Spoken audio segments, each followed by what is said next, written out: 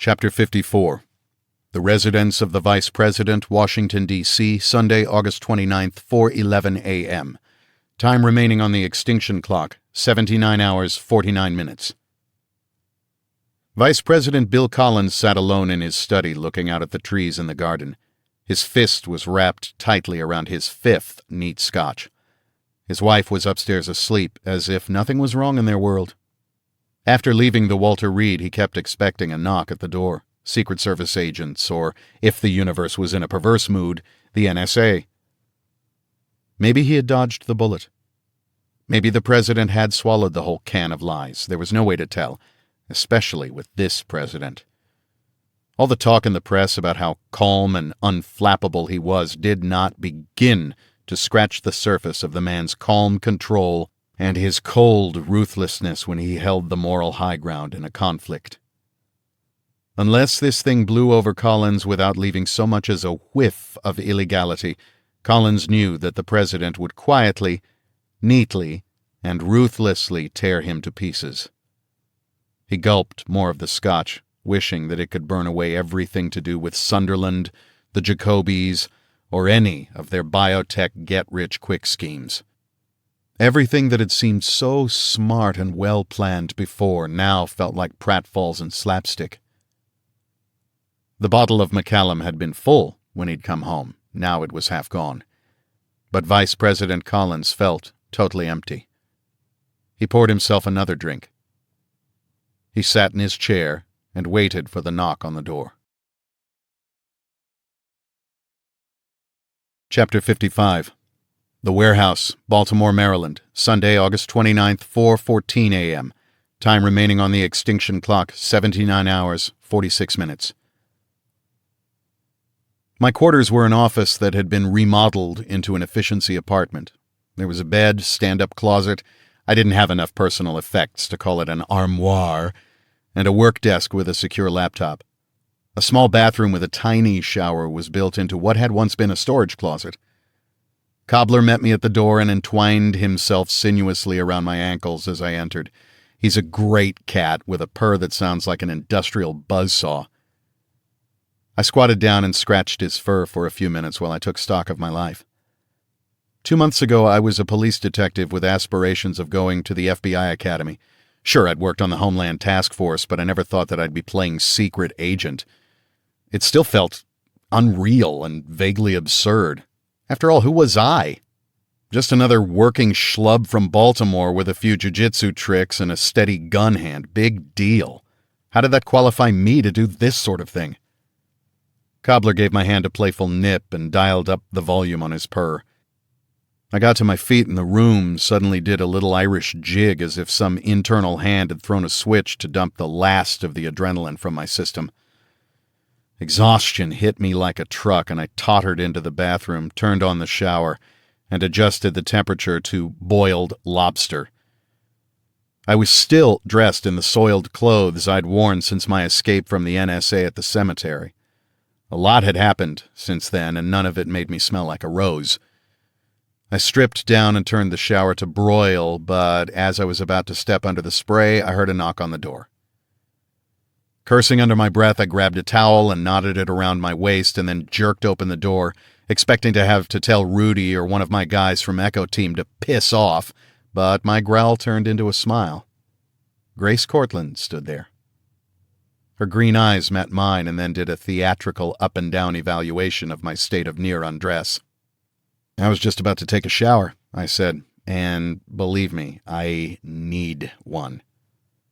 I don't care if you're filthy, she said with a wicked smile, because I've got a seriously dirty mind. She looked quickly up and down the hall to make sure it was empty, then pushed me inside and kicked the door closed behind her. I pulled her to me, and we kissed with such heat that the air around us seemed to catch fire. With one hand, she helped me with the buttons of her uniform blouse. With the other, she pulled apart the knot on my towel. We left a trail of clothes from the door to the middle of the bathroom floor.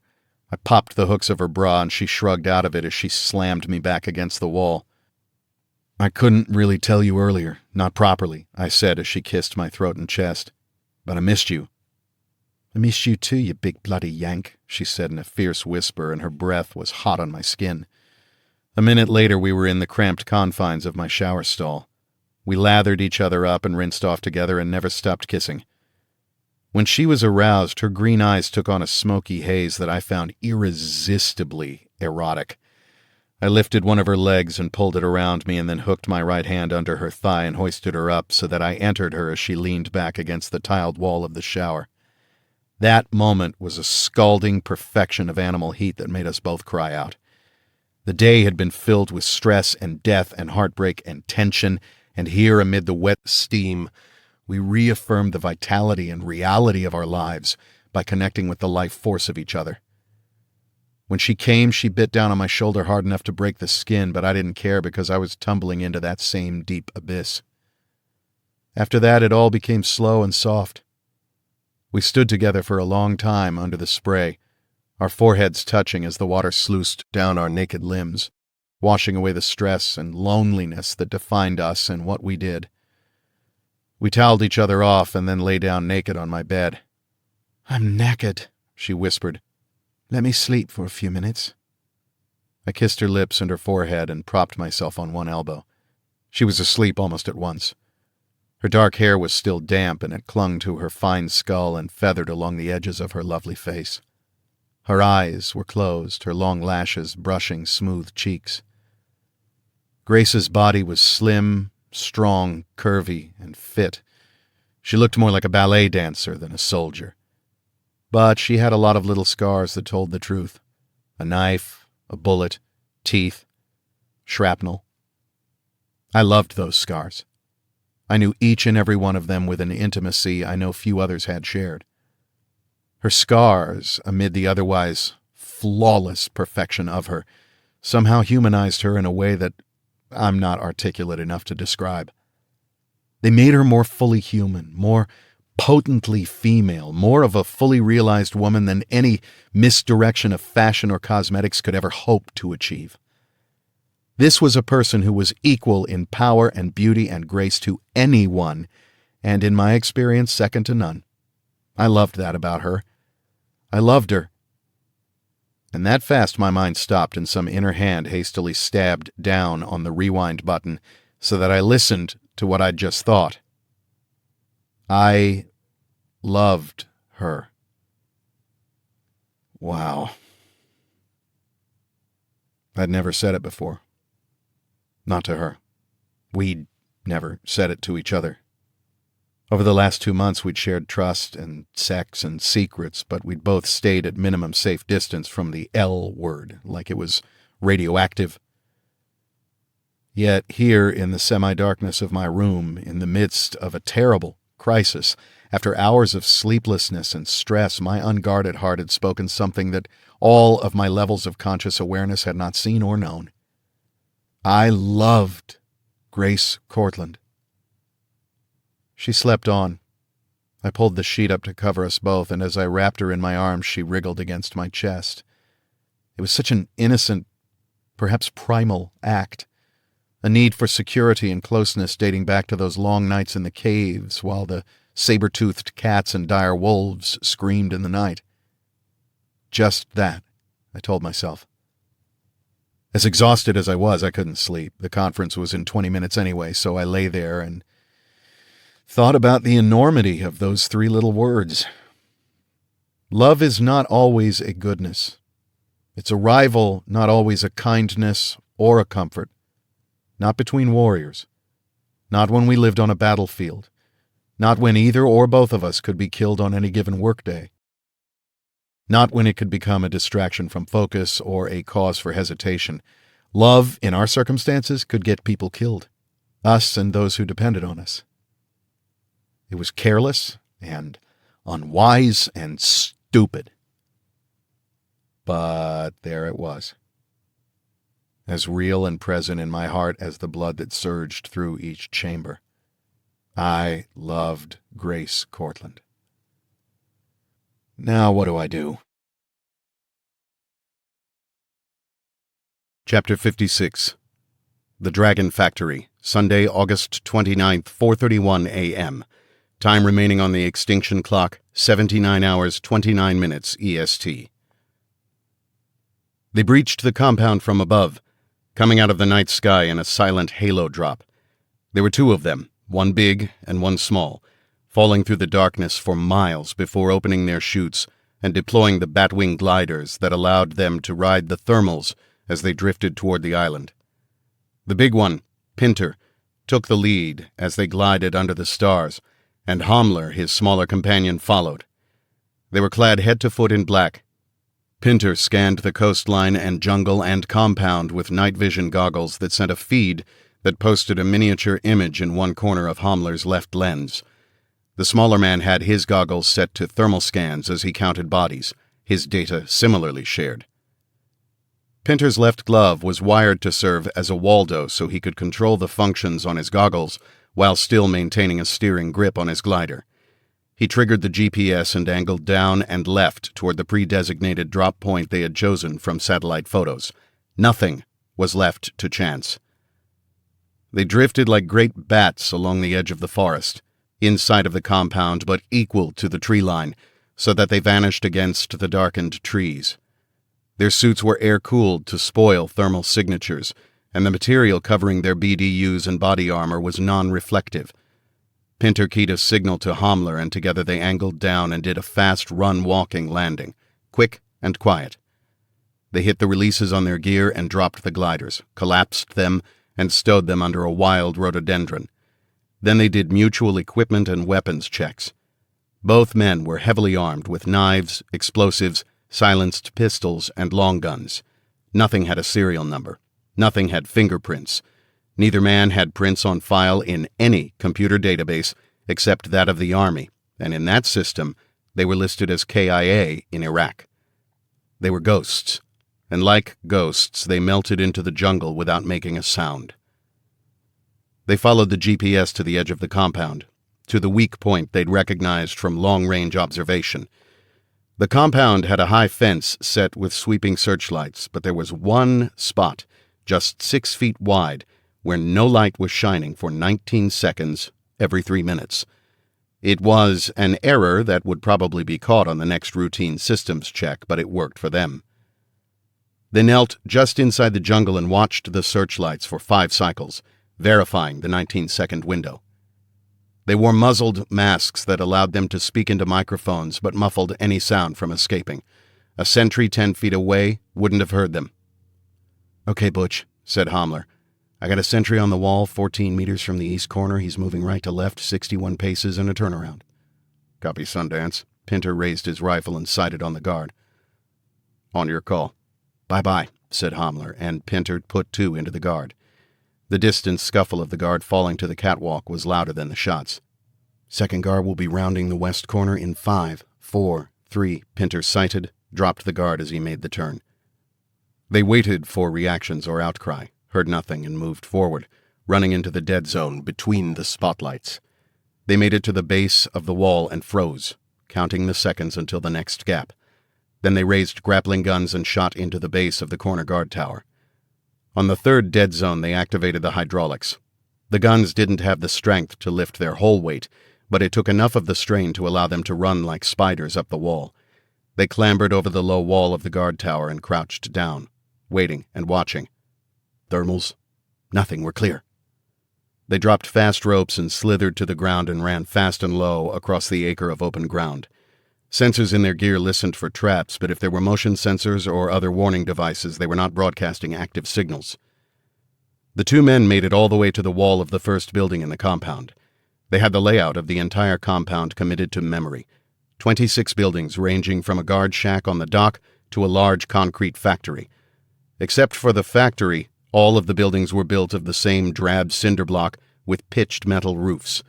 From the aerial photos, the place looked like a factory in any third-world country, or a concentration camp. It didn't look like what it had to be. Hamler and Pinter knew this and understood that there was probably much more of the facility built down into the island's bedrock. Their employer had insisted that the central facility had to be at least 4 or 5 stories in order to accommodate the kind of work being done there. Between the 2 of them, they carried enough explosives to blow 10 stories of buildings out into the churning Atlantic. They moved in a pattern of stillness broken by spurts of fast running. An infiltration of this kind was nothing new to either of them, They'd done 100 of them, separately and as a team. Over the last 4 years, Butch and Sundance had become the go-to guys for covert infiltration. They never left a mark if it was an in-and-out job, and when assigned to a wet work mission, they left burned-out buildings and charred corpses behind.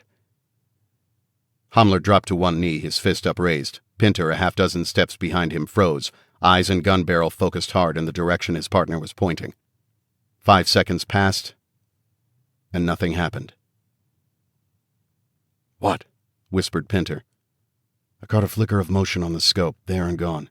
Now, nothing. Camera on a sweep? Negative, it had heat. Nothing there now, let's DD Mao. They moved very quickly, angling toward the main building, making maximum use of solid cover, trees, other buildings, to block sensor sweeps. They were 40 feet from the rear wall of the factory when the lights came on. Suddenly, 4 sets of stadium lamps flared on, washing away every scrap of shadows, pinning the two men like black bugs on a green mat. They froze in the middle of a field, too far from the forest line, away from the shelter of buildings. "Shit!" Hamler growled, wheeling left and right, looking for an exit. But the lights were unbearably bright. They blinded the men and their sensors. Even though their night vision was cued to dim in the presence of a flare, this light crept in through the loose seal of their goggles. "Remain where you are," demanded a harsh voice that bellowed at them from speakers mounted on the light poles. "Lower your weapons and lace your fingers behind your heads." "Fuck this," snarled Pinter, and opened fire in the direction of the nearest set of lights. He burned through half a magazine before the bulbs began exploding in showers of sparks. Hamler stood back to back with him and fired at the lights on the opposite side. He and Pinter moved in a slow circle, blasting the lights, waiting for the crushing burn of return fire. The last of the lights exploded and the sparks drifted down to the grass as darkness closed in over them. Instantly they were in motion, running like hell toward the fence, swapping out their magazines as they ran. They didn't care about stealth now. Hamler punched a button on his vest that began pulsing out a signal to a pickup team in a Zodiac somewhere out beyond the surf line. If he and Pinter could make it to the water, they could get the hell out of this place. Pinter caught movement on his right and fired 2 shots at it without breaking stride. There were no friendlies to worry about on this island. There was no return fire, though. A miss or a mistake, it didn't matter. They could see the fence ahead, and Hamler reached it first. He leaped at it from 6 feet out, stretching for the chain links.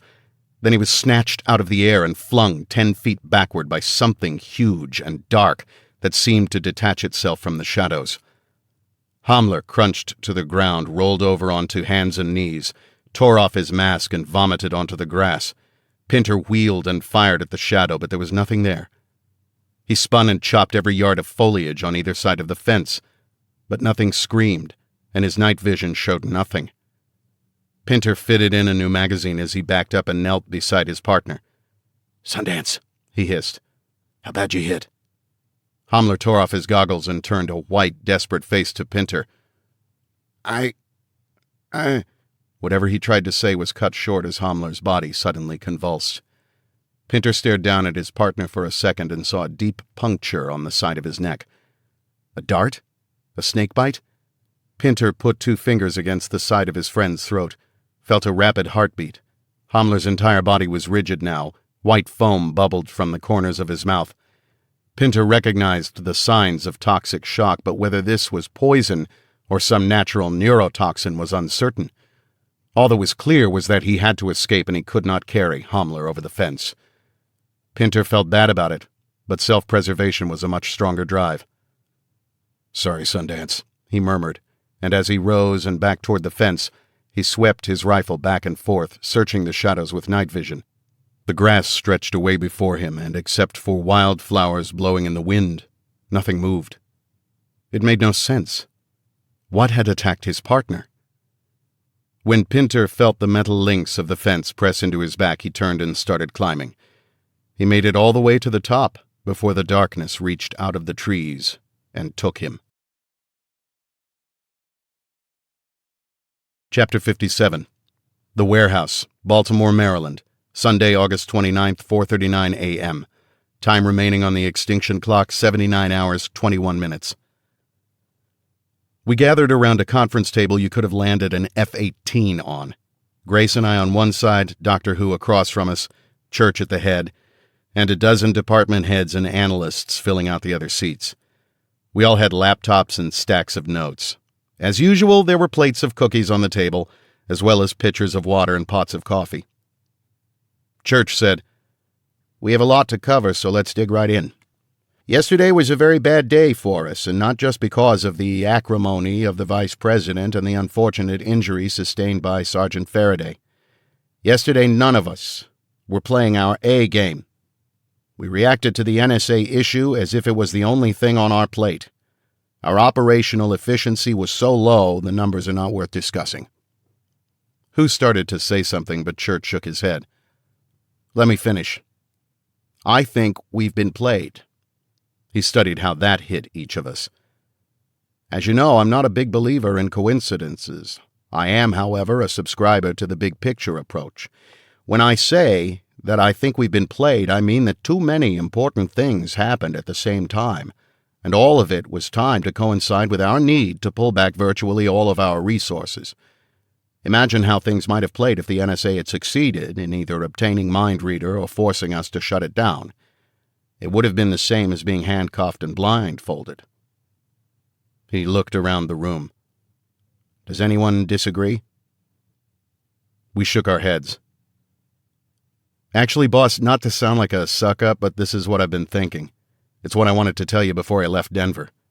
He nodded as if he'd already guessed that. "Do you want to venture a guess as to what's happening?" "No, or at least not yet," I said.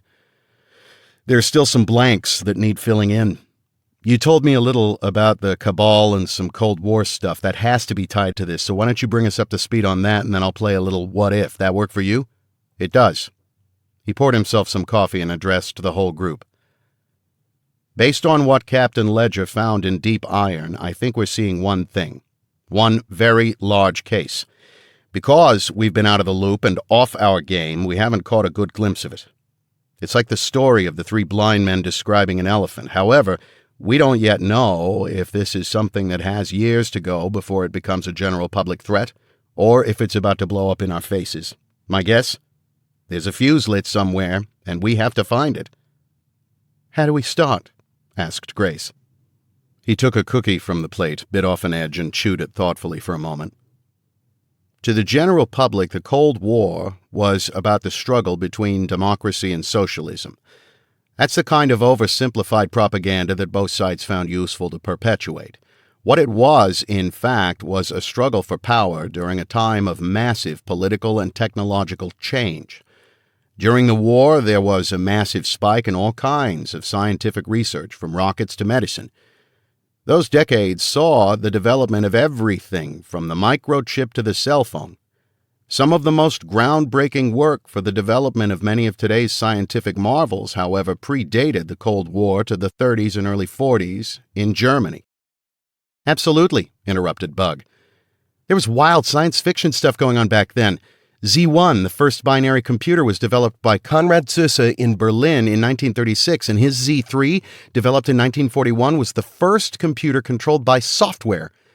People today seem to think computers started with the PC." "Exactly," said Church. "And there were similar landmark moments in medicine and other sciences. After the fall of Berlin, there was a scramble to acquire German science and German scientists.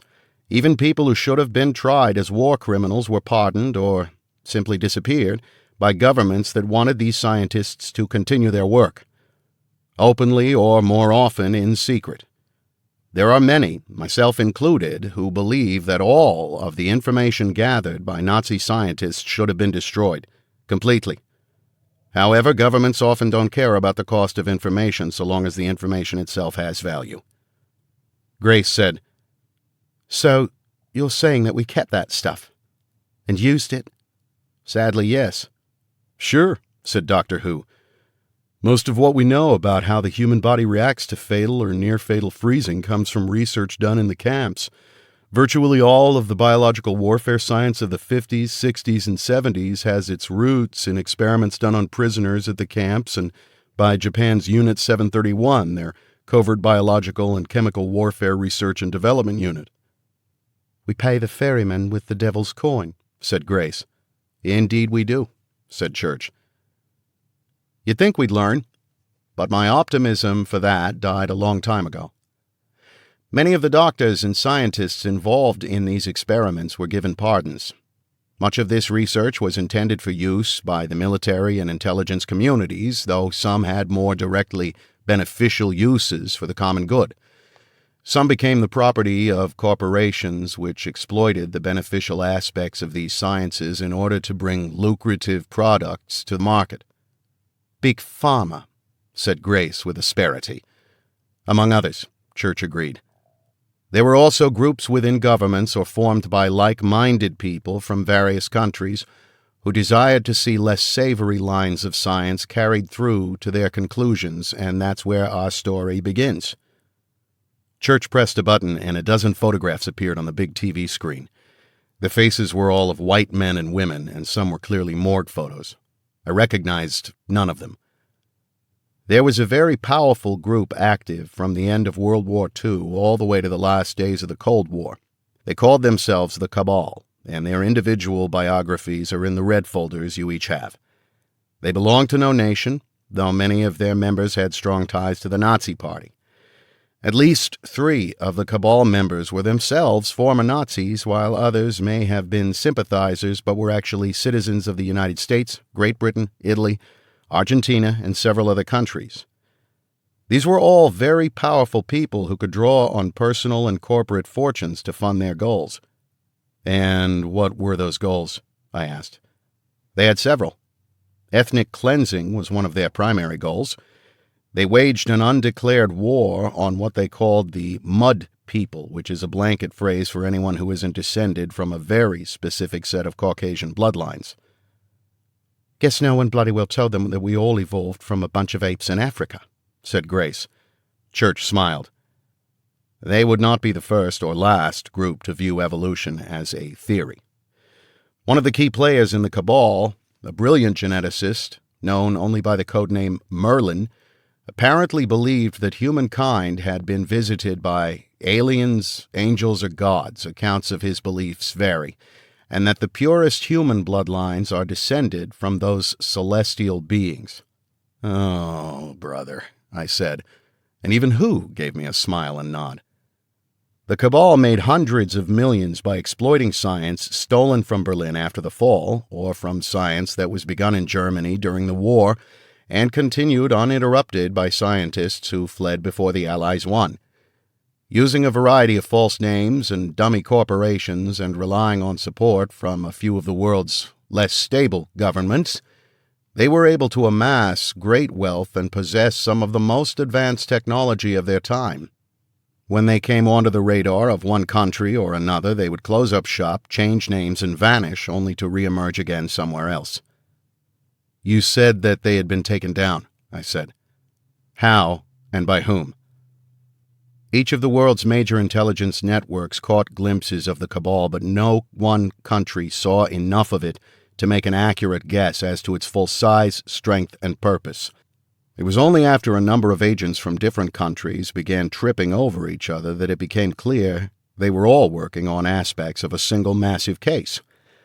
Naturally, when these agents individually brought their suspicions to their governments, it was not well received. Partly because of the sheer scope of the case, their story was doubted. The agents were forced to waste time and resources to bring in proof that their governments could not ignore. These agents eventually formed a team of special operators working under joint U.S., Israeli, German, and British authority. This predates DMS and Barrier by quite a long way. Officially, this group did not exist. The only code name ever used was The List. The List came into it much as we are now, catching glimpses of something already in motion. And like our current matter, there were some losses before the List was able to make the transition from outsiders to active players. Once the existence of the Cabal was proven, the threat it posed shook the foundations of the superpowers. There are some, a visionary few, who understood then as now that the end of World War II did not mean the end of this enemy. All that changed was the nature of the war. Instead of tanks and troops and fleets of warships, the Cabal waged its war with germs, weapons of science, and enough money to destabilize governments. Instead of using armies to slaughter groups they considered to be racially inferior, the Cabal financed internal conflicts within troubled nations in ways that sparked ethnic genocide. The room was totally silent as Church spoke. I was leaning forward, hanging on his words, and in my head, I could feel the pieces tumble into place one by one. The picture forming in my mind was dreadful. Over a period of several years, the list managed to identify the key players in the Cabal, and one by one they were taken off the board. It was an undeclared war, but it was definitely a war. He paused, and we took our own losses. More than half of the members of the list were killed during the Cold War. Some new players joined the team, but the core membership dwindled through attrition. Shortly before the collapse of the Soviet Union, the list mounted a major multinational offensive on the Cabal, and at that time we were convinced we had wiped them out. We acquired their assets, eliminated or imprisoned their members and staff, and appropriated their research records. "Sir," said Grace cautiously, "I'm no scholar, but I'm enough of a student of modern warfare to wonder why I haven't heard any of this." None of this ever made it to history books, and the official records of this have long ago been sealed. Some have been expunged. "Expunged? How?" she asked. "I'll bet I know," I said, and everyone turned to me. "I'll bet a shiny nickel that one of the members of the list created a computer system specifically designed to search for and eliminate just those kinds of records." Church said, "Close. A computer scientist named Bertolini developed a search-and-destroy software package for the Italian government, but before he could deliver it, he was murdered and the system stolen. The program, known as Pangea, was decades ahead of its time. The Cabal took Pangea and used it to steal bulk research material from laboratories, corporations, and governments worldwide. That's what allowed them to have access to so much cutting-edge science. They didn't have to do the research. They stole the information, combined it to form a massive database, and then went straight into development." "And Pangea?" Grace prompted. "A member of the list retrieved it. It was being guarded by Gunnar Heckel, one of a team of 4 assassins called the Brotherhood of the Scythe. The other members were Hans Brucker, Ernst Hallgren, and Konrad Wieder." "Hold on a sec," I said. "Brotherhood of the Scythe." I drew a rough sketch of a scythe on my notepad. The blade was facing to the left of the page. I thought about it and erased the blade and drew it facing to the right. "Heckel's code name was North, right? And the others were East, West, and South?" Church nodded toward my sketch. "Yes, and you're on the right track. Finish it." I added 3 other scythes, each at a right angle to the preceding one: North, East, South, and West. Church reached over and gave the sketch a 45-degree turn. I looked down at the drawing. The 4 scythes looked like they were churning in a circle. The image they formed was a swastika. I heard a few gasps, a grunt, and a short laugh from Doctor Who. "Oh, that's clever," he sneered. "It wasn't subtle then, either," Church said. "Probably one of those inner circle ideas that sound good in a candlelit enclave." "Jeez," I said. "During the raid on the Pangea lab," Church said, picking up his narrative, "Heckel was shot repeatedly, including 2 headshots. He was definitely dead at the scene, which makes his presence in the video so disturbing. However, Pangea was recovered, and the list put it to better use, searching down and destroying all of the information the Cabal had amassed." "Which member of the list retrieved that computer system?" I asked. I didn't expect Church to answer, but he surprised me. "I did," he said. He waited out the ensuing buzz of chatter. "And I suppose you've given it a few upgrades over the years?" mused Grace dryly. "And a name change?" "Yes. The modern version, Mind Reader, bears little resemblance to Pangea except in overall design theory. Both computers were designed to intrude into any hard drive and, using a special series of conversion codes, learn the language of the target system in a way that allows them to act as if they are the target system, and both systems will exit without leaving a trace. The similarities end there. MindReader is many thousands of times faster. It has a different pattern recognition system. It clones passwords, and it rewrites the security code of the target system to leave no trace at all of having been there. And that includes tweaking time codes, logs of download time, the works.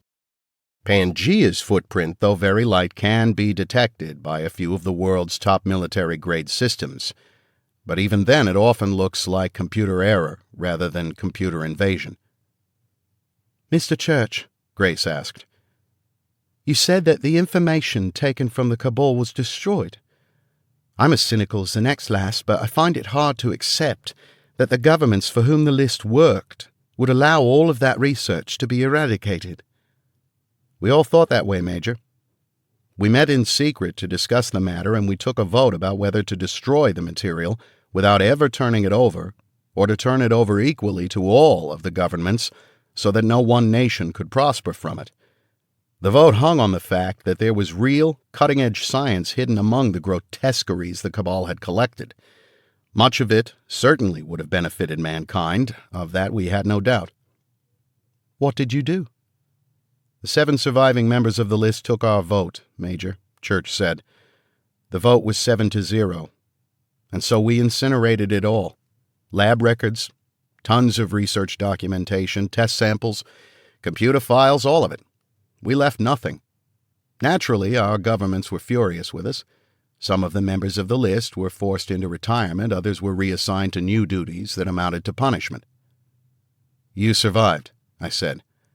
So I'm guessing that you found yet another use for MindReader. He ate a cookie but said nothing. Okay, said Hu. So I can see how this Cabal was the big bad wolf for the Cold War, but that was then. How does it relate to the mess we're in now? Because we're receiving information in a way that parallels the way the list first discovered the Cabal 30 years ago, and several of the key players are caught up in things. He tapped some keys, and a different set of faces appeared on the screen behind him. 22 in all. Most of them young men and women in their 30s. 5 images were of people in their 60s or older. The last 2 image squares were blacked out. Church said, most of these people died during the Cold War. The others retired from the intelligence services. What about the last 2? Grace asked, nodding toward the blacked-out boxes. Aunt Sally and me, he smiled. You already know what we look like. Actually, I'd never seen Aunt Sally or even visited the Brooklyn headquarters of the DMS, but I let it go. Church pressed keys that removed all but the 5 middle-aged faces. These were the other surviving members of the list.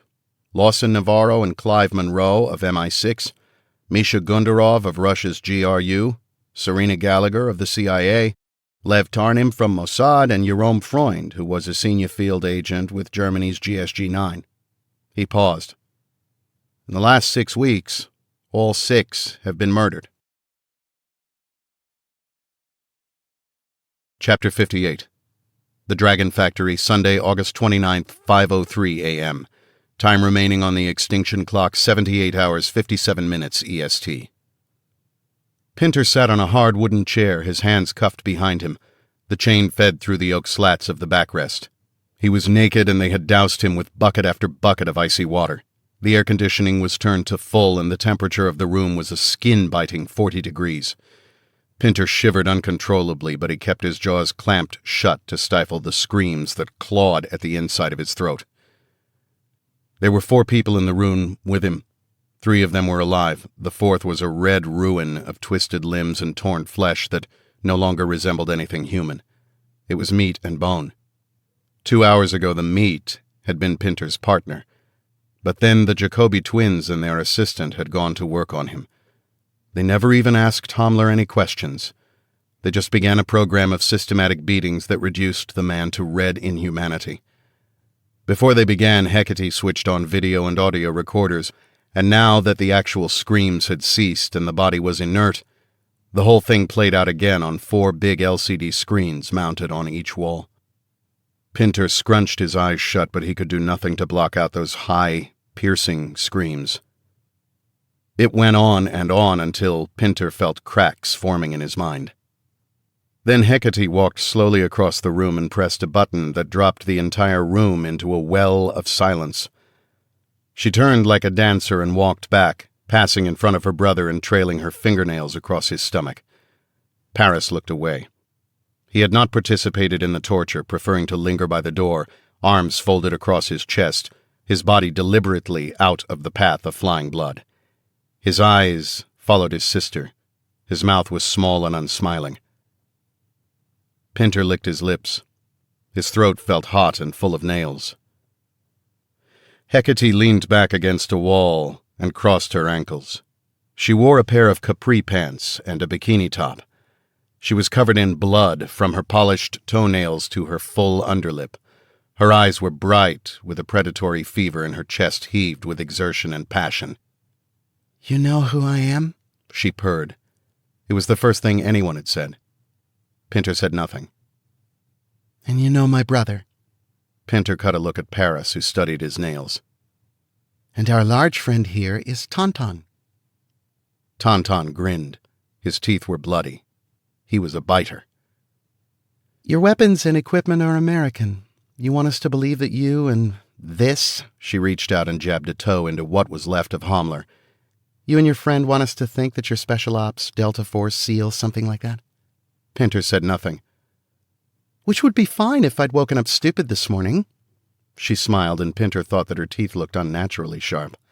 The witch's eyes were a strange mix of dark blue and hot gold. "Now, we both know how this is going to end." Pinter looked left and right as if there was some chance of escape. Hecate watched him and smiled. She pushed off the wall and came toward him with a slinky sway of hips that made Pinter see a big hunting cat rather than a woman. He thought he could feel the heat from her eyes. Then she raised a leg and straddled him, sitting astride him so that his face was inches from her chest. "We all know that you'll tell us everything. Everything. The only question is whether you'll be smart and earn a quick release or play it stupid and make us work for this. The end will be the same. Tauntaun is very good at a quick kill when I want him to, but he doesn't like it. He has a bit of animal in him. Truth is, so do I." Hecate reached behind her back and undid the strings of her bikini top. She pulled it off and let the straps slide through her bloody fingers. Her nipples were erect, her breasts flushed pink. She leaned forward to brush her nipples back and forth across his chest. "I'd prefer that you make this slow and difficult. We have the time." She bent forth and whispered huskily into his ear. "I like the slow burn. But I'm fair. Play it straight with us and this will be over before you know it." He held out for a long minute, grinding his teeth together to keep his mouth shut. But when Hecate opened her smiling mouth and licked the blood from his chin, he broke. Pinter threw his head back and screamed, not in pain but with an atavistic dread that was so deep that it was beyond his ability to comprehend. It was primitive and unthinking, filled with need and desperation and a total hopelessness. The echo of the scream bounced off of the walls and swirled around him like a poison vapor. He collapsed forward, his head against her breasts, his chest heaving with as much passion as Hecate's, but of a totally different flavor.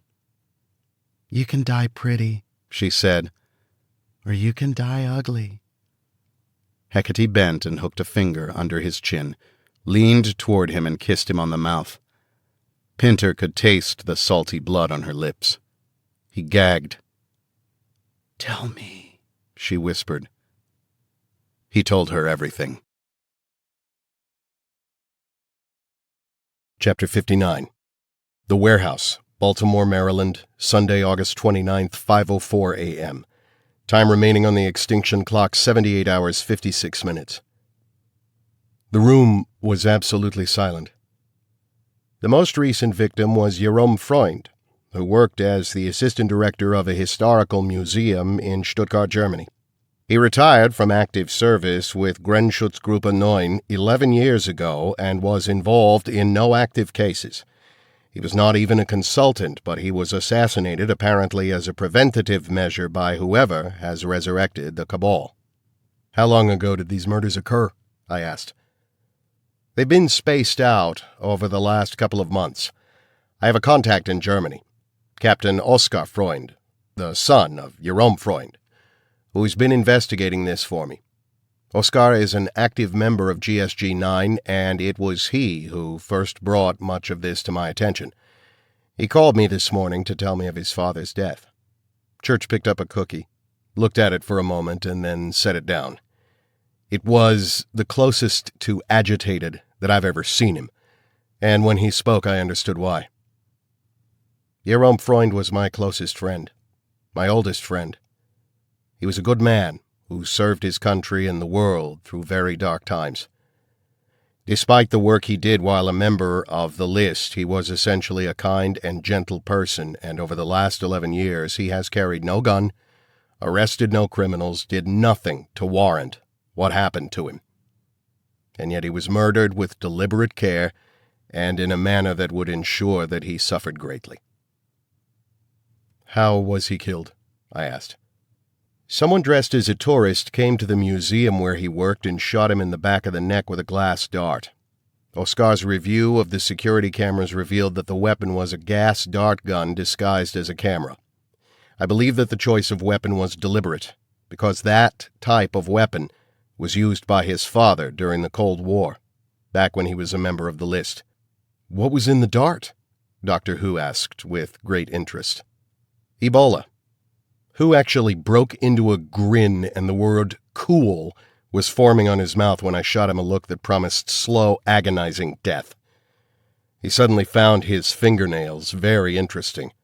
Grace said, "Effing hell, I didn't hear about any outbreak." "There was no outbreak," Church said, "and no one else was infected.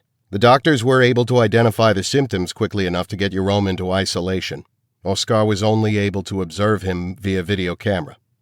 Afterward, the German government put a security clamp over the whole matter. If the true cause of death surfaces at all, it will be as an accidental exposure of some kind. No one but Oscar, his superiors, and us in this room, and the killer, know that this was a murder. Oscar even managed to get the museum's security tapes without raising any alarms." "That was smart," Bug said. Oscar had already been looking into the killings of the list members at the behest of his father, and when he brought the information to me, I discovered a very deliberate pattern. Mr. Church stood and crossed to the flat screen. He touched the first image. "Lawson Navarro, late of MI6, was killed in a car accident. While working with the list, he arranged the deaths of several Cabal members by tampering with their cars, setting car bombs, or staging high-speed driving accidents." He tapped the next picture. "Clive Monroe, also of MI6, was the most skilled sniper of the list. He was shot with a high-powered rifle at Sandown Racecourse." And the next. "Serena Gallagher of the CIA died in a fall while hiking. Her method had been to arrange accidents for her targets." Then the last. "Lev Tarnim, one of Mossad's most celebrated field agents, was one of a dozen people killed by the suicide bomber in Tel Aviv last month. Until now, the blame had been put on Hamas. However, Tarnim was the list's explosives expert." "So," said Grace, "this isn't just a matter of former agents being killed. Each person was killed in a way appropriate to the kind of damage they did to the Cabal." "Exactly," agreed Church. I said, "What about Jerome Freund?" "Jerome did a number of selected eliminations using various biological agents." "Jeez," said Bug. "There is another thing," said Church, "and it's possible that this contributed to the specific choice of weapon used against Jerome. There are many disease pathogens that can kill, but Ebola was the weapon of choice. Jerome was a historian. He published several books on the war. He's best known for his book on the attempt to assassinate Hitler because his father worked with Stauffenberg on that plot and was likewise executed. However, Jerome also wrote 2 books on the death camps, one of which was a general history of them and one in which he explored the cultural damage done to the German people because of what the Nazis did. Most people equate all Germans of that era with Nazism and believe that all Nazis were complicit in the attempts to exterminate whole races of people. That was never true. Many people opposed it. Many were in denial about it, and many underwent irrevocable psychological damage because they were afraid to speak out against it. We Americans had a tiny dose of that following 9/11, when the public fervor was to go to war even though America had not been attacked by all of Islam. Hysteria and fear are terrible things. No joke, boss, I said. Jerome's next book, which was only half written at the time of his death, was a history of the death camp program and the ideology, if we can call it that, within which men felt both compelled and entitled to do so much harm to entire races of people. Jerome Freund postulated that the Nazi final solution served as the model for all subsequent ethnic genocide around the world, and particularly in Africa. He argued that the mass extermination of entire races, ethnic groups, and cultures that is running rampant nowadays would never have been so virulent had it not been for the thoroughly documented Final Solution campaign. And you feel that since he cited Africa so heavily, an African pathogen was chosen? Grace asked. He nodded. It seems to be in keeping with the Cabal's attempt at poetic justice. But that was only one half of what drove the Cabal. They were also deeply dedicated to using cutting-edge science to restart and see to completion the eugenics program. Dios mío, gasped Rudy. Wow, said Hu, a smile blossoming on his face. Shit, I said. What the hell are eugenics? Asked Bug. Chapter 60. The Dragon Factory, Sunday, August 29th, 5:30 a.m. Time remaining on the extinction clock, 78 hours, 30 minutes, EST. Paris poured martinis for them both. Hecate was perched on the edge of a chair, her body tense, her eyes bright with anger. Paris set the pitcher down and slumped onto the couch. He was telling the truth, Paris said. After what you did to his friend, he couldn't tell enough of the truth. He was begging you to believe him. Paris's face still wore a shadow of the disgust he felt. He did not mind killing and even liked a little recreational violence, but torture was not his cup of tea. I can believe this of Otto, said Hecate, but not Dad. Paris peered at her over the rim of his glass, one eyebrow raised. Really? You can't believe that Dad, our Dad, would resort to murder? Don't be an ass, she snapped. I know what kind of a monster he is. If you tally up all the nastiness in which we've indulged, we don't hold a candle to him. Then how on earth can you be surprised that he'd want one of us killed? She sipped her martini. Because we're his children. His only children. Are we? She shot him a look. What do you mean by that? That kid. Sam. The one Otto called 82 before Cyrus bit his head off for it. I never saw a picture of Dad as a kid, but Sam looks like how I imagine he'd looked. Same eyes, same mouth and chin. Otto said that he was Dad's nephew. Sure, and we both know how much trust we can place in anything Otto says. Besides, I'm pretty sure the kid is a twin. A year or so ago, I saw another kid at the deck. He ducked out of sight pretty quick, but it looked a lot like Sam. And I'd just come from seeing Cyrus and Sam. Twins run in families. She nodded, chewing her lip. Paris said, Cyrus probably has a legion of little bastards roaming around ready to usurp our place. Even so, I can't believe that Dad would want us killed. Only one, Paris reminded her. And it didn't matter which one, according to our late informant. I think we should be more concerned, said Paris, with how he found us. Marcus said that no one came aboard our jet when we were at the deck, and I believe him, but we were clearly followed. That means that Otto somehow managed to put a tracking device on the jet and also managed to have us followed. How? Where did Dad get the follow planes that Pinter fellow told us about? How did he hire assassins? Pinter said that this wasn't the first mission he'd done for Dad. How the hell is Dad managing all of this? She shook her head. I guess we don't have as tight a control on him as we thought. Oh, really? You think? He sneered as he rose and refilled their glasses. At this moment, I don't know who we can trust. We certainly can't trust anyone at the deck. I wish to Christ we'd gone through with the fail-safe device we talked about, because right now I'd be happy to blow the whole fucking thing up. Dad, Otto, and everyone." She nodded. They'd seriously considered booby-trapping the deck during its construction, but had ultimately decided against it. Back then they thought that they had Cyrus on an unbreakable leash. Now she felt like a fool. God, I hate being played. "He's played us our whole lives," Paris said. But how? We own everyone at the deck. Apparently he and Otto found better levers on them. They lapsed into a long and moody silence. What do you think Dad would do if we sent him the heads of the 2 assassins? Hecate suggested. "Jesus, you're bloodthirsty," Paris said, but he pursed his lips. "Interesting idea, though. Dad would probably blow a fuse." What would that look like? He sipped his drink. "I don't know. If he controls the deck, then he might be able to escape it. That means he'd be free to come at us any way he wants."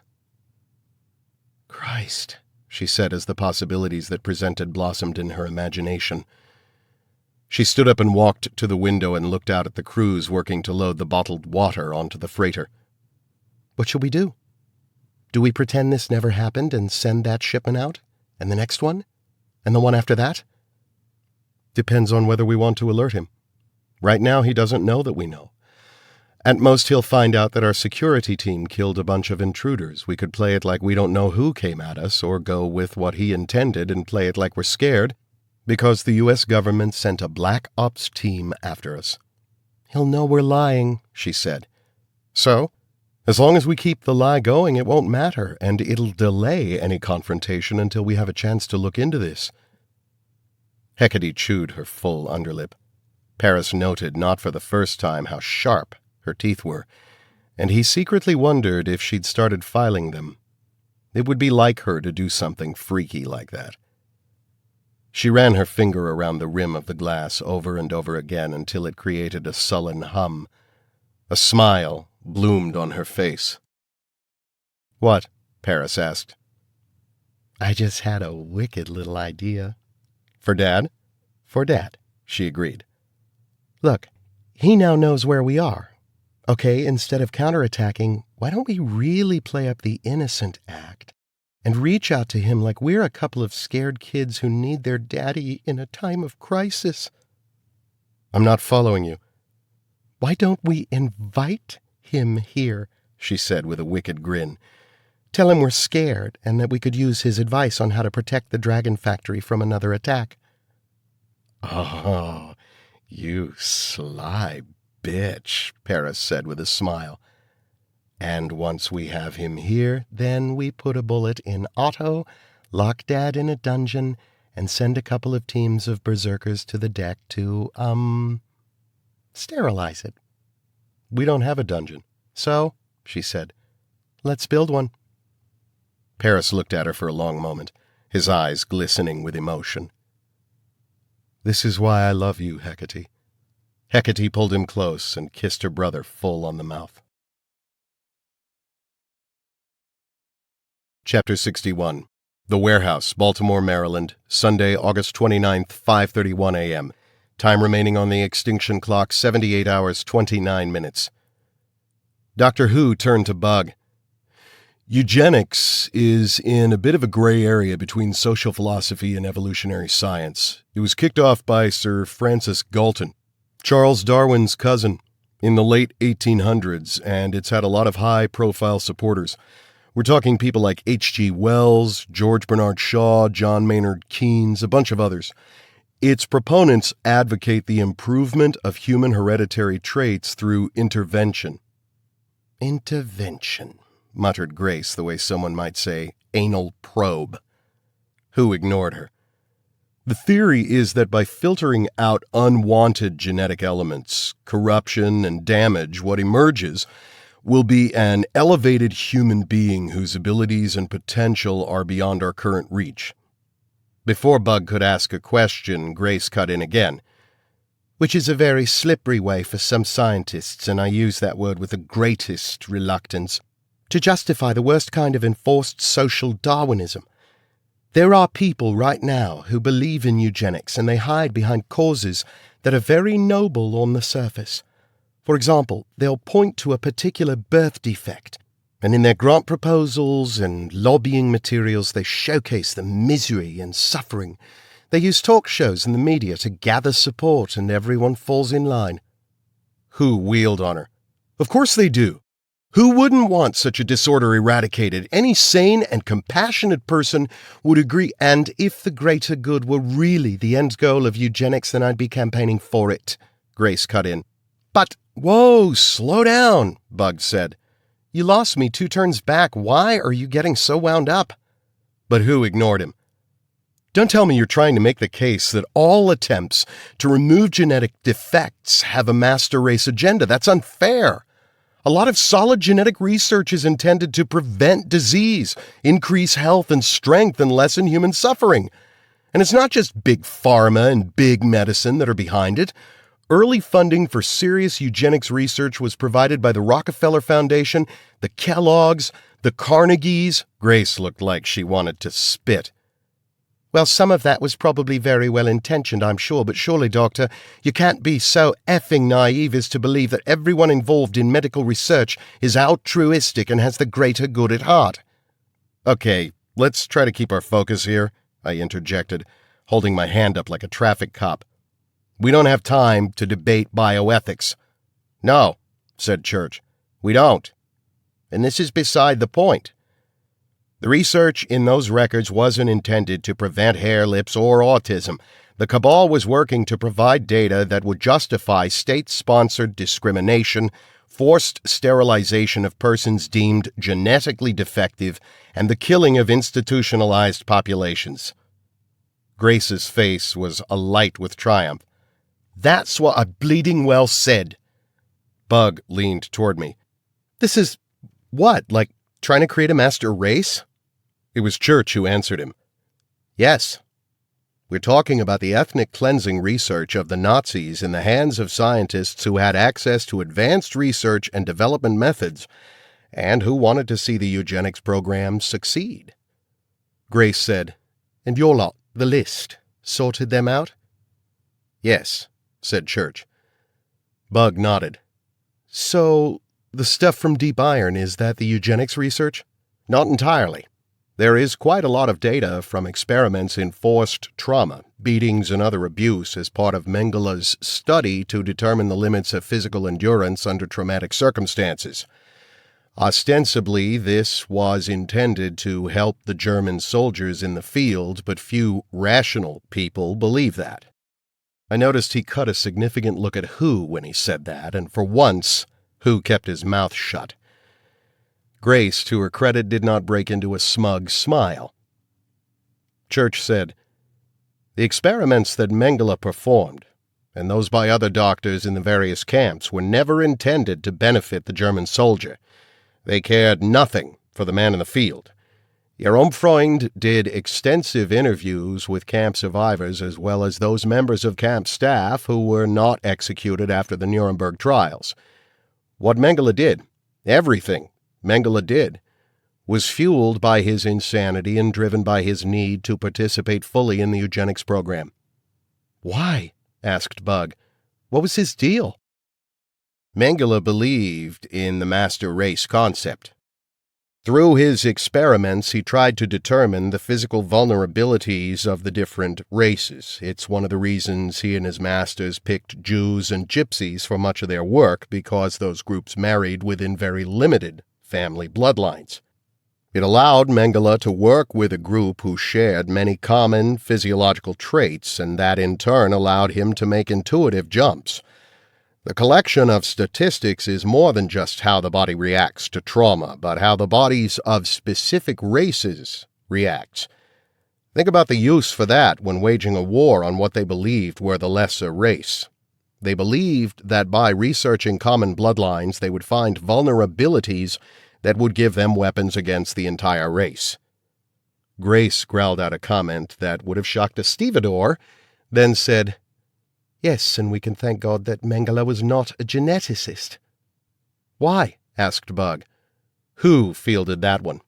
Because there are diseases and disorders that affect certain genetic lines. Tay-Sachs, for example, is a genetic disease that affects Jews whose bloodlines can be traced back to a certain region, predominantly the Ashkenazi Jews of Eastern Europe. Ashkenaz is a word from medieval Hebrew that refers to the Rhineland in the west of Germany. Who was starting to show off, so Church stepped in. If Mengele had known about Tay-Sachs and had access to genetic science, there's no telling what kind of mass slaughter he might have perpetrated.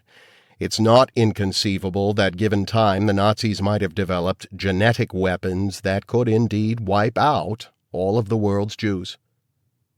Holy God, said Bug, looking aghast. I had a very bad thought, and I looked at Church. The Cabal records that you destroyed, what were their lines of research? Church was silent for so long that I knew the answer would be bad.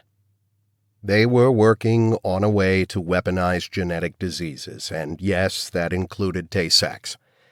They wanted to create a version that could be given to people rather than inherited. Grace shook her head. Bloody maniacs.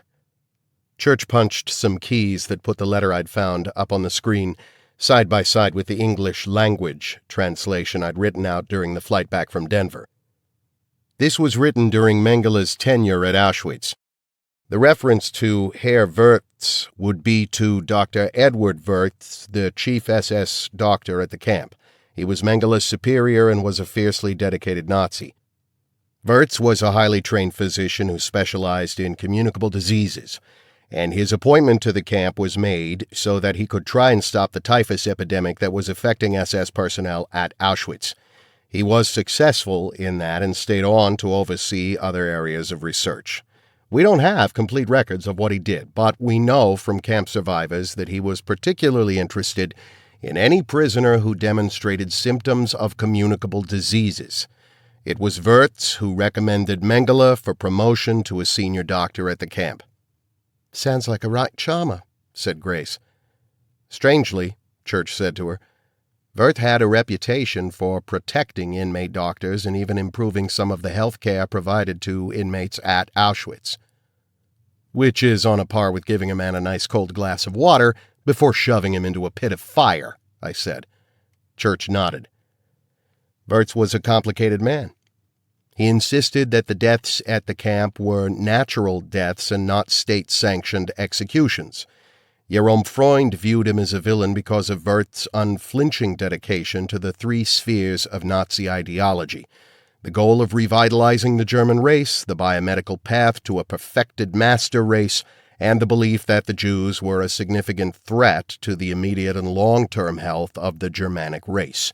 So he was no hero by any stretch, even if certain inmates praised his compassion during the trials. What happened to him? He was taken into British custody in 1945, but shortly thereafter hung himself.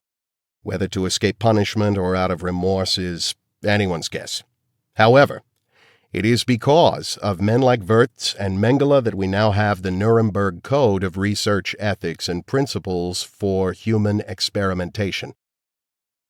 What's NOMA? I asked.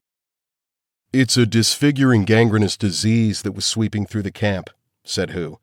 It's triggered by malnutrition and is still a significant threat in Africa and other third-world countries. Anywhere you find poor food sources, inadequate health care, and unsanitary conditions. I asked, okay, what's zoonosis? Hu took that one too. It's the category for any infectious disease that's able to be transmitted from animals to humans.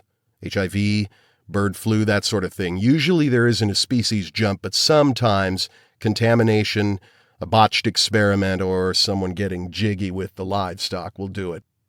Sorry, I asked, how's that tie into Nazi research? It's rumored that they experimented with it, said Hu, but luckily nothing much came of it. The Cabal were doing a lot of research in that area, said Church.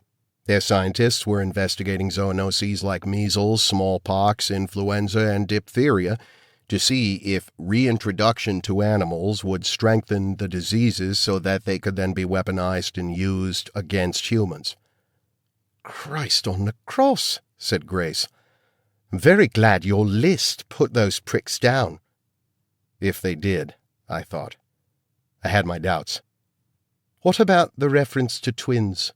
Grace asked. Mengele was obsessed with twins, said Church. He removed them from the general population of the camps, gave them better treatment, though few actually survived the camps. No one really knows what the ultimate point was of those experiments, if Mengele even had a point. He was probably just batshit crazy, suggested Bug. He was evil, said Grace. Who gave her a condescending look. Evil is an abstraction. Church turned slowly toward him. There was a weird vibe in the air. I assure you, Doctor, evil exists. Everyone here at this table has seen it. My friend was murdered by a dart filled with Ebola. Insanity would have manifested differently, a bomb, a knifing, even abduction and murder, but to carefully craft a pathogenic weapon, hire an assassin, and deliver that weapon to a target shows a cool, perhaps cold, mind and a clear intent.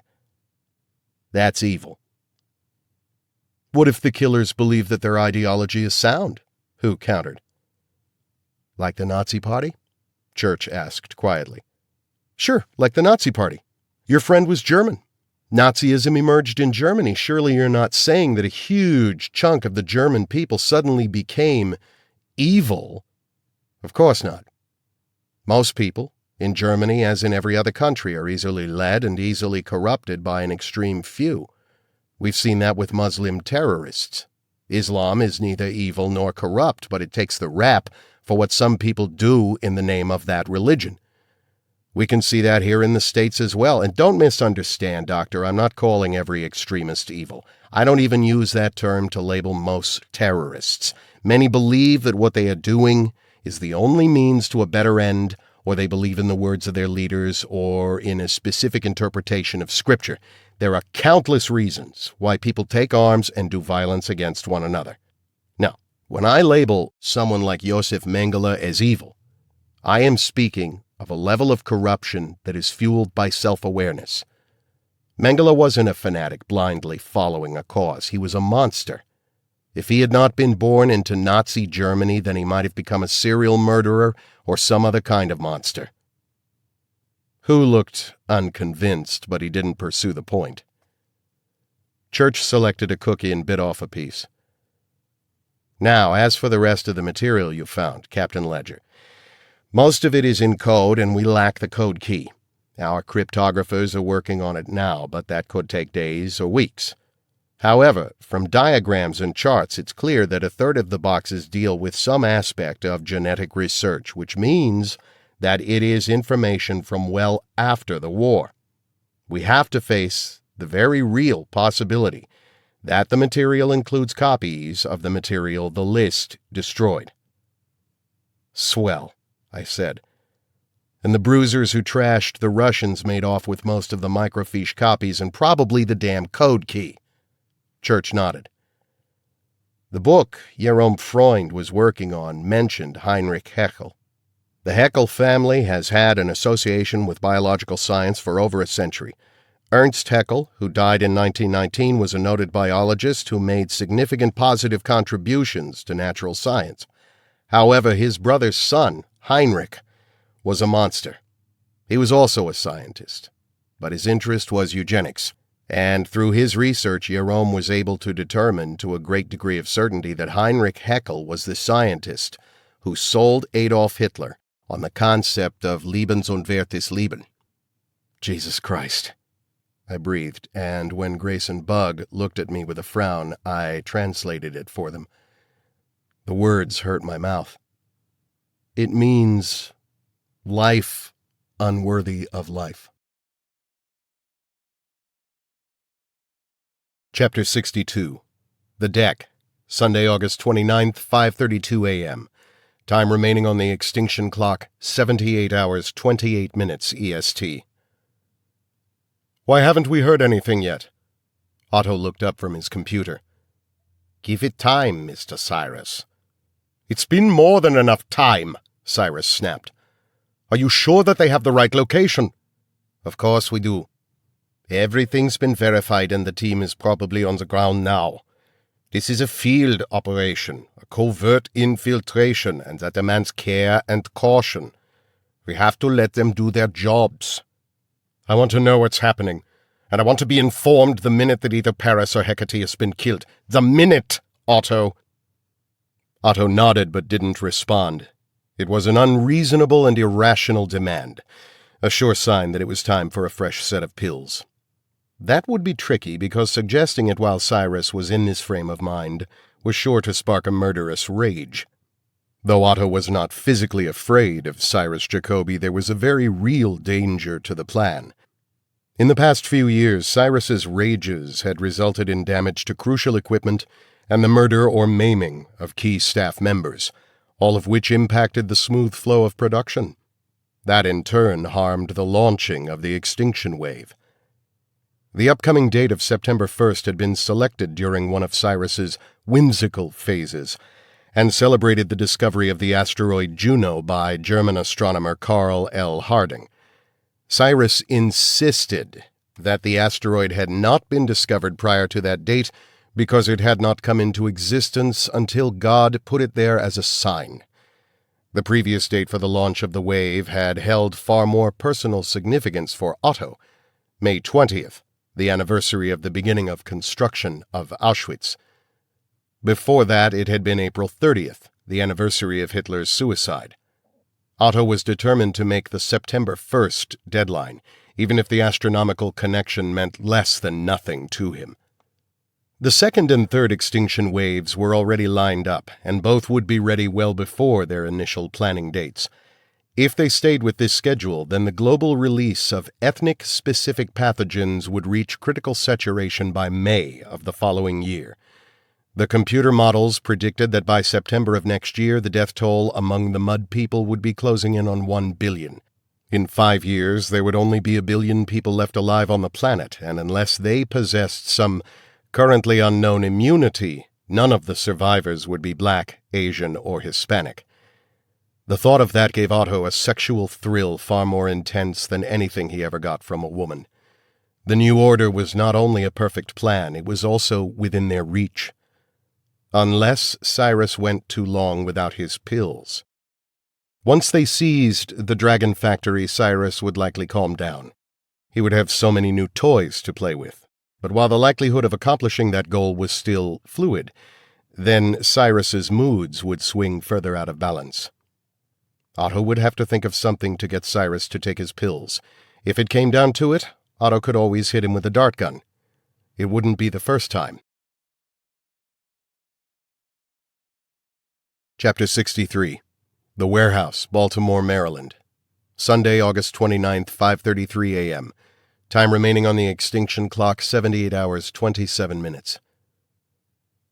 "Life unworthy of life," Bug said slowly. "Man, that has an ugly feel to it." "It's the core of Nazi eugenics," Church said. "It refers to those people or groups of people who they believed had no right to live." "If these assholes have their way," Bug said softly, "half the people at this table won't make the cut. We're not master race material." "Is anyone?" asked Church. "The idea of a master race belonged to the Nazis. It was not and is not part of the cultural aspirations of the German people." "So that's why Heckel was corresponding with an asshole like Mengele," Buck said, putting it together now. "They were all playing for the same team." "But how did his records ever make it out of Germany?" demanded Grace. "Wasn't Heckel considered a war criminal?" "No," said Church. "His involvement with the Nazi movement was never fully established even after the war. He was supposedly a dealer in medical instruments and even did work with the International Red Cross. He was sly enough to stay off the political radar, and it's very likely that he fled the country when things started going bad for Germany. A lot of Nazis were able to read the writing on the wall. They were losing the war, but many of them were so dedicated, or perhaps fanatical, that they wanted to lay the groundwork for their research so that it could start up again somewhere else. Heckel might have gone to South America or even come directly here." "How the hell would he swing that?" asked Bug. No way a Nazi could just come waltzing into the U.S. during the war. Grace shook her head. Don't be naive, Bug. There was active communication and even some under-the-radar commerce between Germany and some U.S. corporations during the war. Very low-key, but definitely there.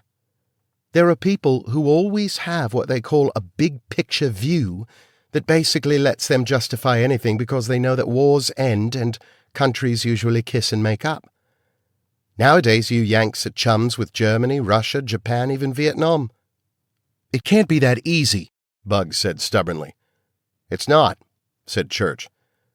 But when there's enough money on the table, a way is always found. Heinrich Heckel disappeared from the public before the end of the war. Either he never made it out of Germany and was among the nameless dead, or he came here and set up under a different identity. I'd place my money on the latter. From the way things have played out, it's likely he died here before passing along the records in his possession. Otherwise, the Cabal would have sought them out decades ago.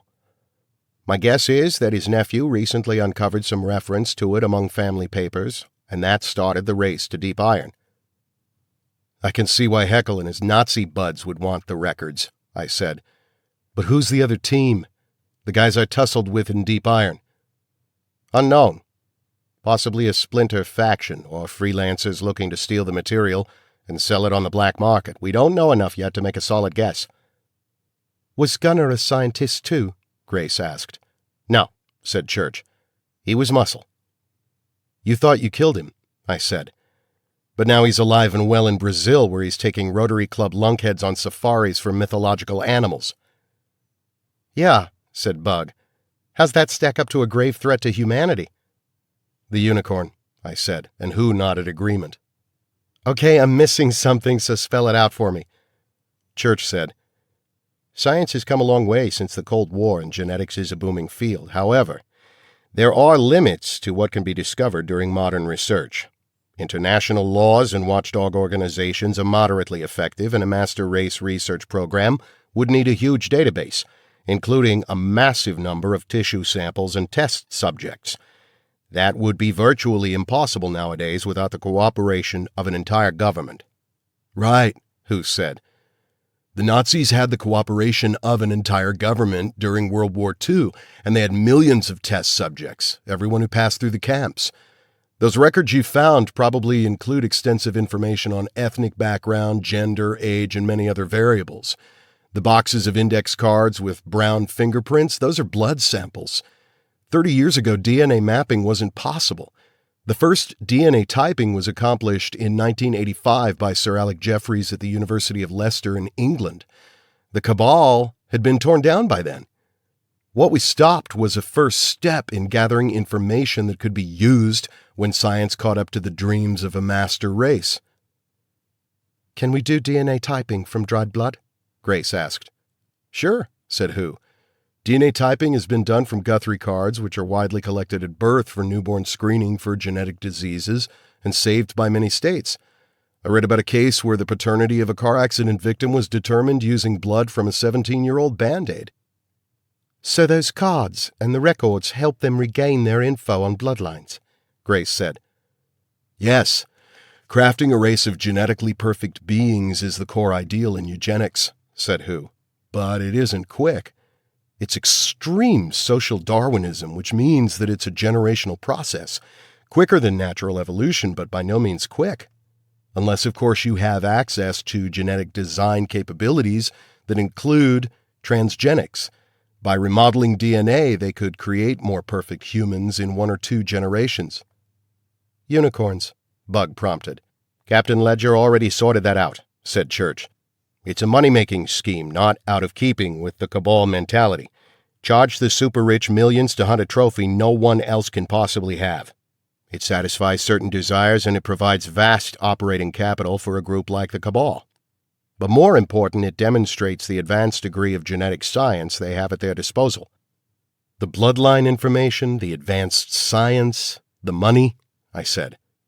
It not only looks like the Cabal is back, but now they have a real shot at accomplishing what it took a world war and 40 years of the Cold War to try and stop. Yes, said Who. These maniacs may well have the science to accomplish both challenges implicit in the eugenics ideal. Which are? Bug asked. Not only do you have to make one race stronger, Who said, you have to make the other races weaker. Grace gave us a bleak stare. Or you have to remove them entirely. We sat in horrified silence for a long moment before Bug asked, How do we stop it? We don't even know who's involved or how far along they are, or... Before he could finish, the phone rang. Church answered, and even with his typical lack of emotion, I could tell that it wasn't good news. Chapter 64. Deep Iron Storage Facility, Sunday, August 29th, 5:36 a.m. Time remaining on the extinction clock, 78 hours, 24 minutes EST. Lieutenant Jerry Spencer, head of the DMS Forensic Investigation Division and former Washington police detective, sat on the edge of a desk in the main office of Deep Iron. He felt old and tired and used up. He held his cell phone in one hand and drummed the fingers of his other hand in slow beats on the plastic shell. His eyes were bloodshot from working the Deep Iron crime scene, which was really a collection of related crime scenes, for a dozen hours, and that had been on the heels of working the ambush scene in Wilmington. There was a call he had to make, but his heart had sunk so low in his chest that he didn't think he could do it. He sighed, rubbed his eyes, and punched in the numbers. Mr. Church answered on the third ring. Spencer said, I found Jigsaw Team. He said it in a way that could only mean one thing. Church's voice was soft. Tell me. Chapter 65. The Warehouse, Baltimore, Maryland, Sunday, August 29th, 5:37 a.m. Time remaining on the extinction clock, 78 hours, 23 minutes. Church set down his phone and placed it neatly on the table. Then he stood up and walked to the far end of the room and stood looking out at the choppy brown water of the harbor. His back was to us, and I could see his broad shoulders slump. We all looked at one another. That was Jerry Spencer, Church said without turning. They found Jigsaw. We waited, not asking, not wanting to hurry bad news.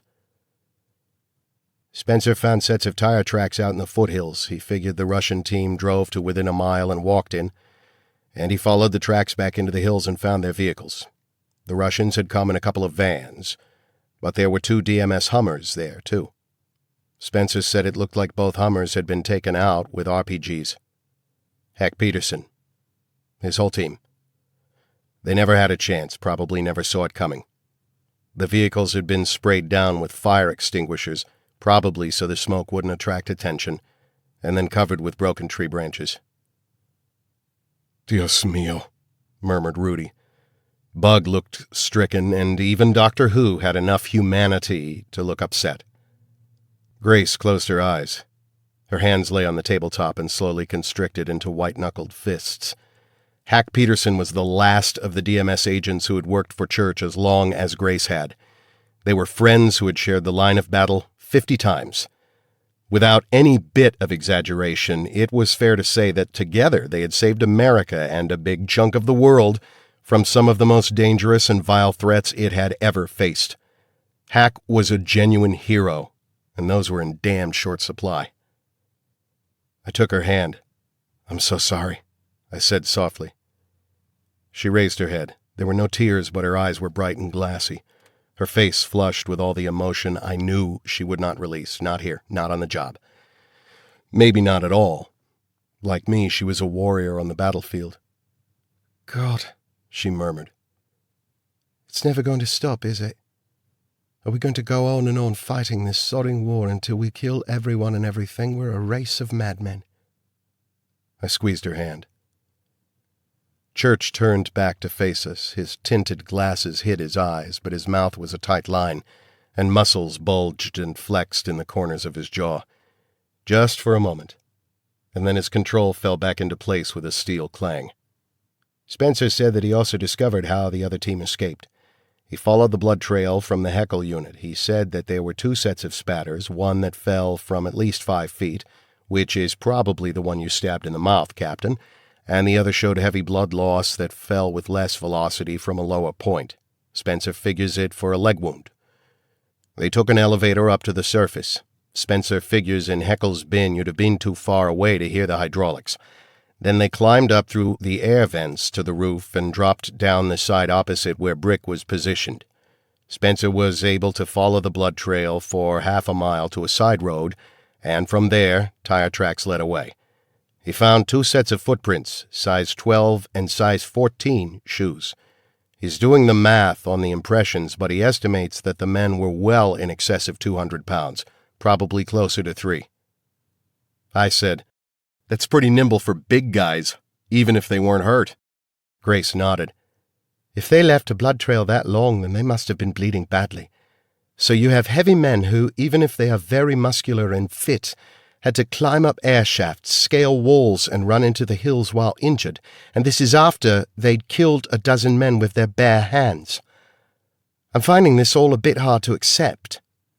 "Maybe not," said Church. "I'm leaning toward Captain Ledger's exoskeleton idea, some kind of enhanced combat rig that gives them strength and supports their weight." "We're not living in a science fiction novel," said Who. "We're years away from that sort of thing." Bugs stared at him. Doc? You're defending scientists who can make unicorns and you call an exoskeleton sci-fi?" Who conceded the point with a shrug. I can't believe Hack's gone, said Grace hollowly. For what?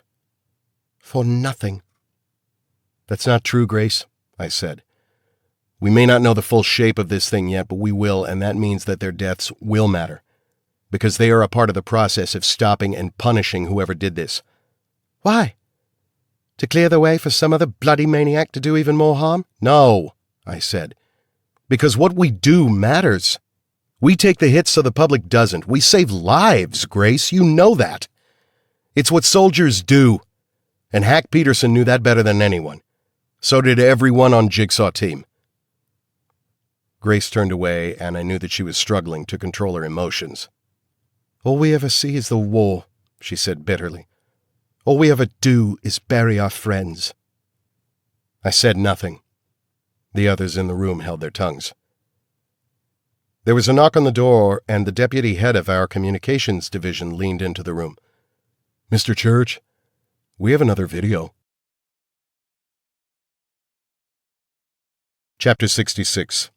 The Dragon Factory, Sunday, August 29th, 5:38 a.m. Time remaining on the extinction clock, 78 hours, 22 minutes EST.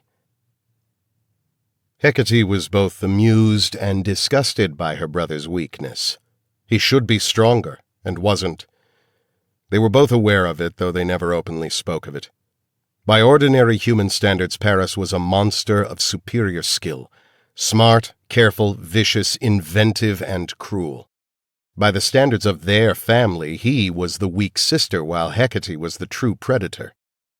Paris had directly murdered 6 people and had shared in the murders of several women during sex play. Hecate had personally murdered 57 people, not counting the sex partners. Paris knew of 9 of her kills.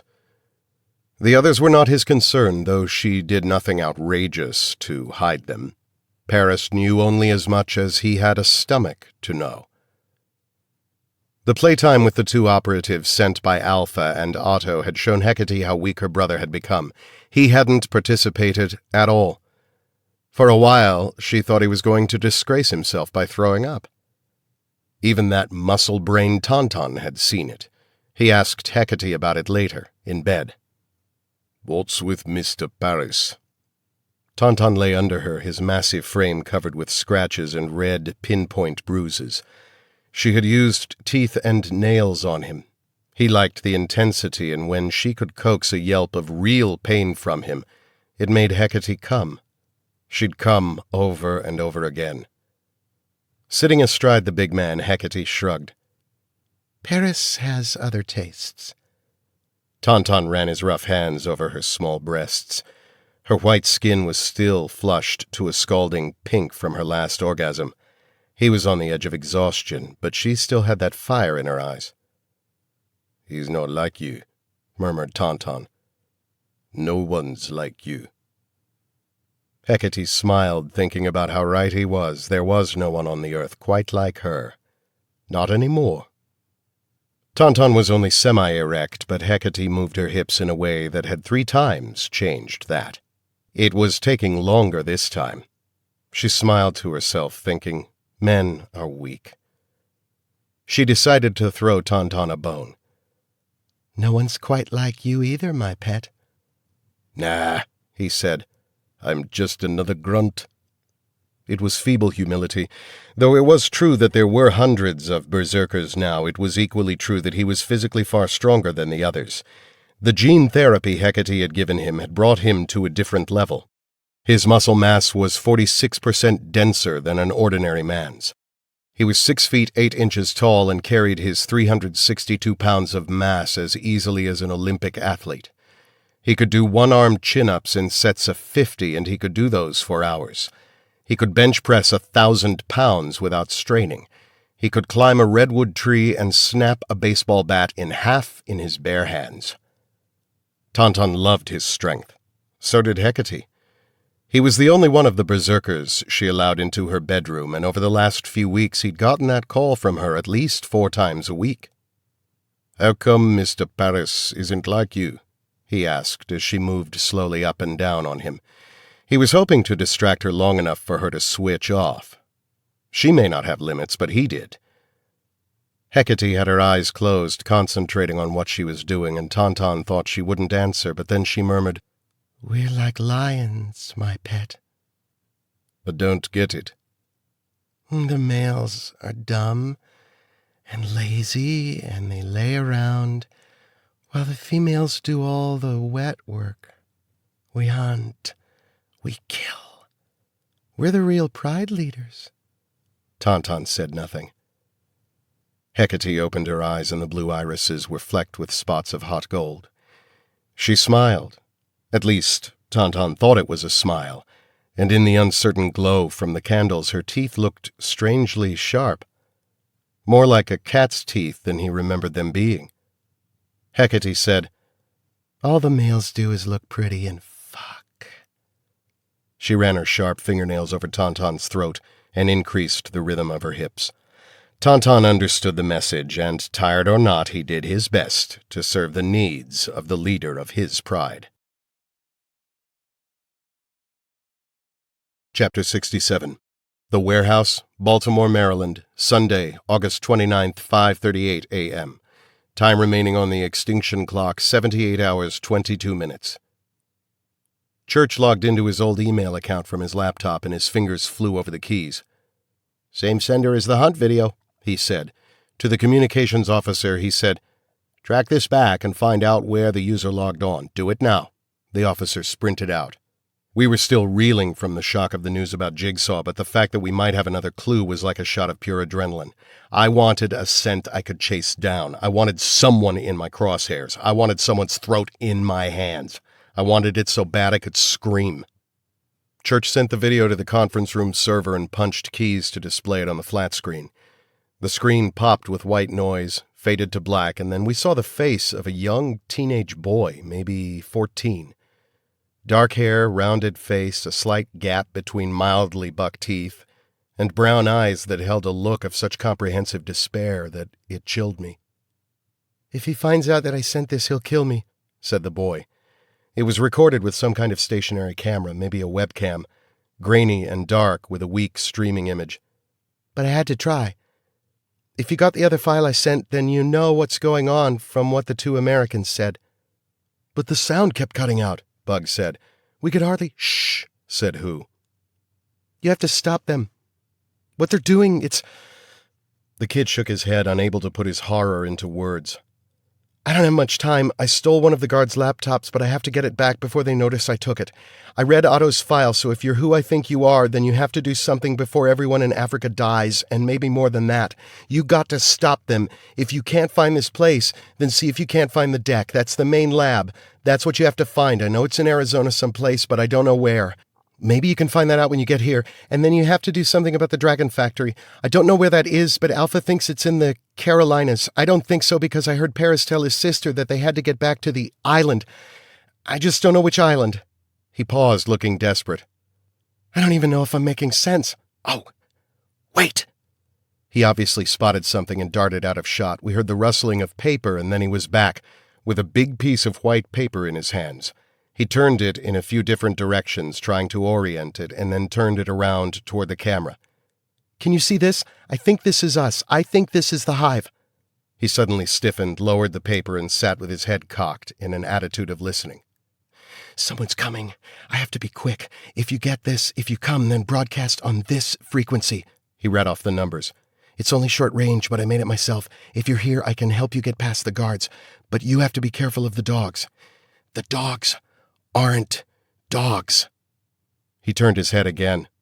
"Oh no, I have to go." And with that he punched a button and the screen went blank.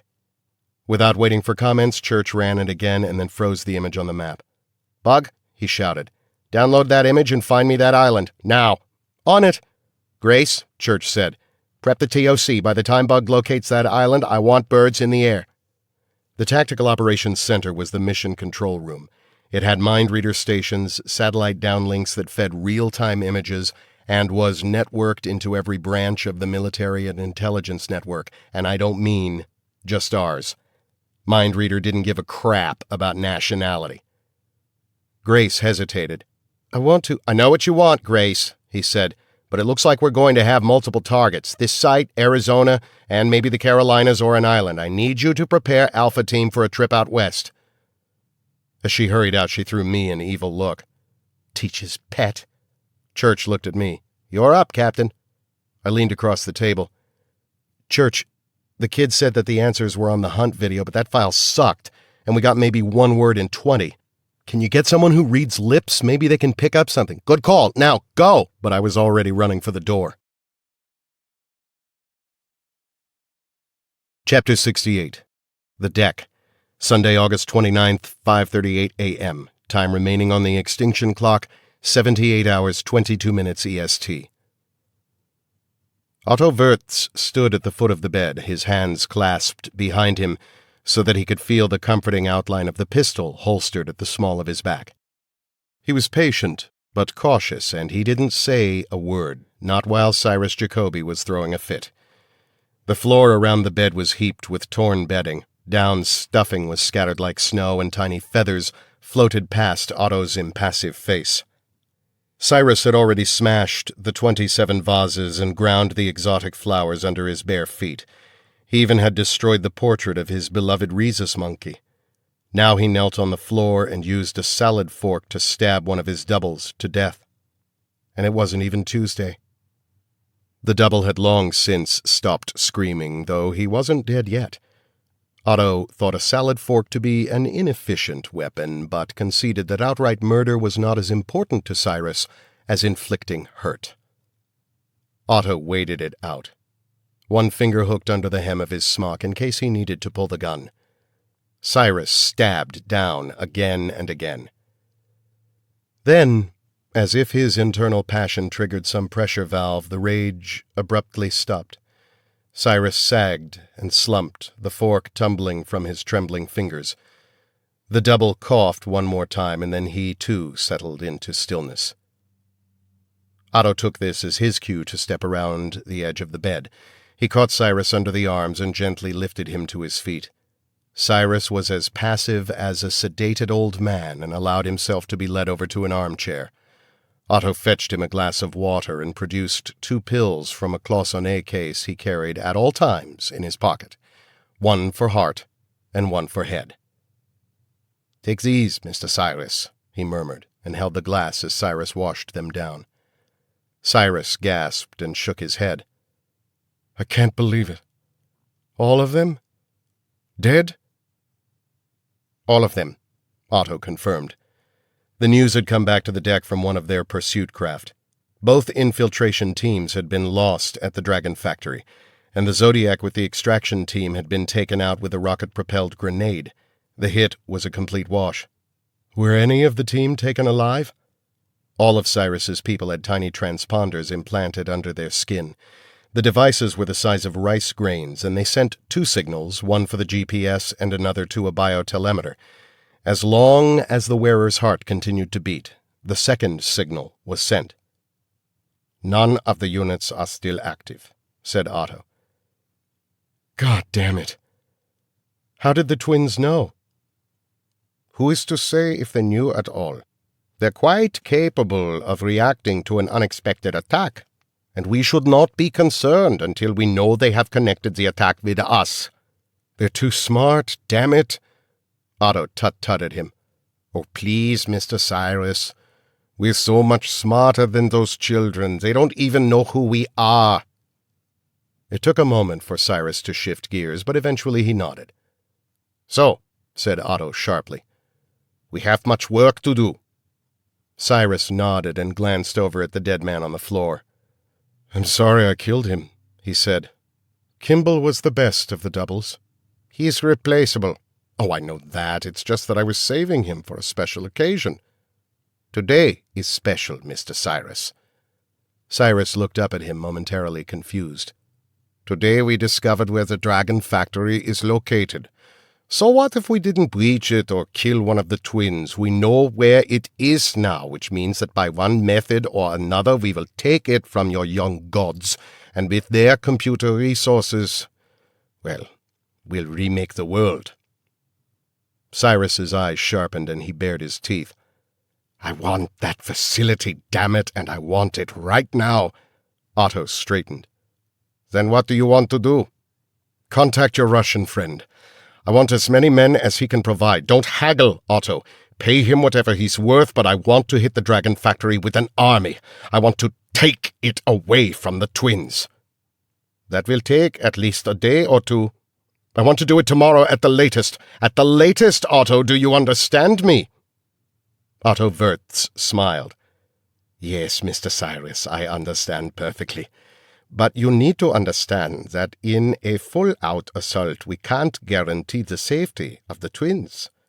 Neither of them. Cyrus answered with a sneer. Then so be it. I made them, I can make more, and I still have the SAMs. Very well. And contact Wieder. I want him in on the assault. He doesn't do team hits. What is the line from that movie? Make him an offer he can't refuse. If we pull him now, then it'll delay the final hits. Church and that bitch who calls herself Aunt Sally. So be it, Cyrus repeated. Taking the Dragon Factory is more important. All we need is access to their computers and 6 or 8 hours to transload all of their data via satellite to our off-site networked hard drives our friend is supplying. Once that is done, we can hide it even from MindReader. Otto looked pleased. Fair enough. He looked at his watch. I'd better make some calls. I'll have to wake up the Russian. Chapter 69. In flight. Sunday, August 29th, 6:01 a.m. Time remaining on the extinction clock, 77 hours, 59 minutes EST. Top and Bunny were still loading their gear into a Black Hawk when my earbud binged and I heard Grace's voice. Joe, Bug located the island. MindReader matched the geography to Isla de Oro, a small island in the Pacific 40 miles due west of Playa Caletas. Where's that? I asked. Costa Rica. I'll have him download everything to your PDA.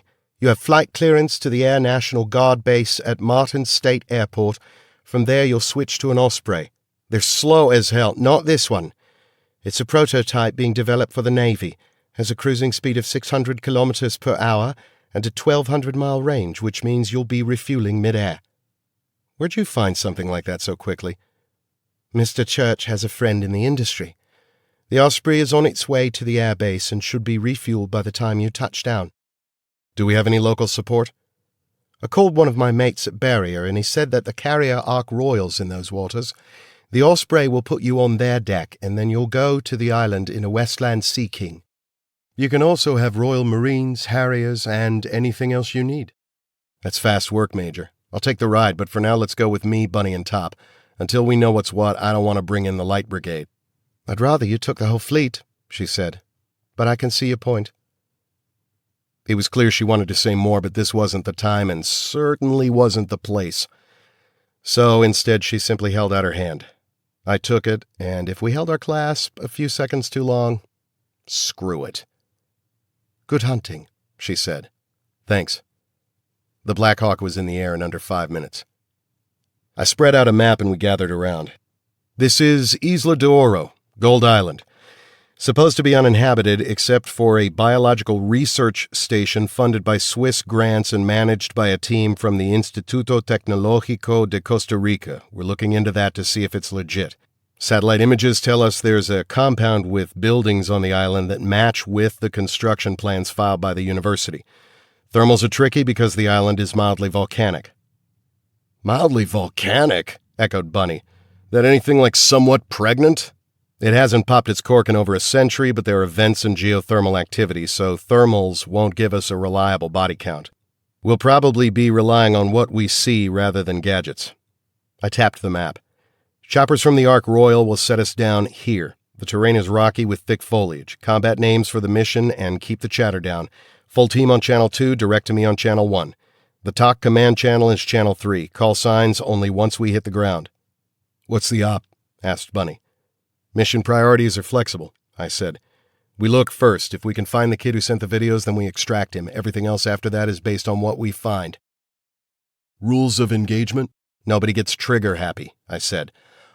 On the other hand, we're not flying 2,000 miles to take anyone's shit. Hoo-ah! The USS George H.W. Bush is heading this way in case this really turns into something. The Bush will be in fighter range about 2 hours after we make landfall. That means 90 fixed-wing and helos ready to pull our asses out of the fire if it comes to it. Wow. It's nice when Washington likes us, said Bunny. Say, boss, what do we do if we run into any of those guys with the body armor? Aim for the head, said Top. Always been a fan favorite. Works for me. Top took a slow breath. Captain, about Jigsaw. Yeah.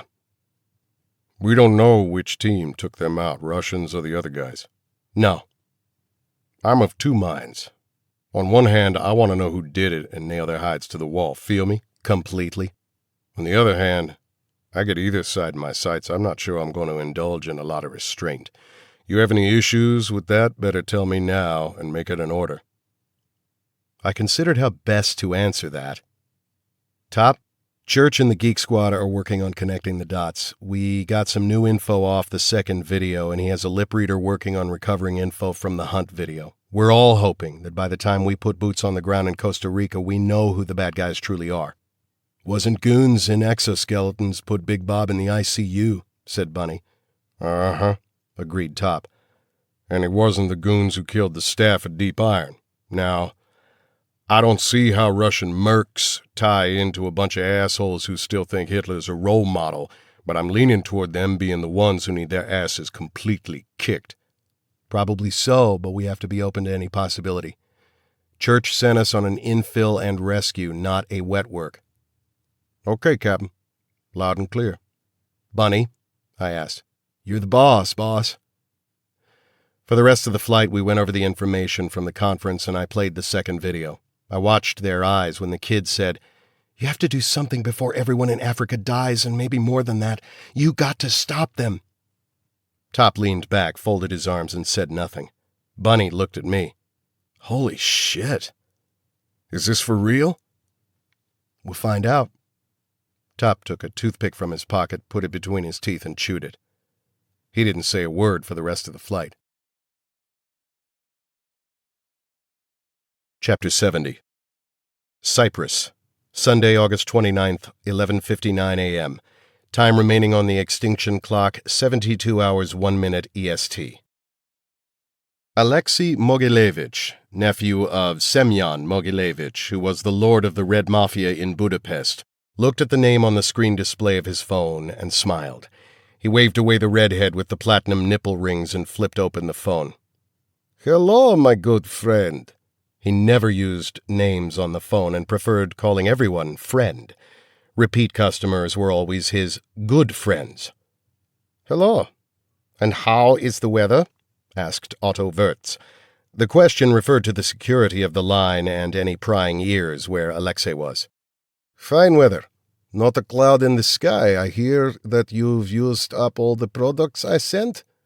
Yes. Unfortunate. There are always more. Of the 20 ex-Spetsnaz operatives leased to Otto by Alexei, only one was still alive.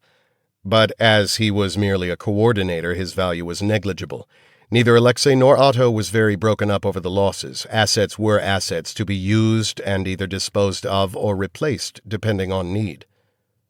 "I'm glad to hear you say that," said Otto, "because I do need more. How many and how soon?" Otto told him, and Alexei whistled. The two girls sunbathing topless on the forward deck of the Angelica looked up, thinking that he was signaling them, but he shook his head. He got up and walked along the rail and gazed out into the vastness of the sea. The yacht was an elegant 173-footer with a 37-foot beam, built by Perini Navi of Italy. The first time Alexei had been aboard it had been a charter for which he'd paid $210,000 for a single week. He liked it so much he bought the boat after the trip was over. It had a crew of 11, and though it was slow, 12 knots, Alexei never needed to be anywhere fast. His business was conducted by satellite and cell phones and computer. The Angelica currently floated in the wine-dark waters 30 miles off the coast of Cyprus. "Can you supply those assets?" asked Otto. "There is a surcharge for overnight delivery, you understand?" "I understand." "Then, yes. I have assets in Florida who will do nicely." "If the assets fulfill my patron's needs, Alexei, I'll send you a 5% bonus on top of that." "Ah, it's always heartwarming to know of the generosity of my good friends." They discussed a few details and hung up. Alexei watched the beautiful water and the pure white gulls and thought about how wonderful it was to be alive. Then he sat on a deck chair and made calls that would send several dozen of the most vicious and hardened trained killers he knew to the rendezvous point with Otto Wirtz. As Alexei made the calls, he never stopped smiling. Chapter 71. Isla de Oro. Sunday, August 29th, 2:29 p.m. Time remaining on the extinction clock, 69 hours, 31 minutes EST. The chopper from the Ark Royal flew just above the waves and put us down on the far side of the island. We jumped out and faded into the green shadows of the trees until the chopper was far out to sea. We were in full combat rig with all of the standard equipment plus a few special DMS gizmos. We crouched behind a thick spray of ferns until the jungle settled into stillness. Ambient sounds returned as the birds and bugs shook off their surprise and resumed their perpetual chatter. We waited, ears and eyes open, weapons ready, watching to see if anyone came to investigate. No one came. I switched on my PDA and pulled up a satellite image of the island. There was a cluster of buildings on the other side and nothing but dense rainforest foliage wrapped around a terrain so rough and broken that it looked like an obstacle course designed by a sadist. Gorges, cliffs, broken spikes of old lava rock, ravines, and almost no flatland. All of it sweltering in 102-degree heat and 93% humidity. Fun times. I dialed my radio to the frequency the kid gave us, but got nothing but static. Then I tapped my earbud for the talk channel. Cowboy to dugout, cowboy to dugout. Dugout was the call sign for the talk. Immediately, Church's voice was in my ear. The fidelity of our equipment was so good it felt like the spooky bastard was right behind me. "Go for dugout, Deacon on deck." Down and safe, no signal yet from the kid. Not an imaginative call sign for the boy who'd contacted us, but it would do. "Our friends from abroad wanted me to remind you of their offer of support." The Ark Royal and its attendant craft could invade and take a small country, and if we got into a real jam, I had no problem calling on them for support. "Nice to know. Tell them to keep the fires lit, Deacon." "Satellite feeds are updated on 5-second cycles. Negative on thermal scans. Too much geothermal activity." "Copy that. Cowboy out." Bunny said, "Wait, I thought this was a dead volcano." "No, I said it hadn't blown up for a while." "Swell." We set out moving in a loose line, mindful of the terrain and wary of booby traps. The rainforest foliage was incredibly dense, and I could see why it would draw the attention of biologists and whoever wanted to hide from prying eyes. There were hundreds of different kinds of trees and thousands of species of shrubs, and I swear there was a biting bug or stinging insect on every single goddamn leaf. I must have lost half a pound of meat and a quart of blood in the first 3 miles. "This is some serious bush," muttered Bunny. He was the only one of us who hadn't been jungle-trained, and he was streaming with sweat. His entire term of service had been in the Middle East. He was also carrying a lot more mass than Top, who was a lean and hard 170, or me at 210. I kept my radio tuned to the kid's channel, but by the time we were 5 miles in, there was still no answer. Then suddenly the static changed to a softer hiss, and a shaky voice said, "Is this Mr. Deacon?" "Not exactly, kid, but I work for him. Who are you?" "How do I know that you work for him?" "You don't, but you dealt the play." "Tell me something," he said. "You first. Say something to let me know I'm talking to the right person." After a moment, the kid said, "Unicorn?" I muted my mic. "Talk to me, Top." He was looking at his scanner. "Definitely originating from the island, Captain. 3.6 clicks from here." He showed me the compass bearing. With the mic back on, I said, "Okay, kid." "Now tell me something," he said. The kid was a quick study. "Anyone listening?" "No." "Okay, you sent the hunt video from a cyber cafe in Sao Paulo. Second video was from this island." Okay." "How do you know Deacon?" I asked. I don't. I just know the name. From an old file I stole a look at. Otto and Alpha really hate that guy, so I figured if they hated him that much, then he had to be their enemy." "The enemy of my enemy is my friend," I suggested. "Old Arabian saying," the kid said without pause. "Though it could be Chinese too. They say it is good to strike the serpent's head with your enemy's hand." "You know your quotes." "I know military history," the kid said, and I noted that he changed the phrasing. He didn't say, "I know my military history," which would have been the natural comeback. I filed that away for now. "Where are you?" he asked. "Are you close?" "Close enough. You got a name, kid?" 82. "What?" "That's my name, but Alpha sometimes calls me Sam." "Sam's a name, at least." "No," the kid said. "It's not. It means something, but I don't know what. Alpha calls a lot of us Sam." "Who's Alpha?" "My father, I guess." "You're not sure?" "No." "Is Alpha his first name or last name?" "It's just a name. He makes everyone call him that, or Lord Alpha the Most High. He's always changing his name."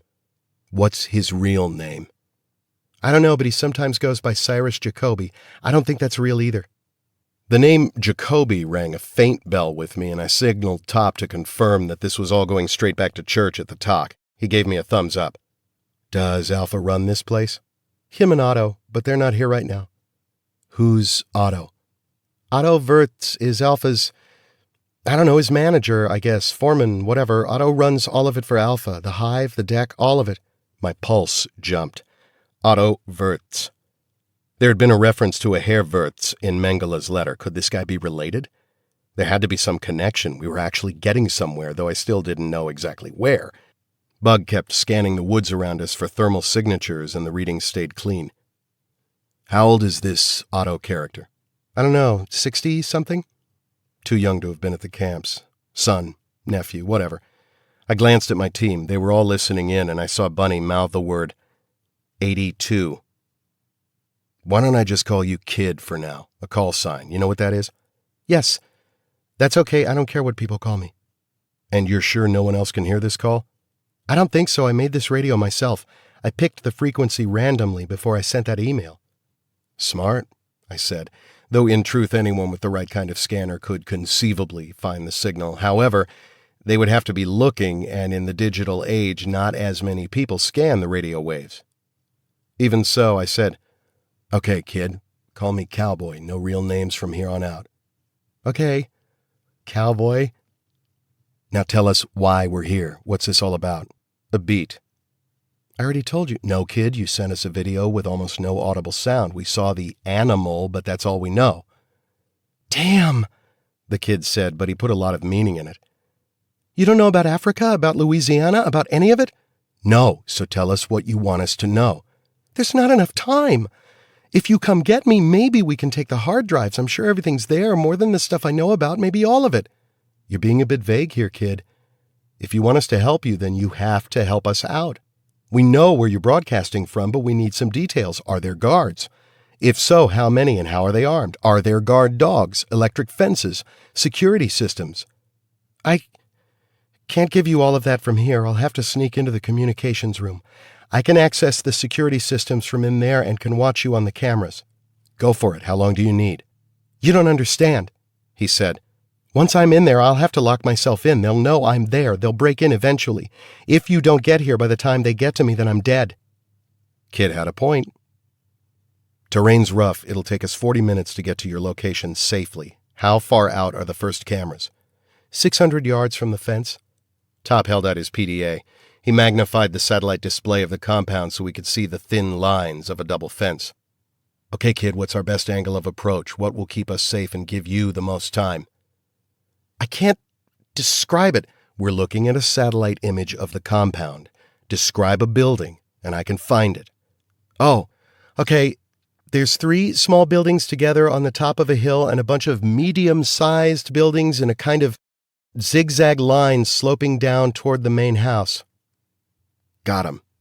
That's all maintenance stuff. Come in on the corner of the fence. The camera sweeps back and forth every 94 seconds with a little twitch when turning back from the left. I think it has a bad bearing.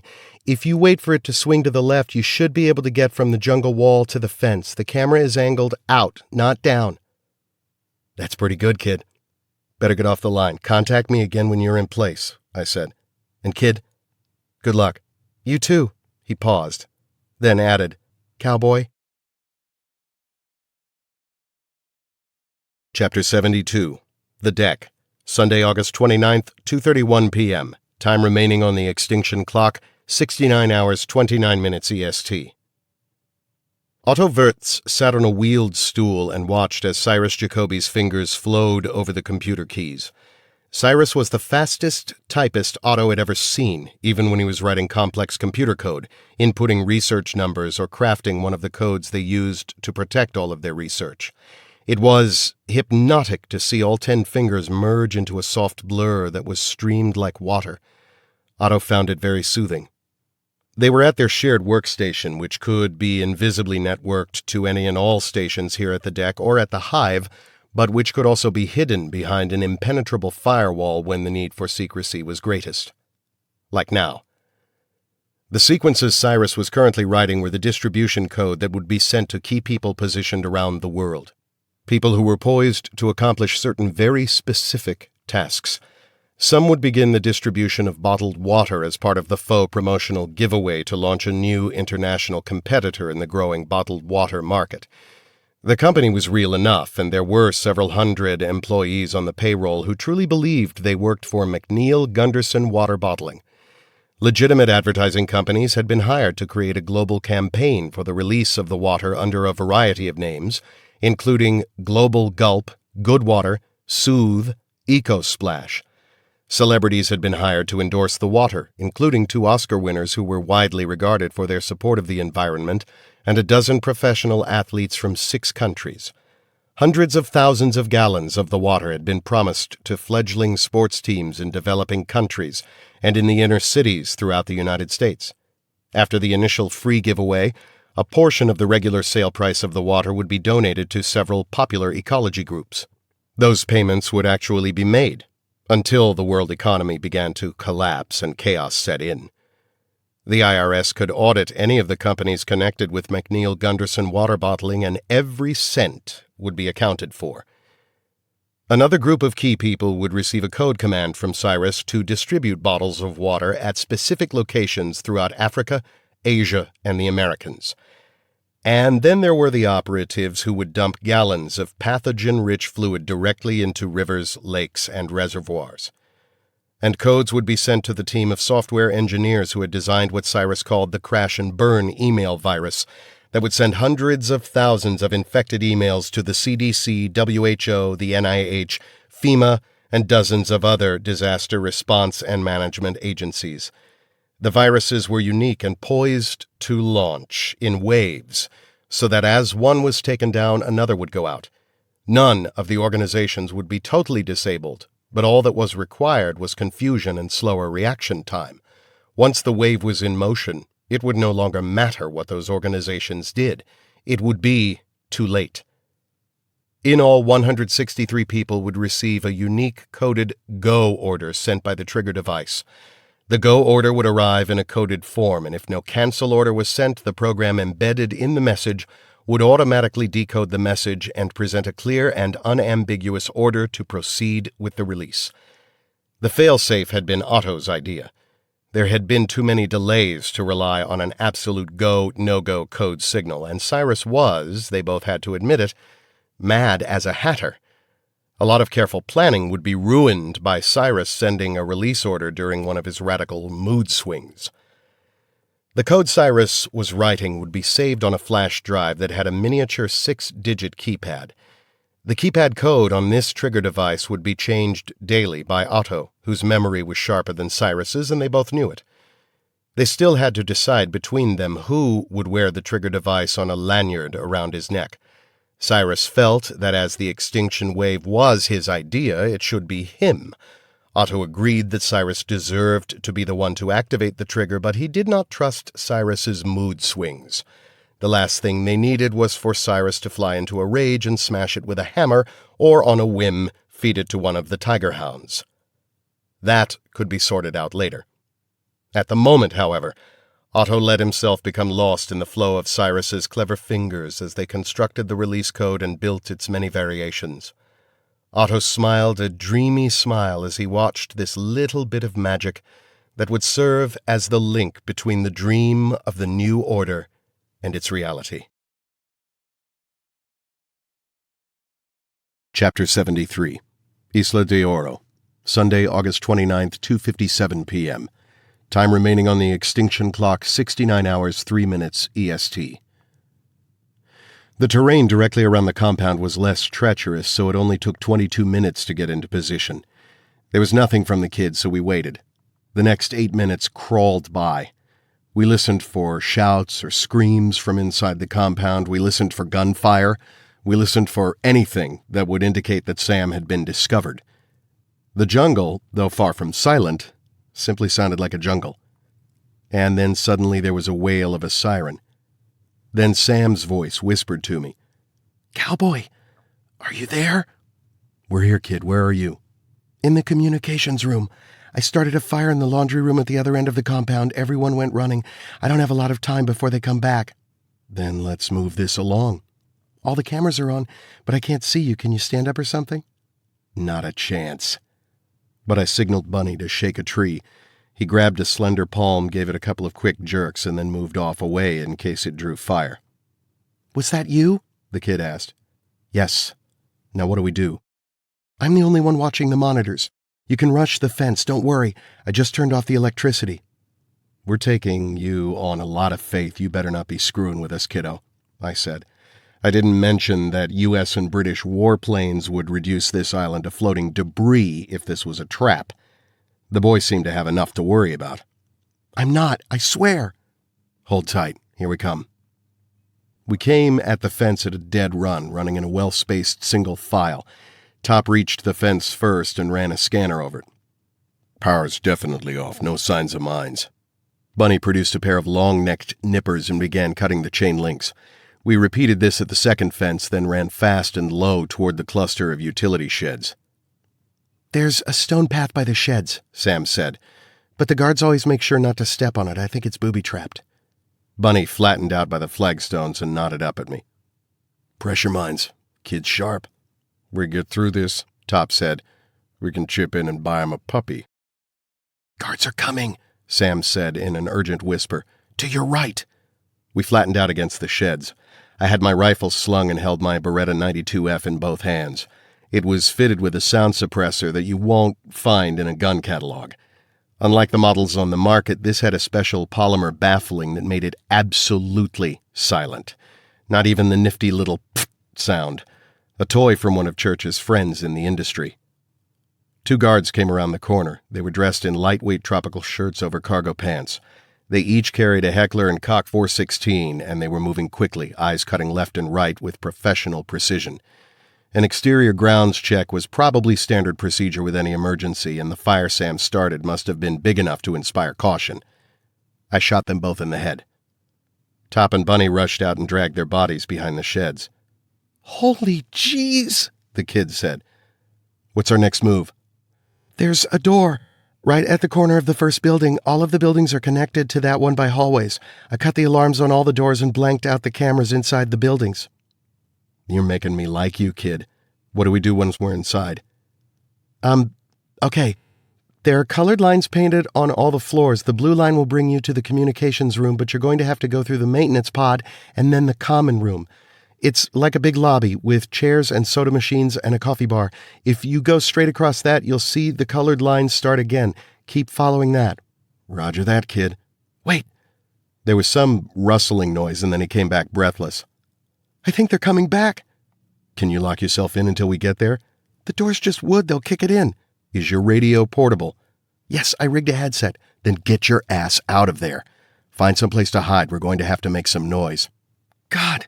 Are there any civilians we need to worry about? Any good guys? Yes, he said immediately. The new men, you'll be able to spot them. They're all dressed the same. Cotton pants and shirts with numbers on them. Please, he begged, don't hurt any of them. We'll do our best, but if they offer resistance, Believe me, they can't. he said can't rather than won't. Interesting. Anyone else? No, everyone else here is involved. Then get out of there. Okay, but cowboy, watch out for the dogs. What breed and how many? I asked, but all I got from the radio was a hiss of static. Okay, I said to Bunny and Top.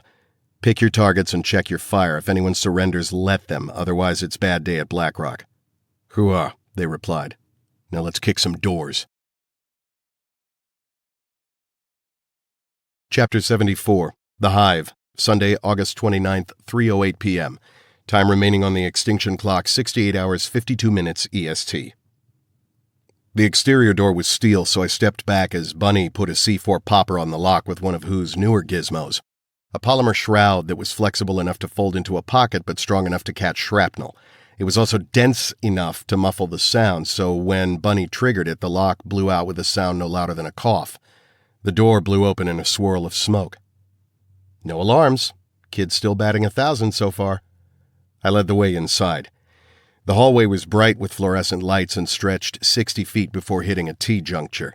There were doors on both sides. Everything was conveniently marked, and it was clear that this corridor was used by groundskeepers and technicians. Most of the rooms were storage. The left-hand rooms had bags of chemical fertilizer, shovels and garden tools, racks of work clothes. The right-hand rooms included a small machine shop, a boiler room, and a changing room for support staff. There were plenty of clothes, and I debated having my guys change into them, but I didn't. My gut was telling me that we were fighting the clock here, so we tagged each doorway with a paper sensor pad set below the level where the eye would naturally fall. The sensors had an ultra-thin wire and a tiny blip transmitter. We peeled off the adhesive backing and pressed them over the crack in the door opposite the hinge side. If anyone opened the door, the paper would tear and a signal would be sent to our scanners. Simple and useful. We found one room in which a large piece of some unidentifiable equipment hung from a chain hoist. From the scattering of tools and the drop light that still burned, it looked like a work in active progress. There was no one around. Everyone must have gone to investigate the fire the kid had set and, like most employees would, was probably stalling before heading back to work. I still had the Beretta in my hands, and we moved through a building that was empty and silent. That all changed in a heartbeat. 2 men rounded the right-hand side of the T-juncture while we were still 20 feet away. Both wore coveralls stained with grease, and I knew they had to be the mechanics working on the equipment. They were deep in conversation, speaking German with an Austrian accent when they saw us. They froze, eyes bugging in their heads, mouths opened in identical O's of surprise as they stared down the barrels of 3 guns. I put the laser sight of my Beretta on the forehead of the bigger of the 2 men and put my finger to my lips. All he had to do was nothing. All he had to do was stay silent and not try to be a hero. Some people just don't get it. He half-turned and drew a fast breath to scream, and I put one through his temple. Top took the other with 2 side-by-side shots in the center of his chest. They hit the floor in a sprawl. If Lady Luck would have cut us a single frigging break, we'd have been past them and into the complex within a few seconds. But she was in a mood today. There were other people behind them, out of our line of sight, farther down the side corridors. People started screaming. Then people started firing guns. A moment later, the alarms sounded. So much for stealth. Chapter 75. The Dragon Factory, Sunday, August 29th, 3:17 p.m. Time remaining on the extinction clock, 68 hours 43 minutes EST. The three businessmen from China stood wide-eyed and slack-jawed, all pretenses at emotional aloofness lost in the moment. Behind the glass, perched on the twisted limb of a tallow tree, its wings folded along the sleek lines of its sinuous body, was a dragon. The creature turned its head toward them and stared through the glass for a long minute, occasionally flicking its flowing whiskers. It blinked slowly as if in disdain at their surprise. One of the men, the senior buyer, broke into a huge grin. He bowed to the dragon, bending very low. His two younger associates also bowed. And just for the hell of it, Hecate and Paris bowed too. It might help close the deal, though both of them knew that this deal was already closed. Does, began the senior buyer, a fat-faced man named Chen. Can it? Paris smiled. Can it fly? He reached out and knocked sharply on the window. The sudden sound startled the dragon, and it leaped from its perch, its snow-white wings spreading wider than the arm span of a tall man, and the creature flapped away to sit in a neighboring tree. The enclosure was designed for maximum exposure, so even though the dragon could move away, it couldn't hide. Chen murmured something in Mandarin that Paris did not catch. Neither of the twins could speak the language. All of the business with these buyers had been conducted in English. "How?" said Chen in English, turning toward the twins. "Bit of a trade secret," said Paris. He was actually tempted to brag because the creation of a functional flying lizard was the most complicated and expensive project he and Hecate had undertaken. The animal in the enclosure was a patchwork. The wings came from an albatross, the mustache from the barbels of a Mekong giant catfish, the horny crest from the Texas horned lizard, and the slender body was mostly a monitor lizard. There were a few other bits and pieces of genes in the mix, and so far the design had been so complicated that most of the individual animals had died soon after birth or been born with unexpected deformities from miscoding genes. This was the only one that appeared healthy and could fly. The really difficult part was designing the animal for flight. It had the hollow bones of a large bird and the attending vascular support to keep those bones healthy. They'd also had to give it an assortment of genes to provide the muscle and cartilage to allow it to flap its wings. Unfortunately, they had not identified the specific gene or gene combinations that would give it an instinctive knowledge of aerodynamics, so they'd spent hours with it in an inflated air room of the kind used at carnivals and kids' parties, tossing the creature up and hoping that it would discover that those great leathery things on its back were functional wings. The process was frustrating and time-consuming, and the animal had only recently begun flapping, and the short flight it had just taken was about the extent of its range. More like a chicken thrown from a henhouse roof than a soaring symbol of China's ancient history. The heavy foliage in the enclosure helped to mask the awkwardness of its flight. The entire process had been a bitch, a $41 million bitch. And the damn thing was a mule, unable to reproduce. But at least it was pretty, and it more or less flew. Paris hoped it would live long enough for them to sort out all of the genetic defects so they could actually sell one. This one was display only, a promise to get the Chinese to write a very, very large check. Paris thought he could hear the scratching of the pen even now.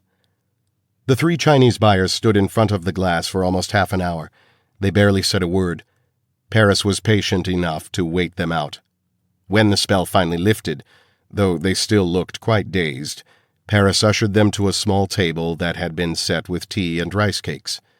The table had a view of the dragon, but it wasn't a great view. That was Hecate's suggestion. "If they can't see the damn thing," she'd said, "they'll get impatient. They'll want to close the deal so they can go back and gape at it." Paris liked the tactic. Before the tea was drunk, before it had even begun to cool, the buyers had placed an order for 3 full teams of berserkers. The total purchase price was the development price of the dragon with a whole extra 0 at the end. The Chinese had been too dazzled and distracted to do more than token haggling. The deal closer was Paris's promise to provide them with a dragon of their very own, just as soon as they managed to make another one, which, as far as he was concerned, was a couple of days before hell froze over. Chapter 76. The Hive. Sunday, August 29th, 3:26 p.m. Time remaining on the extinction clock, 68 hours 34 minutes EST. 4 guards rushed the corner, and they did it the right way, laying down a barrage to stall us and then putting just enough of themselves around the corner to aim their guns high and low. It was nice. I threw a grenade at them.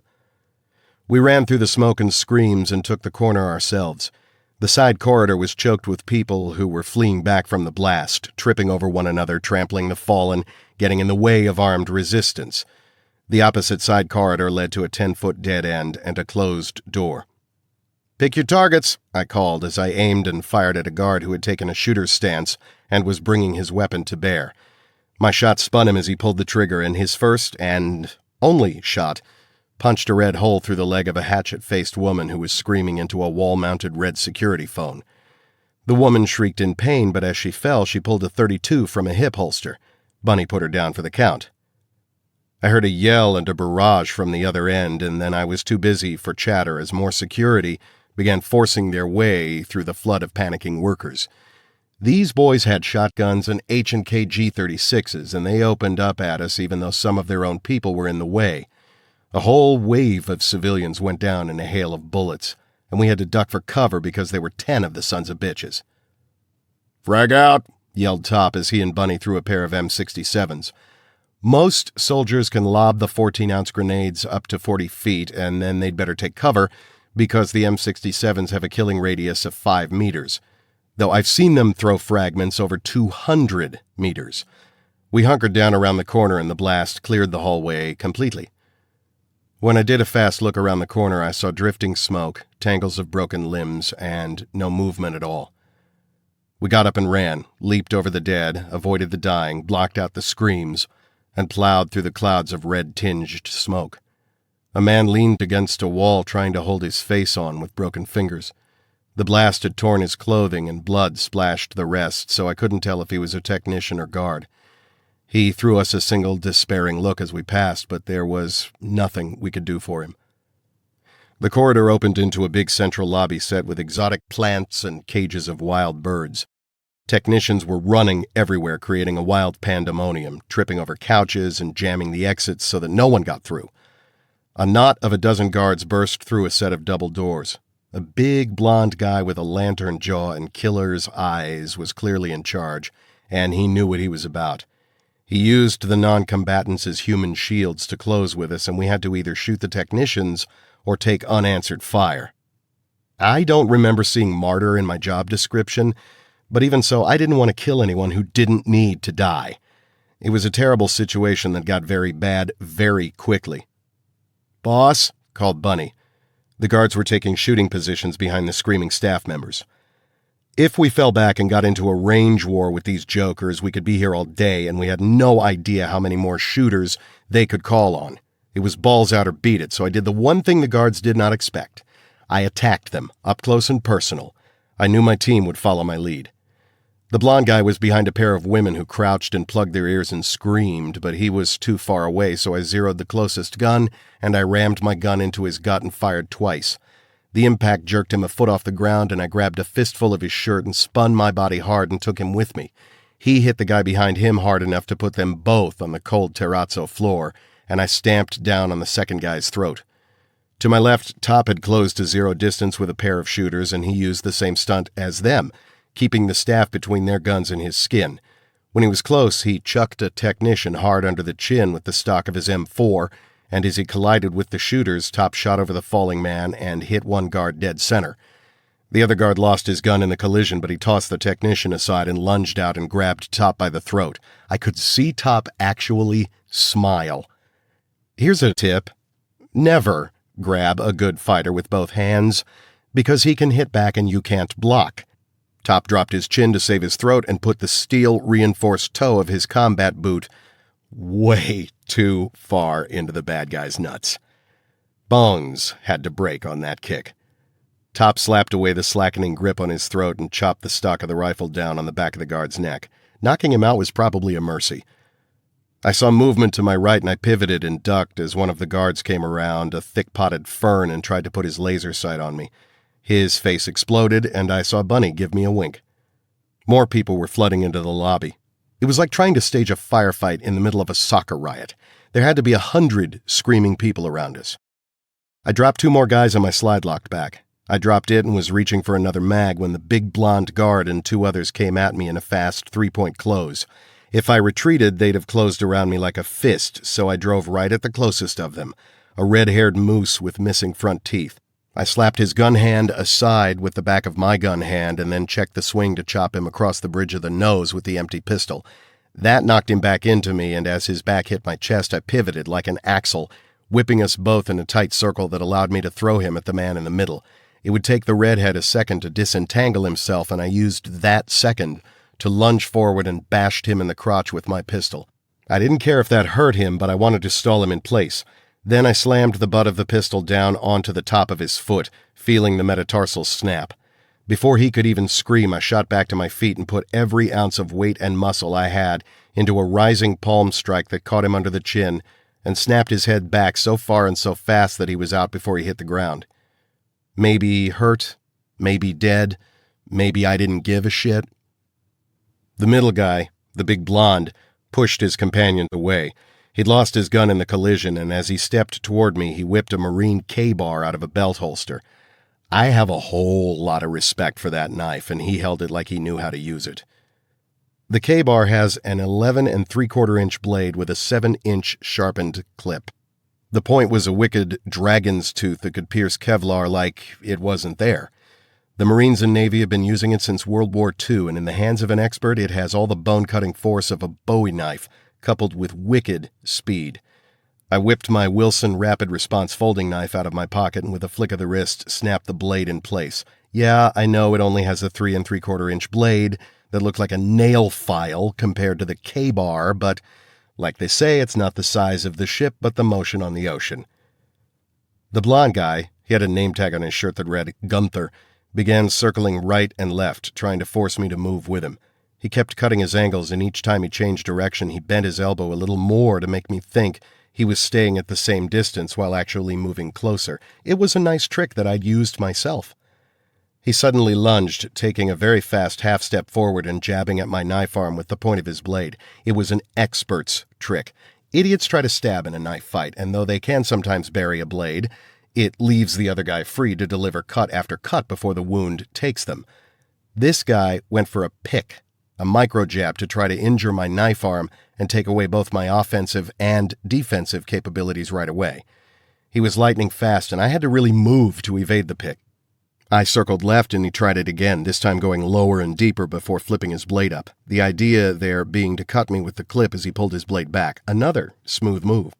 I was ready for him, though, and as he lunged in and back, I did a tap down with the curve of my blade. My knife was very light, so I had to use a wrist flick to give it enough weight to cut, but I could feel the edge tap bone. Blood drops danced in the air as he pulled his hand back. The pain and surprise showed on his face, but he went immediately into another attack, this time doing a double fake and pick that caught me on the elbow and left a burning dot of pain where the flesh was thinnest. The panic still roiled around us, but if either of us split his focus, he was a dead man.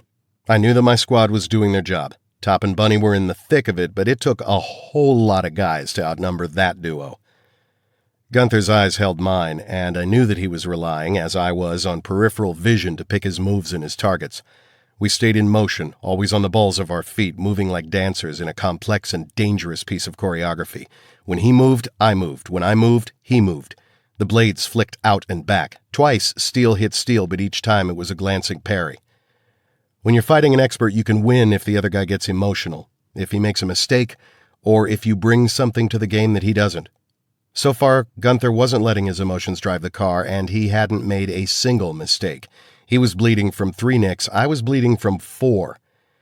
He shifted to the right and then faked back and tried for a face slash, turned that into another fake, and went into a half crouch to try to slash me across the femoral artery. The high fake almost always makes you lean backward to slip the cut, and that raises your guard away from your lower torso, exposing groin and thigh. It was beautiful. It was textbook. It wasn't the right move to use on me. When he went for the face cut, I knew it was a fake. Gunther hadn't made a mistake, he just picked the wrong guy to try this move on. As he dropped low and went for the long reach toward my thigh, I dropped with him so that his blade skittered across the gear hanging on my belt. I mirrored the arc of his cut with my own, shadowing his recoil so that my knife followed him all the way back. But I went deeper and drove the tip of my knife into the soft cleft between the bottom of his inner biceps and the upper edge of the triceps. My blade only went half an inch deep, but that was enough to open a pinhole in his brachial artery. From the way pain flashed across his face, I knew that I'd nicked the medial nerve, too. Gunther tried to switch hands, and maybe he was a good left-handed knife fighter, too, but he knew as well as I did that the moment had moved away from him. It's a terrible thing when one feels his combat grace deserting him. It takes the heart out of you in an instant. He shuffled backward to make the hand-to-hand exchange, but I jumped forward, and my cut was deep and long, and it took him across the throat. I had to spin out of the way of the arterial spray. He went down, and I spun back into the fight, shaking off the knife, scanning the floor for my pistol, bending, pulling a new magazine, slapping it in, and all of it before Gunther had finished falling. Chapter 77. The Deck. Sunday, August 29th, 3:28 p.m. Time left on the extinction clock, 68 hours, 32 minutes EST. An aide came tearing down the hallway to the private alcove where Cyrus and Otto shared a huge and complex computer workstation. Intruding into this area was forbidden without a call or advance warning via email, and more than one employee had been summarily executed for an infraction of one of Cyrus's strictest rules. However, the words the aide shouted as he pounded on the door wiped all thoughts of punishment out of their heads. "They're attacking the hive!" Otto and Cyrus leaped to their feet, demanding answers. "It's on the central channel," cried the aide, and Otto hit the buttons that sent the audio feeds to his speaker. "Message repeats. A team of armed men is attacking the hive. They've penetrated the perimeter and are in the building. We're taking heavy casualties. Please advise, please advise." Cyrus gasped. "It's the twins. It has to be. How could they? They must have taken the team that we sent. Pinter and Hamler both knew about the hive." "They're trained operatives," argued Otto. "They'd never talk. That witch Hecate, my darling daughter, could make Satan himself give up the secrets of hell, and you damn well know it." Otto waved the aide away and slammed the door to the alcove. "We have to move fast," Otto said. "But we have to make the right move," countered Cyrus. "This will be a team that they've sent. If they're doing this much damage, it must be one of the berserker squads." Otto nodded. "Then they won't be there in person. Paris doesn't have the balls for field work, and Hecate is too smart. Even so, the berserkers aren't totally stupid. They're smart enough to tear a hard drive out of a computer. We can't allow the twins to see what's on those computers. I don't trust that they let the extinction wave go forward." "I know they wouldn't. They're not truly gods," Cyrus said with grief and regret in his voice. "We have no choice. We have to use the failsafe." Otto stepped around the workstation and put his hand on Cyrus's shoulder. "Mr. Cyrus," he said kindly, "my friend, 82 is at the hive." Cyrus's eyes went wide for a moment, and then he closed them as the reality of that drove nails of pain into his heart. "No." Otto squeezed Cyrus's shoulder and sat down. With a few keystrokes, he called up the security command screen that would activate the hive's failsafe system. He sent 2 sets of code numbers to Cyrus's screen. One activated the failsafe, and the other simply detonated the communications centers and hard lines that connected the hive to the deck. "It's come down to this," he said softly. "Either we let the twins see what we've been doing and risk having them stop us, and they could stop us. And then the mud people get to survive, and the dreams of the Cabal and everything we worked toward for 70 years will be wrecked. Or you choose the boy who will make you immortal. That's the choice. The extinction wave or the boy." Cyrus shook his head. He stared blindly at the screen, tears in his eyes. 82 has my heart," he said. "He has my soul." Otto said nothing. "Please, God, Give me a choice between the twins and 82, but not this. We're going to run out of time, Otto said. You have to make a choice. Cyrus wiped the tears from his eyes and sniffed. When he lifted his hands to place his fingers over the keyboard, they felt like concrete blocks. Cyrus, murmured Otto. Cyrus used the cursor to select one of the codes. He closed his eyes, squeezing them against a fresh wave of tears, and hit Enter. Chapter 78. The Hive. Sunday, August 29th, 3:38 p.m. Time remaining on the extinction clock, 68 hours, 22 minutes EST. It was a slaughterhouse. I went through another magazine with the Beretta before holstering it and switching to the M4. More guards crowded into the lobby from the far side, but they paused for a moment when they saw that the floor was littered with bodies. Some of them were people who had wisely dropped and covered their heads to stay out of the line of fire. The rest were dead. Bunny laid down some cover fire for me as I made a dash for a heavy counter on the far side of the lobby. I felt the wind and heard the buzz of a few close shots from guards who were crouched down behind a conversational grouping of couches and overstuffed chairs. I jumped into a diving roll and came up into a kneel, pivoted, and laid my shoulder against the side of a hardwood counter. Bunny was behind a Coke machine and Top had faded to the far side of the lobby and was shooting from behind a decorative column. Echo Team formed 3 sides of a box with the guards at the far corner. There were 7 of them, and for a moment all we exchanged were wasted bullets. I had 1 fragmentation grenade left and a couple of flash bangs, but the lobby was half the size of a football field. To reach them, I'd have to stand up and really put some shoulder into it, and I didn't like my chances of being able to walk away from that. The remaining guards were dishearteningly good shots.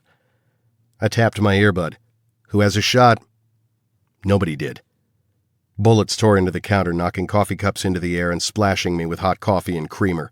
The coffee burned, but none of the bullets penetrated. I knocked on it. Steel in an oak sheath.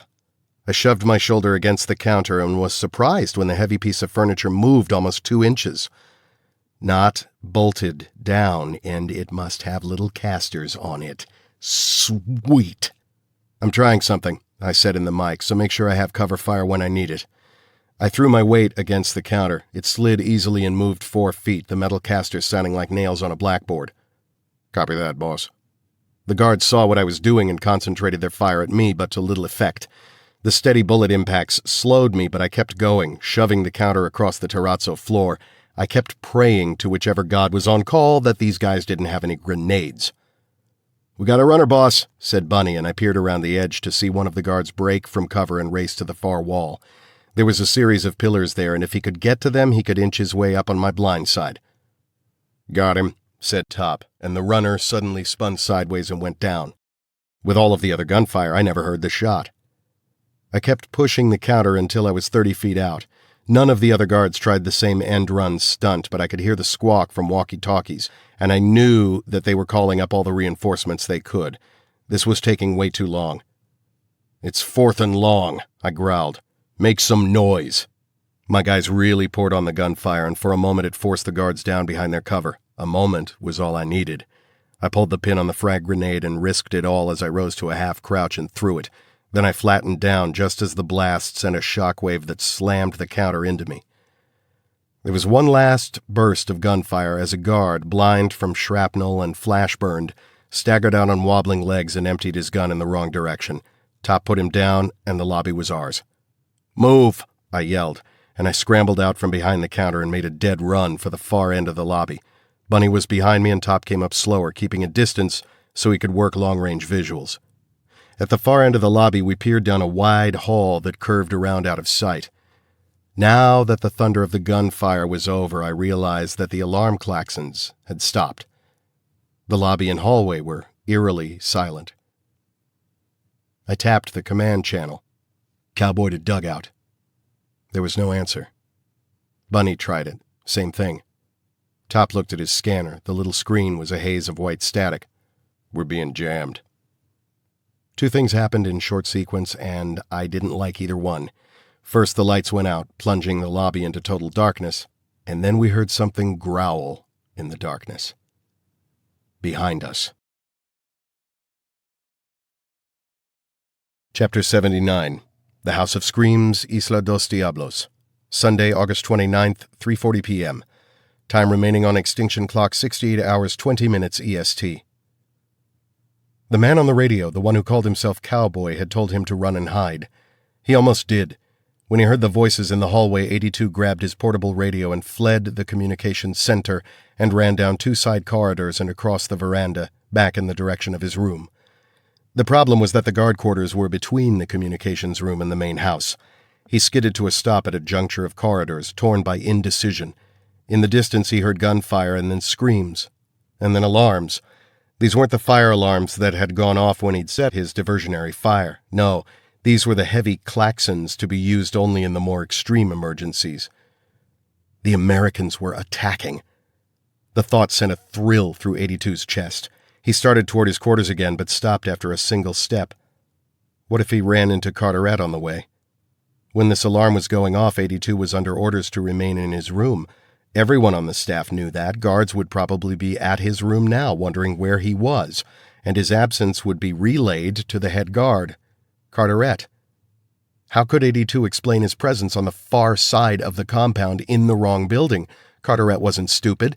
He'd put the pieces together, a small fire to distract everyone and then a full-scale invasion. Would Otto have given Carteret orders to kill 82 if there was a danger he'd be taken? No, Alpha would never allow that. Then a second thrill went through the boy's chest, and this time it wasn't excitement. It was terror. If there was an invasion by government forces, American or otherwise, then their guards would almost certainly have other orders. Orders more crucial to Alpha and Otto's plans than the life of 82. The boy looked down one corridor toward the sealed computer rooms.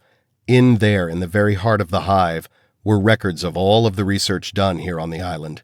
Years upon years of study of genetics and transgenics, of special surgeries, of breeding programs, of the rape and perversion of nature. Evidence that would put Otto and Alpha away forever. Maybe have them executed. Then 82 turned and looked down the opposite corridor, back to the House of Screams. That's where the labs were, and that's where the bunkhouses for the new men were. The Americans were here because of what was in those computers. Even though Cowboy had told 82 that the audio on the hunt video was bad, they must know that something terribly evil was being done here on the island. They'd come to find out what and to stop it. The computer records could save millions. On the other hand, Otto and Alpha could never risk having the new men fall into the hands of any government. The worldwide outcry would be like the shouts of outraged angels. And there was the female. In 82's pocket, the stone felt as heavy as an anvil. He stood and looked down the corridor toward the computer rooms, chewing his lip in dreadful indecision. Then he made his choice. He turned toward the House of Screams and ran. Chapter 80. The Hive, Sunday, August 29th, 3:42 p.m. Time remaining on the extinction clock 68 hours 18 minutes EST. We flattened out against the walls and flipped down our night vision. I dropped to one knee and pivoted as I heard a second growl. The lobby went from absolute blackness to eerie green. "What do you see, boss?" hissed Bunny, who was facing the other way. "Nothing," I said, but I could feel something moving in the shadows. We'd left a lot of wreckage behind us, but everything looked still, but there was something, and my senses were jangling. The after-echo of the growl played over and over in my head. It wasn't a dog growl. More like a cat, but not a cat either. Whatever it was, the growl had been heavy, deep-chested. Something big was back there, and it was ballsy enough to stalk 3 grown men. "Move," I said, and began backing away from the lobby. We moved backward 5 feet, 10, following the curve of the hallway until the lobby was lost to view. Just as we moved out of sight, I thought I caught movement at the extreme range of the night vision, but it was too brief a glimpse. Just a sense of something huge moving on 4 feet, head low between massive shoulders. Way too big for a dog. "What the hell's on our asses?" Bunny asked in a jittery voice. "I don't know, but if it comes sniffing down here, I'm going to kill it." "Works for me." "Let me know if you get a signal, Top." "Roger, but we're still dead." "Lousy fucking choice of words," muttered Bunny. The thing behind us screamed. It was a huge sound, high-pitched and filled with animal hate, like a leopard but with too much chest behind it. Then I heard the sharp click of thick nails on the tile.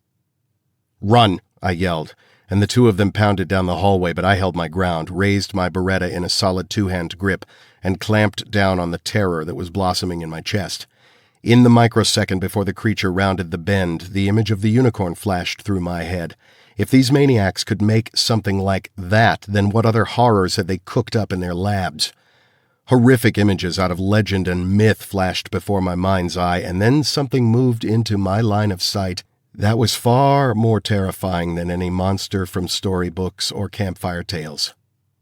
It ran like a cheetah, with massive hindquarters thrusting it forward as long forelegs that ended in splayed claws reached out to tear at the tiled floor.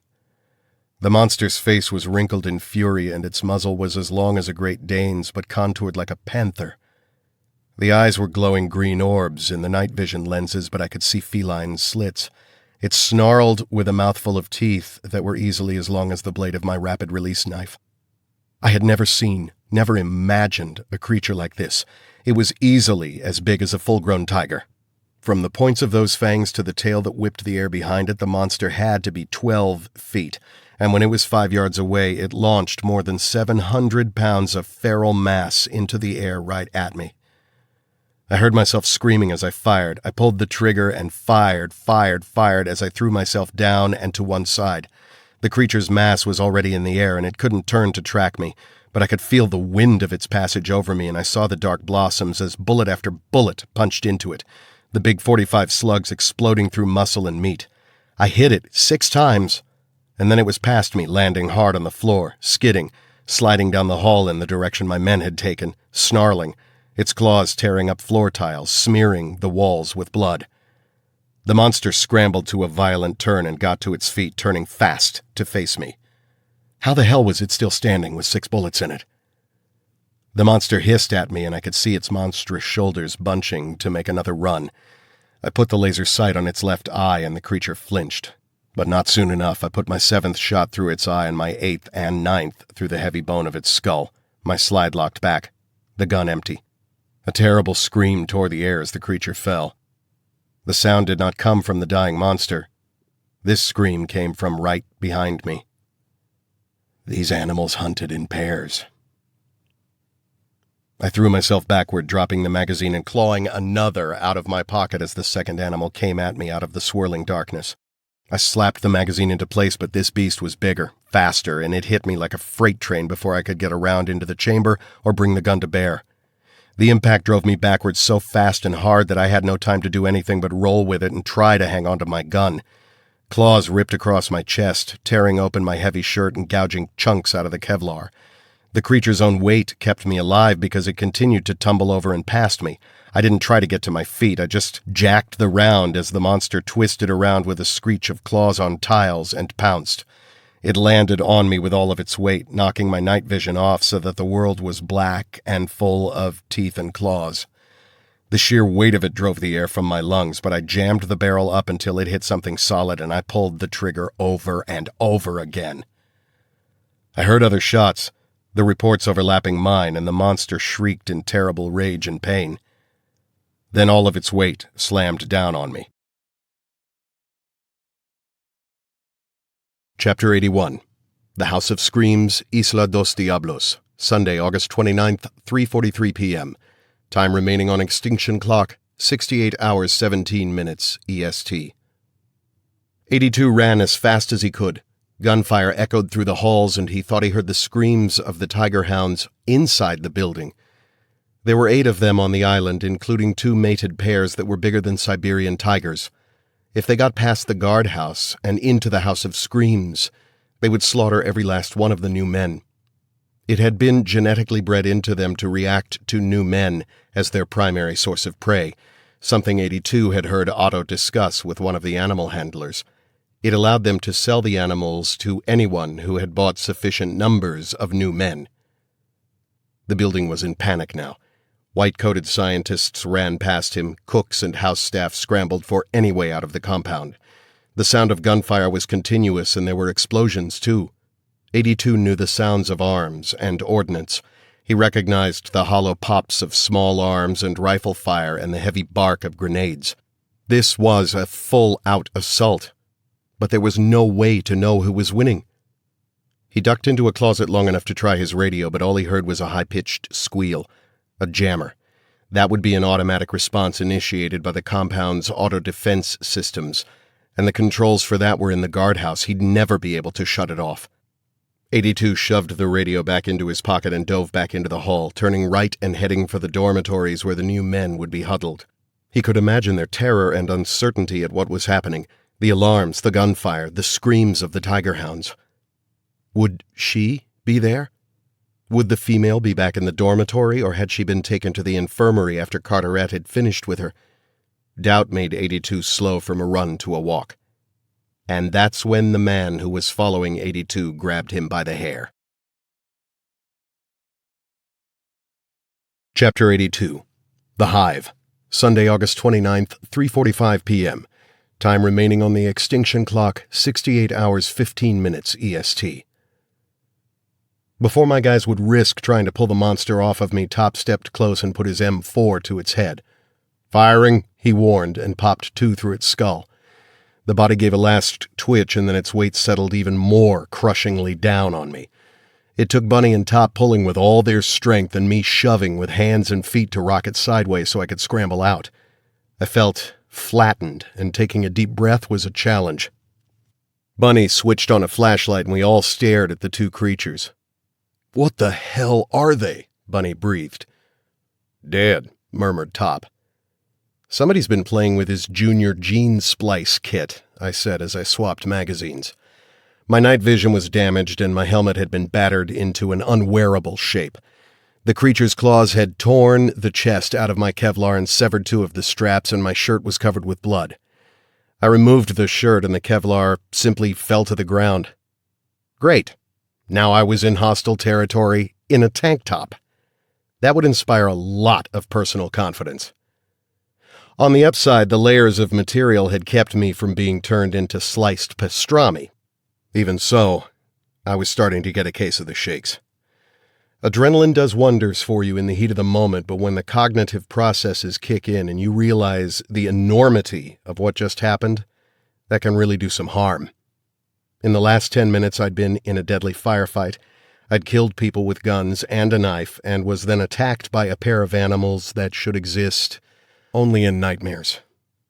None of this felt completely real to me, at least not to the civilized man inside my head. The cop was trying to make sense of it, but was having a hard time accepting some of this as real. Only the warrior part of me was calm and in control.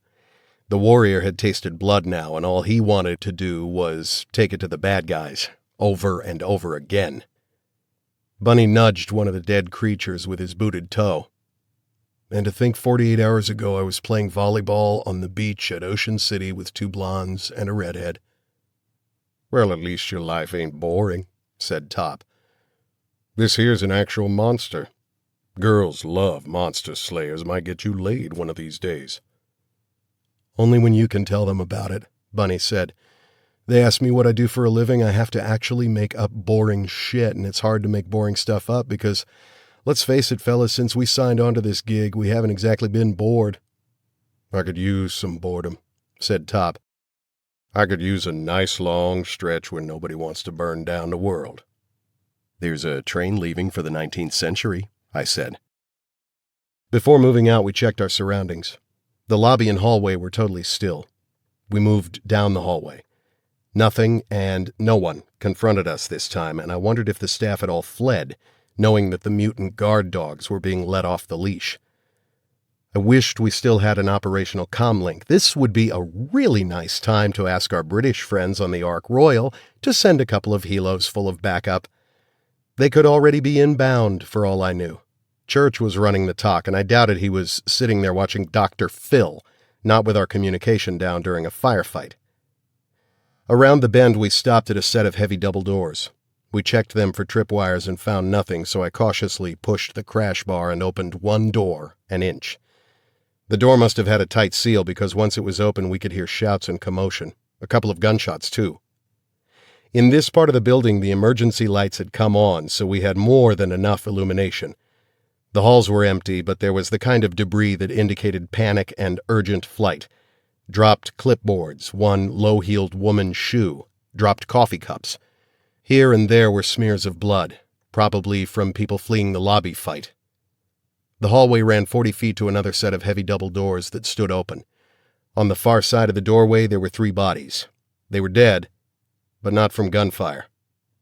Their bodies had been ripped open and torn apart. Big red footprints trailed off down the hall. "More of those whatever they wers," said Bunny. "The kid told us to watch out for dogs," Top reminded him. "He wasn't screwing around." "Not sure if dogs is the word that comes to mind here, Top." Bunny patted his pockets to reassure himself of his spare magazines. He glanced at me. "What the shit have we stepped into, boss?" asked Bunny. "I don't know," I said. "So let's find that kid and get some goddamned answers." Chapter 83. The Deck. Sunday, August 29th, 3:45 p.m. Time left on the extinction clock, 68 hours, 15 minutes EST. Cyrus Jacoby stood wide-legged on the observation deck, his hands clasped behind his back. Grief had given way to cold fury. The twins had betrayed him.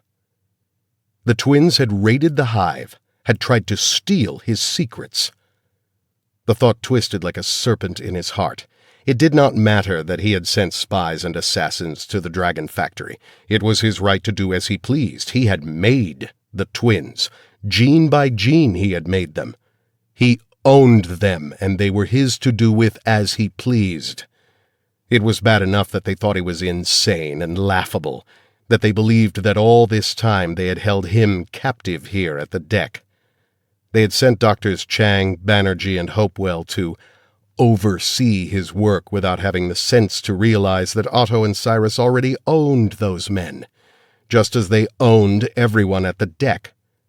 Those employees of the twins Otto could not bribe were eventually won over by Cyrus's charisma and the grandeur of his purposes. The only thing the twins had kept from him had been the Dragon Factory, and they had been so careful to never let anyone who had ever worked on site at that facility come to the deck. The war of secrets had been waged between Cyrus and his children for 7 years, and now it had come to this. The twins had sent hired mercenaries to invade the hive. "Bastards!" he snarled to himself. "Ungrateful little bastards!" It was not merely the affront that tore at him. He had endured and pretended not to notice 1,000 slights over the years. The twins always treated him as if he was a pet scorpion, dangerous but contained. He was disappointed in their dimness of vision. No, the real hurt was that an attack on the hive meant that the extinction plan was in serious jeopardy, and that Cyrus Jacoby could not allow. Cyrus felt Otto's presence and turned. The wizened Austrian looked more predatory than usual. "Well?" Cyrus demanded. "I've sent the orders. We can put 200 troops on the ground at the Dragon Factory in 24 hours. "Good. I want the computer records, and then I want it burned to the ground." Otto cleared his throat. "The twins have been handling the distribution of the bottled water. We have to make sure that we can account for every copy of their distribution records. That's paramount, Mr. Cyrus." "Then make it happen!" snapped Cyrus with such heat that even Otto took a half-step backward. "Then destroy every stick and stone of that place." "What about the twins?" Cyrus leaned on the rail and stared down at the animals in the zoo for a long time, and Otto let him work it through. There were times when Cyrus could be handled and even pushed, and there were times when that was like reaching into a tiger's mouth. "Try to capture them both, Otto," Cyrus said at last. "And if we can't, then bring me their heads, their hearts, and their hands. Leave the rest to rot." His voice was barely a whisper. A passenger pigeon landed on the rail inches from Cyrus's hand. Cyrus reached for it and picked the bird up gently. The pigeon tilted its head and stared up at Cyrus with one ink-black eye. "We're doing God's work," whispered Cyrus. "Man is such a polluted and corrupted animal. I'd hoped that Hecate in Paris would be the answer. The next step in the evolution from the trash that humanity has become to the ascended level where he needs to be in order to serve God's will. I can see now that they are not all that I'd hoped." Cyrus stopped him with a shake of his head. "No, let me talk, Otto, let me say this." He stroked the pigeon's delicate neck. The bird did not struggle to escape, but seemed to enjoy the contact. It cooed at Cyrus, who smiled faintly. "Do you know what makes me saddest, Otto?" "No, Mr. Cyrus." "It's that I don't think the twins would ever understand why we're doing what we're doing. They see things in terms of product and profit, and they've become mired in that mindset. It actually matters to them. It actually motivates them. They have no grand schemes.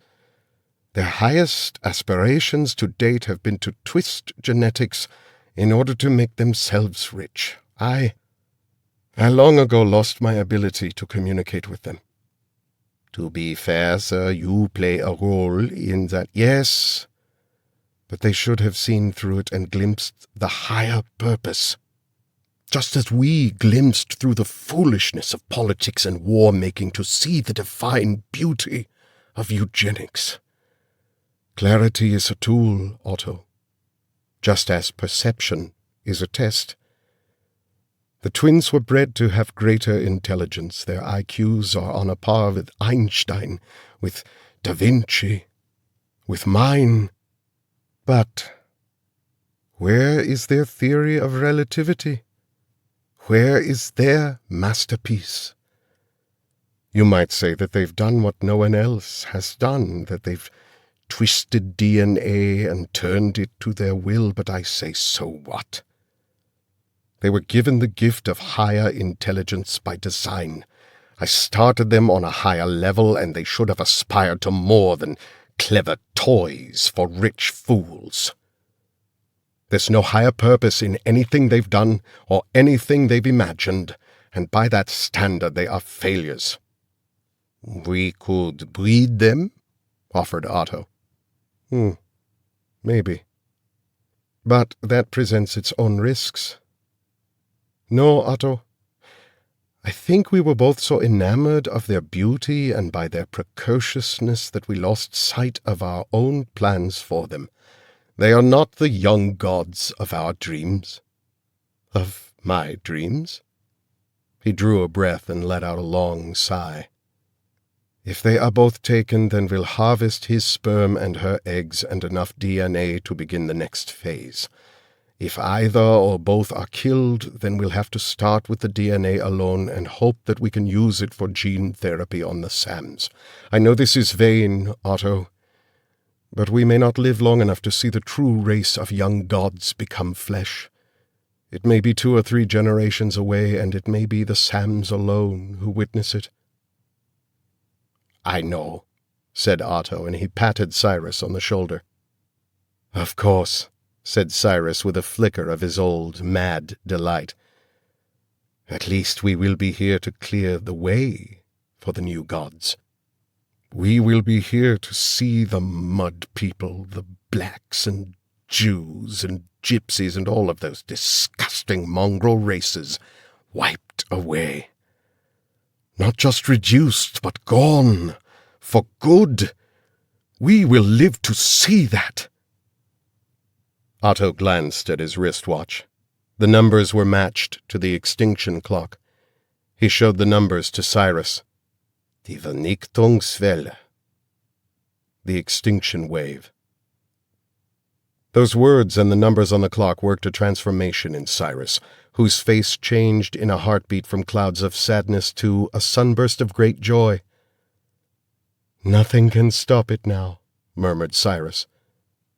"Nothing," agreed Otto. Chapter 84. The Hive. Sunday, August 29th, 3:51 p.m. Time remaining on the extinction clock, 68 hours 9 minutes EST. The hallway we followed was long and narrow, with doors only on the right-hand side. In one room we found another corpse. The victim was small and thin and had been partially devoured. The head was gone. Jesus, said Bunny. I hope that ain't the kid. I think it's a woman, said Top. Was a woman, he corrected. That ain't our boy. Clustered around the body were more animal prints.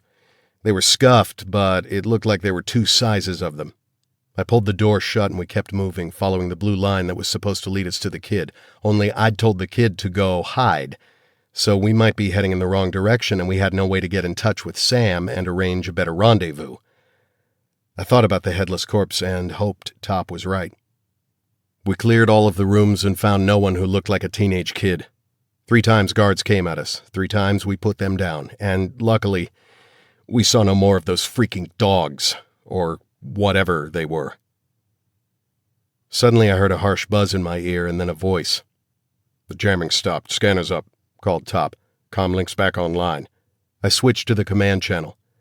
Cowboy for dugout, cowboy for dugout. Immediately Grace Cortland's voice was in my ear. Dugout here, cowboy. Amazing on the line. Effing good to hear your voice. Right back at you. Deacon here too, cowboy, said Mr. Church.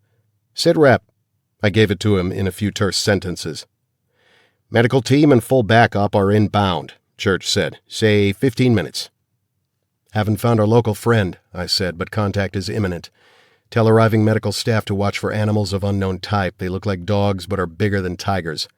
We took down 2, but they are very, I repeat, very dangerous. This ain't a petting zoo, so shoot on sight. Roger that, said Church, and in the background I heard Grace mutter, effing hell. Cowboy, we have additional intel for you. We put a lip reader on that hunt video. Most of what we got was worthless. Comments on the hunt, the weather, and the mosquitoes, but we hit gold on one conversation when the men in the video had stopped to take a drink from their canteens. We don't yet understand what we got, but the content is alarming. Sending a transcript to your PDA now. I'll look later. Unless you are under immediate fire, look now, said Church. Roger that, I said more calmly than I felt. I pulled my PDA from my pocket and hit some keys. The transcript came up right away. It was a snatch of a conversation between one of the unidentified Americans and Harold S. Sunderland, brother of the senator. It read, Note from translator. The unnamed person was smoking a cigarette, which complicated the translation. Illegible and unclear words have been marked. Unknown American. Where are you going to be during the wave? Harold Sunderland. Shit, anywhere but Africa. Unknown American. Illegible. Not like it'll happen overnight, illegible. Months for the illegible to kill that many niggers. Harold Sunderland. Sure, but what if it jumps? All we need is some white guy who can't keep it in his pants banging some jig and we, unknown American, shakes head. Otto said it don't illegible like that. Otherwise they'd have to illegible half of South Africa. Harold Sunderland. Yeah, well, they said AIDS couldn't jump from a monkey to humans and then some faggot bones a chimp or unknown American. It was a rhesus monkey, Einstein, and I don't illegible, it just jumped. I asked Otto about that and illegible me a sly-ass wink like he knew something. Harold Sunderland. Yeah, well, that kraut fuck had better be right about that 'cause I am not dying of some jigaboo disease. Unknown American. I hear you. The next sentence is illegible as he has his hand on the cigarette blocking his lips. Harold Sunderland. Me too. Unknown American. I'm sure as hell going to stay illegible until after September 1st. Harold Sunderland. I thought you trusted Otto. Unknown American. I do, but I don't like taking chances. When that frigging extinction wave hits, I don't want... Note. Remainder illegible. While I read, every drop of my blood had turned to greasy ice water in my veins. I tapped my earbud. Is that all there was? Yes, said Church. I can see why the kid thought we'd be interested. Comments? Reactions? It doesn't exactly fill me with pride. For being a white man? Grace asked. For being a carbon-based life form. I'd love to have some playtime with both of those jokers. Agreed. How sure was the translator about the phrase extinction wave? Very. What does it suggest to you? The same thing that it suggests to you, boss. Someone's about to launch a major plague in Africa that will target non-whites. Is there such a thing? Doctor Who is working on that. Most of the diseases that sweep Africa are based more on health conditions, lack of food, polluted water, that sort of thing. Diseases focusing on racial groups tend to be genetic rather than viral or bacteriological. The Otto he mentioned has to be Otto Wirtz. What did you come up with on him? Church said, Nothing at the moment. We've got Mindreader working on it. However, we got a hit on the other name the boy gave you, Cyrus Jacobi. If it's the same man, he's the father of the Jacobi twins. As in Paris and Hecate? Those albinos who keep showing up in the tabloids, she can't keep her clothes on and he's always getting thrown out of restaurants. Aren't they scientists of some kind? They're geneticists, in point of fact. Superstars in the field of transgenics. Well, how about that? Any ties to the cabal or eugenics? Nothing so far. And nothing much on Cyrus Jacobi except a few offhand references the Jacobi twins made in interviews to the effect that their father was in poor health. Mindreader has found 12 Cyrus Jacobis in North America and another 34 in Europe. The cross-referencing will take a while, but there are no initial hits or connections to anything that rings a bell. Very well, let me fetch our young informant and see what kind of intel we can squeeze out of him. He seems to be on our side, cowboy, said Grace. Squeeze lightly. How lightly I squeeze depends on how forthcoming he is, Grace. The words extinction wave don't exactly give me the warm fuzzies. I signed off. Bunny said, Extinction wave? Holy shit. Who thinks up stuff like that? When I meet him, said Top, I'm hoping he'll be in my crosshairs. With you on that. There was another burst of static, and then a desperate voice said, Cowboy, are you there? It was the kid, and we were back online. I'm here, kid. Where are you? I'm in the House of Screams. Say again? The conditioning lab, red district. Look at the floor. Follow the red line. It ends right outside where I am. I had to run, and then they tried to grab me, but I got away. Whatever else he was going to say was suddenly drowned out by the roar of gunfire and the sound of a lot of people screaming. Then nothing. Kid? Sam? But I was talking to a dead mic. The red lines on the floor stretched out in front of us. We ran. Chapter 85. The Hive. Sunday, August 29th, 3:55 p.m. Time remaining on the extinction clock 68 hours 5 minutes EST. We crashed through another set of double doors that opened on an atrium that was thick with exotic plants and trees in ceramic pots. The plant leaves, the pots, and the floor were all splattered with blood. The floor was littered with shell casings. There were bodies everywhere. The dead were all strangely similar. Short, muscular, red-haired, and dressed in cotton trousers and tank tops. None of the dead had weapons on or near them. From what I could see in the split second I had to take in details was that the entry wounds were on their backs, as if they'd been gunned down while fleeing. The atrium was crowded with people. Scores of the red-haired people were fighting to get through an open doorway into a room labeled Barracks 3. A dozen guards stood in a rough firing line, blasting away at the fleeing, screaming people. One guard stood apart. He was a big man with a buzz cut and an evil grin. He was wrestling with a teenage boy who had to be Sam. The kid was screaming and kicking at the big guy, but for all his fury, wasn't doing the guard a lot of harm. The guard even looked amused. Sam broke free and dug something out of his pocket, a black rock the size of an egg, and then leaped with a howl and tried to smash the guard's skull with it. The guard swatted Sam out of the air like a bug. All of this happened in a split second as we pelted across the atrium. Somehow through the gunfire and screams, the guards must have heard us. They turned and began swinging their weapons toward us. "Take them!" I yelled. Easier said than done. With the red-haired people on the far side and the kid in front, a gun battle was iffy, and we were right on top of them. So we crashed right into them, and it was an instant melee. Bunny hit the line from an angle, and it was like a wrecking ball hitting a line of statues.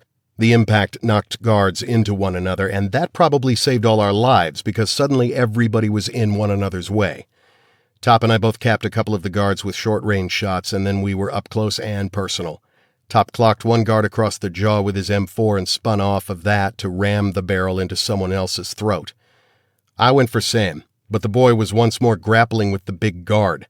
Another guard stepped up and put his rifle to his shoulder. If I'd been 5 feet farther back, it would have been a smart move for him, but I was way too close. I grabbed his rifle and thrust the barrel toward the ceiling and pistol-whipped him across the throat, then gave him a front kick that knocked him down. The guard next to him swung his rifle at me and knocked my pistol out of my hand and damn near broke my wrist. I pivoted and broke his knee with a side thrust kick, and as he sagged to the ground, I chopped him across the throat with the edge of my other hand. Bunny tore a rifle from one guard's hand and threw it away, then grabbed the guy by the back of the hair so he could hold his head steady while he landed 3 very fast hammer blows to the nose. The man was a sack of loose bones, so Bunny picked him up and slammed him sideways into the chests of 2 other men. Bunny's strategy was to keep destabilizing the line. It was something we'd worked on in training. He was enormously strong and fast, and he had a lot of years in judo, so he knew about overbalancing. Top, on the other hand, was lethal at close and medium range, and his hands and feet lashed out with minimum effort and maximum efficiency. Top had done karate since he was a kid, and none of it was tournament stuff. No jump-spinning, double ninja death kicks. He broke bones and gouged eyes and crushed windpipes. One of the guards came at me with a 6.5-inch Fairbairn Sykes commando knife. I took it away from him and then gave it back. He fell back with the blade buried in his soft palate. Sam screamed in rage and pain as the big guard grabbed him by the hair and punched him in the face. The kid's nose exploded in blood and his knees buckled. He would have fallen if not for the massive fist knotted in his black hair, but even so the kid tried to swing that stone again. Kid really had spunk. There was one more guard between me and the big guy, and I wasn't in the mood to dance, so I grabbed the punch he was trying to throw and broke his arm, stamped on his foot, and then gave him a rising knee kick to the crotch that went deep enough to break his pelvis. He fell screaming to the floor, and I closed on the big guy. The guard saw me coming and swung the boy around to use him as a shield, locking a huge arm around Sam's throat. "I'll pop his bleeding head off," the man said with a thick Australian accent. I pulled my rapid response knife and clicked it into place.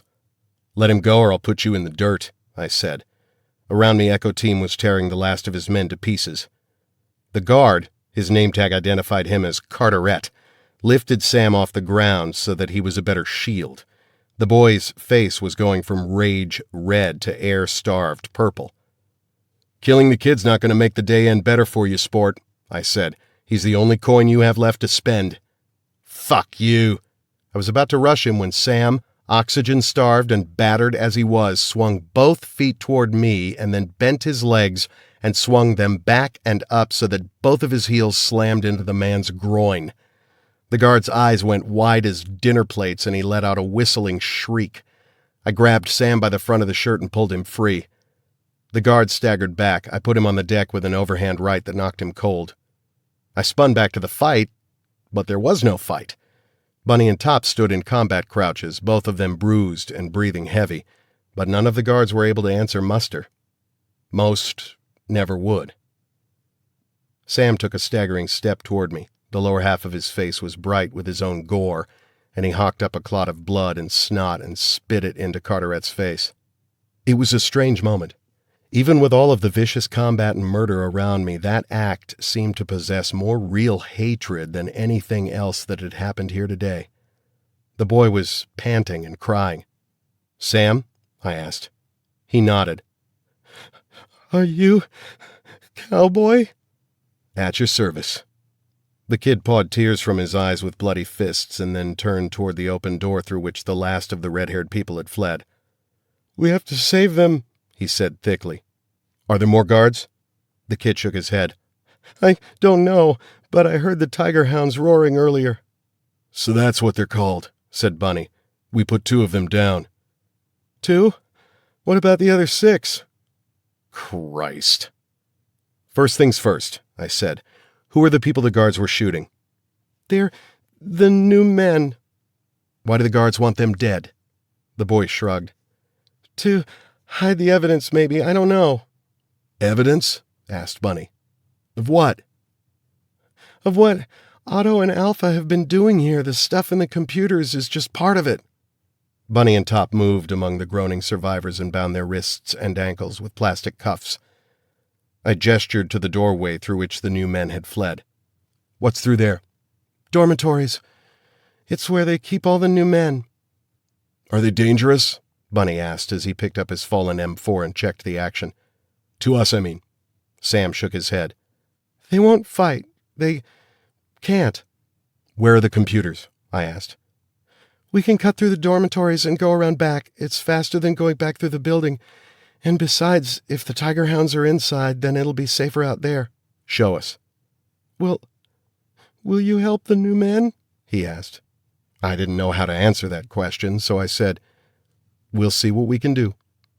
He didn't look deflated, but there was a look of disappointment in his eyes that had a lot of mileage on it. I didn't know his story yet, but trust was not something he expected. That much was clear. Okay, he said as he picked up his rock. Almost as an afterthought, he took the knife from Carteret's belt and staggered toward the open door. Like players in a bizarre drama, Echo Team and I followed.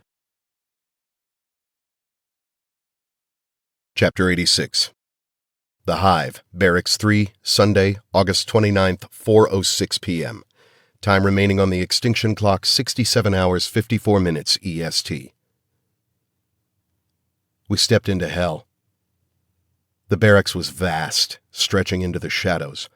There were hundreds of cots set in neat rows that fled away on all sides of us. Figures lay sprawled or huddled on the narrow beds, or sat in rickety chairs, or shuffled around with their heads down. Everyone wore the same kind of thin cotton trousers, tank tops, and slippers. The clothing was a sad gray that made the people look like prisoners, or patients in an asylum, and I had the sinking feeling that they were both. Top said, "Holy Mother of God." The new men who had fled from the gunfire were clustered a few yards away. Several of them were wounded, and the others huddled around them, pressing their own wadded-up shirts to the bullet holes. None of them looked directly at us, though a few cut nervous glances our way, but each time we made direct eye contact with them, they looked away. I saw no trace of anger, no rage at what had just happened. The only emotions that I could read on those faces were fear and a sadness that was endlessly deep. All of the people in the barracks had red hair, though that varied from a bright orange to nearly brown. They were short, even the men, and all of them were heavily built. The most striking feature was their heads. Their skulls were large, suggesting a larger brain case, but it was lower and longer than normal. They had sloping foreheads, thick lips, and no chins. "What the hell's going on here?" asked Bunny. "Who are these people?" "They look like," began Top, but left it unsaid, and none of us wanted to put a name to it either. "We have to get them out of here," said Sam. He turned and grabbed my arm. "We have to get them off the island." I said nothing. One of the new men, a female, rose from the huddled group. She looked at Sam, then away, and then back. She looked scared, but she held the eye contact longer than any of the others. She was as brutish and ugly as the others, but there was an innocence about her that was touching. "Master?" she said in a voice that was higher pitched than I expected from her muscular bulk. She turned toward the main barracks and shouted, "Master?" The call was repeated over and over in that high voice. Suddenly everyone in the barracks was in motion. The new men all got quickly to their feet and began moving forward. "Boss," murmured Bunny. He began raising his rifle, but Sam reached over and pushed the barrel down. "No, it's okay. They have to line up. They're afraid not to." Bunny and the others stared at the kid and then turned back to watch as the new men shuffled forward, eyes and heads down, to stand in rows in front of their cots. Because they moved with their heads down, they frequently collided with each other, but there were no grunts or growls of annoyance, no harsh words. After each collision, they would separate and bob their heads as if each automatically took responsibility for the mistake, then continue toward their assigned spot. We stood rooted to the spot, unable to speak as 500 of these strange people formed into lines and slowly straightened as much as their stooped and muscular bodies would allow. One of them, an older man with gray in his red hair who stood at the first cot in the line, called, "Master." All of them dropped to their knees and bowed until their heads touched the floor.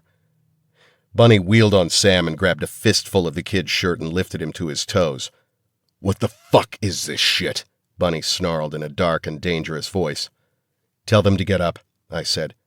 "Stand!" Sam yelled. "Stand!" The new men climbed to their feet, but their heads were still bowed like whipped dogs waiting for their master's approval. I felt sick and angry and deeply confused. "Farm boy here asked you a question," said Top, leaning close to Sam, who was still up on his toes. "Let the kid go," I said. Bunny opened his hand and pushed the kid roughly away. Sam fell back against Bunny, who twitched his hip to push him away. The kid looked up and saw a lot of hard faces staring down at him. "Tell us," I said. "What are they? Why are they acting like this?" "They have to. They're genetically designed to be servants." "You mean slaves," said Bunny. He nodded. "Yes, slaves. They did gene therapy on them to remove genes that code for aggression and assertiveness. The idea is to create a race of people who will do anything they're told to do, and—" His voice faltered, but he sucked it up and tried it again. "And accept any kind of abuse, no matter how bad you beat them or degrade them, they'll just take it. Otto and Alpha call them the new men." I didn't ask what they're called, I asked what they are.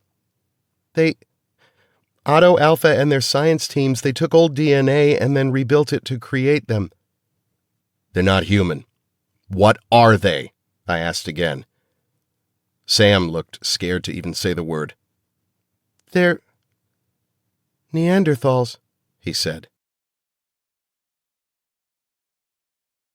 Chapter 87. The Dragon Factory, Sunday, August 29th, 4:09 p.m. Time remaining on the extinction clock, 67 hours, 51 minutes EST. "What is this stuff?" asked Tauntaun as Hecate injected a golden liquid into the IV line attached to the berserker's arm. "A gift from my father," said Hecate.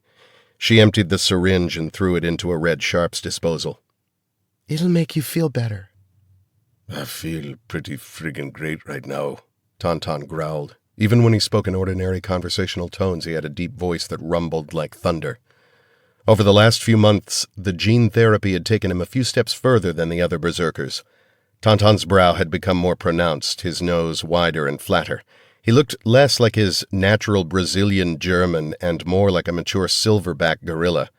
Hecate had even noticed that Tauntaun's back hair was starting to fade from black to silver. It was one of the things that troubled Paris because they hadn't given the berserkers the genes for hair coloration or facial deformity, and yet the traits had emerged anyway. Hecate found it fascinating and wildly sexy. It also reflected some of the changes she was experiencing with her own covert experiments. The gene therapy she used on herself was nowhere near the scale used on the berserkers, and it drew on feline traits from the Panthera gombajoagensis, the European jaguar, a species extinct for 1.5 million years but whose DNA was recovered from a German bog. Her goal had been to enhance her strength by making her muscles 20% denser and to heighten her senses. She could not achieve feline sensory perception, but already she realized that it would soon become necessary to start wearing tinted contact lenses to hide the pupillary deformation and color changes. Her teeth were growing sharper, too, and that was absolutely not part of the plan. Hecate accepted the reality that these would need to be filed soon, but for the moment she liked the extra bite. "So, what's it do?" growled Tauntaun. Hecate gave him a playful slap across the face. "It'll keep you and your boys from going apeshit during missions." He stared at her, then got the joke. They both cracked up. "Yeah," he said at length. "Some of the boys do get a bit rambunctious. In Somalia, Alonso and Gurna were really fucked up. I had to stomp them a bit to keep them from eating people, dumb sons of bitches." "It's not their fault," Hecate said. The therapy has some wrinkles, but my father had some ideas on what to do. And I'm the guinea pig? Yes. Jeez. You scared, big man? She purred. Scared? No. Who'd be scared with a crazy bitch like you pumping God knows what into me based on the advice of a total whack job? Hecate slapped him again. Harder. He grinned at her. There was a trickle of blood at the corner of his mouth, and he licked it up. The cut was deep, though, where the vulnerable flesh of his inner mouth had been smashed against his teeth. A new bead of blood formed, and Hecate pushed Tauntaun back in the chair, climbed on him, straddling him with her white thighs, and then bent and licked off the trickle of blood. Is the door locked? He asked. Yes, she said huskily. Good, Tauntaun said with a growl. A second later they were tearing at each other's clothes. Chapter 88. The Hive, Barracks 3, Sunday, August 29th, 4:10 p.m. Time remaining on the extinction clock, 67 hours, 50 minutes EST. Wait, what? Said Bunny. Neanderthals, Sam said again. Slow down, Top said. There are no Neanderthals, Not for over 30,000 years, Sam said. I know. And I guess these aren't true Neanderthals, but they're close enough. Otto and Alpha started with mitochondrial DNA recovered from old bones and then mapped the genome. Then they repaired any damage with human and ape DNA. These people are the first generation. By studying them, the science teams will know how to improve the model in the next generation. And they're working on adjusting performance and attitude with them through gene therapy and conditioning. What do you mean by conditioning? Top asked. the guards.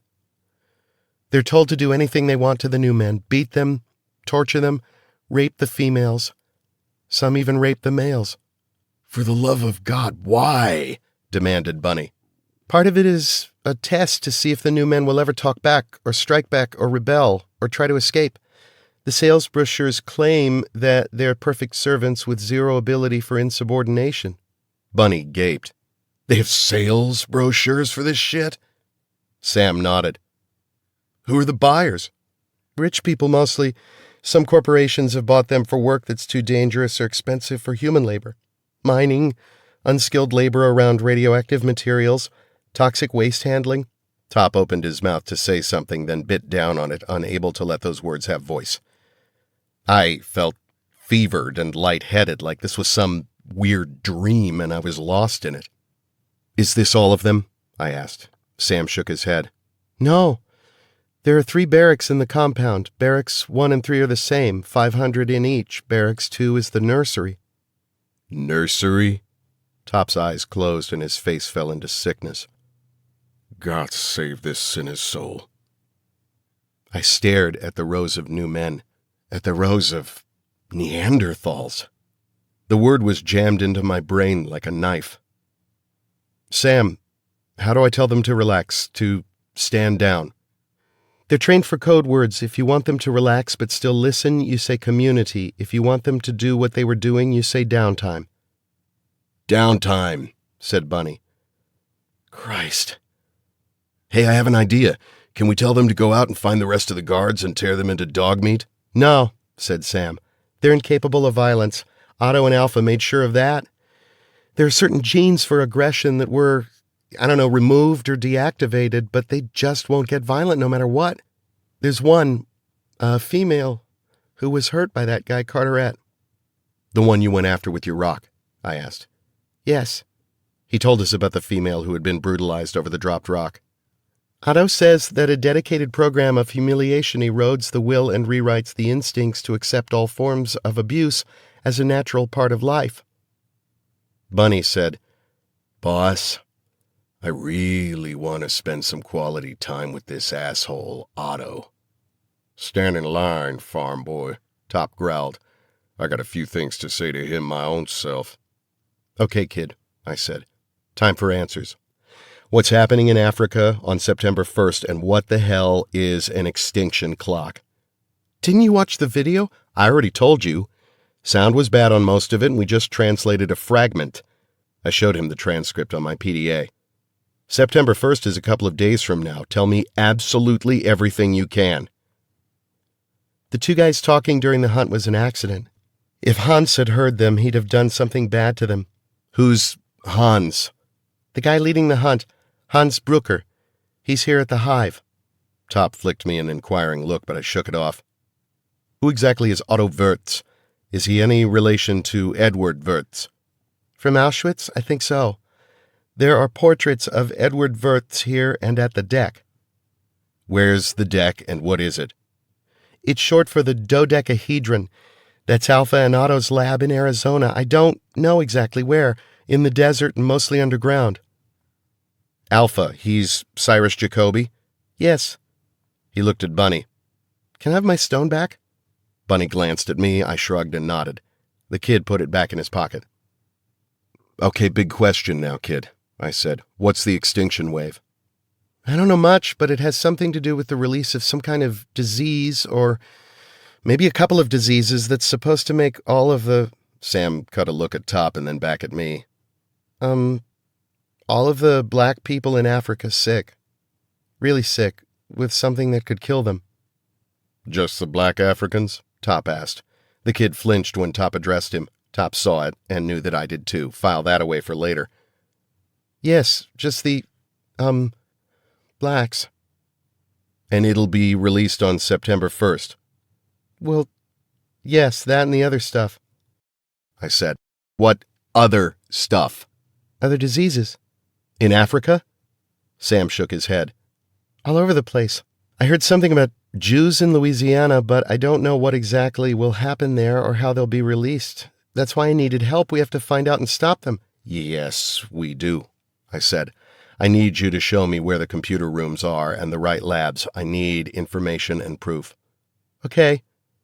Kid, asked Bunny, why's Otto got such a hard-on for black Africans? The boy edged slightly away from Top as if he expected to be hit for what he was about to say.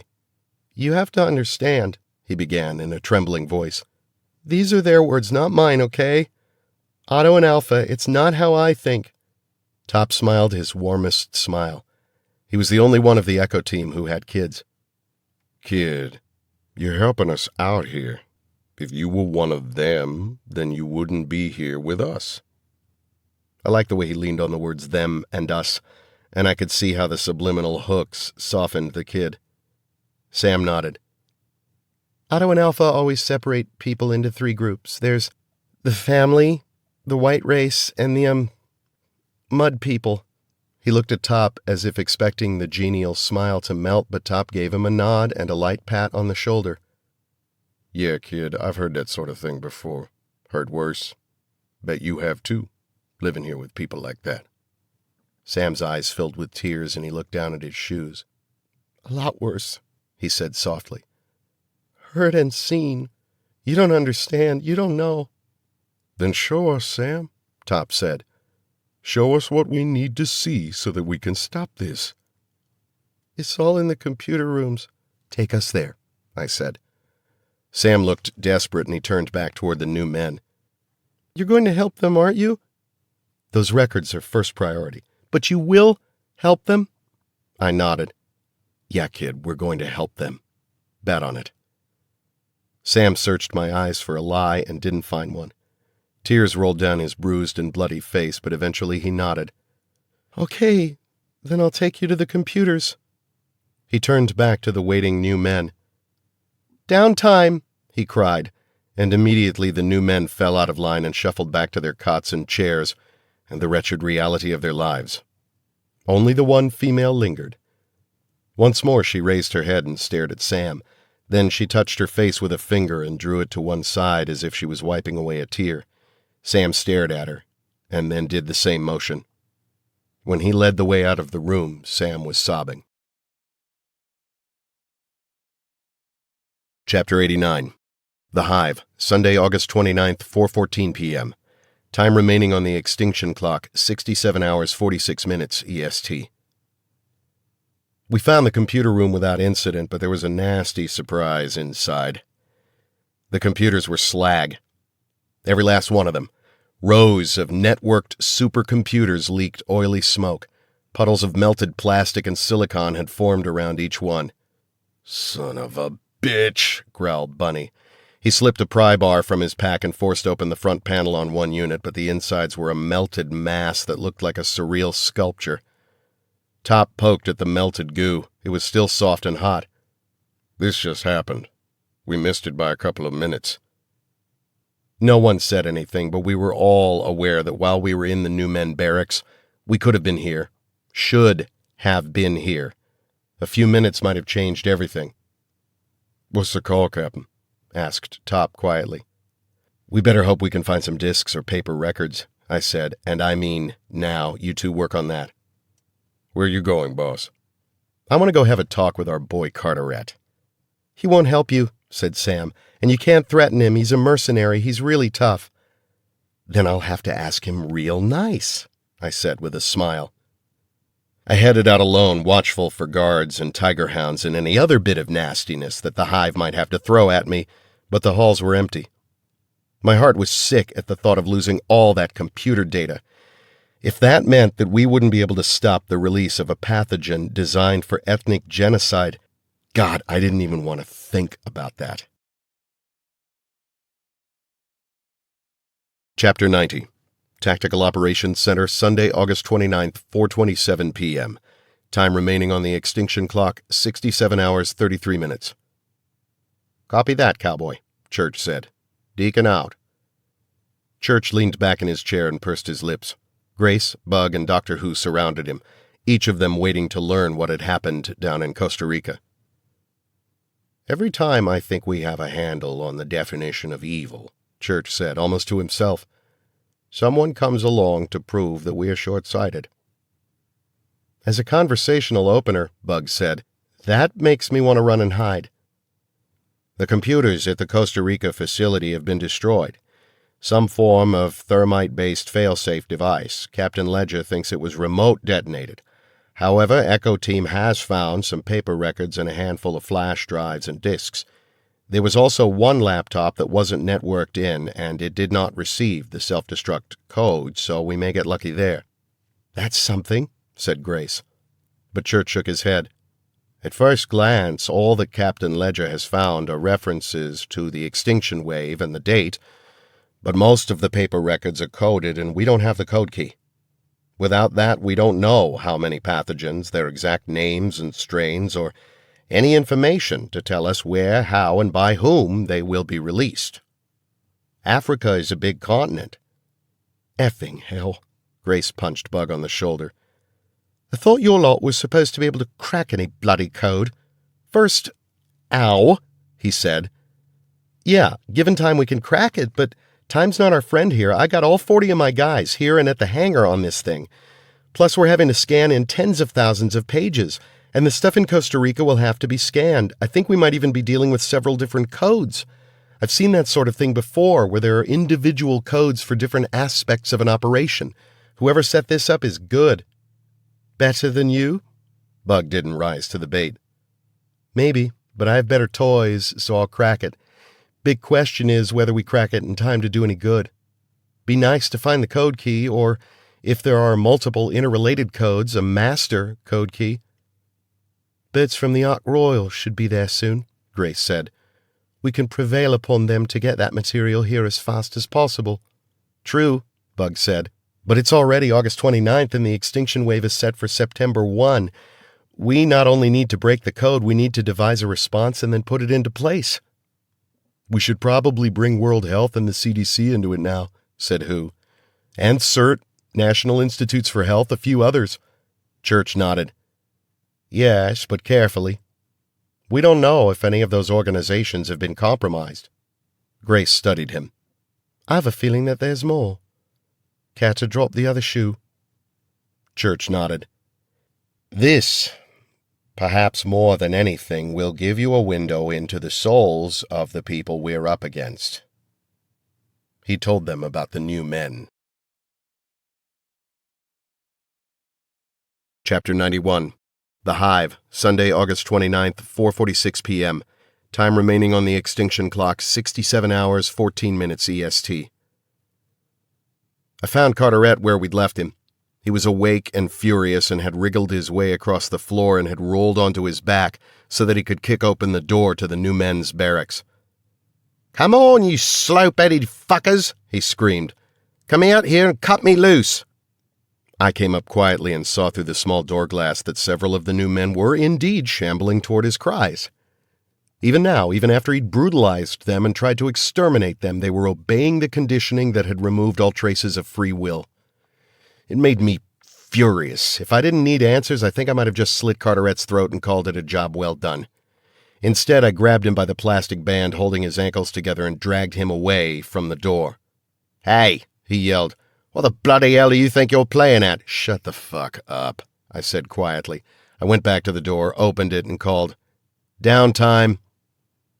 The single word burned like acid on my tongue, and the sight of the new men slowing to a confused stop, then turning without question and heading back to their cots, made me heartsick.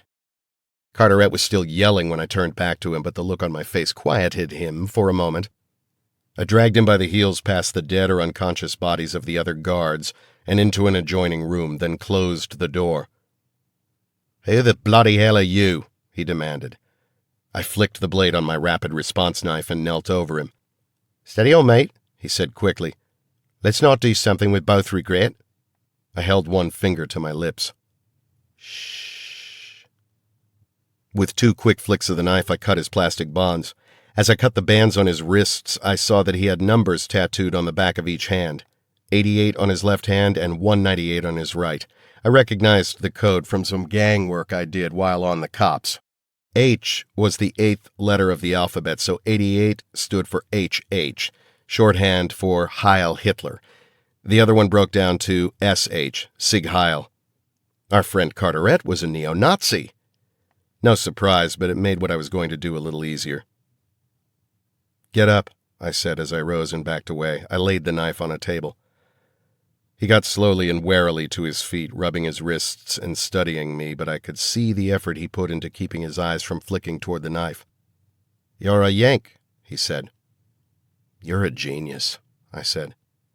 "You working for the twins?" I said nothing. "No. You look the military type. You're special forces, am I right?" I said nothing. "I did my time in the service. Don't suppose you'd like to look the other way while I scarper a little professional courtesy?" "Doesn't seem likely. What I'd rather do," I said, "is beat some answers out of you. How's that sound for an afternoon's entertainment?"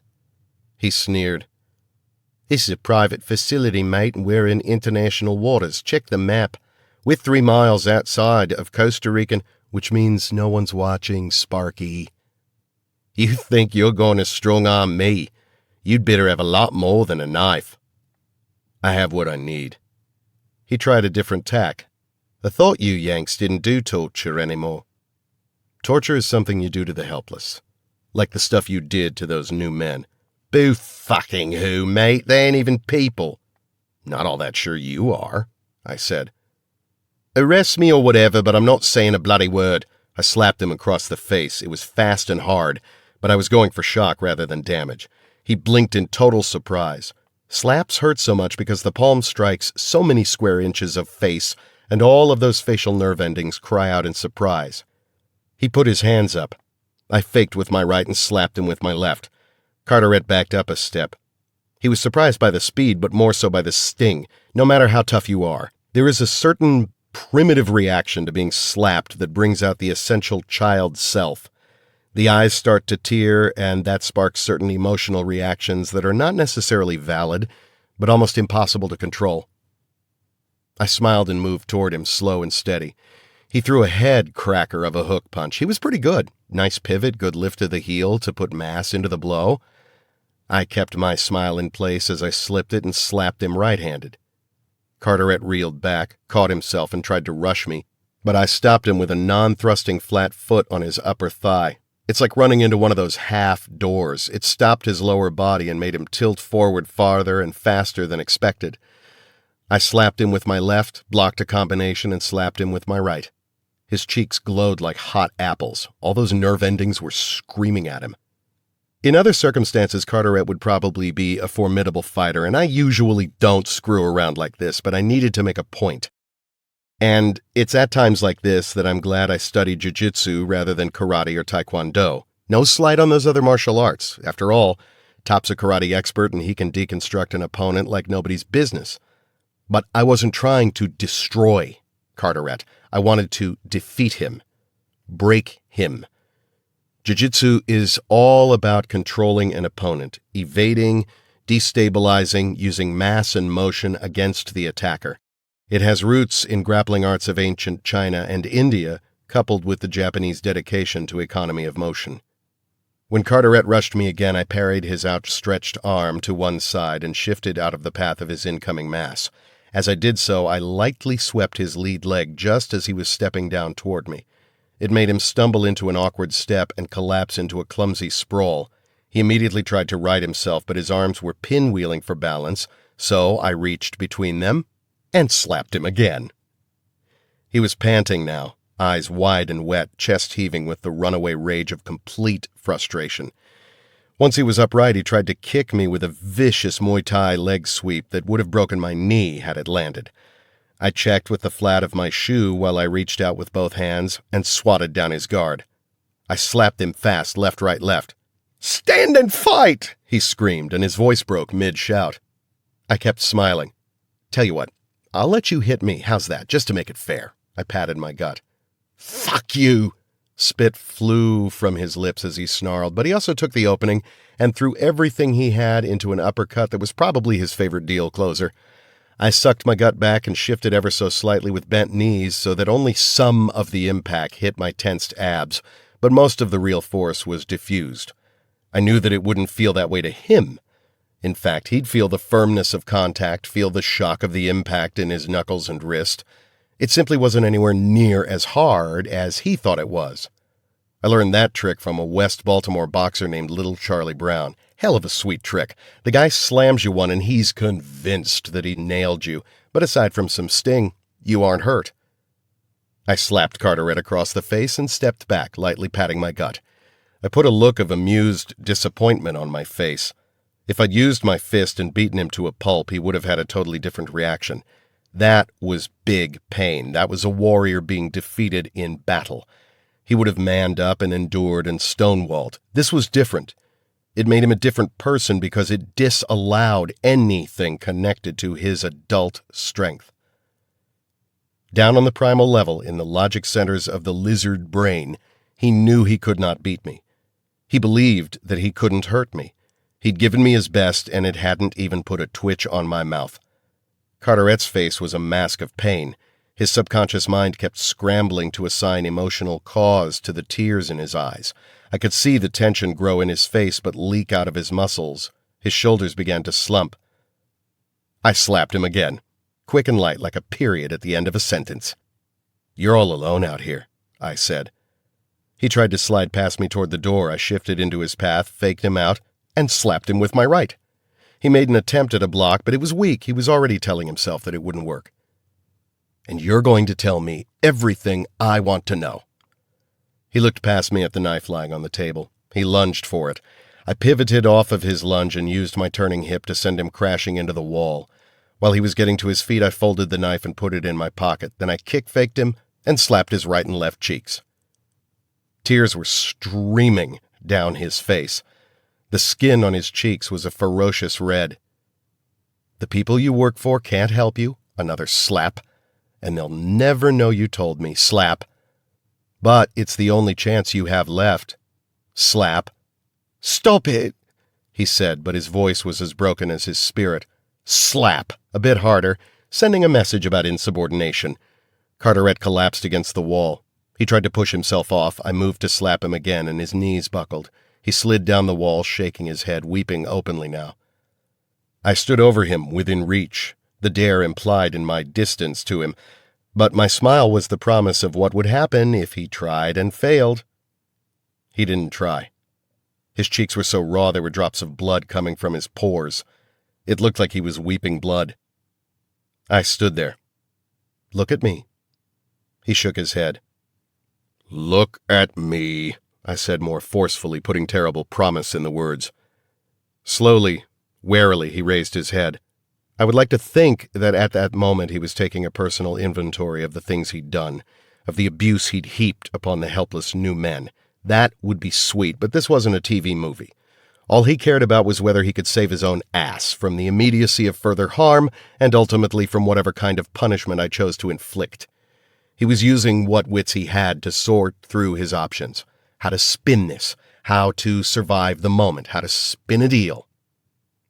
"I want immunity," he said. I don't know what court he thought would grant it. He was right. These were international waters. Maybe he was afraid I'd turn him over to the Costa Ricans or take him back to the States, or maybe put him in the dock in some world court. It didn't matter. He wanted something that he thought would save him, and in exchange, I knew he'd tell me everything. "I want immunity," he said again, "or I won't tell you anything." "Sure," I lied. Interlude. In flight. Conrad Vider was unhappy. The private jet was luxurious, the food excellent, the cabin service first-rate, but he was not pleased. His contact, Da Costa, had reached out to Vider using a private number to a disposable phone that he carried for single-use communication. "There's been a change of plans," said Da Costa. "What change?" "My client would like you to put your current assignment on hold." "Why?" "He didn't tell me." "This is irregular," said Vider. "I know, but he was insistent." "Does that mean the contract is cancelled?" "Cancelled?" Da Costa sounded surprised. No, not at all. Apparently there is another matter he would like to discuss with you, a side job." "And you don't know what it is?" "No, he said he would like to discuss it with you." "I can give you a phone number." "No, he wants to discuss it with you face-to-face." "I don't do face-to-face, you know that." "I told him." "Then why are we having this conversation?" "He told me to say that he will provide a bonus equal to half the agreed price of the current contract if you meet with him." That was $3.5 million. Even so, Vider said, "No." "He said that he would wire the money to your account before the meeting." Vider said nothing. "And he said to tell you that if you accept the side job, he will double the entire amount of the original contract." Vider said nothing. "On top of the meeting bonus." Vider, for all of his deep-rooted calm, felt a flutter in his chest. That would mean that this entire job would net $17.5 million. He thought about that for a long minute, and Da Costa waited him out. "Where and when?" "He'll send a private jet." Da Costa told Vider the location and time. "You know I'll assess the situation," Vider said. "If this is a trick or a trap, then I'll walk away. My client knows that. And I'll hold you responsible for setting me up." This time, Da Costa said nothing for almost 30 seconds. "It's not a setup. Check with your bank in 30 minutes. The money will have been wire transferred." Vider said nothing. "Are you there?" Da Costa asked. "How do I know that this will even be the client?" "He told me that you'd ask. He said that if you did, I was to say this. You are needed in the West." Vider said nothing. It was the right code. The client had to be either Otto Wirtz or Cyrus Jacoby. Vider had already determined that they were the ones who had been paying him to assassinate the remaining members of the list. They were the only people, apart from Church and the woman named Aunt Sally, who knew about the Brotherhood of the Scythe and of his code name, West. Vider did not like it. It meant stepping out of the antiseptic world of clean kills with no emotional connection and back into the muddier world of politics and idealism. Vider held both in contempt. 30 years ago he had been recruited into the Brotherhood for his skills, and back then he was susceptible to idealistic rhetoric and flattery. The Brotherhood was to be the world's most deadly alliance, the 4 greatest living assassins. It had been done with the ostentatious ritualism of the old Nazi Thule society. The members of the Brotherhood wore masks when they met. They swore blood oaths. They promised fealty to the Cabal and all it stood for. How silly, he thought. He was privately embarrassed to have been coaxed into the group, though admittedly they had provided great training, excellent intelligence, and lots of money.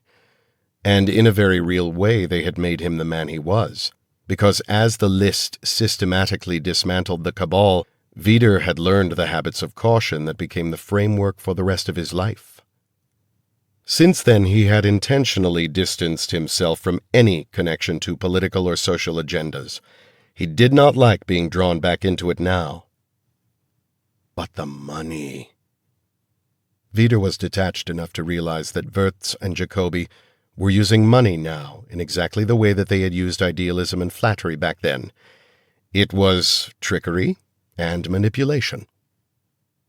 What made Vider the most unhappy, as he sipped green tea in luxurious comfort aboard the private jet, was that the manipulation worked. Part 4. Monsters. He who fights with monsters must take care lest he thereby become a monster. Friedrich Nietzsche. Chapter 92. The Warehouse, Baltimore, Maryland, Monday, August 30th, 5:01 a.m. Time remaining on the extinction clock, 54 hours, 59 minutes. Grace Cortland lay naked in my arms. She was gasping as hard as I was. Our bodies were bathed in sweat. The mattress was halfway off the bed, and we lay with our heads angled downward to the floor. The sheets were soaked and knotted around us. Somehow, we'd lost all of my pillows and the lamp was broken. But the bulb was still lit, and it threw light and shadows all over the place. "Good God," she said hoarsely. I was incapable of articulate speech. Grace propped herself on one elbow. One side of her face was as bright as a flame from the shadeless light bulb, the other side completely in shadow. She looked at me for a long time without speaking. I closed my eyes. Finally she bent and kissed my chest, my throat, my lips, very softly, like a ghost. "Joe," she said quietly. "Joe, are you awake?" "Yes." "Was it terrible?" I knew what she meant. After I'd interrogated Carteret and brought him back to the computer room, we heard more gunfire and the whump of explosions. I handcuffed Carteret, and Top Bunny and I rushed out to investigate. What we found was indeed terrible. The remaining staff members of the hive had fled to the far side of the compound. A guard sergeant named Hans Brooker herded them all into a secure room, telling them all that they could seal it and that they'd be safe until Otto sent a rescue team. Once they were all inside, Brooker and 2 other guards had opened up with machine guns and threw in half a dozen grenades before slamming the doors. There were no survivors, no one who could talk, no one who could help us. Brooker then shot the other 2 guards and put his pistol in his mouth and blew the back of his own head off. It was insane. It was also confusing because Brooker was clearly the man who had led the unicorn hunt. Despite what Church had thought, it wasn't Heckle. When I told Church this via comlink, he ordered me to scan the man's fingerprints. They matched Heckle. No one had figured that out yet. Shortly after that, the Brits arrived, and we headed back to the States with what records we had, with Sam, and with Carteret. The remaining 6 Tiger Hounds were gunned down by soldiers from the Ark Royal. The new men were gathered up and brought aboard the carrier, but they were so terrified that several of them collapsed. One died of a heart attack. The ship's doctor ultimately had to sedate them all, and the incident left the crew of the Ark Royal badly shaken. Everyone else at the hive was dead. It had been terrible indeed. "It was bad," I said. "There are so many monsters, and we keep hunting them down." She laid her cheek against mine. "What if we can't beat them this time?" "We will." "What if we can't? What if we fail?" Her voice was small in the semi-darkness. "What if we fall?" "If you fall, I'll be there to pick you up. If I fall, you'll be there for me. That's the way this works." "And if we both fall?" "Then someone else will have to step in and step up." She was silent a long time. It was a pointless conversation, and we both knew it. The kind of convoluted puzzle that the mind plays with in the dark when pretenses and defenses are down. There was no one else on Earth with whom Grace Cortland could ever have had this conversation. Same with me. There are some things too deep, too personal to even share with Rudy. I wrapped my arms around her and pulled her tight. "One way or another, Grace," I said, "we'll get through it. With what we got from Carteret and the files we brought back from the hive, Bug thinks that he'll crack this in no time, maybe even by morning. And then we'll strap on the tarnished armor, take up our battered old broadswords, give a hearty tally-ho, and head off to slay some dragons." "Monsters," she corrected. "Monsters," I agreed. We lay there on the slanting mattress, the sweat of passion cooling on our naked skin, and listened to the sound of our breathing becoming slower and slower. I reached over and pulled the plug on the lamp, and we were instantly cocooned in velvety darkness. We lay like that for a long time. I thought Grace had drifted off to sleep when she whispered to me. "I'm sorry," she said. I turned my head toward her even though she was invisible in the darkness. "Sorry? For what?" She didn't answer at first. Then, "I love you, Joe." Before I could answer, her hand found my mouth and she pressed a finger to my lips. "Please," she said, "please don't say anything." But I did say something. I said, "I love you, Grace." We said nothing else. The meaning and the price of those words were too apparent, and they filled the darkness around us and the darkness in our hearts. The battlefield is no place to fall in love. It makes you vulnerable. It tilts back your head and bares your throat. It didn't need to be said.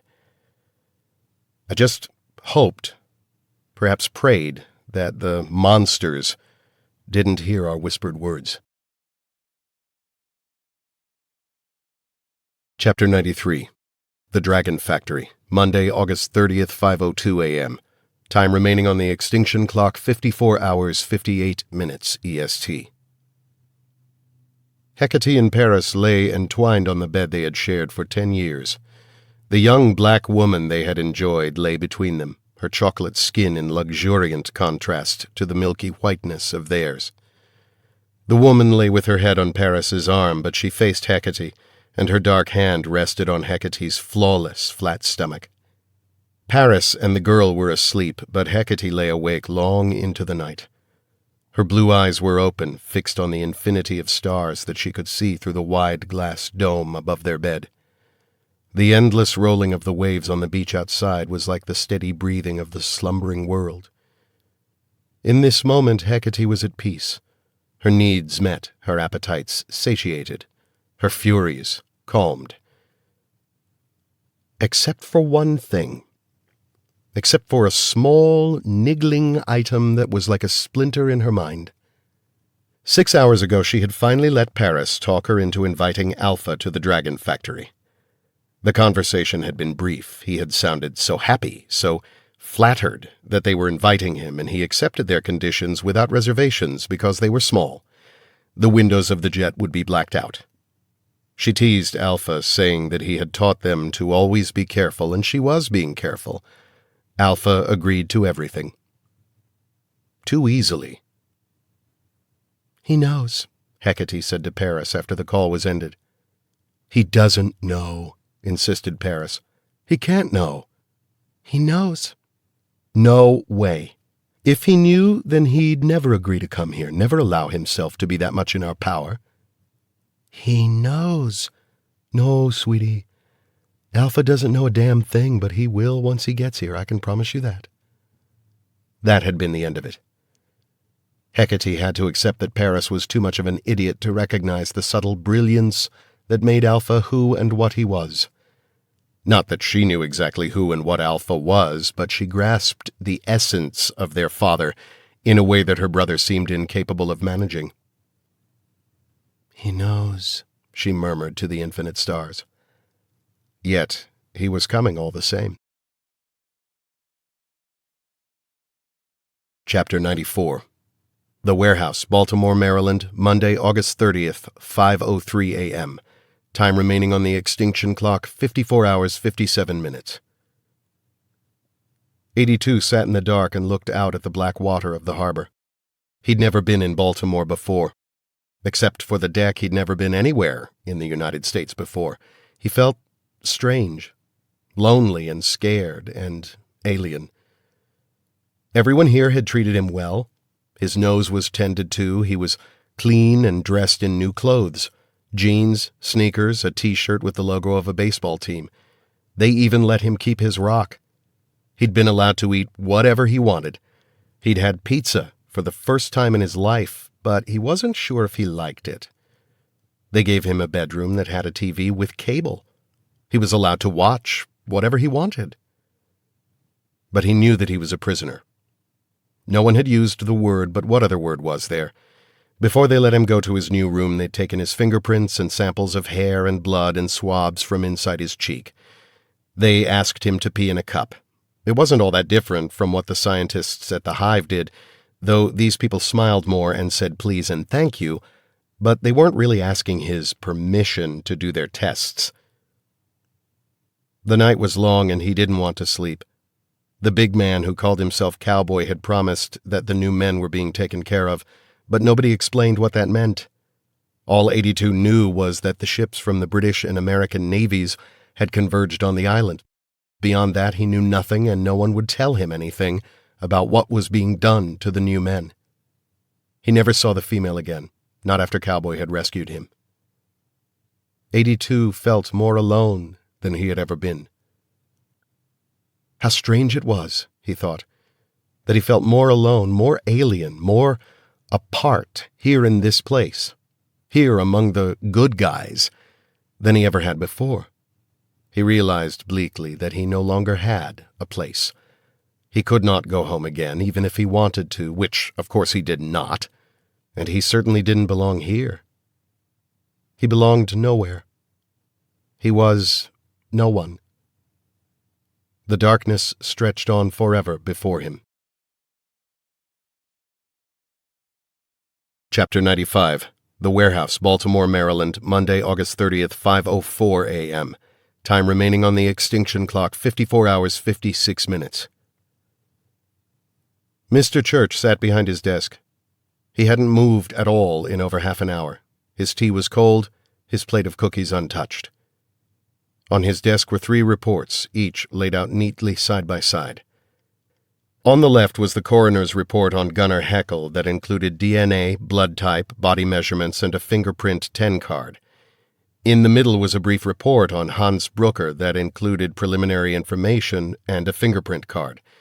The blood type was a match. The basic body specifications were a match. That was fine. There were a lot of people of that basic size, build, weight, and age with O-positive blood. The troubling thing were the 2 fingerprint cards. They were identical. Church had ordered the prints scanned and compared again, but the results had not varied. Not even identical twins have matching fingerprints, but these were unquestionably identical. But it was not the inexplicable match of fingerprints on the 2 dead men that troubled Mr. Church. For the last half hour he had barely looked at those reports. Instead, all of his attention was focused on the brief note he had received from Jerry Spencer, who was now back at the DMS and ensconced in his forensics lab. The note read, "The prints taken from the boy are a perfect match for the unmarked set of prints you forwarded to me. The only difference is size. The unmarked set are larger, consistent with an adult, and there are some minor marks of use, such as small scars. However, the arches, loops, and whorls match on all points. Without a doubt, these prints come from the same person. There's no chance of a mistake." When Mr. Church first read that note, he called Spencer and confirmed it. "I thought my note was clear enough," said Spencer. "The prints match, end of story." But it was by no means the end of the story. It was another chapter in a very old and very twisted story. It painted the world in ugly shades. Mr. Church finally moved. He selected a cookie and ate it slowly, thoughtfully, thinking about the boy called 82. The boy who had reached out to him, who had risked his life to try to save millions of people in Africa and to save the lives of the genetically engineered new men. Church picked up the boy's fingerprint card and turned it over to study the photograph clipped to the other side. It had been taken during the physical examination of the boy. Church looked into the child's eyes for long minutes, searching for the lie, for the deception, for any hint of the evil that he knew must be there. Chapter 96. The Deck. Monday, August 30th, 5:05 a.m. Time remaining on extinction clock 54 hours 55 minutes EST. "I think she suspects," said Cyrus. He sipped his wine and held the Riesling in his mouth to taste its subtleties. "About?" "The wave. Not that she could know anything with specific knowledge, but I think she suspects that we have some sort of global agenda." "Of course she suspects," said Otto. "Wouldn't you be disappointed in her if she didn't?" Cyrus nodded. It was true enough. "But," said Otto, "she can only be guessing. She can't know." "No. Not like we know." "No. You'll be able to see for yourself when you visit the dragon factory tomorrow." They thought about that for a while, and then they both laughed. "Are you surprised that they invited me?" asked Cyrus. "A little." "Do you think it's a trap?" "Of course. Our misdirection with the assassins probably only fooled Paris," said Otto. He pursed his lips and added, "Though my guess is that this is a fishing expedition more than anything. She wants to look you in the eye when she talks about the attack. She probably believes that you'll give something away." Cyrus laughed again. Otto nodded. "She's very smart, that one," said Cyrus. "But I think we can both agree that she doesn't know me as well as she thinks she does." "No." "So, a fishing expedition with a trapdoor if she doesn't like what she sees, is that what you think?" "More or less. Probably not as rigid as that. Hecate likes wiggle room. If she's not 100% sure that you sent the assassins, then I expect she'll give you some heavily edited version of a tour, letting you see only what she thinks would appeal to you and perhaps flatter you. She's her father's daughter in that regard." "No, Otto, I think she gets that from you." Otto shrugged. "I believe that's her plan. And if she becomes convinced that I am responsible for the assassins, do you think she'll try to have me killed?" "No," said Otto. "Not a chance. She may torture you a bit. I think she'd be very happy to do that. Let her try. As you say. But ultimately I think Hecate would want you alive. She's smart enough to know that you're smarter. She and Paris have stolen more science than they've pioneered. You, Mr. Cyrus, are science. Hecate is too much your daughter to throw away such a valuable resource." "She'd want you dead, though," Cyrus said. "Without a doubt. And I would like to think that she's too smart to risk torturing me. She learned the art from me, and she knows that turning it around is something I dare say I've pioneered. No, if Hecate gets the chance, she'll put a bullet in my brain." "If we let her," said Cyrus. "If we let her," said Otto. They smiled and clinked glasses. They sat in lounge chairs that had been brought outside. All of the deck's exterior lights had been turned off, and they were miles from any town. There was nothing to mute the jeweled brilliance of the sky. They could even see the creamy flow of the Milky Way. "Vida is on his way," said Otto. "He'll be here before the twins' jet arrives for you. Do you want him to accompany you? We can say that he's your valet." "No. He can go in with the team. But once your Russians have breached the walls, I want Vida to find me. I want him protecting me throughout." "Easy enough." They lapsed into a longer silence. Several times Otto looked at Cyrus and opened his mouth to speak, but each time he left his thoughts unsaid. Finally Cyrus smiled and said, "Speak your mind before you drive me crazy. You want to know about the hive, about how I feel?" "Yes." "We lost so much?" "We lost nothing that matters, Otto." "The new men?" "The breeding stock. The twins will have them somewhere. They're smart enough to recognize what the new men are. They would want to experiment with them. Once we take the Dragon Factory, we'll get them back, or we'll get enough of them back so that we can start again. And 82? I don't think the twins will have killed him. I think he's alive. I feel it. If he's at the Dragon Factory and unharmed, I might even show the twins a degree of mercy.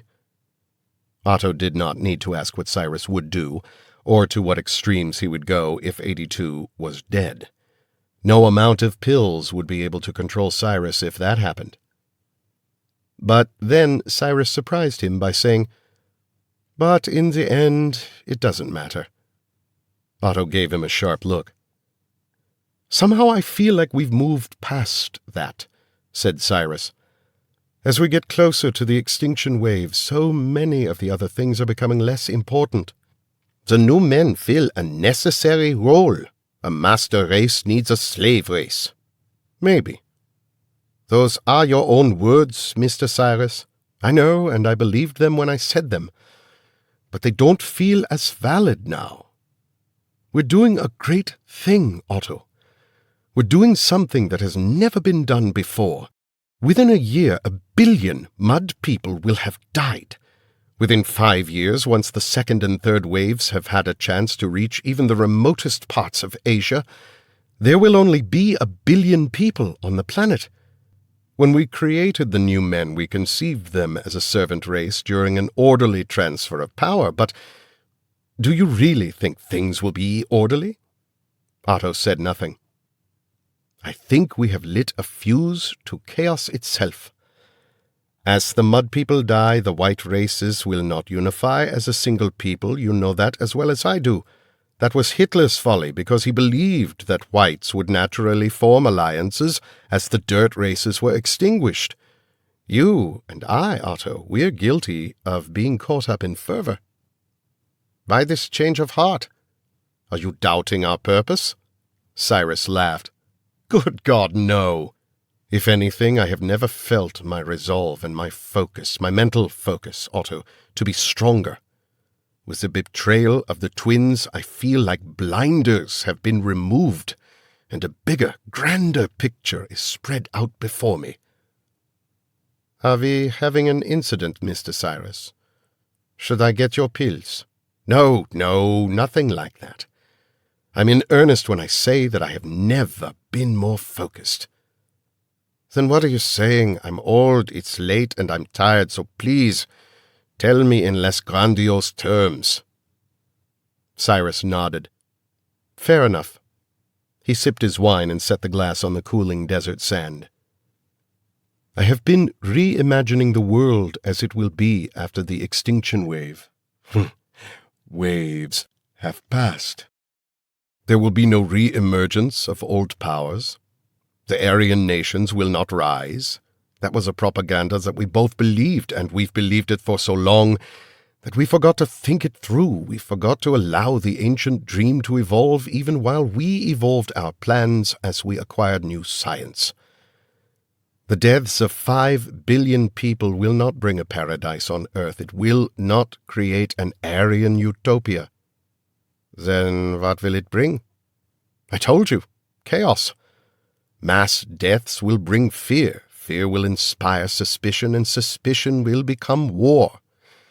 Our extinction wave is going to plunge our world into an age of total global warfare. Nations will fall, empires will collide, the entire planet will be awash in blood." Otto was staring at him now.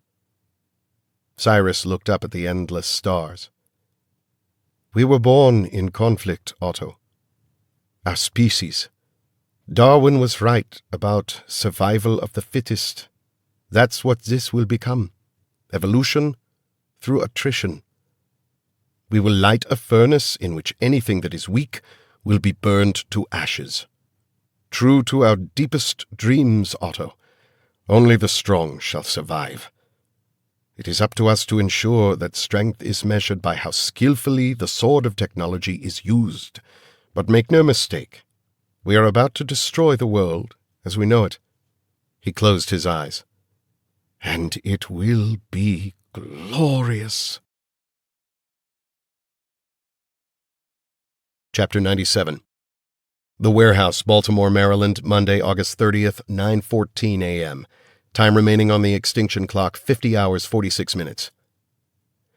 When I woke, Grace was gone.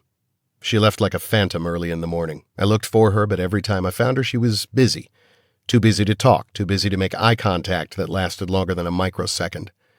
It hurt, but I understood it. Those 3 little words we had whispered to each other in the dark had been like fragmentation grenades tossed into our professional relationship. This morning was like the deck of the Titanic 20 minutes after the iceberg. A pretty hefty dose of depression was settling over me as I made my way to the conference room for my 7 o'clock meeting with Church and Dr. Who. They were both there. Church studied me for a long moment before greeting me with a wordless nod. Who didn't even bother looking up from his laptop. I poured a cup of coffee from a pot that smelled like it had been brewing since last month. "Please tell me we're ready to roll," I said. I feel a strong need for some recreational violence. "Switch to decaf," Who murmured distractedly. "Have we checked out those new men? I mean, does the kid's story hold water about them being Neanderthals?" "Too soon to tell," said Who. "We're running DNA tests now, but you forgot to bring me a blood sample or bring back a specimen." "By specimen, you better mean a urine sample," I said, "because if you're referring to those people as specimens, I'm going to—" "They aren't people," said Who. "If they are Neanderthals, then they are not human. No, wait before you leap over the table and kick my ass. Think for a minute. You're going to make the argument that Neanderthals evolved from Homo erectus just like we did, and therefore common ancestry makes them human. Whereas I can applaud your hippie granola we're all one big family sensibilities, the fact is that they were distinctly different from modern humans. They may not have even interbred with early humans, and our last common ancestor died out about 660,000 years ago. Besides, the kid was wrong when he said that they were reclaimed from mitochondrial DNA. The mitochondrion only has a little over 16,000 DNA letters that code for 13 proteins. To reclaim and grow an extinct species, you'd need DNA from the nucleus, which has 3 billion letters that produce more than 20,000 proteins. "Who the fuck cares?" I yelled. "They're people. They talk. They think, they look like people. I don't know what they are, Ledger, but they're still scientific oddities. Not people." "Enough," said Church quietly. He looked at me. "The new men will be transported to a U.S. military facility in Central America." "You mean an internment camp?" "No. They will receive medical attention and assessment to determine how we can best integrate them into society, if they can be integrated into society. And with the heavy conditioning and genetic manipulation they've undergone, we may have to face the reality that they cannot be successfully integrated into our culture." "So what will happen to them?" "Ultimately, I don't know. I've made a strong case on their behalf to the president, and he agrees that this needs to be handled with the utmost care and the greatest concern for their well-being and their rights." "Rights?" asked Who. "What rights?" Church turned to face him, and Who withered under the cold, hard stare. "The president agrees with me that they are to be treated as liberated prisoners of war. Their basic human rights will be addressed first, and at some later point, wiser people than us will determine how best to serve their needs." He paused. "Terrible things have been done to these people, and in many ways this is as great a human rights atrocity as the death camps." "Sure," said Who. "Fine, whatever." He went back to work on his laptop, and I drank my coffee and poured another cup. Who brightened. "Okay, maybe I got something." "Got what?" I asked. "A conscience?" Church interrupted. "We've had a busy night collating the information from the hive. We still haven't pinned down the location of the deck, but Bug thinks that will happen this morning. First Sergeant Sims is already prepping Echo and Alpha teams for a full-out assault. If the facility is in Arizona, then we can get ground support from the L.A. office. Unfortunately, Zebra and X-ray teams are still in Canada. If this morning goes well for them, then they'll close out that matter, and we can put them on the ground." "What about the teams from the hangar?" The Brooklyn facility had 4 field teams. Baltimore and L.A. had 2 each. Denver and Chicago had 1. I knew that the Chicago team had been chopped down in a mission 2 weeks ago that had killed the team leader and 4 of the 6 operators. They were vetting new candidates from Delta and the SEALs. Tango and Leopard are overseas. Hardball is in the process of moving to Denver to replace Jigsaw. They're on standby. Unlike traditional branches of the military, the DMS didn't use the standard ABC code names for all of the teams. They did originally, but as teams were wiped out, they were replaced by teams with new names that started with the same letter. If Grace and I ever came up for air, we were supposed to start building new B and C teams to replace the original Bravo and Charlie teams massacred during a major terrorist action in late June.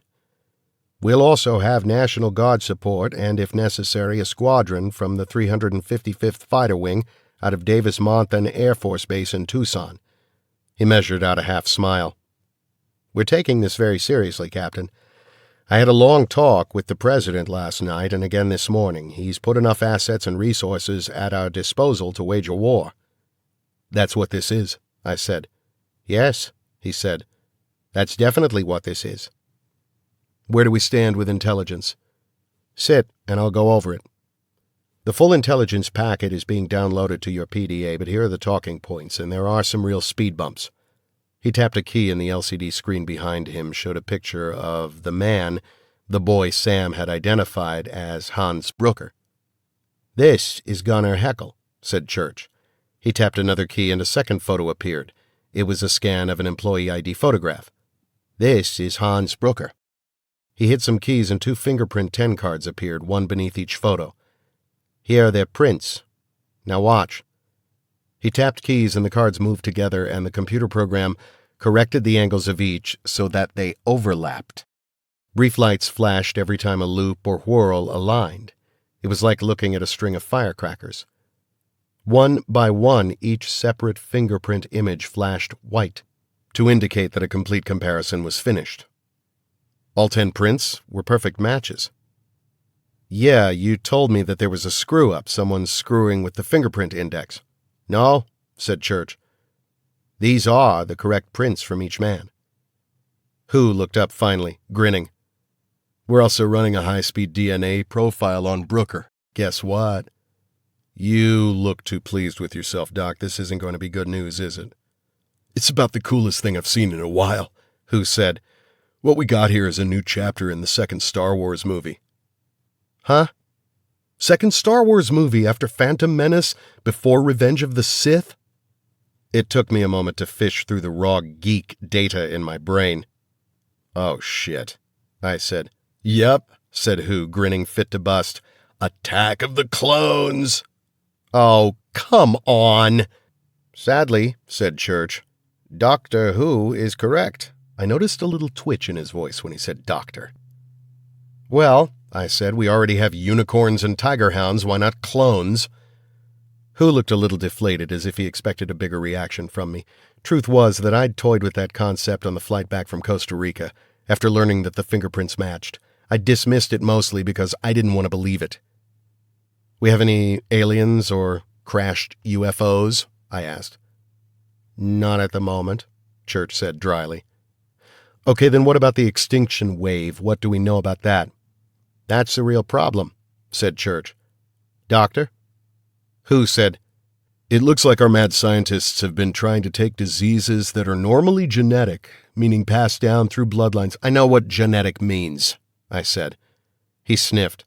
They've been trying to take genetic diseases and turn them into viruses. It's wacky and way out on the cutting edge.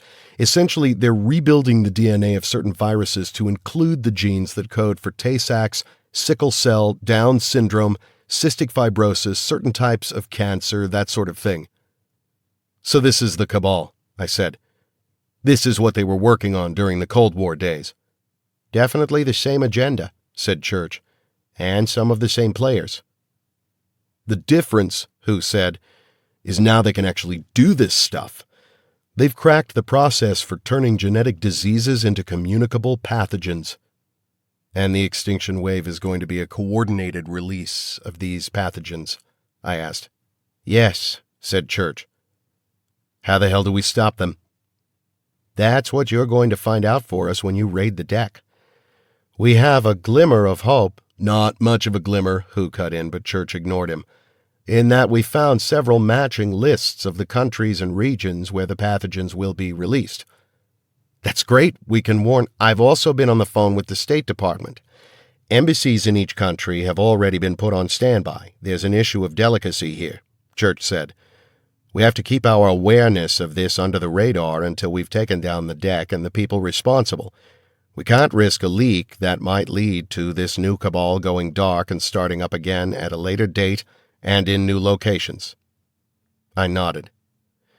"From everything we've read," Hu said, "there's a specific release code that needs to be sent out.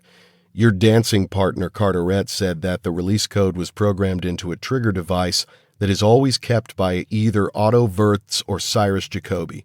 He said he thinks it's a small device about the size of a flash drive, but with a 6-digit keypad on it." "He didn't say any of that to me," I said. Church adjusted his glasses. "He told me," he said. "He was quite willing to unburden his soul." "What did you do to him?" Church ate a cookie and didn't answer. Hu said, "So we have to get to Wirtz or Jacoby and get that trigger device before the code is sent to agents around the world who would then release the pathogens." "Only that? Well, I'll see if I can work it into my day," I said sourly. I reached over and took a cookie from Church's plate. "We're going to have to go in quietly.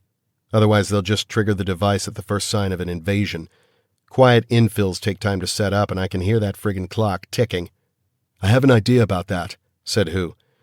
"This trigger device probably is a flash drive. A device of the kind Carteret described isn't big enough to have a satellite uplink. It probably doesn't have any kind of transmitter. I asked Bug about this. He agrees that the trigger device probably needs to be plugged into a USB port and then the code sent out via the internet. It's the smartest way to do it, and it would allow for individual codes for each launch." "Okay. So what's the plan?" "An EMP," he said. "Right before you rush the place, or maybe after you're inside, but before you start going all Jack Bauer on everyone, we pop an E-bomb on them." "What the hell's that?" "An electromagnetic bomb," he said. "Very cool stuff. It's a bomb that creates an electromagnetic pulse. It won't kill people, but the EMP fries anything electrical and should wipe out their computer systems. Unless they're ruggedized, but that's a risk." "We have this stuff?" "The Navy was playing with them during the first Gulf War," said Church, "and we used one to take out Iraqi TV during the 2003 invasion. If we can locate the deck, I can arrange to have an E-bomb dropped." "Friend in the industry?" I asked. "Friend in the industry," he agreed. "Then that's our edge," I said. I stood up and reached across the table to Hu. "Nice work, Doc." He looked at my hand as if I was offering to beat him to death with it. After a few seconds' hesitation, he took my hand and shook it. "What about the Jacoby family?" I asked. "The twins. Sam said that they were involved. He told me that they were the ones who genetically engineered the unicorn for the hunt, and they treat Cyrus as if he's their prisoner rather than their father. Sam doesn't know them that well, but he said that they have a lab somewhere, and that Cyrus has been trying to find it for years. The twins call their lab the Dragon Factory." "Wonder if they've engineered a dragon," Hu mused. "There was nothing in the recovered records that gives any indication of the location of the Dragon Factory," Church said. "And Mind Reader has not been able to pin down a recent location for either Paris or Hecate Jacoby. They were last seen at an art show in London a week ago. We have 9 of their known residences under surveillance by police in 4 countries. At this moment, beyond providing animals for the hunts, we don't know the scale or depth of their involvement. We're poised to seize all of their known holdings and assets, however, but that move won't be made until we're sure it won't interfere with our attempts to find that trigger device." "And their dad?" "There are no photos of Cyrus Jacoby anywhere, no personal details of any kind, other than when the twins mentioned him in passing during press interviews. If he's being kept as a prisoner, then it might explain why he's so conspicuously off the radar. There was a sensational news story about the birth of the twins, but none of the papers carried photos of the father." "Sounds like he doesn't want his face publicly known," I said. That squares with the assumption that Jacoby is not his real name. Could be anything from a drug lord on the lam to someone in witness protection. It covers too much ground for easy speculation. Bottom line is that we don't know who he is, and it is remarkable that Mindreader cannot dig up a single piece of verification on him. If he's tied to the Cabal, could someone have used that old system, Pangea, he supplied, to erase records of him? Yes. And considering the connections to the Cabal that already exist in this case, I think that's what has happened. How about Otto Wirtz? Same thing. Nothing. The names are probably aliases. However, there is another possible tie to the death camps. Eduard Wirtz, the senior medical officer at Auschwitz, was nicknamed Otto as a child. Some of his close adult friends still called him that, though in all the official records he went by Edward. So you're thinking that Otto is, what, son, grandson named after Edward's nickname? It's worth considering. Who said, or he could be a clone of Edward Wirtz? Hey, don't look at me like that, Ledger. If we're playing with clones, then we have to factor them into all of this. And it's been thought of before. You know, the boys from Brazil, Ira Levin book, movie with Gregory Peck. They were cloning Hitler. Why not? Maybe someone's cloning the whole upper echelon of the Nazi Party, or a whole army of Hitlers. Don't even joke, I said. Okay, but if we run into an army of short guys with toothbrush mustaches and undescended testicles, don't say I didn't warn you. I shook my head and turned to Church. How's the kid? Church did not answer right away. We're doing some additional testing. I want him to go with me when we raid the deck. Why? He used to live there. We don't have time to learn the layout and intricacies on our own. I don't like taking the kid into a combat situation, God knows, but we're short on advantages. Church nodded. We can wire you with a camera and have the boy online with you from the talk, but he doesn't go into the field. He paused. I don't entirely trust the boy, he said. Why the hell not? If it wasn't for him, we wouldn't be anywhere with this. I'm sensible of the debt we, and the world, owe him. But his connection to the key players behind this makes me uneasy. We can discuss it more later. Dr. Sanchez is with him at the moment. Rudy's back? Yes. He flew in early this morning at my request. He's been with the boy for several hours now. I'd like to hear his assessment on the boy before The door burst open and Bug rushed in. He was grinning from ear to ear. Grace was a half step behind him. She shot me a quick, excited look, but it had nothing to do with last night. We have the buggers, she said. Captain Smythe from the Ark Royal just called. There was a small plane in a hangar at the Hive. One of Smythe's pilots searched the plane and checked the controls and mileage, gas usage, the lot.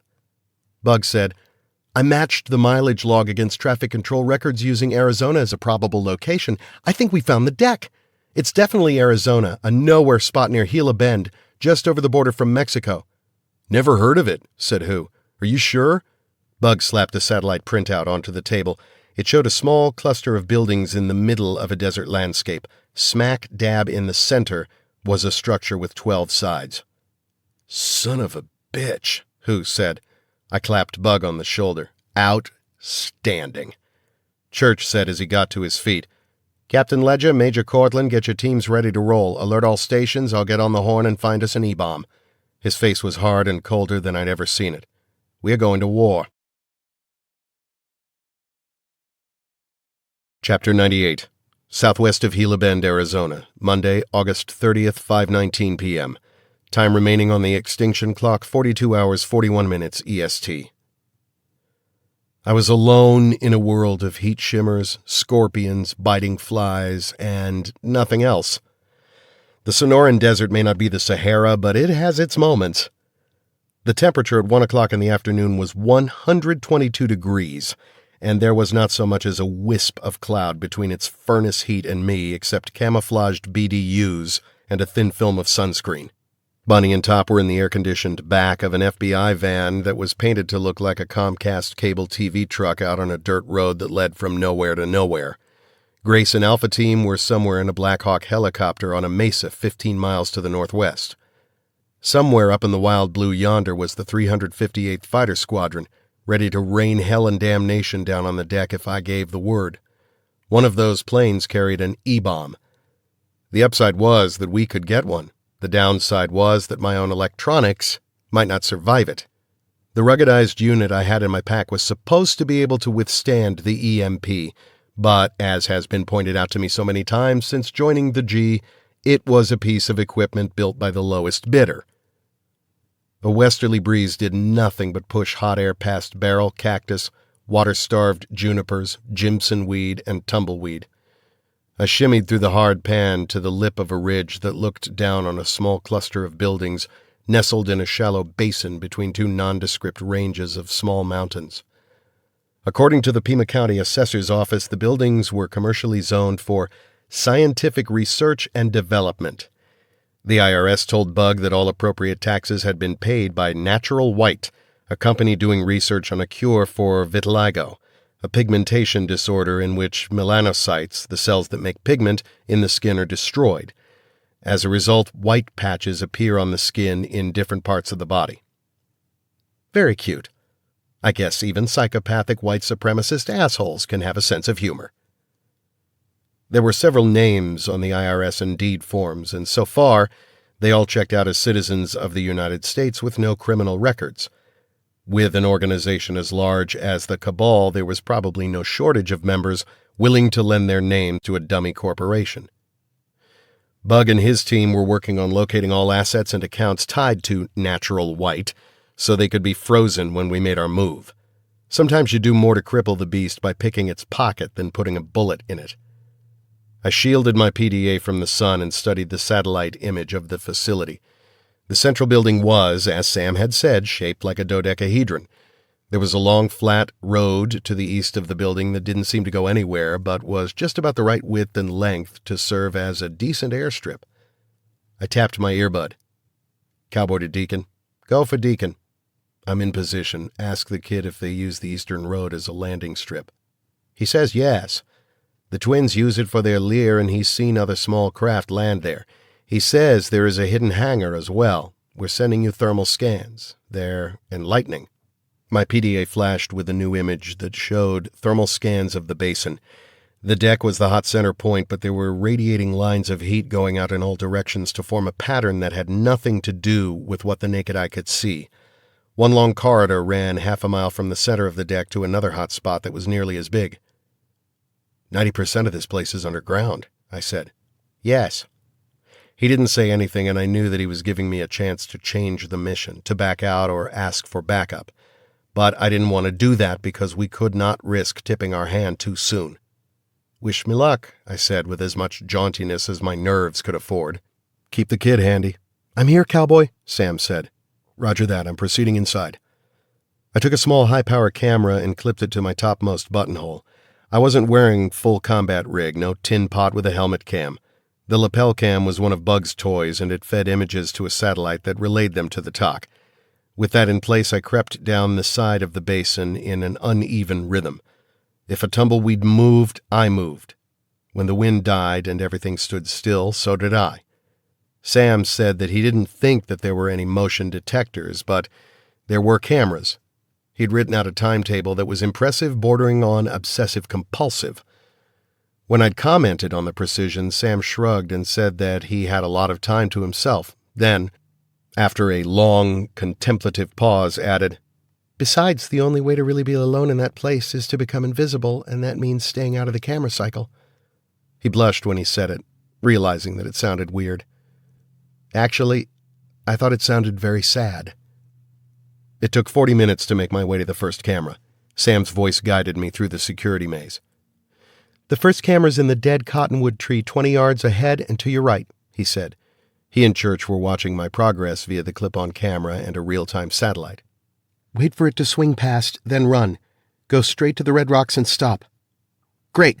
Now, the next camera is on that pole coming up out of the ground right ahead. It does a 360-degree sweep, so once it moves, you can follow it almost all the way around.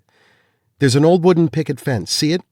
Drop down behind that and count to 50, then get up and run to the first building. I followed every step, moving, stopping, dropping, running, and made it to the building. The doors need swipe cards, he said. No problem, kid. I crouched by the door and fished out the first of a bunch of gizmos Doctor Who and Bug had given me. The unit was the size and shape of a pack of stick gum. I peeled off a plastic strip to expose the adhesive and pressed it gently onto the key swipe mechanism. Adhesive was safer than magnets in case the unit had a magnetic detector. Downside was that they weren't recoverable.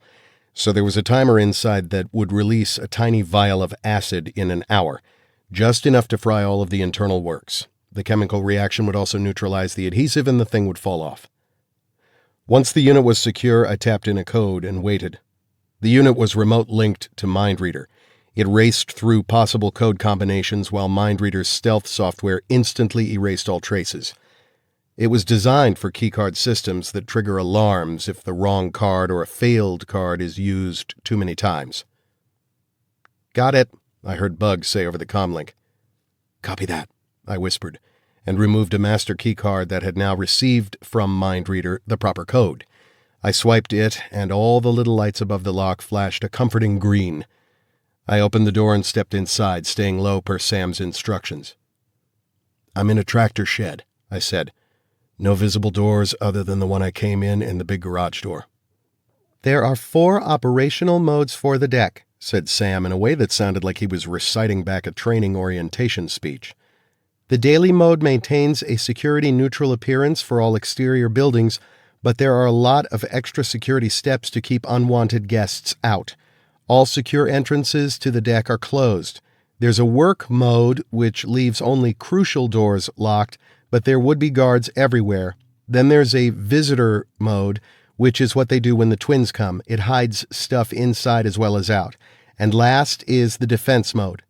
I've never seen that." "Let's hope we don't. What's next?" "Do you see the drop light on the other side of the tractor?" "Roger, it's turned off." "The security camera is mounted on the ceiling in the left-hand corner. It has a motion sensor, but if you crawl under the tractor and come up on the other side, it won't trip." "I feel like I'm in a video game." "Yeah, but there's no reset button," said Sam, a sober warning that I took to heart as I slithered under the tractor and crawled out on the far side. "Reach for the drop light. Press the off button twice. It opens a wall panel with a second key card. The same key code will open this and the next 2 doors. Don't try it on the door marked with a white circle." I did as he instructed, and a wall calendar from a tractor company slid up to reveal a recessed space with another key card. Cute. My master key card tripped it, and a door-sized section of wall slid noiselessly aside to reveal a sophisticated steel security door. I key-coded it and stepped into a large metal cubicle with another security door. There was a line of pegs on the left side on which hung lab coats in various colors.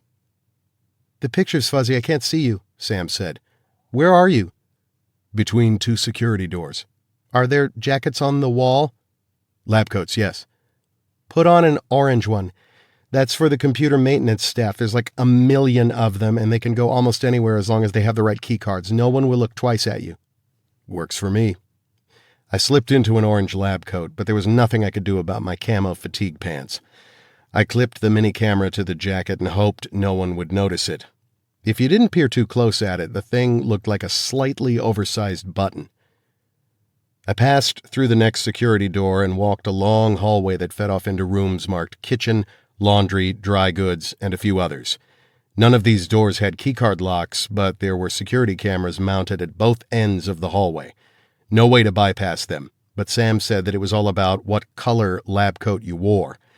As I walked, I peeled the adhesive off of another of the code reader doohickeys, and when I reached the door, I surreptitiously pressed it in place.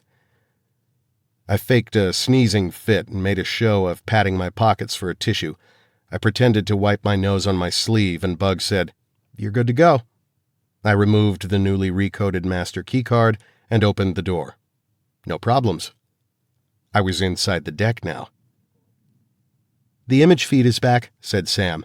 "You're right near a big hallway that runs the length of the upper level. The staff calls it Main Street." The doorway led to a wide central corridor that was packed with people wearing a rainbow assortment of lab coats and coveralls. Most people ignored me. No one cared about my pants or boots. I saw everything from sandals to sneakers to high heels. Several people in orange lab coats passed by, and they were the only ones who appeared to notice me, but they gave me nods and went about their business. Then Sam walked right past me. I was so surprised I began to say something to him, but I immediately clamped my mouth shut. This boy was at least a year older than Sam. He looked just like him, though, same gap in his front teeth, same soft chin and dark eyes. I tried to turn the camera his way, but there were too many people. When the boy was gone, I discreetly tapped my earbud. "Hey, Sam, I think I just saw your brother." "I don't have it," Sam began to say, when suddenly there were 3 long, harsh bleats from an alarm system. Everyone froze in place. I began to slip under my lab coat for my gun, but then a hugely amplified voice blared from speakers mounted in the ceiling. "The deck is going into visitor mode. Please prepare to receive visitors." It repeated several times, and suddenly everyone was in motion. Wall panels shifted to close off whole wings of the building. Scores of staff members filed through hidden doorways that closed behind them so seamlessly it was as if the people had vanished from this reality. The blaring message repeated and repeated. Then Church's voice was in my ear. "Cowboy, there is a small commercial jet inbound to your location." "I know," I said. "We're about to have visitors." Chapter 99. The Deck. Monday, August 30th, 6:13 p.m.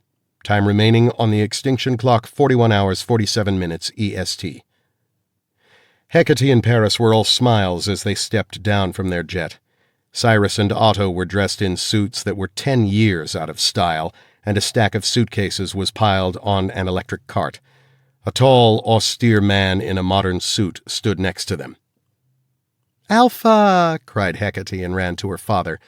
Instead of bowing, she hugged him and buried her face in the side of his neck. Cyrus was momentarily nonplussed, but after a hesitation he hugged his daughter. "Alpha, Daddy," she murmured. Cyrus looked wide-eyed at Paris, who adjusted his own expression from a glad smile to one of concern.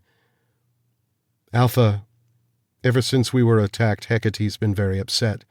So have I, as a matter of fact. If the government is sending black ops teams against us, then we're out of our depth.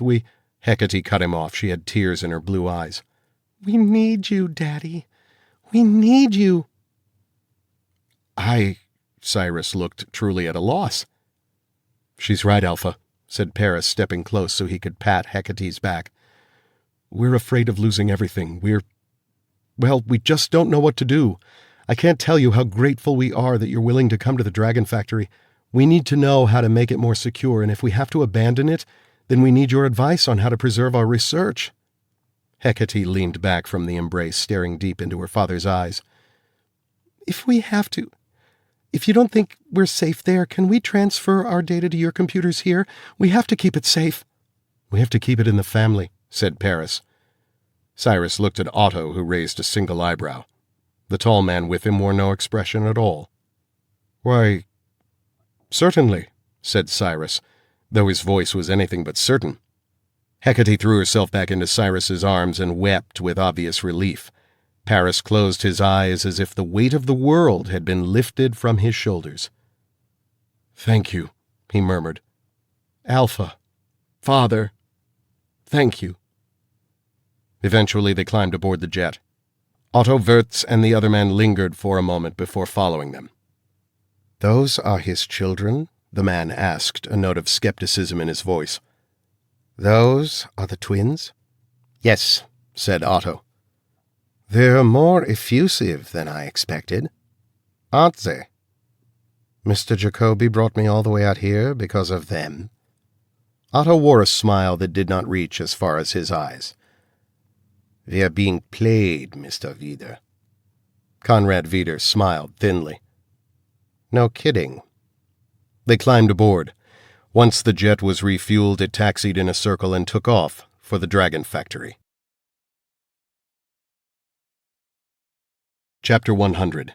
The Deck. Monday, August 30th, 6:14 p.m. Time remaining on the extinction clock, 41 hours, 46 minutes EST. "The deck is in work mode," said the voice from the speakers. "All duty personnel return to assigned tasks." There was a pause, and then, "Supervisor protocols are in place." The doors and hidden panels shifted again, and the multicolored swarms of people emerged. I found a men's room and ducked inside. Once I made sure I was alone, I said, "What was that all about?" Church said, A Learjet owned by White Owl, a dummy company that Mindreader traced back to Paris Jacoby, just landed and picked up 3 passengers. From the satellite image, Sam thinks that the passengers were Otto Wirtz and Cyrus Jacoby. We didn't get a good angle on the third man. Swell. Looks like I came to the wrong party. Amazing and Alpha Team are in Followcraft. They'll assess and take the next steps to find the device. What about me? Your call. If the Jacobys are heading to the Dragon Factory, then Amazing will infill and attempt to secure the device. Once she succeeds, the Fist of God in the form of 3 DMS teams and National Guard units will pound the deck. It was a crappy set of choices. If I left, I still wouldn't catch up to Grace before she caught up to the Jacobys. If I stayed here, I might learn something, but I might also get caught. Keep Sam on the line and give me a quick tour. I'll see what I can see, and then I want to collect Echo and follow Alpha to the frat party. Roger that.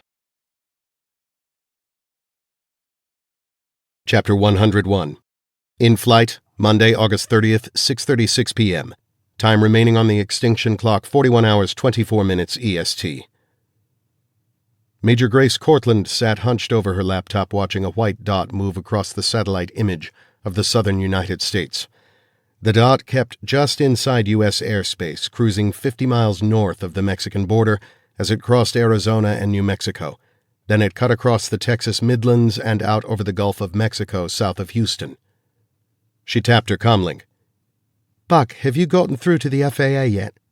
Just finishing with them now. The jet filed a flight plan for Freeport, Grand Bahama Island. The FAA have records of the same jet making the run twice monthly for the last few years. That's it then. Brilliant, Bug. Grace sat back and closed her eyes. It was going to be a couple of hours yet until touchdown, and there was nothing much she could do until then. She'd eavesdropped on the command channel while Joe infiltrated the deck, and her heart had been in her throat the whole time, partly because of the oppressively huge stakes they were playing for, and partly for Joe. Joe. Early this morning after making love, she had told him that she loved him. She'd said the words that she swore that she would never say to anyone as long as she wore a uniform. It was stupid, it was wrong, and it was dangerous. Later that morning, she hadn't said a word to him. She was too embarrassed and too frightened of the damage their pillow talk might reveal in the light of day. And then, of course, everything started happening. Grace wished she could roll back the clock to this morning so she could take back those words, or, failing that, to have had the courage to stay all night and talk with him later that morning. Instead, she had fled. The one act of cowardice in a life filled with risk-taking. That morning, when she'd said those words, Joe should have given her the pat lecture on the dangers of getting too close to a fellow combatant. It was never smart, and it usually worked out to heartbreak of one kind or another, and that included the very real possibility of getting drummed out of the DMS and shipped back to England with a career-ending reprimand in her jacket. She'd never work in covert ops again, not unless she wanted to gallop into battle behind a desk. She felt sick and stupid for saying those words. What made it worse, so very much worse, was that Joe had said them back. I love you, Grace. She could hear the echo of those words as if Joe was whispering them into her ear as her pursuit craft tore through the skies. I love you, Grace. God, she said, and Redmond, her second-in-command, glanced up. Major? She shook her head and closed her eyes again. Chapter 102. The Deck. Monday, August 30th, 6:40 p.m. Time remaining on the extinction clock, 41 hours, 20 minutes EST. I moved through the deck, quickly but casually. I found a clipboard on an unoccupied desk and took it. Every time I saw someone who looked vaguely official, I studied the clipboard and mumbled meaningless computer words to myself. Bug must have heard me because I heard him chuckling in my ear.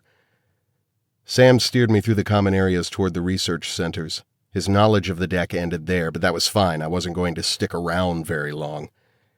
The deck was multi-leveled, and I took a combination of escalators, stairs, and moving walkways to get around. A couple of times I thought I saw Sam again, or the kid who looked like him, but each time there were other people around, and I couldn't risk trying to make contact. It was another mystery to be solved later. I reached a level that was marked Authorized Personnel Only, which I thought was kind of funny since this was the secret lab of a maniac out to destroy the world, but I guess there's bureaucracy everywhere. I used another of Bug's sensors to reset my master keycard and then slipped inside the restricted area. Just inside was a glass-enclosed metal walkway that ran along all four sides of a huge room in which sat rows of big tanks in massive hydraulic cradles that rocked them back and forth. The tanks had glass domes with blue lights that filled the room with an eerie glow. There were at least 30 of the tanks connected to computers on the floor and a network of pipes and cables above. I leaned close to the glass and looked down to see a half-dozen technicians in hazmat suits, adjusting dials, working at computer stations, or taking readings. There were huge biohazard warning signs everywhere. "Are you seeing this?" I whispered. Church said, "Yes." He didn't sound happy. "Walk around and see if you can get a better angle on the tanks." I moved along pretending to make notes on my clipboard until I found a spot that offered the best view of the closest tank. Whoa. It was Doctor Who, and for once he seemed disturbed rather than jazzed by something science-related. "What am I looking at?" "Something that I've only ever heard talked about but never expected to see," he said.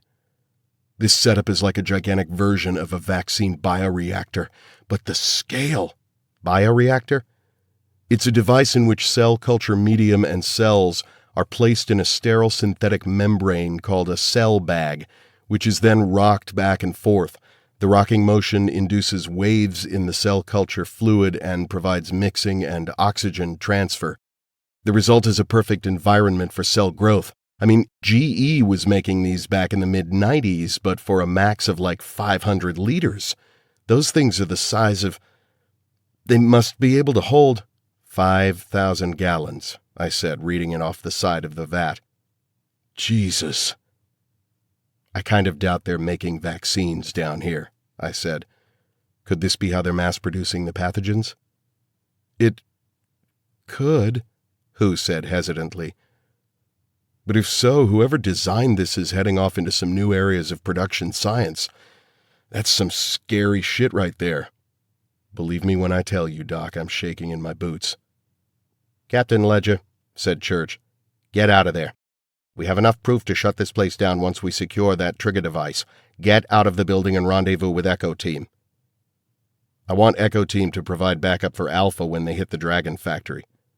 That depends on timing. Alpha may not be able to wait until you arrive. Copy that. I'm out of here. I wanted to run, but I had to play my role. I slowly made my way to the exit, but then turned and looked back through the glass at the rows of slowly rocking tanks. At the absolute proof that evil existed in the world, not as a concept, not as an abstraction, but as an irrefutable reality, right here, brewing in those tanks. And I knew that if the extinction wave was set to hit in 2 days, then the pathogens for that were already gone, already distributed to Africa and God knows where else. This was more of it.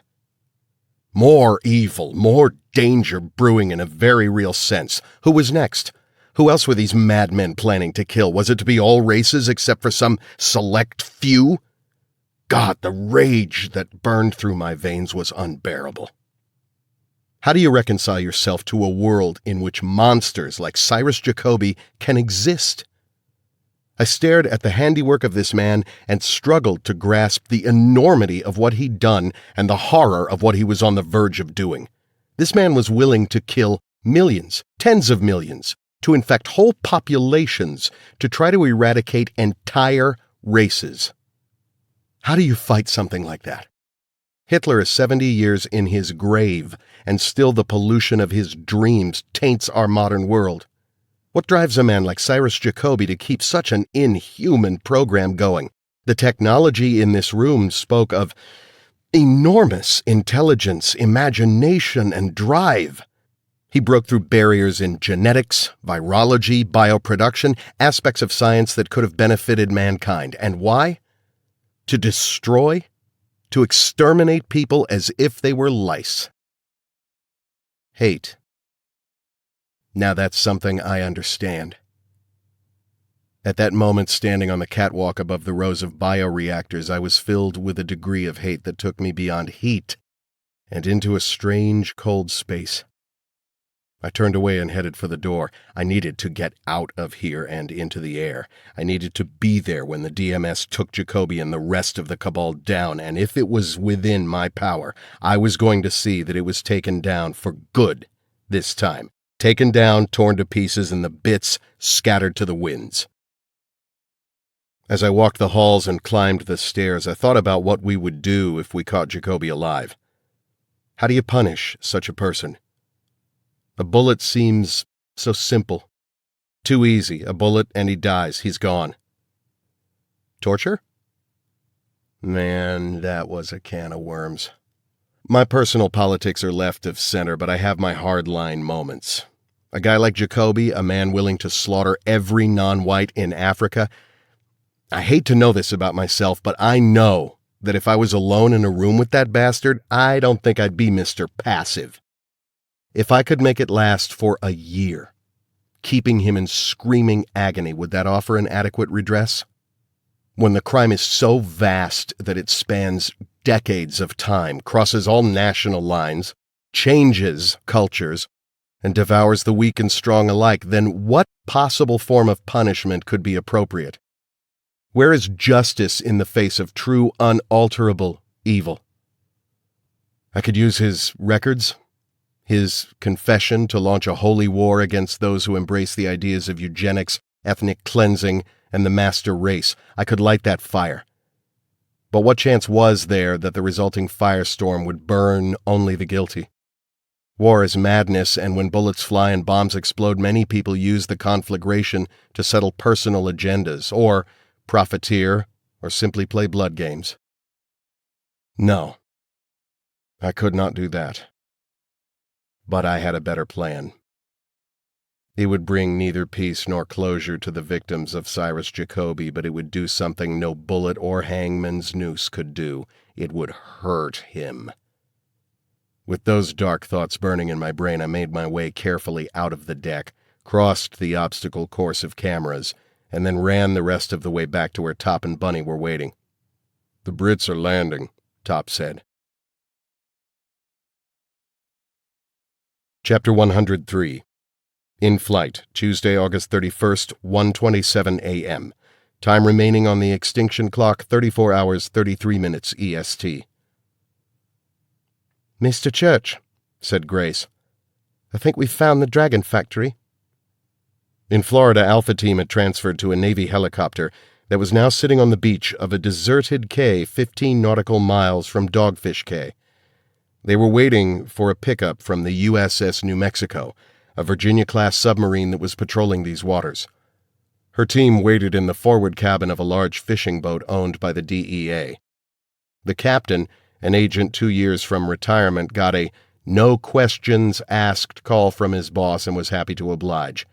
All he had to do was sit at anchor and pretend to fish. "Tell me," Church said. He was at the talk and had spent an hour on the phone with the president. Church sounded uncharacteristically tired. "The Jacoby jet landed on Grand Bahama and they transferred to a seaplane which they flew to Dogfish Cay. There's a dredged harbor and good deep water. The New Mexico will bring us to within a mile and will go in by water at 0:30. "Good. Captain Ledger and Echo Team will be in the water about 90 minutes behind you. Do you want to wait for him?" "There's no time. He did his part at the Hive and in Arizona. I'd like to tear off a piece of this for myself." "Be careful, Grace," Church said. "Joe had insider information. You don't." Grace was startled by Church's use of her first name. He rarely did that, and she found it both touching and mildly unnerving. "I'll be careful. And I'll get that sodding trigger device if I have to cut off Cyrus Jacoby's head to do it." "I'm okay with that scenario," said Church, and disconnected. She went up on deck and then around to the wheelhouse where the captain was sitting with his feet up and a cold bottle of Coke resting on his stomach. He gestured to the cooler and she fished one out and sat in the co-pilot's seat. The sea was gorgeous, streaked with purple and orange as the sun set with majestic splendor behind a narrow ridge of clouds. Seabirds flew lazily back to land and water slapped softly against the hull. Grace twisted off the cap and sipped the cold soda. She said nothing and went into her head to prepare herself for what was to come. Her team was in peak condition and eager for a fight. So was Grace. The captain cleared his throat. "You call for a cab, Major?" What? He nodded to the waters off the port bow where a huge, hulking shape was rising, with surprising and eerie silence from the depths. She went out on deck and watched the 377-foot-long vessel rise so that its deck was almost level with the flat ocean. Only the conning tower rose into the twilight air like a giant black monolith. The displaced water from the submarine's ascent rolled the fishing boat, and Grace had to grab a metal rail to keep her balance. "Big boat," said the DEA agent. "But I'm guessing that it's just my imagination that's making me see an attack submarine out there." Twilight over the ocean, said Grace. It can play strange tricks. "It surely can." He sipped his Coke.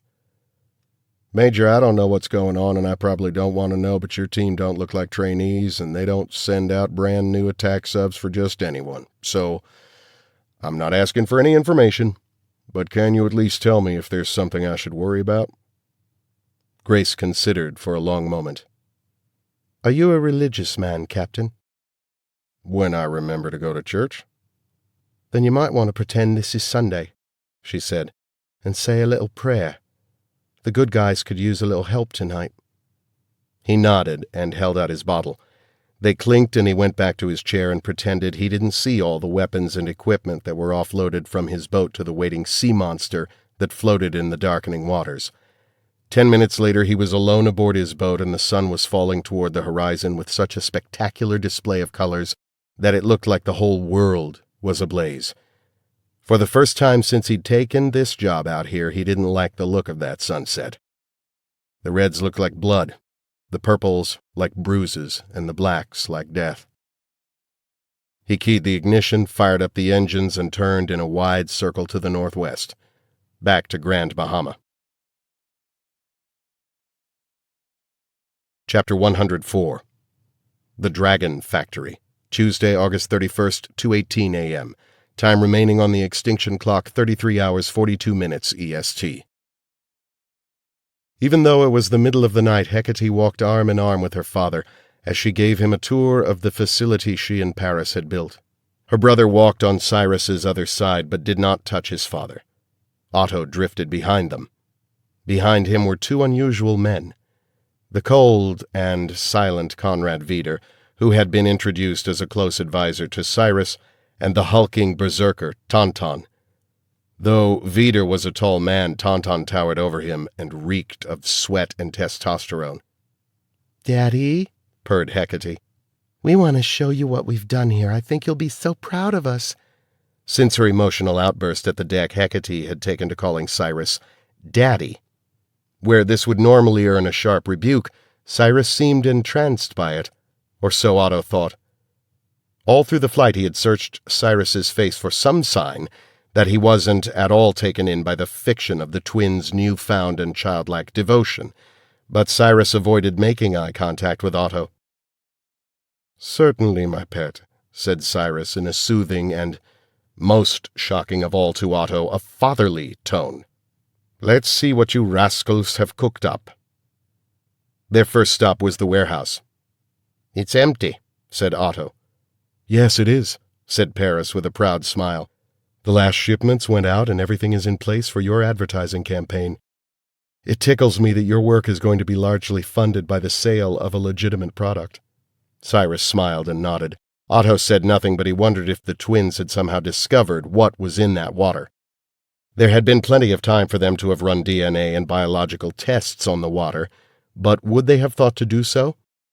He ran a thin finger along the scar on his face, making sure that Vida could see it. It was a prearranged signal to be extra vigilant. Vida scratched his ear. Message received and understood.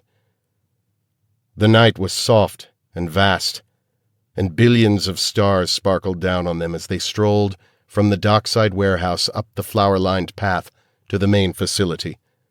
The moon had not yet risen, but the compound lights had not been turned on. Instead, the path was lighted by flaming tiki torches on poles.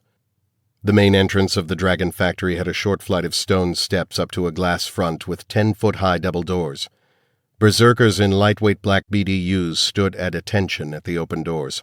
Cyrus gave them each a smile but made no comment as he passed inside. But Otto touched Paris's arm. "These are the GMOs, your berserkers?" Paris nodded. "As is Tauntaun. These guards are from the second team." "So they've been field tested?" "Several times." "And the matter you came to the deck to discuss?" "Oh," said Paris, "that's only a factor of field work. During downtime, they're quite affable." He gestured for Otto to enter the building. Vider, lingering behind Otto, caught the momentary flicker of a smile on Tauntaun's brutish face. Inside the facility, Hecate led them through a series of labs, most of which held nothing new or of much interest to Cyrus, though he continued to smile and nod as if this was all new and as exciting as a toy store. Several times he pointed to pieces of equipment and asked if he could have one for the deck. Hecate promised him everything. Cyrus was extremely pleased. They passed through the main lab complex, and Cyrus suddenly stopped, mouth open in awe at the statue that dominated the center of the room. A caduceus made from an alabaster pillar, hammered gold and jewels. Twin albino dragons coiled around the staff. "Beautiful," he murmured. Hecate and Paris exchanged covert smiles. "Quite impressive," said Otto with a total absence of reverence. He could have been appraising a broken clamshell on the beach. His eyes were locked on Cyrus, and doubt ate at him. Cyrus was unstable at the best of times, and now he seemed entranced by the wonders of the Dragon Factory. Did the betrayal of the twins knock something loose in Cyrus's mind? Otto wondered. It was always a real possibility. Otto carried a pocketful of pills to handle different emotional extremes, but quite frankly, he didn't know which one would be needed here, or if a pill was needed at all. "And now, Daddy," said Hecate as they stopped before a massive security door guarded by 2 more berserkers, "we come to the real heart of the Dragon Factory, the Chamber of Myth. This is where we work our real magic." Cyrus clapped his hands. Hecate placed her hand on a geometry scanner and waited as the laser light read every line, curve, and plane of her palm and fingers. A green light came on, and a small card reader slid out of the wall. Hecate reached into the V of her pale peach blouse and pulled out a swipe card on a lanyard. She swiped the card, and heavy locks disengaged with a hydraulic hiss. One of the berserkers gripped the handle and swung the door open. It was as thick as a bank vault door, but it opened without a sound. Hecate stepped through and beckoned her father to follow. The whole party moved inside, and there they stopped. Even Otto's cynical disdain was momentarily forgotten as they stared around them at the things the twins had made, at the impossible brought to life. The room was designed to look like a forest from a fantasy story.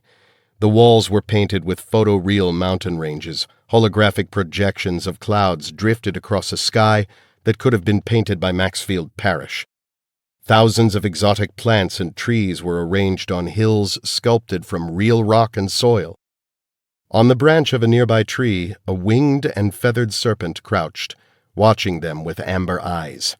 It was a perfect interpretation of the Quetzalcoatl of Aztec myth. In the distance, a pair of snow-white unicorns nibbled at sweetgrass. Several tiny people walked by, none of them taller than 2 feet. They wore green clothing and had pointed ears. As they passed, they tipped their hats to Hecate, who curtsied. There was a gruff sound, and the party turned to see a horse trot by, tossing its head haughtily. A pair of golden wings were folded against the horse's muscular flanks. Can that thing fly?" "Not yet," admitted Paris. "But it's the first specimen in which the wings are fully formed. We have to significantly reduce the muscle density of the horses so we can give them hollow bones, otherwise it's purely decorative." Conrad Vider's insect coldness had fled, and he stood smiling as a fat European dragon waddled by. It looked like a brontosaur with bat wings and was the size of a dachshund. Paris smiled at him. That's a prototype, Arthurian dragon. So far we've been able to make them in miniature. George here is the oldest of 6 that we have. He's 4. George the dragon trundled over to Paris and bumped his head against Paris's leg until he fished a treat out of his pocket and let the dragon eat it from his palm. It's a granola snack, high protein and vitamins, but with sugar, sesame, and nuts. He loves them, which is why he's so fat. Come on, shoo, off with you. The dragon ambled off, munching his treat. A larger shape clopped past them on heavy hooves. The lower half was a powerful Clydesdale, but the upper half was a bull-chested man. He shot a frightened glance at the strangers and moved quickly away. "You have human-animal hybrids?" Otto asked. "A few," Paris said. "The centaur was one of our first, but he hasn't made the psychological adjustment. He's not a true specimen. There was a lot of surgery involved and extensive pre- and post-operative gene therapy. We've sunk a lot of money into that line, but I think it might be a dead end. There are too many problems with genes that code in unexpected ways." "Have you had any successes with animal-human transgenics? Besides the berserkers, I mean?" "A few," Hecate said, but didn't elaborate. "And quite frankly, they kind of freak out the buyers.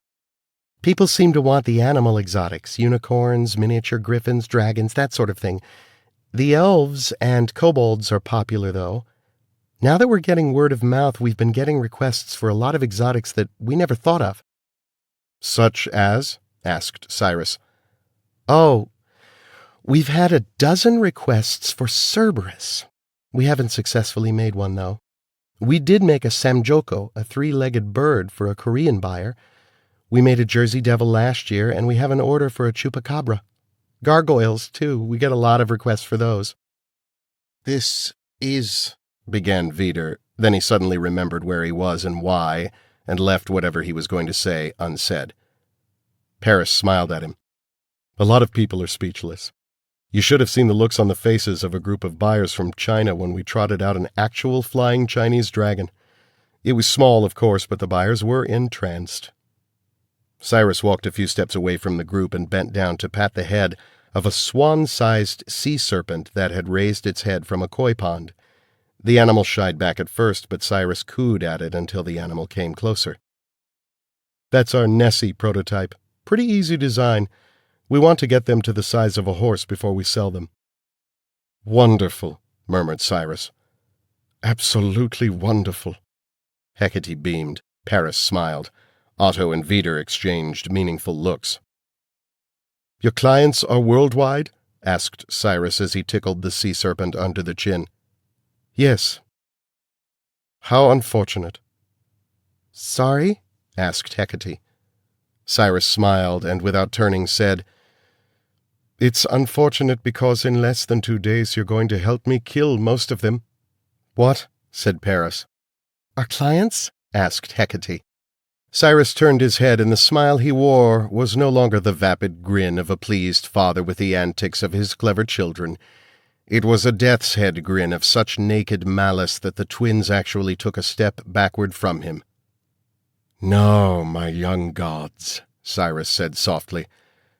"At noon tomorrow, you and I will launch the extinction wave. By this time next year, I'm afraid, most of your clients will be dead." His hand darted out and caught the sea serpent by its slender throat, and with a vicious twist of his wrist he broke its neck. "And the dead don't need fucking toys." Chapter 105. The Atlantic Ocean 2 miles east of Dogfish Cay, 1 hour ago. They moved silently through the night-black waters of the North Atlantic. 9 figures in wetsuits and tanks, each crouched over the cowling of a K-101 hydrospeeder that plowed through the water at almost 10 miles an hour. The speeders were not the catalog versions. These new prototypes were being tested by Marine and Navy units in oceans and lakes around the world. Mr. Church had made a call and had a dozen of them flown in and lowered down to the deck of the USS New Mexico. Grace was sure that nobody else but Church could have made that happen this fast. The remaining 3 speeders were left behind on the submarine in case Joe and his team needed them. Alpha Team set out from the sub 30 minutes after sunset. Divers from the New Mexico wanted to go with them, and the boat's captain wanted to send them, but Grace made it clear that this was a less is more situation. "But, Captain," she added confidentially, "have your lads keep their suits on, because this will probably go from quiet to quite loud sometime this evening, at which point I'd like as much backup as you can send." "You'll have it," the captain promised. He was an ex-SEAL himself who had gone back to subs when he got too old for special ops. The gleam was there in his eye, and Grace left the sub feeling confident that he wouldn't let her down. Before she slipped into the water, she made 2 last calls. The first was to Church for an update on the main wave of close support. "Major, be advised that there is a lot of boat activity in your vicinity, watercraft of all kind. We're checking now to see if there's an unusual run of sport fish." "No problem," she said. "We'll go in under them, but we'll be careful of nets and hooks. How's my backup coming along?" "Every DMS agent in the continental United States is closing on your 20, Major," said Church. "In 1 hour, we'll have 46 field operatives on the island. SEAL Teams 5 and 6 are also inbound, and we have 20 operators from Delta if we need them, but they're an hour and 10 out. Joe and Echo Team will get there first, but he's still 40 minutes behind you. He told me to ask you to save him something to do." "Bloody Yank," she said, then added, "Can I get a secure channel to him before we dive?" Church hesitated. "How secure a channel?" From the question, Grace knew for sure that Church was aware of the affair between his 2 most senior field commanders. She was glad Church wasn't there to read her face. "Sod it," she thought. "Very," she said. "I'll arrange it." "Mr. Church, I don't want another pair of boots on this island until I have that trigger device. We can't risk showing our hand too soon, not when doomsday's a button push away." "Roger that, but understand this, Major. If we don't get that signal from you within 30 minutes of you making landfall, we are going to drop an E-bomb over the island. Your electronics will be fried along with everyone else's." "So I'll send up a flare, blue if I have the device, red if I don't." "I'd rather see that blue flare," Church said, then added, "Grace, we can't let Cyrus send that code. If he's on that island and I don't see a blue flare at the agreed time, then the EMP may not be the only bomb I'll be forced to drop." "I understand. There's no I in team." He laughed. "Good hunting, Major." He disconnected, and Bug contacted her a minute later to say that she had a secure line to Joe Ledger. "Go for Cowboy," Ledger said. "Joe, this is a secure line," Grace said. "Just us, no ears of any kind." "Wow," he said. "It's good to hear your voice." "Joe, I'm sorry about this morning. I didn't mean to snub you." "Don't sweat it. Been a funky few days." "About this morning, about what I said." "Yeah." Can we pretend I didn't say it? Can we roll back the clock and reset the system?" "I don't know. Can we?" "We have to." "Do we?" "You know we do." Ledger said nothing. "Joe, there's too much at stake. When you reach the island, you have to be smart about this. I'm just another soldier, so are you. We're professionals, not a couple of kids. If this gets hot tonight, then we have to follow procedure, stick to training, and not let any emotions interfere with our actions. End of story." There was a 5 count of heavy silence, then Ledger said, "I hear you." Grace said, "This isn't what I want. You understand?" "I do," he said sadly. "The mission comes first." "The mission comes first. Joe, I'll see you there." "I'll be there," he said. "And Grace?" "Yes." "Good hunting, Major." "Good hunting, Captain." She disconnected. That was an hour ago. Now she lay on the hydrospeeder as it cut through the water toward the Dragon factory. Behind the clear glass of her goggles, Grace Cortland's eyes were the hard, heartless eyes of a predator. They were the eyes of a soldier going to war. They were a killer's eyes. Chapter 106. In flight above the North Atlantic 35 minutes ago. I stood behind the pilot, and if my fingers were dug a little too tightly into the soft leather of his seat, then screw it. I stared out of the cockpit window at the blackness of the ocean below. The pilot said, "Captain, wishing won't make this bird fly any faster." "It might," I said, and he laughed. The co-pilot tapped my arm. "You have a call coming in on Secure Channel 2. I went back into the cabin and screwed my earbud into place. "Go for Cowboy," I said. "The fish are in the water," said Church. 2 minutes to landfall. What's your ETA? "Bail out in 20, then drop time." "Good hunting, Captain." "Yeah," I said, and switched off. Top and Bunny were ready to go, their chutes strapped on and their weapons double and triple checked. All of us were heavy with extra magazines, frags and flashbangs, knives, and anything else we could carry. If we hit water instead of land, we'd sink like stones. "Alpha Team will hit the island in under 2 minutes," I said. "Wish we were with them, boss," said Bunny. Top studied me for several seconds. "It ain't my place to offer advice to an officer," he said, "me being a lowly first sergeant and all." I gave him a look. "But I'm pretty sure there'll be enough beer left by the time we get to this kegger." "The goddamn well better be," I growled. Chapter 107, The Chamber of Myth, Tuesday, August 31st, 2:21 a.m. Time remaining on the extinction clock, 33 hours, 39 minutes. Hecate and Paris stared in shock and horror as their father tossed the dead sea serpent aside and got to his feet. What are you talking about?" Hecate said. Paris sputtered, unable to talk. Cyrus mocked his son's startled stutter. I'm sorry, Paris. Did I speak too quickly? Use too many big words, or are you simply as stupid as I've feared all these years?" If Paris had been on the verge of saying something, those words struck him completely dumb. Cyrus turned to Hecate. "And you feral bitch. I'd held you in higher regard until now. Did you actually think you had me fooled?" "Daddy!" He spit the distasteful word out of his mouth. "The day I become a fawning dotard, I hope to God Otto puts a bullet in my brain." Otto smiled and bowed, and then he and Cyrus laughed. Hecate looked back and forth between them. What's going on here?" "I believe the Americans call it payback."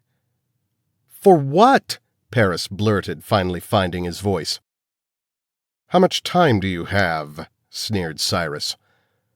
"For all those years when you two thought you had me imprisoned at the deck. For treating me like a vapid old fool.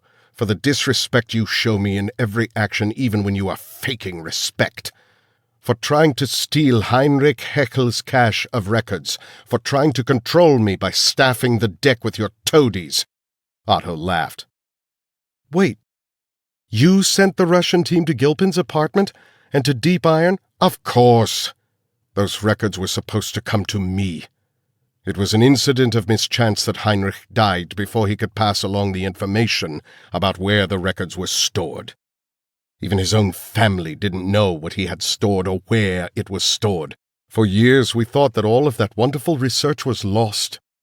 Then in one of those moments of good fortune that reinforced the reality of a just and loving God, Bert Gilpin approached one of Otto's agents with information about a cache of early genetics research. And what do we discover?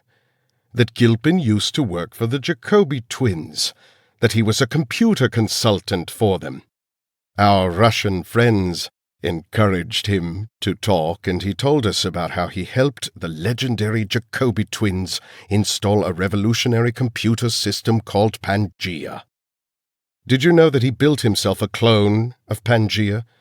That he used it to steal medical research in exactly the way you two were stealing it?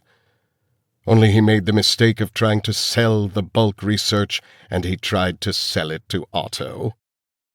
Cyrus shook his head slowly.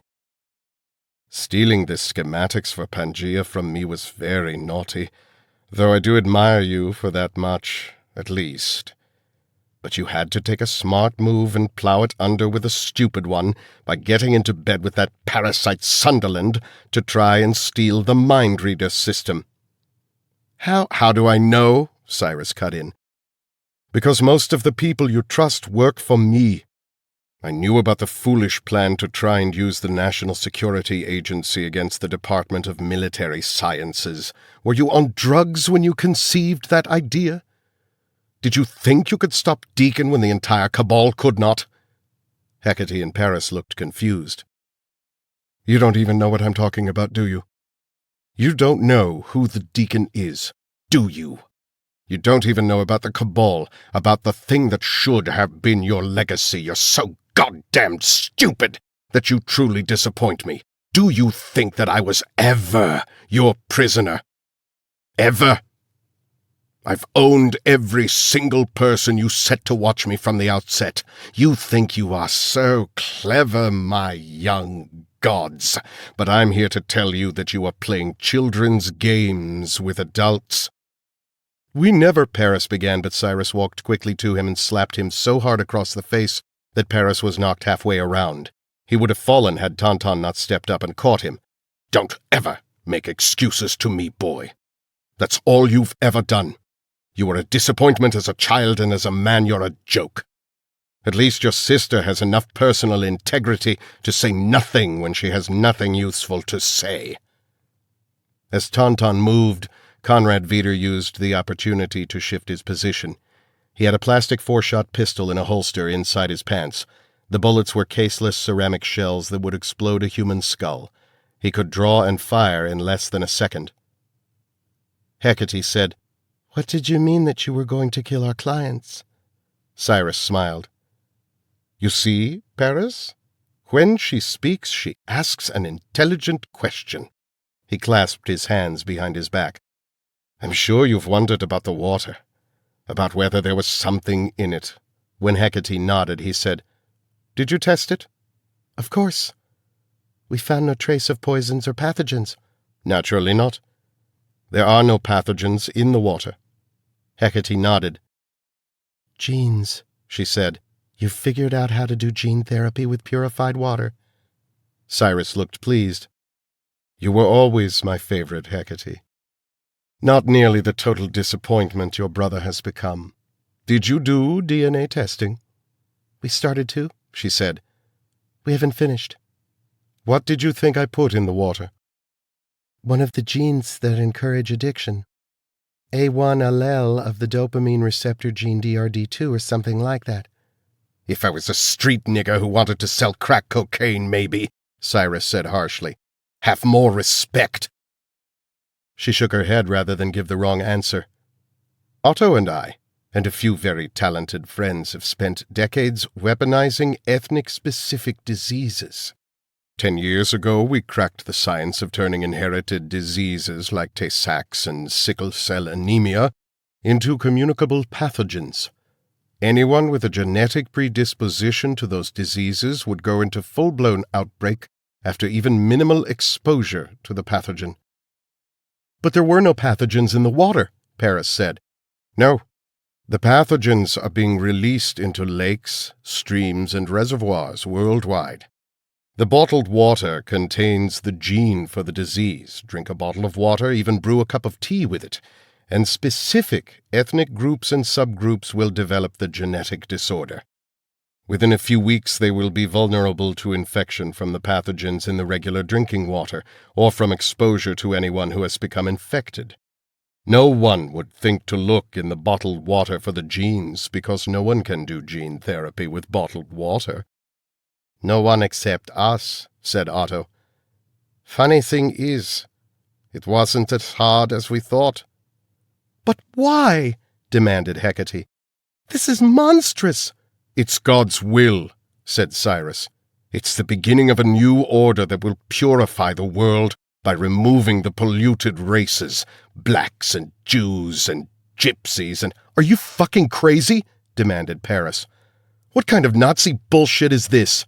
Cyrus's smile grew and grew. Nazi. Now, The moron shows a spark of intelligence by choosing exactly the right word." Hecate looked confused. Wait, you're a Nazi since when? "Since always, my pet. Since the very beginning." Since the beginning of what? "Since the beginning of Nationalsozialismus," Cyrus said, letting his German accent seep through. "Since the beginning of National Socialism in Germany. For me personally, I first embraced the ideals while working in the Reserve Medical Corps of the 5th SS Panzergrenadier Division Viking. But it wasn't until I met Otto at Auschwitz that I discovered the full potential of the party ideals." "What the hell are you talking about?" snapped Paris. "That's World War II crap. You weren't even born then." Otto and Cyrus laughed out loud. "Idiot boy," said Cyrus.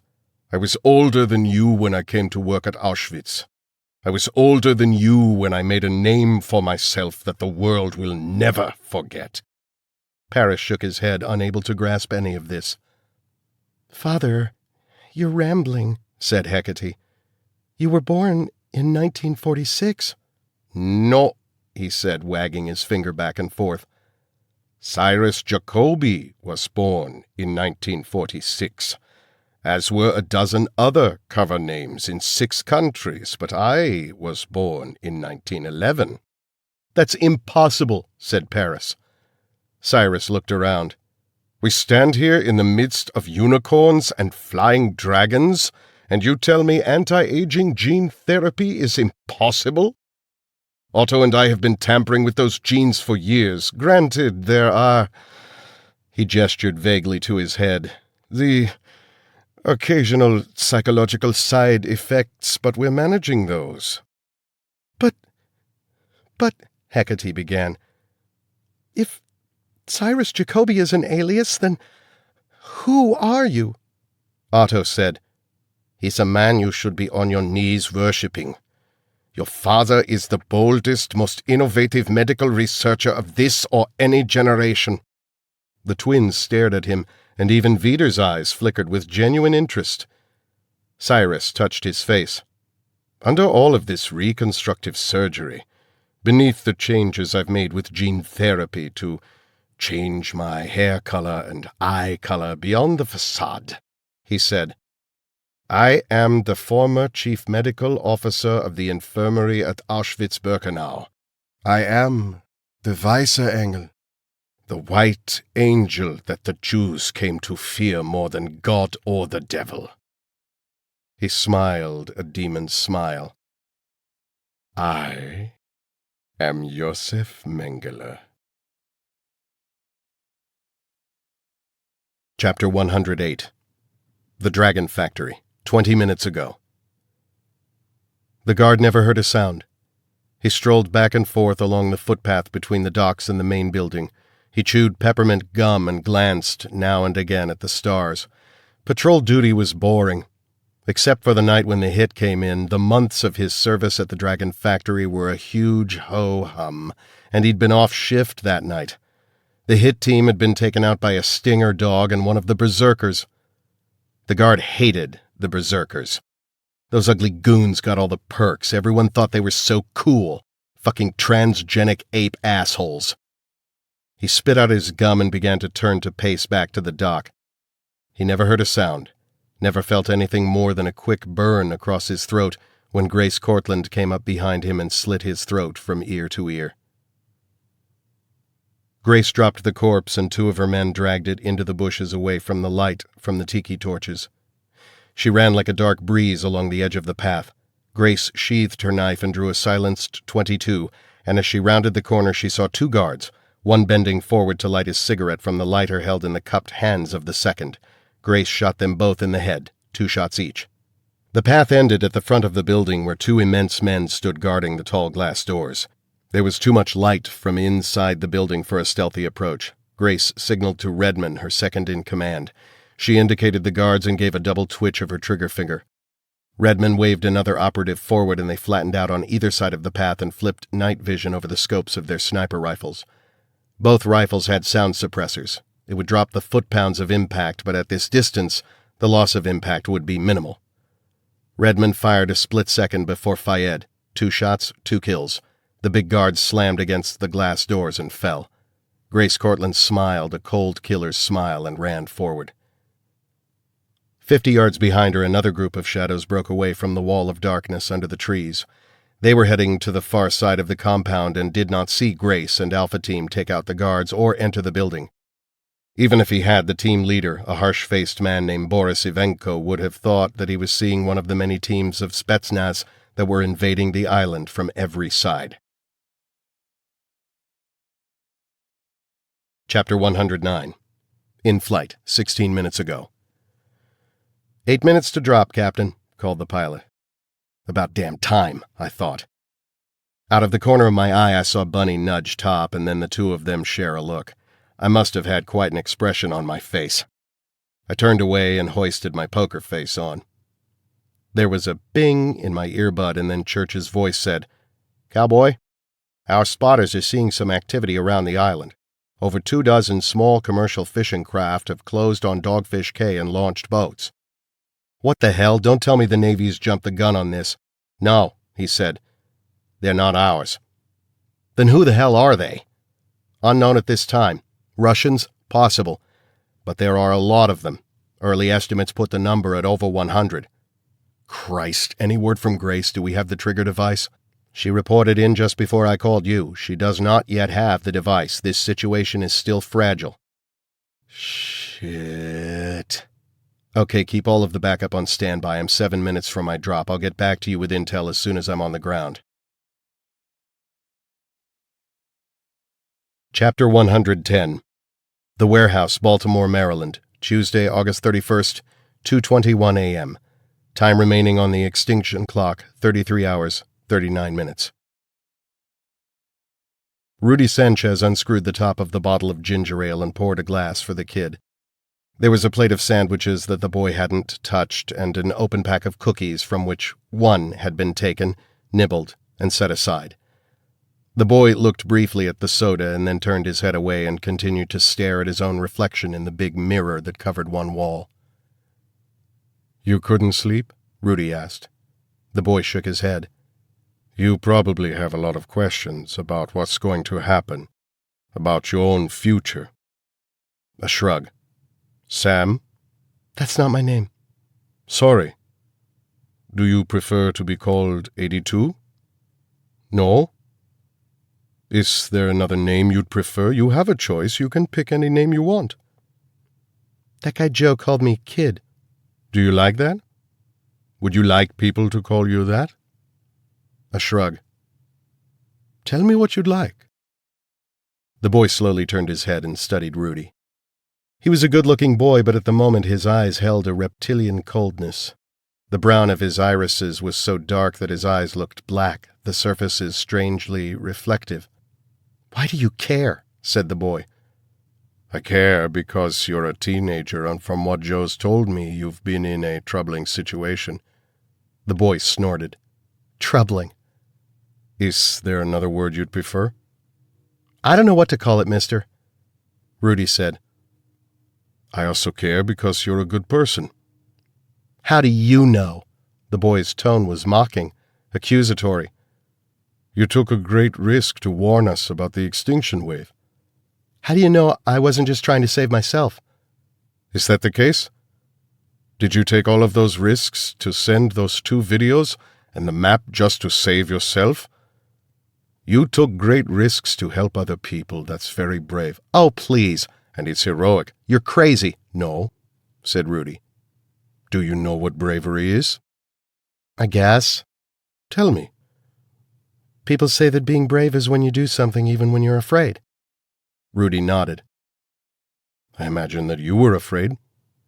You were probably very afraid, and yet you took a risk to send us this information."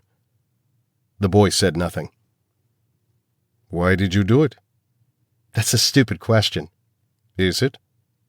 "It's stupid because I had to do it." "Why did you have to do it?" The boy said nothing. His dark eyes were wet. "Why did you have to do it?" Rudy asked again. Because? Because why? Because I'm afraid. What are you afraid of? Tears filled the boy's eyes, and he turned away again. He sat for a long time staring at his reflection. The lights were low, and that side of the room was in shadows. It distorted the boy's reflection, made him look older, as if the mirror was actually a window through which the boy could see his future self. A tear broke and rolled down one of his cheeks. I'm afraid I'm going to go to hell, said the boy. Rudy paused. Hell? Why do you think that? Why would you go to hell? Because, said the boy quietly, I'm evil. Chapter 111. The Chamber of Myth. Tuesday, August 31st, 2:22 a.m. Time remaining on the extinction clock, 33 hours, 38 minutes EST. Hecate and Paris stood there surrounded by the wonders they had created, and both of them felt as if the world had been pulled out from under them. Mengele, Paris whispered. I don't... He shook his head, unable to finish. You still don't get it, do you? Said Cyrus, his eyes glittering. Everything I've done has been toward one end, to purify the world. Tomorrow I'll send a coded message to operatives all over the world. Some will release the bottled water, others will release pathogens into the water supplies. Others will send computer viruses out that will crash the CDC and other organizations. In one coordinated movement, a process will be set into motion that cannot be stopped. Nothing on Earth can prevent the spread of the pathogen once released into the populations of the Mud People. Mud People, Hecate murmured. She looked dazed. Her eyes glazed. Why? Asked Paris. Why do... this? To complete the work Otto and I began more than half a century ago. Otto, you see, is a nickname from his boyhood. His real name, his birth name, is Edward Wirtz. He was the chief medical officer of the entire camp. He was my boss, Cyrus said with a laugh. Well, only for a while, said Otto. To the twins he added, Your father was and is brilliant. When he came to the camps as a young captain, I was immediately entranced by his vision, by his insights. Every day we would work on the prisoners in the camps, and then we'd talk late into the evening, reviewing our research, excited by the directions it was taking, by the possibilities it presented. We were doing the work that would make the dream of eugenics practical. But even then we knew that the science at our disposal was not adequate to the tasks, so we planned. We built a network of scientists and supporters who would continue the work long after Hitler's war was over. Even in the early days, your father and I knew that the war would never be won by Germany, but it didn't matter. Our plan for the new order of humanity was so much bigger than the aspirations of a single nation. We knew what we had to do, said Cyrus, taking up the thread of the story. We hired spies to keep tabs on everyone who was doing work that would support our cause. Not just Germans, but Russians and Americans, even Jews. Anyone who was doing progressive research. When the war started going badly, we had our friend Heinrich Heckel smuggle copies of all the research out of the country. Unfortunately, Heckel suffered several strokes and was unable to communicate to us the location of the materials. Even then, though, we did not stop, did not falter. We built the Cabal, a network of scientists, spies, and assassins unlike anything the world had ever seen. Even today, there are arms of the Cabal in every country, in every government. Your patron, Sunderland, his brother is a member of the Cabal.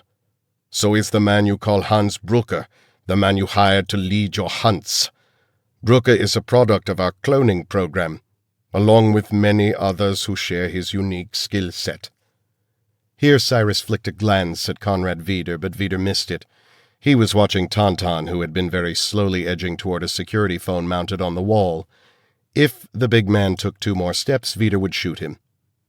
Paris shook his head. "This is all too much. Why do this? What could you possibly gain from killing so many people?"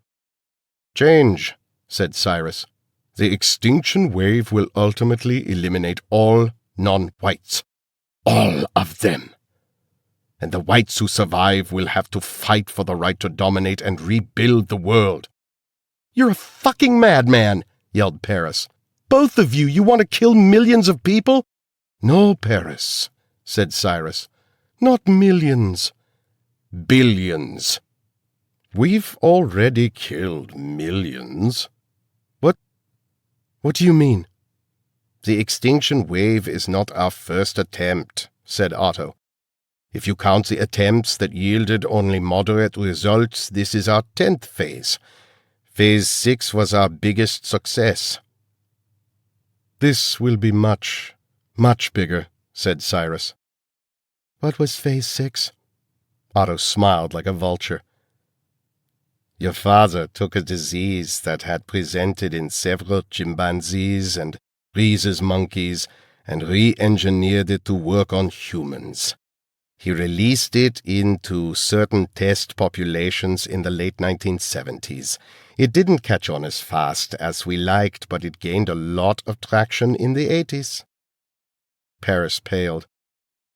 "God. You're talking about AIDS." "HIV," Otto corrected. "But yes. It was introduced to homosexuals in the United States and Canada, and then to the general population of Africa. It's been quite effective." "You're insane. You keep saying that," said Cyrus.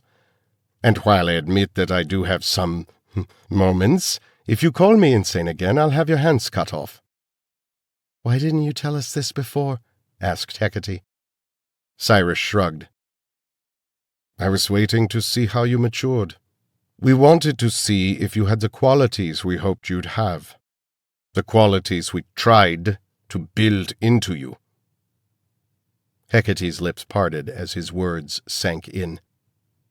"We're part of your experiment, aren't we?" "Everything I do serves the new order." Paris gagged. His eyes were wide and fever-bright as understanding sank in. Hecate looked at the white purity of her hand. "The story has always been that we were special. Cosmic children, all of that stuff, but we're just part of a breeding program to make superior beings." "To make superior white beings," corrected Otto. "Let's keep perspective." Paris whirled and threw up into the bushes. The winged serpent on the tree branch hissed and flew away. "I always said he had no stomach," Cyrus said to Otto, who inclined his head.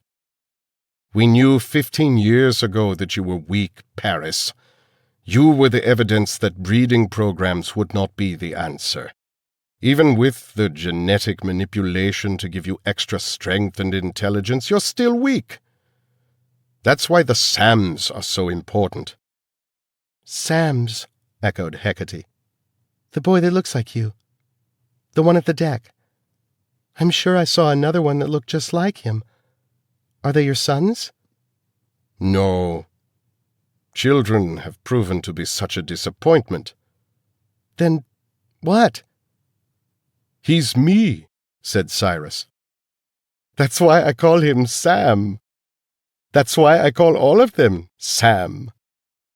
SAM. It's an acronym." Hecate shook her head. "SAM. Same as me." She got it now, and her eyes widened. "They're clones?" "Yes," said Cyrus. "And I have a lot of them. A whole family of them. Clones with transgenic enhancements, superior beings. They will be the fathers of the new race, the race that will emerge from the chaos after the extinction wave has cleansed the world." Chapter 112. The Warehouse, Baltimore, Maryland, Tuesday, August 31st, 2:22 a.m. Time remaining on the extinction clock, 33 hours, 38 minutes. Evil, said Rudy. Why do you think you're evil? Because of who I am. Because of what I am. The boy shook his head. That man you all work for, the one I thought was called Deacon, he knows. You know, too. I suppose I do. Rudy kept his face bland. You believe that you are a clone, he said. I am. A clone of Josef Mengele. Yes. The word was as harsh as a fist on unprotected flesh. There are a lot of us. That's why my name is 82. Rudy pushed the glass of ginger ale closer to the boy. He didn't touch it. Rudy waited. The bubbles in the ginger ale popped. The second hand on the wall clock swept around in silent circles. Once. Twice. I guess, began the boy. He coughed and then cleared his throat. I guess my real name is Joseph. The boy wiped the tears off his cheeks with an angry hand. Do you know who Josef Mengele was? He's me, said the boy. No, said Rudy. You're 14. Josef Mengele was born 100 years ago. It doesn't matter, we're the same person. Are you? Yes. Was Josef Mengele a good person? No, the boy said as if Rudy was an idiot. Rudy smiled. Well, we agree on that. Was Josef Mengele the kind of person who would have risked his own life to help other people? A shake of the head. Would that man have done what you did, to contact Mr. Church, the deacon, and ask for help? No answer. Would he? No, I guess not. Rudy changed tack. So, there are 82 clones of Josef Mengele. No, said the boy. I don't... There are a lot more than that. And you are one of them. A nod. Are the others all like you? We're all clones, I told you. No. I asked if they're like you. Do they have the same personality? Some do. Exactly the same? No answer. Please, said Rudy. Answer my question. Do they all have the same personality? No. How can that be? I don't know. How many of them would have done what you did? How many of them would have risked their lives to try and warn us? No answer.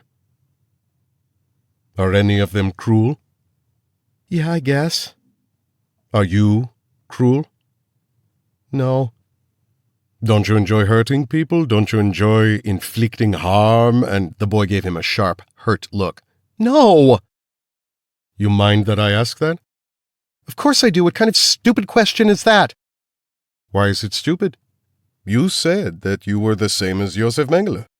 You said that you were evil, and you said that you were going to hell.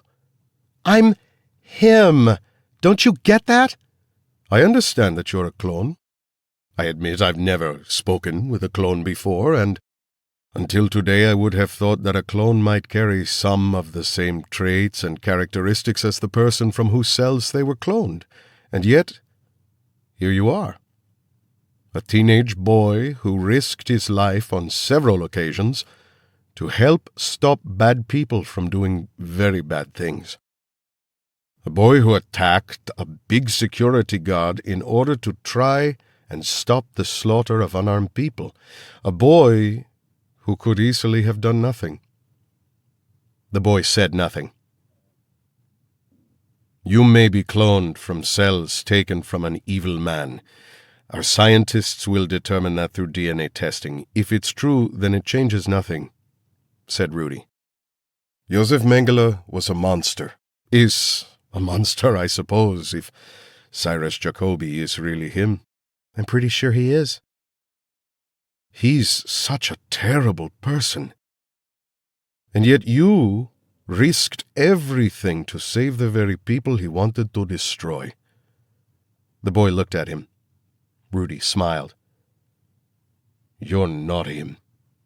I am. No, Rudy said. You're not. You've just proven something that people have been arguing over for centuries. In fact, you may be living proof of the answer to a fundamental question of our human existence.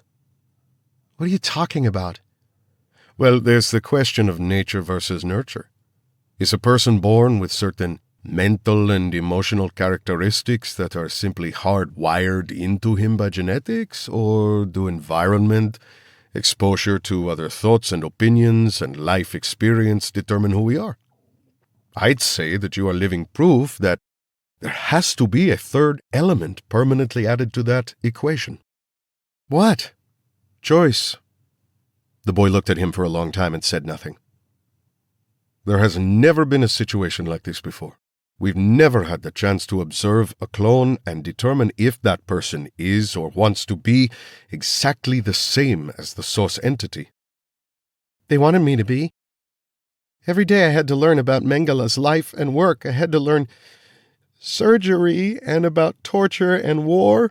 Tears streamed down his face. Every day. Day after day after day. And yet you chose a different path than the one they intended for you. The boy was sobbing now.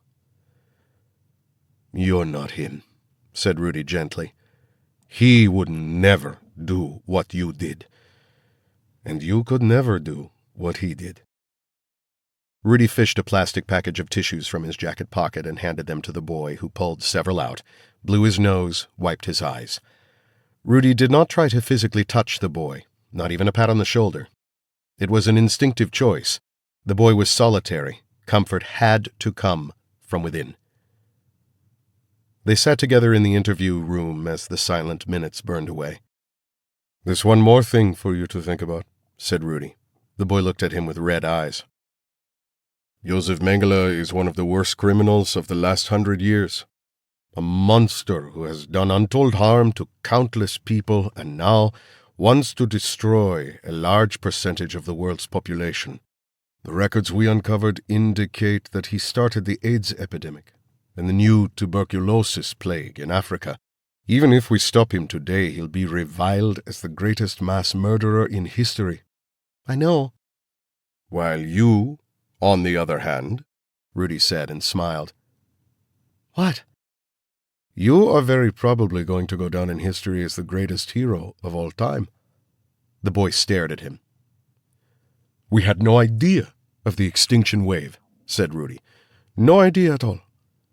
If it had not been for your act of bravery, for the choice you made, millions, perhaps billions, would die. We didn't even know we were in a war until a little more than a day ago. You changed that.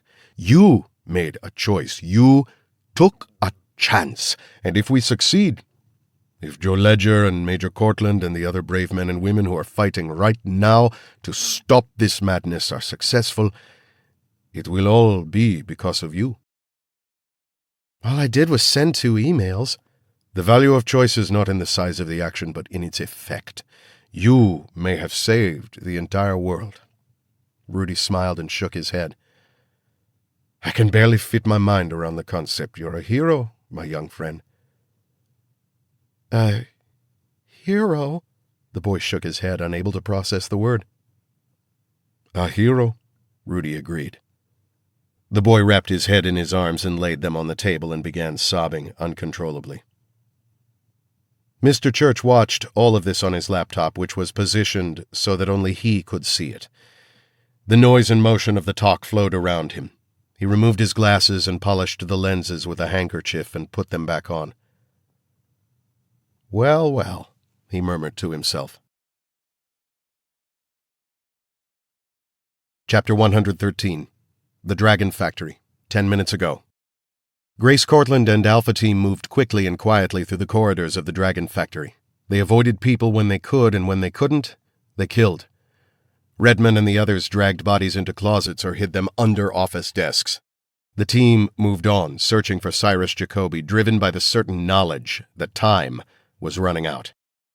They saw 2 more of the massive guards standing on either side of a huge hatch that was the size of a bank safe. The hatch stood ajar and the guards were alert. Grace crouched down behind a bushy potted plant at the far end of the corridor and studied them through the magnification of her rifle scope. The guards were unnaturally large, more muscular and massive even than steroid-enhanced bodybuilders. They had similar features, sloping foreheads with overhanging brows, blunt noses, and nearly lipless mouths. These had to be the bruisers Joe had encountered at Deep Iron, and she could well understand why Echo Team had thought they were up against soldiers wearing exoskeletons. The guard on the left had to have a chest that was 75 inches around and 30-inch biceps. Redmond leaned close and whispered, "What the hell are they?" "Transgenic soldiers," said Grace. "They look like gorillas." "No kidding," said Grace dryly, and then Redmond got it. Holy shit. "Fun with science," Grace murmured. The hatch the soldiers guarded looked inviting, and she was willing to bet her next month's pay that whatever was inside was important. She was also willing to bet that Cyrus Jacoby was in there. The guards were hyper-alert, their posture absolutely correct. "I need to get in there," she said. "We don't have enough cover for 2 snipers. Have to take them one at a time." She shook her head. "No, that's not going to work." She quickly outlined a plan that had Redmond shaking his head before she was finished. "It's not a suggestion," Grace hissed. "Do what you're bloody well told." Redmond nodded, but his face showed his displeasure. Grace faded back around the bend in the corridor and quickly shrugged off her combat gear and jacket so that she wore boots, pants, and a black tank top. She removed the rubber band from her dark hair and shook it out. She slid a knife into her pocket and tucked her .22 into the back waistband of her fatigue pants. "Be ready," she whispered to Redmond, and then she walked out into the center of the hall and strolled up to the guards. The guard on the left spotted her first and tapped his companion. They both turned to see the tall, slender, beautiful woman walking toward them. Grace put just enough hip sway into her walk to catch their attention, and as she drew close, she smiled up at them. "This is a restricted area, miss," said the right-hand guard. "I know," she said, "but I wanted to tell you guys something." "What?" asked the left-hand guard, but he leaned slightly forward, making no pretense of hiding the fact that he was looking down her top. "Look what I have," Grace said in a conspiratorial whisper. The guards bent closer still. She drew her pistol and shot the left-hand guard through the eye. A split second later, Redmond put a bullet through the right-hand guard's forehead. Grace smiled and waved her team forward, thinking to herself that men, even mutant transgenic ape soldiers, were all the same. Show them a little cleavage and they lose all sense. She stepped to the edge of the hatch and peered carefully inside. She could see a group of people standing 30 yards down a foliage-lined path. She recognized the Jacoby twins at once. Suddenly, warning buzzers began blaring overhead, and a recorded voice blared from wall-mounted speakers. "Intruder alert! Intruder alert!" Down the hall there was a rattle of automatic gunfire, and immediately automatic fail-safes activated, and the hatch began to swing shut. There was no time to think. Grace leaped through the hatch and ducked behind a thick shrub just as the huge portal slammed shut. Outside, Redmond yelled as the hatch clanged into place. Gunfire and screams filled the air, and people erupted from rooms and side corridors. Some were unarmed staff, others had guns. Everyone was yelling, and then the guards spotted them and began firing. More gunfire came from behind. There was no more time to think. Redmond and Alpha Team dove for what cover there was and returned fire. Chapter 114. Above Dogfish Cay, 5 minutes ago. We glided through the night silent as bats, our night vision painting the world below us in shades of green and black. The 3 of us had tumbled out of the plane miles above the island, and for a long time we fell in total darkness. Skydiving at night is deceptive. After you become accustomed to the rush of air, all sense of movement ceases and you feel as if you're floating. Without an altimeter to tell you the truth about how fast the ground is rushing up to meet you, there is a very real chance you'll find out in a last microsecond of surprise. There was almost no wind, so we deployed our glider chutes at 10,000 feet. There is a moment where the resistance of the chute jolts every bone in your body, and then the glider takes over, and once more, You feel like you're floating rather than falling. The glider has its own dangers built in because it doesn't feel like you're dropping down at all. It's so smooth and steady. I went through airborne training in the Army, so you'd think I enjoyed throwing myself out of airplanes. You'd be wrong. I'm good at it, but I do not like it. Both Top and Bunny were more experienced at this sort of thing. Top used to teach it. Bunny did it on his days off. Doing it at night with no lights to steer by, having started 7 miles up, isn't my idea of a rollicking good time. On the other hand, a high-altitude, low-open jump means that the bad guys usually don't know you're coming, so there are fewer bullets to try and dodge while you're in the air. Kind of a silver lining. We saw the landing point we'd chosen from the satellite photos, and I tilted my chute forward to spill air out of the back and drop down. But suddenly I saw a ripple of bright flashes and heard the hollow puck, puck, puck of automatic gunfire. In the same moment I heard Church's voice in my ear. Deacon to Cowboy, be advised. The island is under attack. Identity and number of hostiles unknown. Estimate 100+ hostiles. Confirm. Confirmed, damn it. I tapped my earbud and identified myself. Alpha Team report location. Alpha Team is inside the complex and taking fire, Redmond said. Hold tight, I said. Back on the command channel I yelled, Deacon, are any friendlies on the grounds? Negative, Alpha Team is inside, other assets inbound. No friendlies on the ground. Roger that. I tapped the earbud once more as we circled around the line of trees and headed back to our drop site. Echo Team, 0 friendlies on the ground. Let's rock and roll. While I was 30 feet above the dark lawn, I saw 4 men in the same nondescript BDUs we'd seen on the Russians in Deep Iron. They didn't see me. Sucked to be them. I cut them down. Gunfire flashed from our right, but I was below the tree line now. I stalled my speed and dropped to a fast walk, hit the release and ran from my chute. There was no time to be neat and tidy. I headed straight for the cover of a close stand of palms, and I could hear rounds burning the air around me. Bunny yelled, "Frag out!" and threw a grenade toward the muzzle flashes. I don't know if he got any of them with the burst, but it gave him and Top a clear moment to land. They split up and went into the trees on either side of me. The main building was on our left, the lawn and another row of trees to our right. There was a stone path lined with torches nearby, but half of the torches had been knocked over or torn up by gunfire. I saw a dozen bodies littering the ground between here and the door, and more sprawled on the steps. I turned and headed toward the building, zigzagging behind trees and shrubs, firing at anything that moved.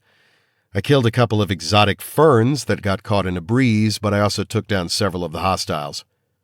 "Grenade!" Bunny yelled and slammed into me with a diving tackle that rolled us both to the foot of the stone steps as a blast tore a hole a few feet from where I'd been standing. I'd never seen the throw. Top spun and chopped up the hedges, and a man screamed and toppled to the ground. The steps offered no cover, but the main glass doors were intact despite dozens of impacts from armor-piercing rounds. High-density bulletproof glass. I scrambled to my feet and ran inside, crouching instinctively as a line of heavy-caliber bullets whacked into the glass. It held. So I turned and knelt to offer covering fire as Bunny, and then Top, ran from cover and risked the open ground near the steps. A ricochet bounced off the open door and pinged around the lobby for a heart-stopping moment before burying itself in the wall 6 inches from Top's head. "Jesus," he muttered. I held the door while they checked the hallway behind me. A crash door opened and 6 men wearing security uniforms rushed the hallway. Top and Bunny put them down with short bursts, and I rolled into the doorway and put half a magazine in the next 4 who were running up a flight of metal stairs to this level. "Clear," called Bunny, and I backed away from the doorway. I tapped my earbud. "Cowboy to amazing." "Cowboy to amazing." No answer.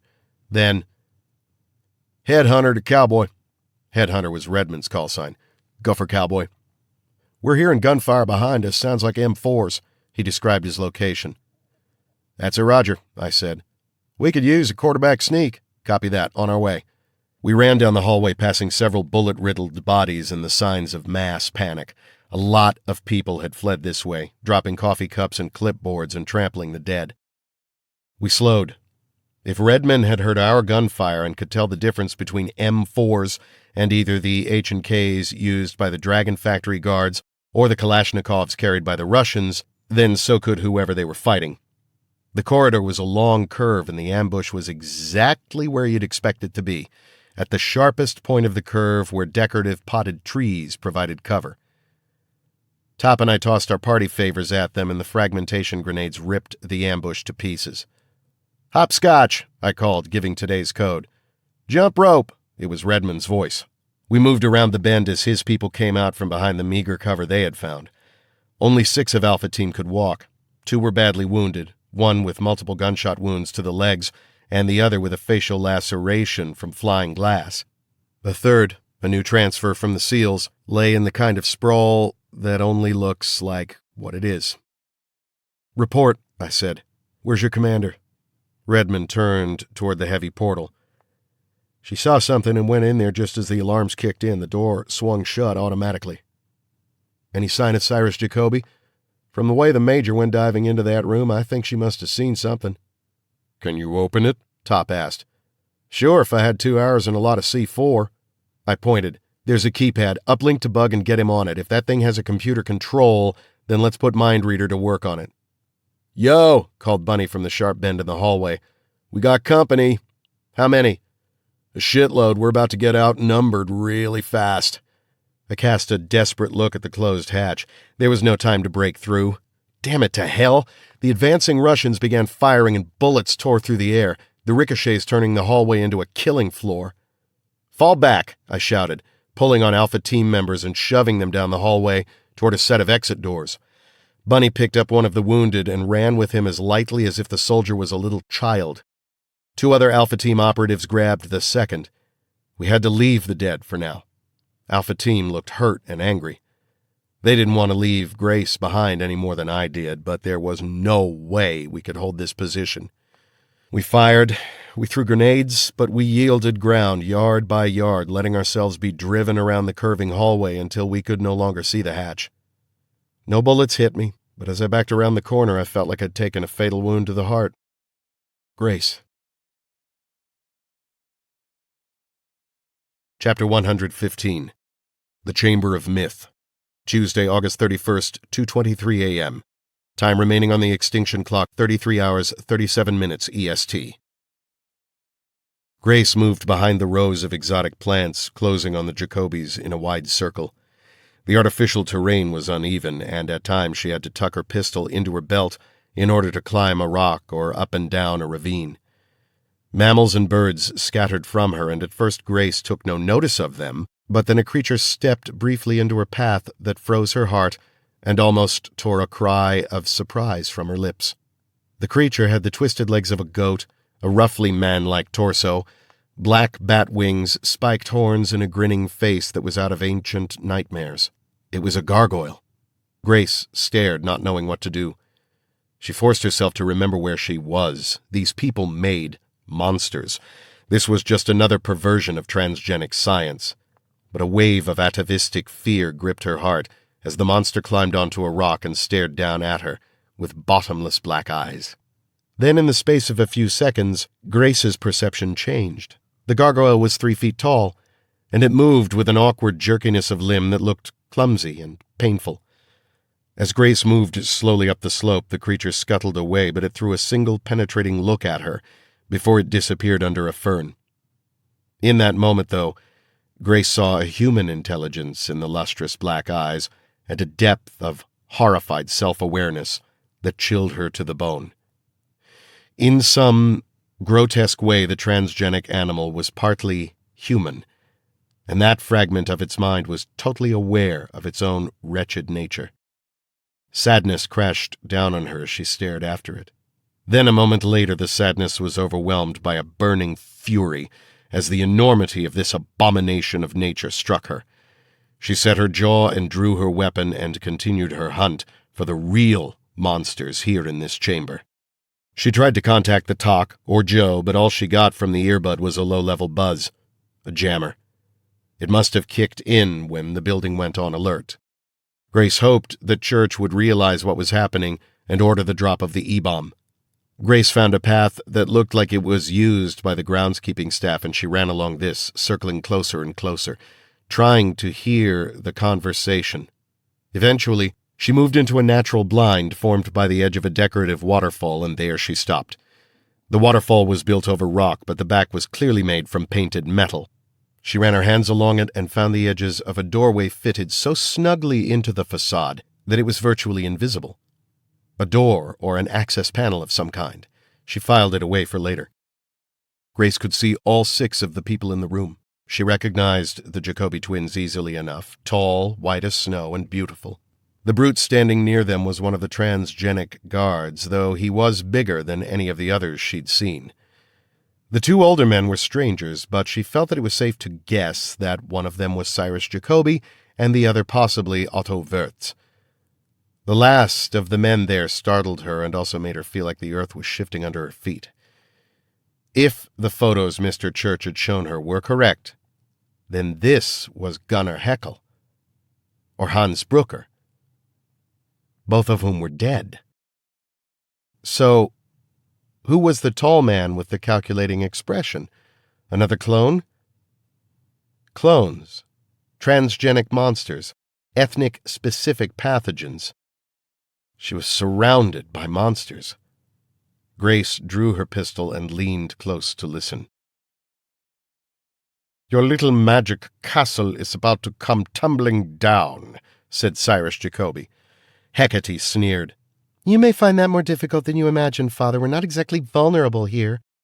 "Which is why we brought enough muscle to sweep past whatever defenses you have," said Otto. "Maybe," said Paris. "And maybe your guns for hire are about to encounter a few surprises." "The teams know about your berserkers. Ape DNA does not provide protection from armor-piercing rounds." Paris smiled. "No, but the berserkers are not the only defenses we have." "You'll see." Otto gave a small shrug. "Yes, we'll see."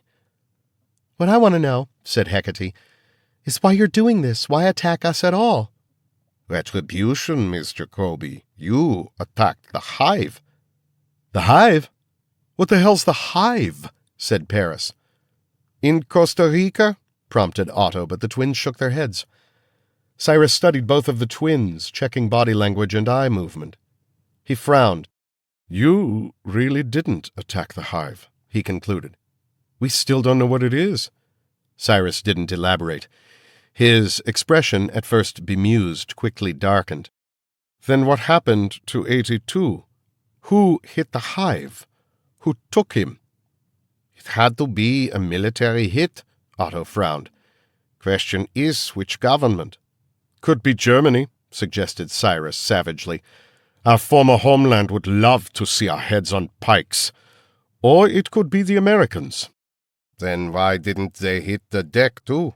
Cyrus shook his head. "If the military took the Hive, then it's possible that 82 was killed, along with the rest of the staff." "It would be better than being taken." Otto's voice said one thing, but his eyes conveyed a different message. All of the psychological profiles that had been done on 82 had indicated that the boy did not have a predatory nature, that he lacked the strength to be a killer. It was so anomalous a finding that Cyrus had refused to accept it, had killed the testing doctors, had made Otto try over and over again to prove that 82 was truly a part of the family, that the boy's loyalties were not a given. Now this belief could possibly be put to the test under interrogation by the United States. The boy could already have broken. Military forces could be closing in on the deck even now. Cyrus looked deeply hurt, and it took him a moment to master his voice enough to speak. "We have to move up the timetable for the release." "The real question," interrupted Hecate, "is why you sent assassins here to kill us." "Only one of you." "Why?" she insisted. "Call it a Darwinist experiment." "What? You'd use the murder of one to identify which of us had the greater survival instinct, and then try to bargain with the survivor?" Cyrus applauded. "You see, Otto, I always said that she was the smarter twin." "You miserable old prick," growled Paris. His hand strayed toward his pocket. Instantly, Conrad Veeder pulled his pistol and pointed it at Paris. The movement was so fast and fluid that the weapon seemed to appear in his hand as if by magic. "Make no mistake," said Cyrus. "Conrad will blow your head off if I tell him to." Now pull that dart gun with 2 fingers and throw it in the pond. You too, Hecate. And tell your pet ape to stay exactly where he is." Tauntaun curled his lip. "That little pop gun won't do shit." Vider's face was neutral.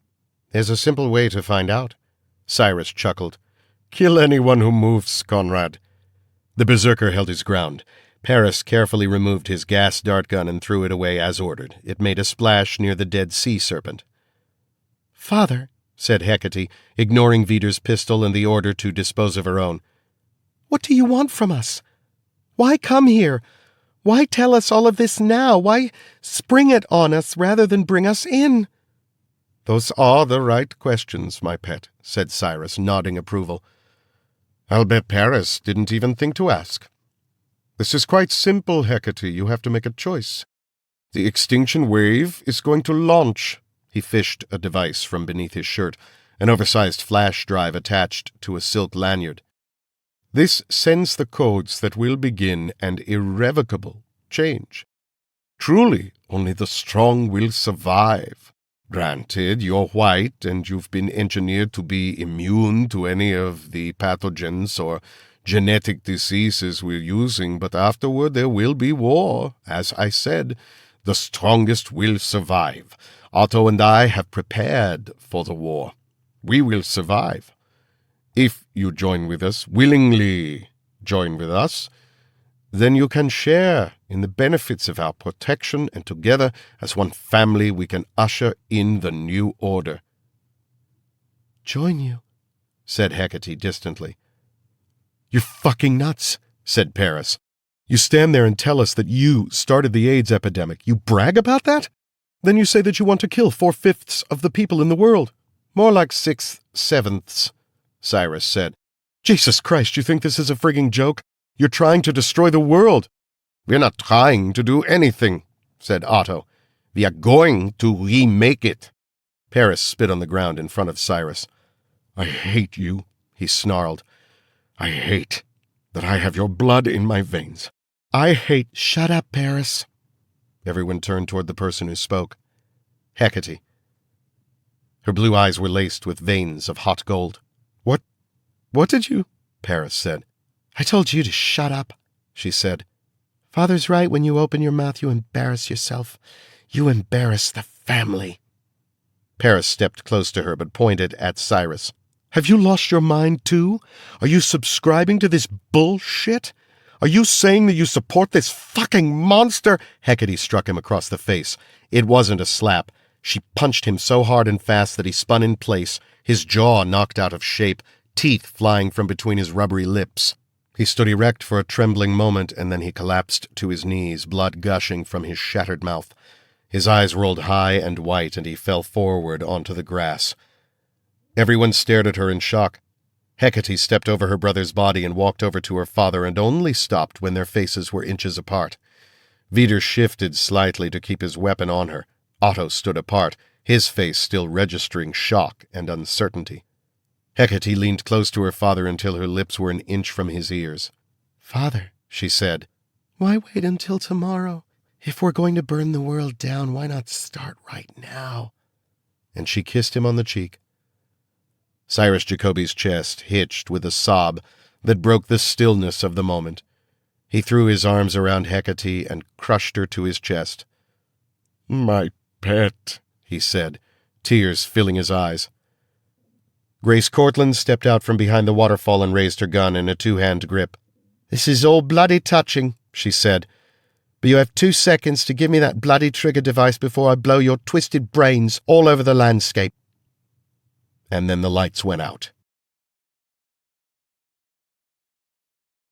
Chapter 116. The Dragon Factory, Tuesday, August 31st, 2:24 a.m. Time remaining on the extinction clock, 33 hours, 36 minutes EST. The exit doors were steel, and we made our stand there. The Russians kept coming. The hallway was choked with them, and the front rank held ballistic shields. They advanced as far as the hatch and then held their ground. It was clearly their target, and they had the manpower to take and hold it. I couldn't see what they were doing, but I heard the whine of a high-powered drill. I never did find out if they brought it with them or found it on the premises, but they were attacking the hatch. I tapped my earbud. Cowboy to Deacon. Go for Deacon. We're taking heavy fire and casualties. I gave him the bad news about Grace. There's no way to know if the trigger device has been activated. If you have the cavalry out there, now's the time to blow the bugle. They're already inbound. 3 DMS teams are on the island. Quicksilver team has taken the South Beach. India and Hardball teams are on the docks. SEAL Team 6 is 5 minutes out. The trigger device. We can't take any more chances, Cowboy. We have to take out the electronics. That would fry the active team communication as well, and we both knew it, but he was right. We were out of options. Do it, I yelled. Bullets hammered the metal doors, and I had to shout to my men. Church is launching the EMP. We're going to go radio dark in a few minutes. It was not good news. In the dark with no radio, in a firefight where everyone was wearing black BDUs, friendly fire was quickly going to become as much of a threat as enemy fire. Top leaned close to me. If those Spetsnaz sons of bitches get through that hatch, he left the rest unsaid. We saw guards come up from downstairs, said Bunny. Maybe there's a way to flank these bozos. I grabbed Redman and pulled him close. Hold this position. I'm going to take Echo Team downstairs and see if we can come up on the far side, catch these assholes in a crossfire. DMS and SEAL teams are on the island and have been apprised of your position. He started to protest, but I cut him off. Protect your wounded and hold this end of the hall. We have to get back to that hatch. Everything depends on it. Don't stop for coffee on the way, Captain, said Redman. I gave him a wink and dashed down the stairs with Top and Bunny on my heels. We went down 2 flights of metal stairs, going so fast that we pushed the envelope of safety on the corners. We knew our backs were protected, so all of us had our M4s pointed down. When a guard actually did step out, we cut him to ribbons before he got off a single shot. The security door on the next landing down was locked. Bunny tried to pick it, but even though the tumblers moved, the door held fast. Must be a drop bar or something, he said. Let's go 1 more level down, and if that doesn't work, we'll come back up and try to blow the door. We moved down 2 more flights into the underbelly of the building, maintenance level, poorly lighted, the ceiling crisscrossed with pipes, big generators rumbling with subdued thunder. It was hot and moist down here, and water dripped from the ceiling.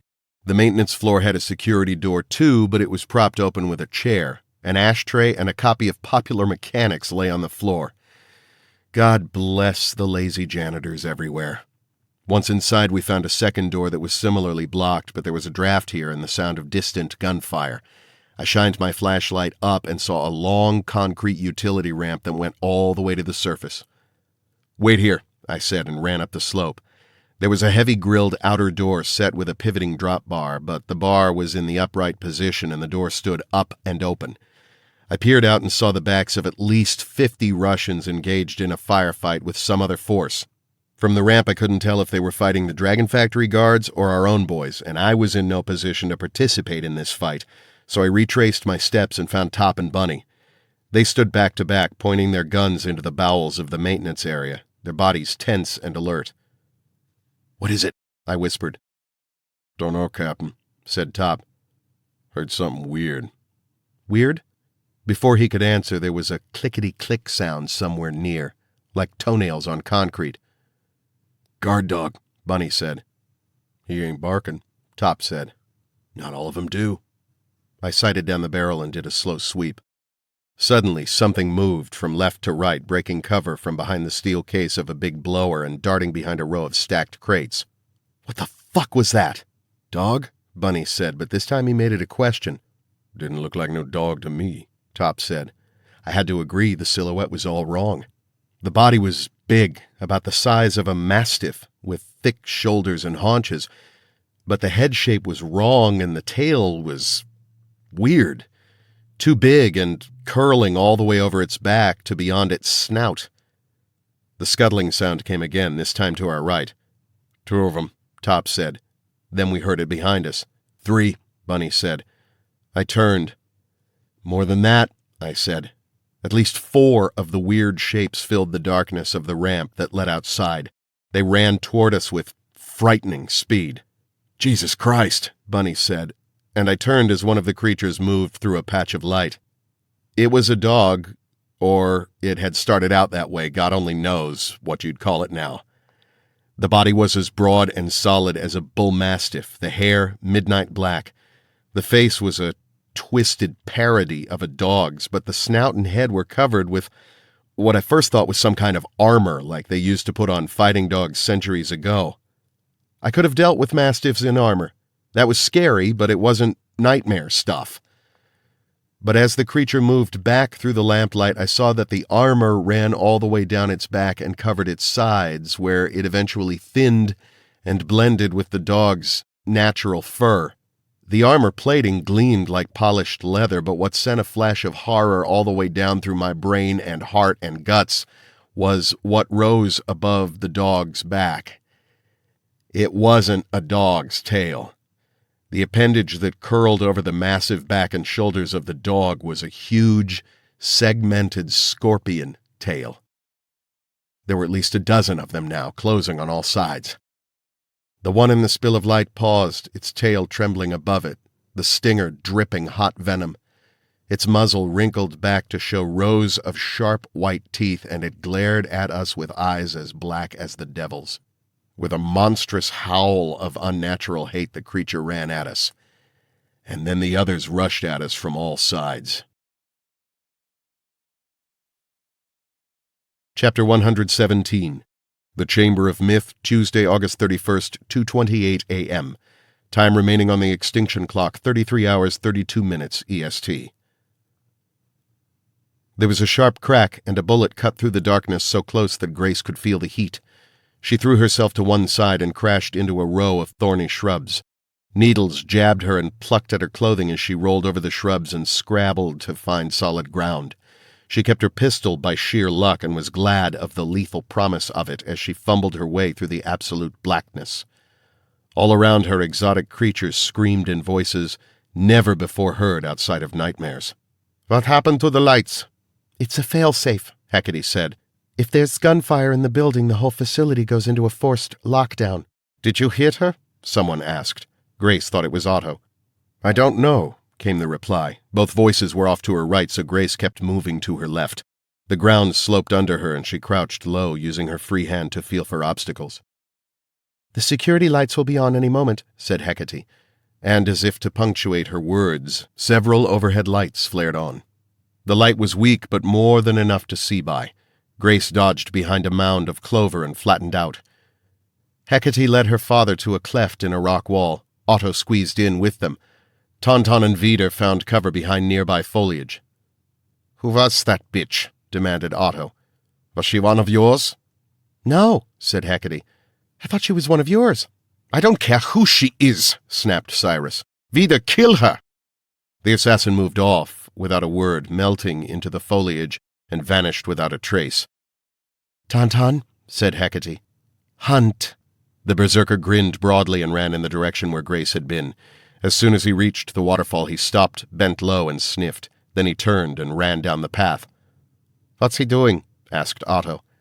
"He has more than ape strength," said Hecate.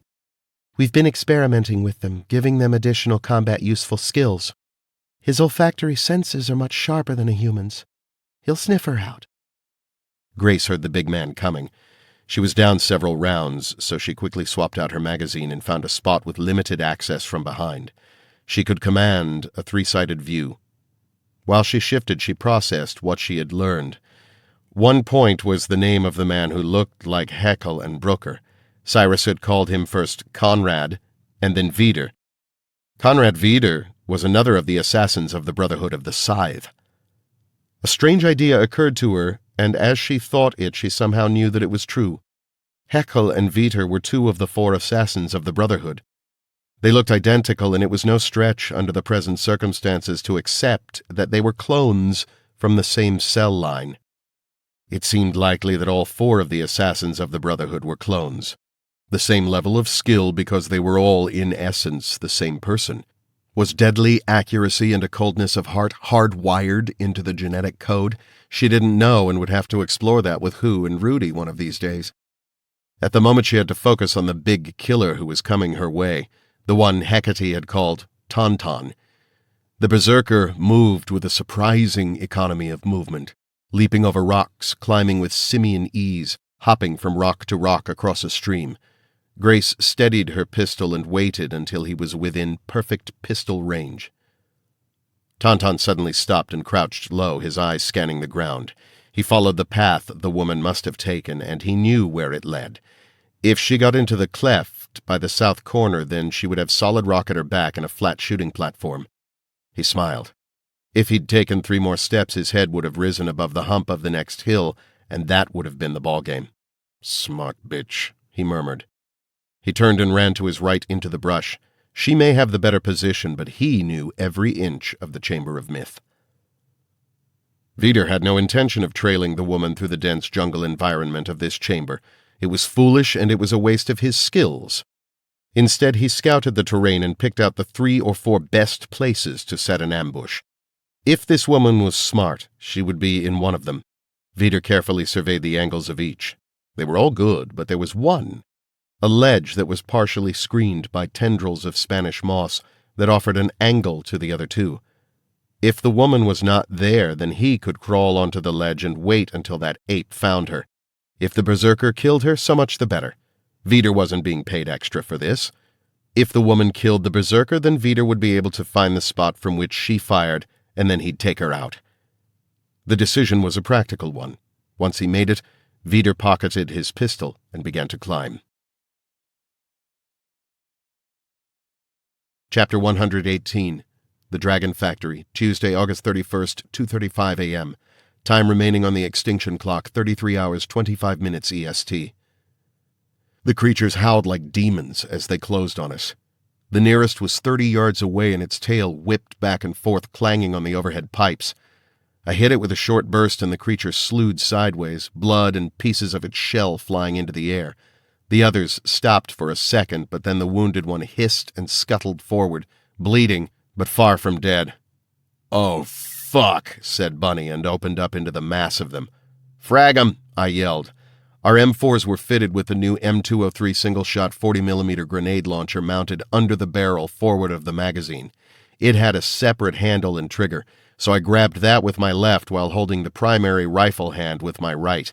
It gave me 2 guns at once, and I needed all of the immediate firepower I could muster. The downside was that the grenade launcher was a single shot. I aimed for the center of the biggest mass of them and fired.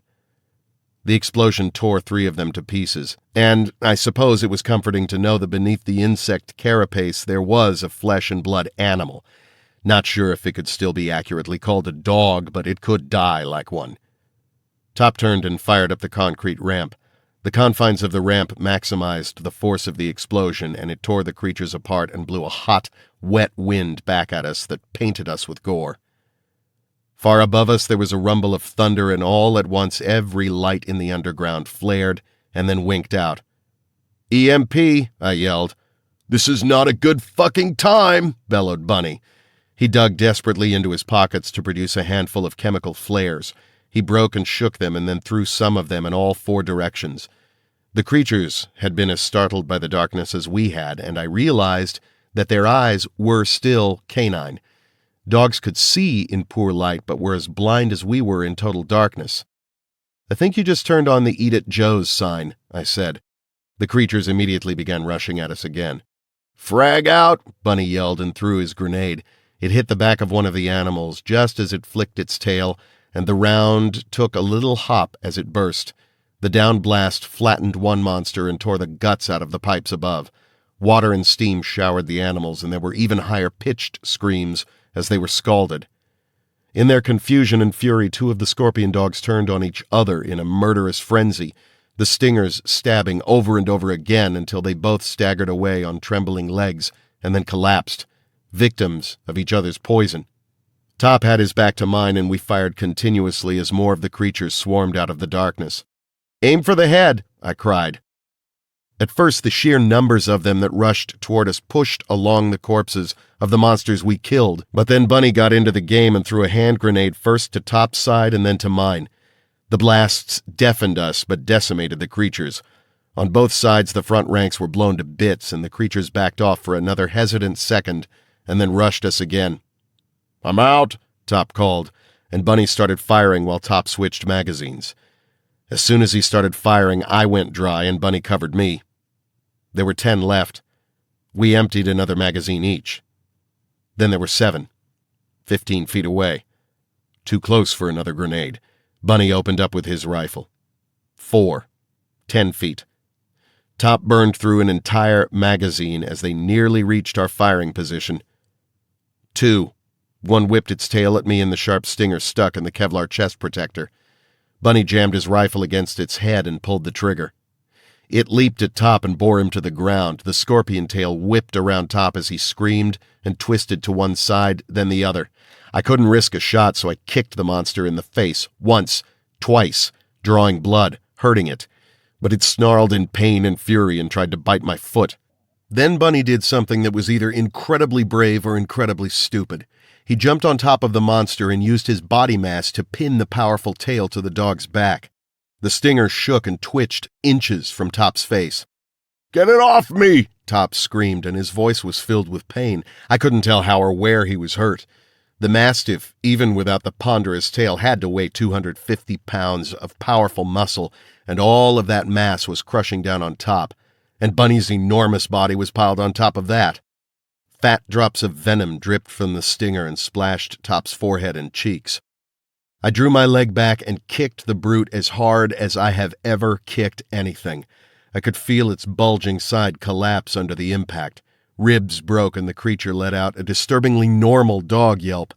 But the kick did the trick and the creature reeled sideways. I shuffled in and kicked it again, just as hard. The scorpion dog fell over and Bunny pulled at it, forcing the thing away from Top. The big young man and the dog rolled over and over, and then Bunny locked his arm around the monster's bull neck.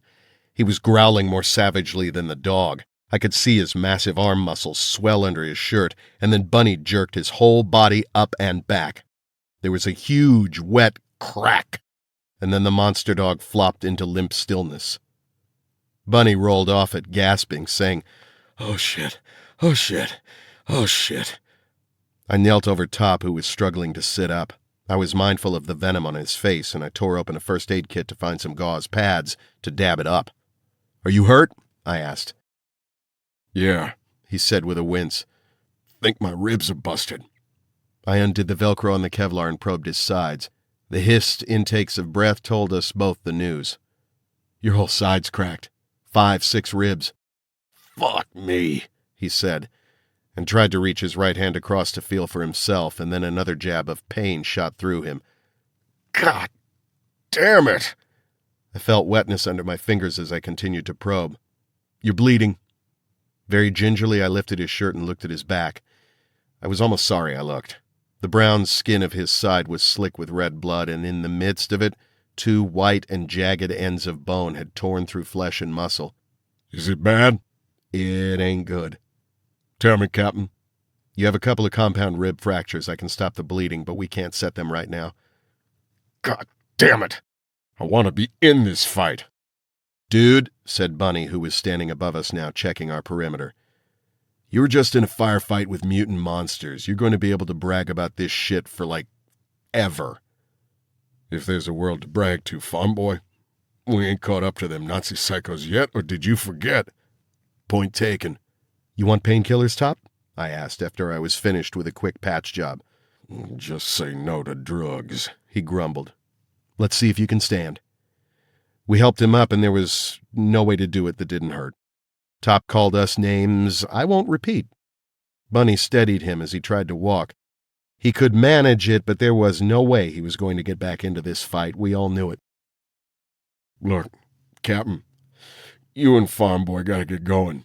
I'll guard the stairwell." "You can't fire a gun," Bunny began, but Top cut him off. "I can shoot a pistol, son. Want me to show you? Bet I can kneecap you from here." Okay, Bunny said. "Grouchy old bastard." "Clock's ticking," Top said to me. "You need to be gone." "We are gone," I said, and I turned away to head into the complex. After a moment, I heard Bunny coming behind me. I looked back once and saw Top standing there in the doorway. The dead monsters were all around him, and he looked like an ancient warrior on some battlefield out of legend. He sketched a small wave, and then Bunny and I rounded a bend, and he was gone. Chapter 119. The Talk. Tuesday, August 31st, 2:39 a.m. Time remaining on the extinction clock, 33 hours, 21 minutes EST. Blackwing 3 to Deacon. Go for Deacon. Package has been delivered, said the pilot. It's the night the lights went out in Georgia. Roger that. Well done, Blackwing. Church leaned back in his chair and stared at the array of screens that had, until moments ago, relayed images from helmet cams of every DMS field operative on Dogfish K. Now all of the screens were dark except for the night vision image from the satellite. He heard someone come up behind him. "What just happened?" asked Rudy Sanchez. Church explained about the electromagnetic pulse bomb. "If we're lucky, then Cyrus won't be able to access a working computer terminal in order to send out the code for the extinction wave." "If we're lucky?" repeated Rudy. "Dios mío." The satellite image showed hundreds of bright dots milling around across the island. Every few seconds a brighter spot would flare. "What's that?" "Thermal scans of the battle. Each dot is a signature for a combatant. The flares are explosions, probably grenades." "Which ones are ours?" "We've lost all telemetric feeds from the island," said Church. "Which means what?" "Which means we don't know which ones are ours." The collision of the hundreds of dots made no sense to Rudy. Everyone seemed to be right on top of everyone else. All those soldiers, each person dressed in black, out of communication even with their own teammates. It was a frightening thought to him, and he could only imagine the terror the men on the island must be feeling. "You're a religious man," said Mr. Church. It wasn't framed as a question, but Rudy nodded. "Yes." "Now would be a useful time for prayer." Chapter 120. The Chamber of Myth, Tuesday, August 31st, 2:41 a.m. Time remaining on the extinction clock, 33 hours, 19 minutes EST. For the second time in 20 minutes, the lights went out in the Chamber of Myth. "What now?" growled Cyrus. "I don't know," said Hecate. "It's that woman," said Otto. "No, there's no bypass in here for the security lights.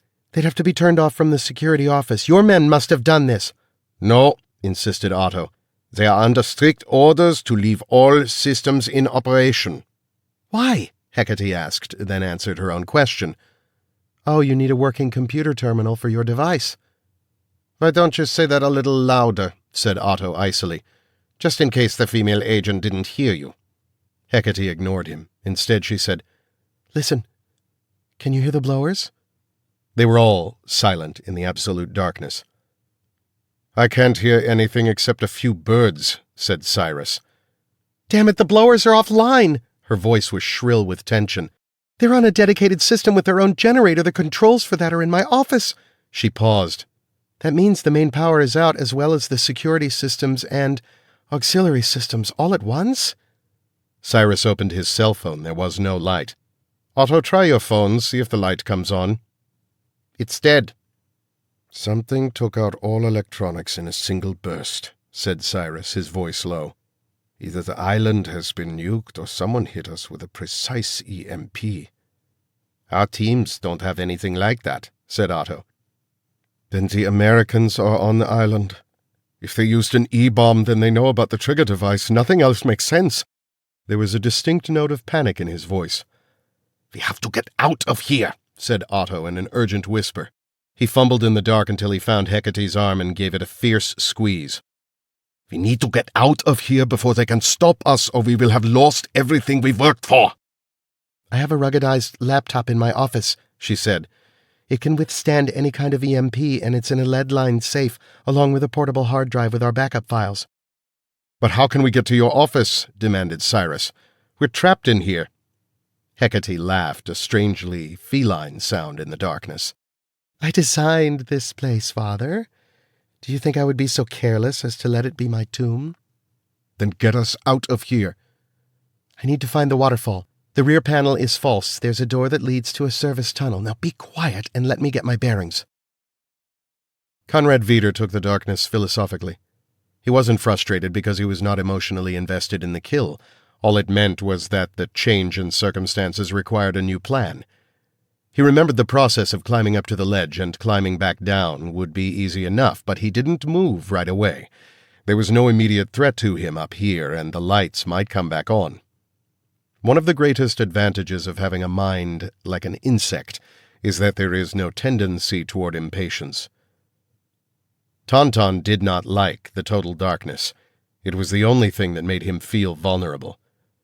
He could still smell the woman, and if he was careful, he could track her. But what if she had night vision goggles? How was she dressed? Fatigue pants and boots, a black tank top. Did she have an equipment belt? He didn't think so, but he wasn't sure. A few seconds passed. No, he decided, she hadn't been wearing an equipment belt. On the other hand, she may have had a pack and left it among the foliage.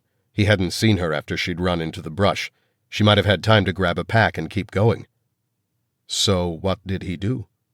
If he had one of the new recruits, he'd have ordered him to stand up, and then he'd see if the bitch put a bullet through his head.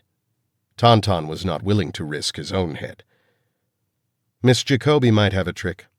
Tauntaun reached into his pocket for his cell, but the unit was dead. Not even a glow from the screen. What the hell? Racked with indecision, Tauntaun did nothing. Grace Cortland did not fear the darkness. She would have preferred night vision or some useful light, but she didn't need it. There was too much of the predator in her to be stymied by darkness. If she couldn't see, then neither of the men who were hunting her could see either, and she understood the why of the darkness. Church had dropped the EMP, which meant that she had a little breathing room. But she also had a very specific purpose. There might be a hardened terminal or laptop on the island. She doubted there was one in this chamber, but that meant that she had to prevent Cyrus Jacoby from getting out of the chamber. Her Special Forces training ran deep. Grace had been one of the very first women accepted into the SAS, and she'd been the first field team operator for Barrier. Church hadn't recruited her for the DMS because she was decorative. Church wanted her because she was the best of the best. Now was the time to live up to that. And in the absolute darkness, Grace smiled. If anyone had seen that smile, even a killer like Tauntaun, it would have given him pause. She moved out of her niche, recounting the steps she'd taken. Her training taught her to remember directions, yards run, right and left turns, elevation.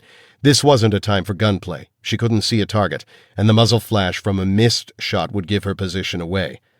The gun went back into her waistband, and she practiced drawing the fighting knife from her right-hand pocket several times until she knew that she could have it out and flick the blade into the locked position in under a second.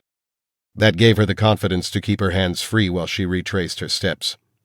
She paused briefly to feel along the ground for small rocks, and she put several of them into her left pocket. Somewhere off to her 3 o'clock position, she could hear the whispered voices of Cyrus, Hecate, and Otto. Their positions sounded about right for where she thought she needed to go. Her greatest care was in placing her feet, making sure that each step was feather-light until she was sure of her footing, and then she shifted weight in a flow from one leg to the other. It was like using Tai Chi to stalk her prey in the darkness. Long, slow, controlled steps. Tauntaun thought he heard something, and he turned his head and sniffed at the darkness. The air was thick with the scent of fear from several of the transgenic animals that had panicked when the lights went out. It clouded his sense of smell, but he was sure that he'd just caught a fresh whiff of the woman. Humans don't smell like animals, and though Tauntaun did not possess the genes necessary for processing the thousands of individual scents that jungle apes had, he had trained for many hours to hone his olfactory skills. He was sure that it was the woman. She'd moved. There was a sudden sound far off to his opposite side, and he turned suddenly, swinging his pistol around to point at the blackness. What had made the noise? The woman? Vider? One of the animals? There was a second sound, sharp and fast, like a stone dislodged by a running foot. Then a third, all off to his right side. It had to be her. Somehow she'd tricked him and was crossing the open field under cover of darkness instead of coming back along this path. "Got you, bitch," he said with quiet malice as he rose from a prone position and got to his feet. He took a tentative step, then another. And then something brushed against his leg and he spun. But as he spun, he felt his thigh ignite with a white-hot burn. He smelled a confusion of scents, the woman, close, and then the sharp coppery tang of blood. He swung a vicious blow through the shadows, but all he hit was air. There was another flash of burning pain across the back of his knee, and suddenly he found himself tilting to that side, his knee buckling. Tauntaun cried out as pain hit him in waves, a 1-2 burst of agony from thigh and knee. He scrabbled at his thigh and could feel wetness, and then he felt something hot splash against his palm. He was bleeding, fast and hard. An artery. The bitch had cut him.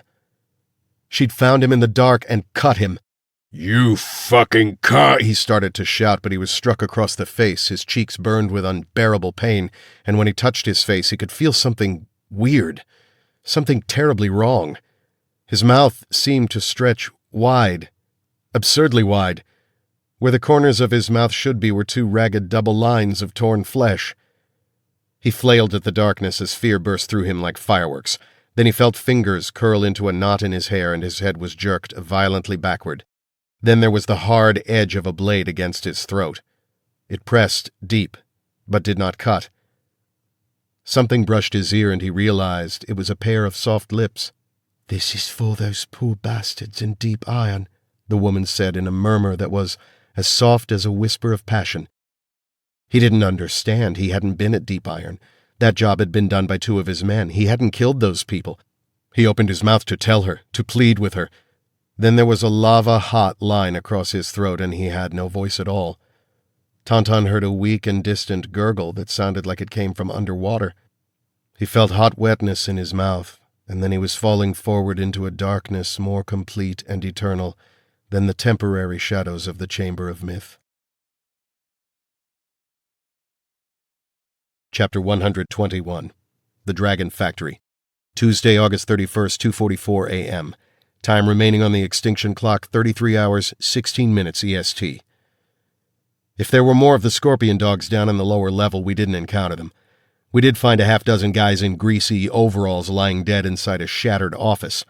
It looked like they'd tried to make a stand against the monsters by pushing a desk against the door and arming themselves with wrenches. They'd killed one of the transgenic creatures by smashing in its skull, but from the looks of the place, the other monsters had swarmed in. The workers looked to have been stung dozens of times each. "Poor bastards," Bunny said. "Poor bastards who work for the bad guys," I said. My sympathy level was bottoming out. We ran on, chasing our flashlight beams. The EMP had wiped out our night vision, but we each had a flashlight and extra batteries wrapped in lead foil for this purpose. "Stairs," Bunny said, pointing, and we cut right and went through the doorway as fast as safety would allow.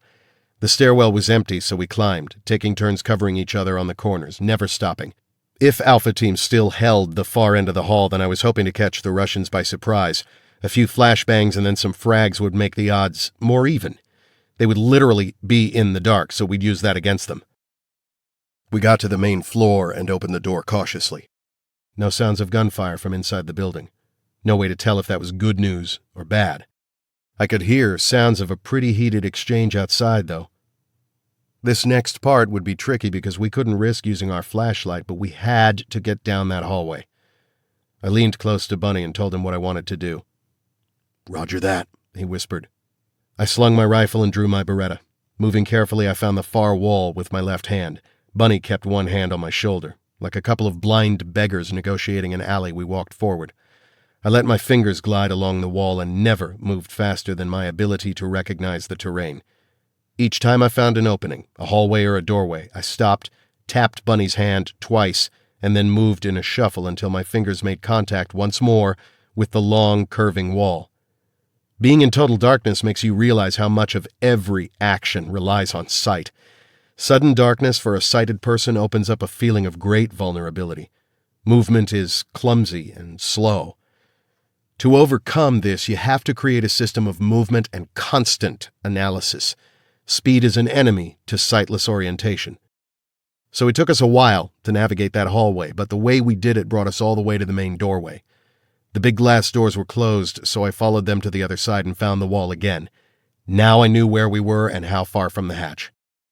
We went another 40 yards and then stopped. I found Bunny's hand, tapped it 3 times, a cue that I was about to give instructions, and then followed his hand up his arm to his chest and then to the grenades hung on his battle rig. Then I found his big hand and drew a series of letters in his palm. He tapped my wrist every time he needed me to repeat one. When I was done, he gave my wrist 2 sets of 2 taps, message received and understood. We reoriented ourselves and moved farther along the hall until we could hear voices, whispers from several men, low, quiet, and in Russian. I could make out what they were saying, but there wasn't time to translate for Bunny. Besides, none of it was tactically important. One man asked another when the lights were coming back on, and a gruff voice, probably a sergeant or team leader, told him to shut the hell up. I holstered my pistol and took 2 grenades from my harness, a flashbang in my left and a fragmentation grenade in my right. From the faint rustle, I knew Bunny was doing the same. "Light 'em up," I hissed, and we pulled the pins on the flashbangs. If the Russians heard me, it didn't matter. We sailed the grenades into the emptiness in front of us, squeezed our eyes shut, and covered our ears the best we could. Even so, the blast and starburst was like a hot knife through the brain. It was far worse for the Russians. The grenades burst in the air right above them, and I opened my eyes a second after the detonation. I saw them, maybe 20 in all, reeling back from the intense light, screaming at the pain in their ears, too shocked and confused to do anything. The last sparks of the flash gave Bunny and me perfect distance and angle. "Frag out," we threw. They died. Not all of them. We had to shoot 3 of them. But the rest took the shrapnel full in the face. The fools had been spooked by the dark and had grouped together for safety.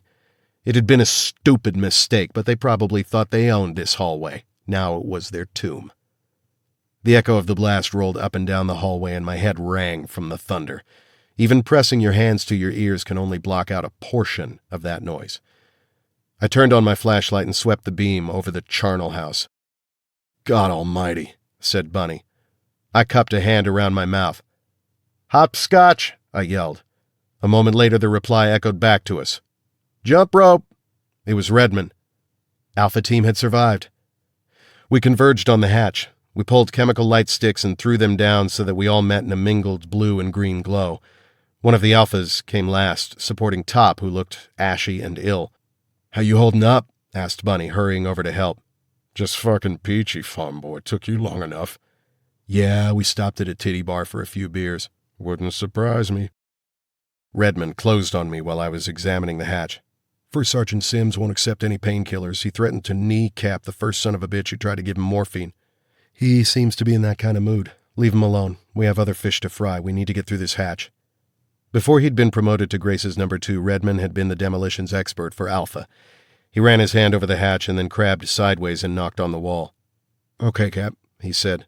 "We couldn't blow that hatch with an RPG, but the wall is just block. If we can knock a big hole in it, I can rig a compressed charge and maybe make us a doorway. We have just about enough C4 for that. It's the hole that's going to be the problem. I need solutions, not problems." Redmond looked at the dead Russians, then turned to one of the Alphas. "Beth, check the bodies. I need grenades and explosives. If they have any, it'll be Semtex. Detonators, too. Whoever has the most Semtex will have the detonators. Do it now." Alpha Team moved with a purpose, and in under 2 minutes, Redmond had 20 grenades and 4 tubes of plastic explosive. 3 of the 4 Russian detonators had been broken, but he said he only needed 1. He set to work rigging the grenades together over a wad made from half of the Semtex. He draped it with 3 layers of Who's polymer blast dampening cloth, placed the detonator with great care, and started backing up, unspooling wire as he went. I chased everyone back to the sharp bend in the corridor, and we all flattened out on the floor by the wall. "Fire in the hole," Redmond called and clicked the detonator. The blast was massive. Smoke and dust blew over us, funneling around the curved corridor. As soon as it was clear I was up and running, a cloth pressed to my face, squinting through the smoke. There was a smoking crater in the wall that was at least 8 inches deep, and fissures ran outward from side to side and floor to ceiling. "Damn," Redmond said. "I'm good." He set to work on the second part of the job, gouging the cracked inner stone to make a tight crevice for his C4. He packed it tight. A compressed blast does far more damage, and we needed damage. We needed a doorway big enough for me to climb through. Once he was done, we repeated our retreat and he clicked the detonator. This blast was bigger but not louder. A lot of the force went into the stone wall with such intensity that we felt the vibration run along the floor. Again I was up and running, and as I approached the wall I knew that Redmond had broken through. I could feel a breeze of moist heat coming at me through the smoke. I waved furiously at the cloud of dust and shined my light at the hole. It went all the way through. But it wasn't big enough. Not for me, not for any of us, and we'd used all of our explosives. Chapter 122. The Chamber of Myth, Tuesday, August 31st, 2:53 a.m. Time remaining on the extinction clock 33 hours 7 minutes EST. Grace moved away from the corpse of the berserker and retraced her steps to the path. Ahead of her in the darkness she could hear the whispered conversation of Hecate and her father. It was no longer stationary. Grace crouched and listened, tracking the sound even though she couldn't make out the words. The sound moved from left to right in front of her. There were no points of reference to guess distance, especially with whispers, but it couldn't have been more than 20 yards. What was to the right? The sound told her, the soft hiss of the waterfall. That's where Hecate was going. She remembered that metal panel in the back, a door or access panel. Grace was willing to bet a lot on it being a door. She adjusted her course, feeling ahead for the terrain. She found a line of small rocks and recognized them as stones that lined the path used by the groundskeeping staff. Perfect. Give me a second. It was a snatch of a comment, and Grace froze. Whoever said it couldn't have been more than a dozen feet in front of her. She drew her pistol and listened. Here it is, whispered Hecate. There's a release. Right under the... Grace fired in the direction of the voice. She knew that her first shot would probably miss, but the muzzle flash would show her where to put the second shot. After the absolute darkness, the flash was eye-hurtingly bright, but it froze a picture in her mind. The back of the waterfall, Hecate reaching up under the overhang of moss, her lithe body stretching, Cyrus behind her, his fist clutched around something that hung from a lanyard around his neck. Otto Wirtz in the foreground, bent in the direction of the panel. A flash image. There and gone. Grace smiled and squeezed off 5 more shots. She heard a scream. And then the wall 5 feet to her right exploded, showering her with debris. A chunk of rock the size of a fist struck her on the side of her shoulder, and her last shot was high and wide. Grace fell over and her gun vanished into the darkness. A moment later, Hecate slammed into her, snarling and spitting with insane rage, grabbing her arms with insane strength. "You fucking bitch!" snarled Hecate as she drove Grace Cortland into the dirt. They rolled over and over again through the darkness, tumbling sideways down the hill away from the waterfall, colliding with rocks and smashing through plants. Hecate snarled continuously, and Grace could feel hot spittle on her face and throat. The woman was enormously strong, her fingers like iron bands crushing into Grace's arms with enough force to crush skin and muscle. Grace jammed a forearm under Hecate's chin to keep those sharp white teeth away from her throat. With her other hand she shoved back on the woman's shoulder, trying to create space. Grace twisted to bring her knee up between them, using the long thigh bone as a strut to separate them. What the hell was she fighting? Had this mad bitch used her own genetic science on herself? Everything about Hecate provoked an image of one of the big fighting cats. Hecate even hissed like a panther. Hecate suddenly let go of Grace's arms and grabbed her throat. It was like being crushed by a vice. All at once, Grace was unable to breathe. Grace stopped pushing on Hecate's shoulder and immediately hit her in the face, once, twice, again, pounding on the side of Hecate's cheek and eye socket. The pressure eased by a tiny fraction. Grace dragged in a spoonful of air, but then Hecate tightened her grip, overlapping her thumbs to try to crush the windpipe. Grace pressed her chin down on the thumbs, forcing them against her sternum to slow the choke while continuing to hammer at Hecate. She cupped her palm and slapped Hecate over the ear. Instantly, Hecate howled in pain and toppled sideways. Grace pivoted on the floor and kicked out with both feet, catching Hecate on the hip and stomach, driving her farther away. Grace didn't want to escape. She needed to breathe and reorganize. She spun around and came up into a crouch. Otto Wirtz tore away the decorative vegetation and ran his hands over the panel. The moss had hidden 4 wing nuts, and Otto grabbed the first one and tried to twist it. It resisted, and he growled in fury and frustration. And then it moved. He spun it around and around until it reached the end of the thread and fell away. "Hurry," Cyrus urged. "They're breaking through the wall." "I am hurrying, damn it!" Otto attacked the second one, which was stuck just as firmly as the first. "What about Hecate?" Cyrus was invisible beside him. He said, "She'll catch up." The second wing nut began to turn. "And if she doesn't?" "We have a large family, Otto." Otto dropped the second wing nut and began turning the third. That one was looser, and it yielded immediately. The fourth was harder, but he threw all of his strength at it, and the nut turned. "Otto," Cyrus hissed, "I hear something." There was a second and much bigger explosion, and debris flew outward into the chamber. A jagged piece of stone whistled through the air and struck Grace on the side of the head, and she spun and fell face down on the grass and did not move. Chapter 123. The Dragon Factory, Tuesday, August 31st, 2:55 a.m. Time remaining on the extinction clock, 33 hours 5 minutes EST. The moment I leaned close to the hole in the wall, I heard a male voice yell, "They're breaking through! Get us out!" A second male voice yelled, "Hecate, did you kill that bitch?" "I don't know," a woman snarled from the darkness deeper in the chamber. "Otto, get my father out of here, up the stairs, my office, the gray case. What about, I'll make sure you're not followed, go!" Christ. I could tell Grace was in trouble. Maybe dead, but the Jacobys were about to escape. There was no way for me to know whether a distraction at this moment would help or hurt. If Grace was still alive and hiding, then I could get her killed. On the other hand, I needed to know what the Jacobys were doing. Grace's own voice echoed in my mind. "The mission comes first." I knew what the mission required.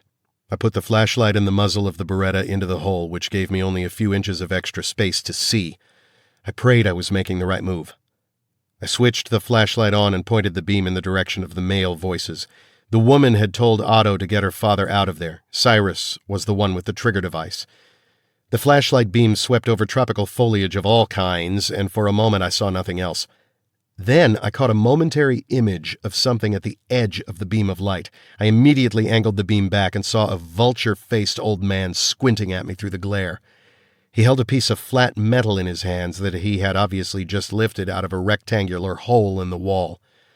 I fired at him, and the first bullet hit the metal plate at an angle and wanged off into the darkness. I fired again as the man dropped the plate and tackled a second man who stood closer to the opening. Was that Otto and Cyrus Jacoby? It had to be. I fired and fired, sure that I hit at least one of them, but the tackle had sent them spilling into the opening. I fired the entire magazine and then tore the M4 from Bunny's hand, jammed it into the opening, and let it rip. I wanted to fill their bolt hole with ricochets that would chop those maniacs to pieces. I thrust the gun at Bunny to reload, and I swept back and forth with the flashlight. "Hopscotch!" I bellowed. But if Grace heard my call, she was not able to shout back the countersign. My heart sank in my chest. I spun and grabbed Redmond by the shoulder. "The DMS and SEALs are all over this island. Find them, get all the C4 you can, and blow me a fucking hole. Bunny, I'm going back to the stairs and see if I can find Hecate's office. Cyrus and Otto are on their way upstairs. Hecate said something about a gray case." "Shit, you think she has a ruggedized laptop?" "Yeah, damn it, that's exactly what I think. I've got to find that office." "I'm going with you." "No, Redmond's going to need muscle to fight through to our teams outside. We need that hole. As soon as he's secured, then come find me." He wanted to protest, but I was already in motion. Chapter 124. The Chamber of Myth, Tuesday, August 31st, 2:57 a.m. Time remaining on the extinction clock, 33 hours 3 minutes EST. It was the blood that woke Grace Cortland. It seeped from the gash in her scalp and curled in lines over her cheek and into her nose. She choked, and the sudden spasm of a cough brought her out of her daze. She rolled over onto her stomach and coughed the blood out of her nose and mouth. Her head felt like it was 10 times normal-sized and stuffed with broken glass. Nausea was a polluted wind that blew through her stomach. There was movement, noise, and light off to her right, and she turned her muzzy head to try to make sense of it. Colored lights popped on and flew through the air, and in her confusion Grace didn't understand what she was seeing. And then clarity returned to her. There was a hole in the wall to the Chamber of Myth, and someone was tossing chemical light sticks inside. The Jacobys wouldn't do something like that. It had to be... "Joe," she called, but her voice was a hoarse croak. Grace climbed shakily to her feet. Her gun was lost somewhere in the shadows. There was no sign of Hecate or the others. "Effing hell," she growled, and began climbing back up the hill toward the waterfall and the hole in the wall. Her feet were unsteady, and from the dizziness she felt, Grace knew that she had a concussion. It was hard to think, but she forced herself to remember where she was and what she had to do. When she was 10 feet from the hole, she called out, "Hopscotch!" There was a pause, and then a familiar voice called back, "Jump rope!" "Major, is that you?" "Beth, thank God." Grace stumbled the last few steps and leaned on the wall. She saw Beth's eyes go wide and realized what a mess she must look. Her face was covered with blood. Beth, what happened? Where did the Jacobys go? Where's... Staff Sergeant Beth Howell, Alpha Team's number 2, gave it to her in a few quick sentences. Grace turned and reached for Beth's flashlight and shined it on the back of the waterfall, saw the open portal. Damn it. Give me a flashlight and your sidearm, she ordered, and Beth passed them through along with a spare magazine. It's the last one I have. If Captain Ledger or anyone else gets in touch, tell them I'm following the Jacobys. Major Captain Ledger took the stairs. He's trying to find the Jacoby woman's office, too. Then I'd better bloody well beat him to it. Can't let Echo Team take all the glory. Beth smiled, but she looked as stressed and nervous as Grace felt. Good hunting, Beth called. Grace said nothing. She racked the slide on the Sig Sauer, laid her pistol arm across the wrist of the hand holding the flashlight, and stepped through the opening. In her mind, this wasn't a simple hunt. The bloody Jacobys weren't the only ones capable of extermination. The stairs led upward into the darkness. Gun in hand, Grace began climbing. Chapter 125. The Dragon Factory. Tuesday, August 31st, 2:58 a.m. Time remaining on the extinction clock, 33 hours, 2 minutes, EST. I pushed through into the stairwell, cleared it, and then began climbing. There were 2 floors above the main level, and I would have to check them both. My heart was racing and my nerves were screaming at me. Images of Grace, alone and hurt in the dark, kept trying to climb into my head, and I kept forcing them out. The mission comes first. The pressure I felt was almost unbearable because the cost of failure was too high to calculate. Global ethnic genocide. How is that concept even possible for a human mind to grasp, let alone attempt to undertake? Even if someone was a racist, the concept should be so alien to the mind that it would never form, and yet these maniacs were within minutes of setting it into motion. Evil should never be allowed to flourish, but this transcended evil. I don't know if there's even a word for what this was. That's what put the power in my muscles. That's what gave me focus. At the first landing, I pushed the door open slowly and quietly. The hall was dark as pitch. I risked my flashlight, casting the beam up and down, and then shut it off and shifted quickly away from where I'd been standing. No shots tore through the doorway. So far, so good.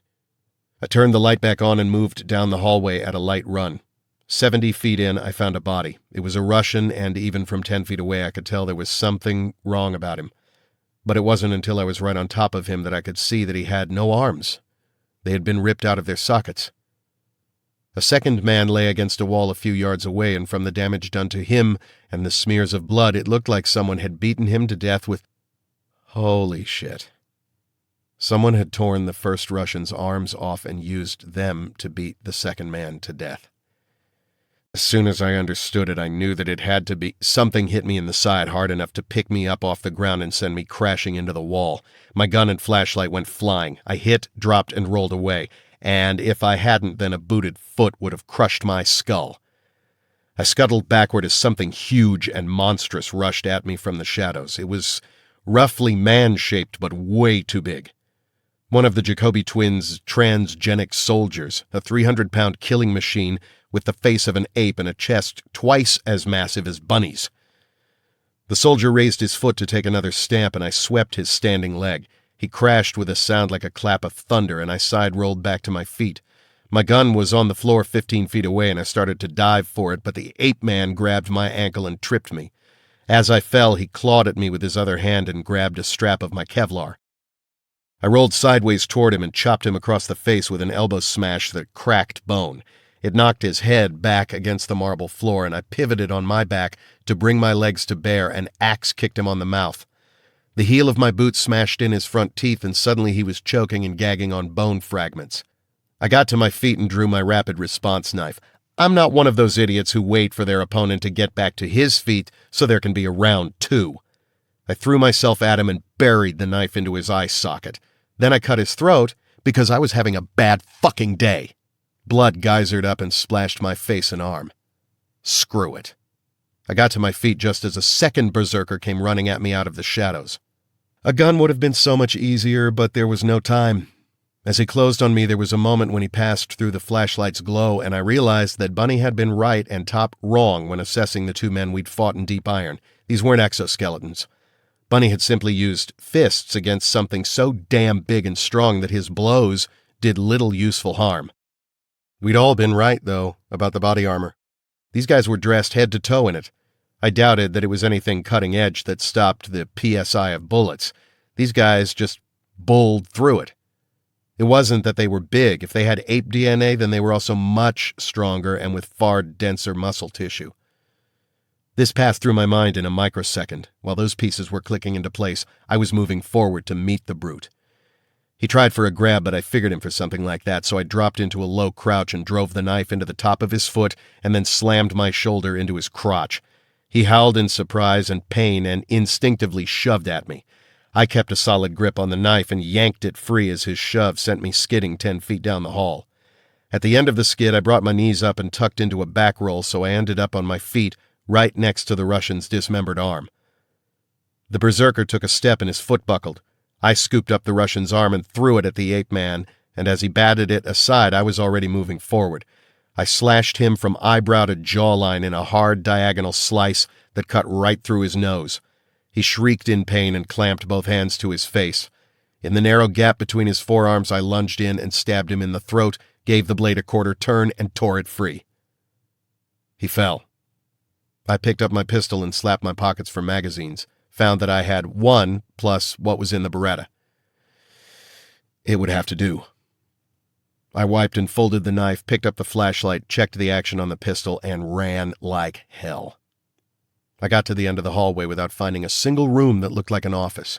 There were workrooms and a lunchroom and some computer labs, but nothing else. Shit. At the far end, I found a stairwell and crashed through. Hecate's office had to be on the top floor. I was halfway up the stairs when I heard men shouting and screaming and firing. Flashlight beams cut back and forth, and I risked a glance over the edge of the stairs.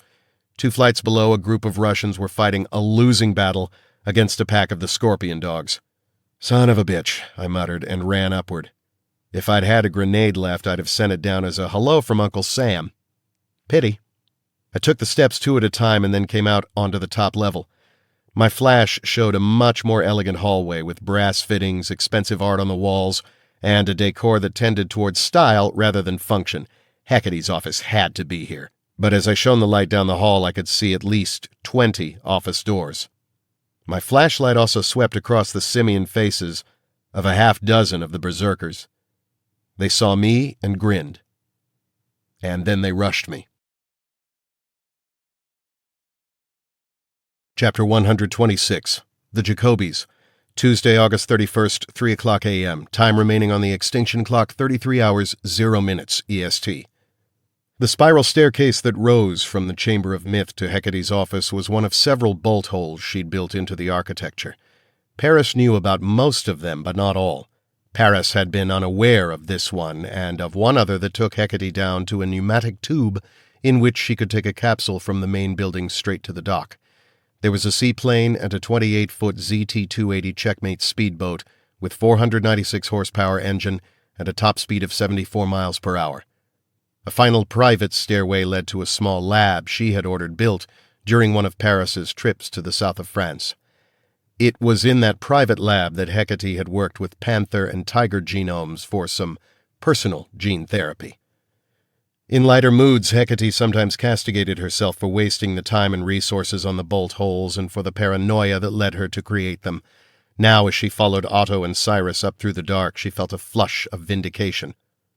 "I can't see a damn thing," growled Cyrus from above her. "You don't need to see," she snapped. "Just climb." "Wait. The ladder stopped. I can feel a door." "That's it. It opens into a closet in my office."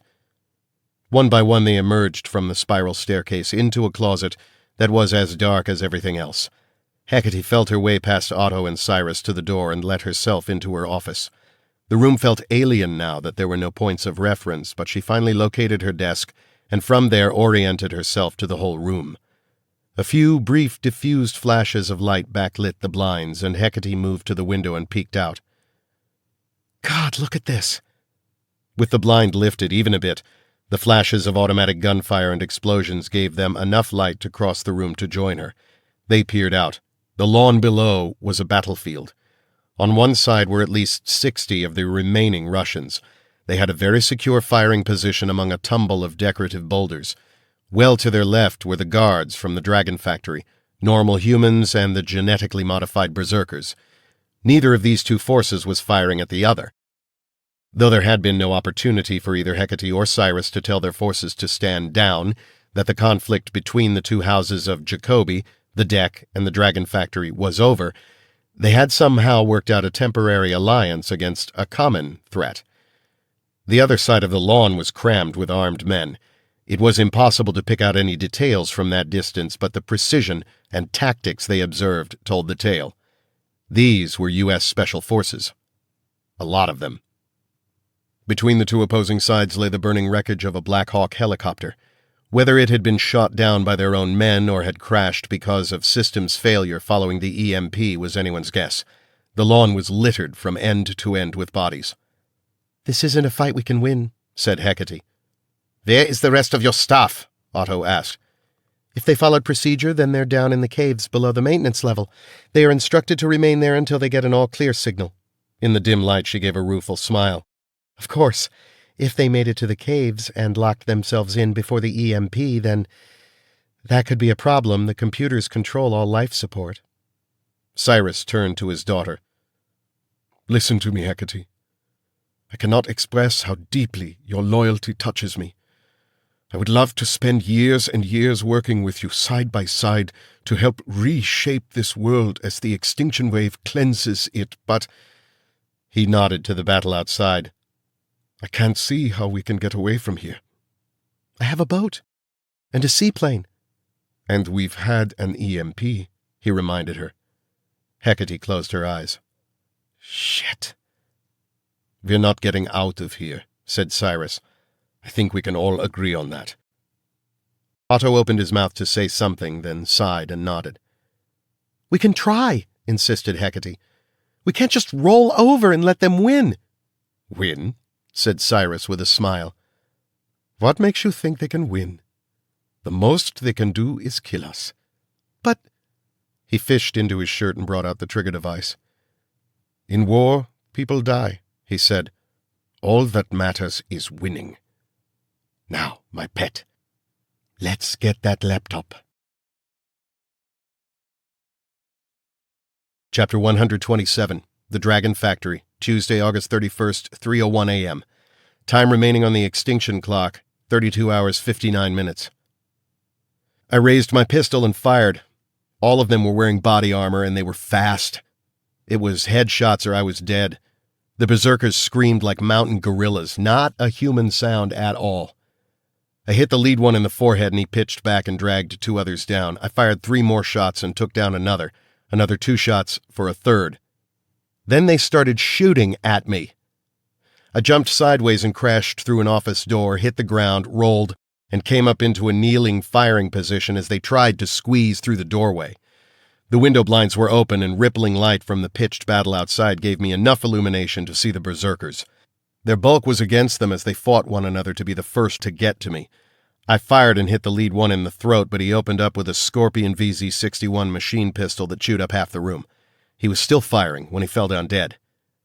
Another of the berserkers reached over him and fired. I twisted out of the way of the first round, but the second and third slammed into me and sent me flying. I could actually feel my ribs break. The pain shot through me like lightning as I hit the wall and slid down. But I used the pain. I let it wipe my mind to clarity. The berserker stepped into the room and I shot him through the upper lip. The bullet punched through the back of his head and tore the ear off the berserker behind him. I grinned and fired again. The one with the torn ear raised an arm to fend off the shot, and though the Kevlar deflected the round, I could tell from his howl of pain that the impact broke his arm. I didn't much care. I put 2 rounds into him and fired my last at the remaining berserker before the slide locked back. I dropped the magazine and pulled my last one. Just doing that sent daggers of pain through my side. Everything that had happened over the last hour had drained me, and the damaged ribs weren't going to help. My head pounded from the noise of all the gunfire, and I still hadn't found Grace or the Jacobis. The last berserker was wounded, but he was still growling as he hauled on the corpses that choked the doorway. He yelled threats in Afrikaans and English and promised to tear my head off. I think he meant it. I struggled to my feet and braced my butt against the desk to help steady my aim. The broken ribs were on my right side, my gun arm. "Come on, you ugly bastard," I yelled. He grinned at me with bloody teeth and poked a rifle barrel into the room. I put 4 shots into him before he could squeeze the trigger. His head seemed to disintegrate as he flew backward. I headed for the door, but on the first step I realized that there was something wrong with my left leg. When I'd fallen, I must have twisted something. Swell. I sucked it up as best I could and limped to the door. The berserkers were slumped everywhere, and I had to climb over them to get back to the hallway. My flashlight lay on the floor. Bending to pick it up was no fun at all with busted ribs. There were still a lot of offices to check. I had to find them. The first office was empty. So was the second, and the third. Just as I was reaching for the doorknob on the 4th office, the door opened and a berserker punched me in the face. Chapter 128. The Jacobys, Tuesday, August 31st, 3:02 a.m. Time remaining on the extinction clock, 32 hours, 58 minutes EST. Hecate swore and punched the wall beside the safe. "What's wrong?" demanded Cyrus. "I can't see the numbers on the dial. Look in my desk drawers. Find a lighter. Anything." Otto and Cyrus began tearing apart her drawers, throwing papers and pens everywhere. "Matches!" cried Otto. "I found the pack of matches!" Hecate crossed the room, navigating by the light from the battle. There was a scrape and a hiss, and a small fire blazed at the end of a paper match. Cyrus snatched up a sheaf of reports and rolled them into a tube. Otto held the match to the roll, and as it caught, the glow flooded the room, pushing back the shadows. Cyrus cried out in delight, as if with all of the technology he and Otto had stolen or created, this simplest of man's tools, fire, was the wonder of the ages. He and Otto hurried over to the wall and watched as Hecate attacked the dial once again. This time the tumblers clicked 1, 2, 3, and she jerked the door open. The safe was large, and there were stacks of papers, bundles of currency, cases of jewelry, and several high-capacity flash drives banded together with oversized rubber bands. One whole side of the safe was taken up by a large briefcase with a corrugated metal cover. It was very heavy, and Hecate grunted as she pulled it out, and they carried it over to the desk. Otto swept the last of the papers onto the floor as Hecate set the case down and unlocked it. She punched the on button, and they all held their breath. A tiny green light popped on, and the screen flashed from black to blue. "Thank God," said Cyrus. "Lead case in a lead-lined safe," said Hecate. "My father taught me to be extra careful." Cyrus looked up at her, and there was such a depth of love in his eyes that Hecate felt her own eyes growing moist. She said, "I want us to survive this." "We can't." "We can't escape the island," said Hecate. "But there are caves and tunnels all through this island. We may be able to find a place to hide until we can escape."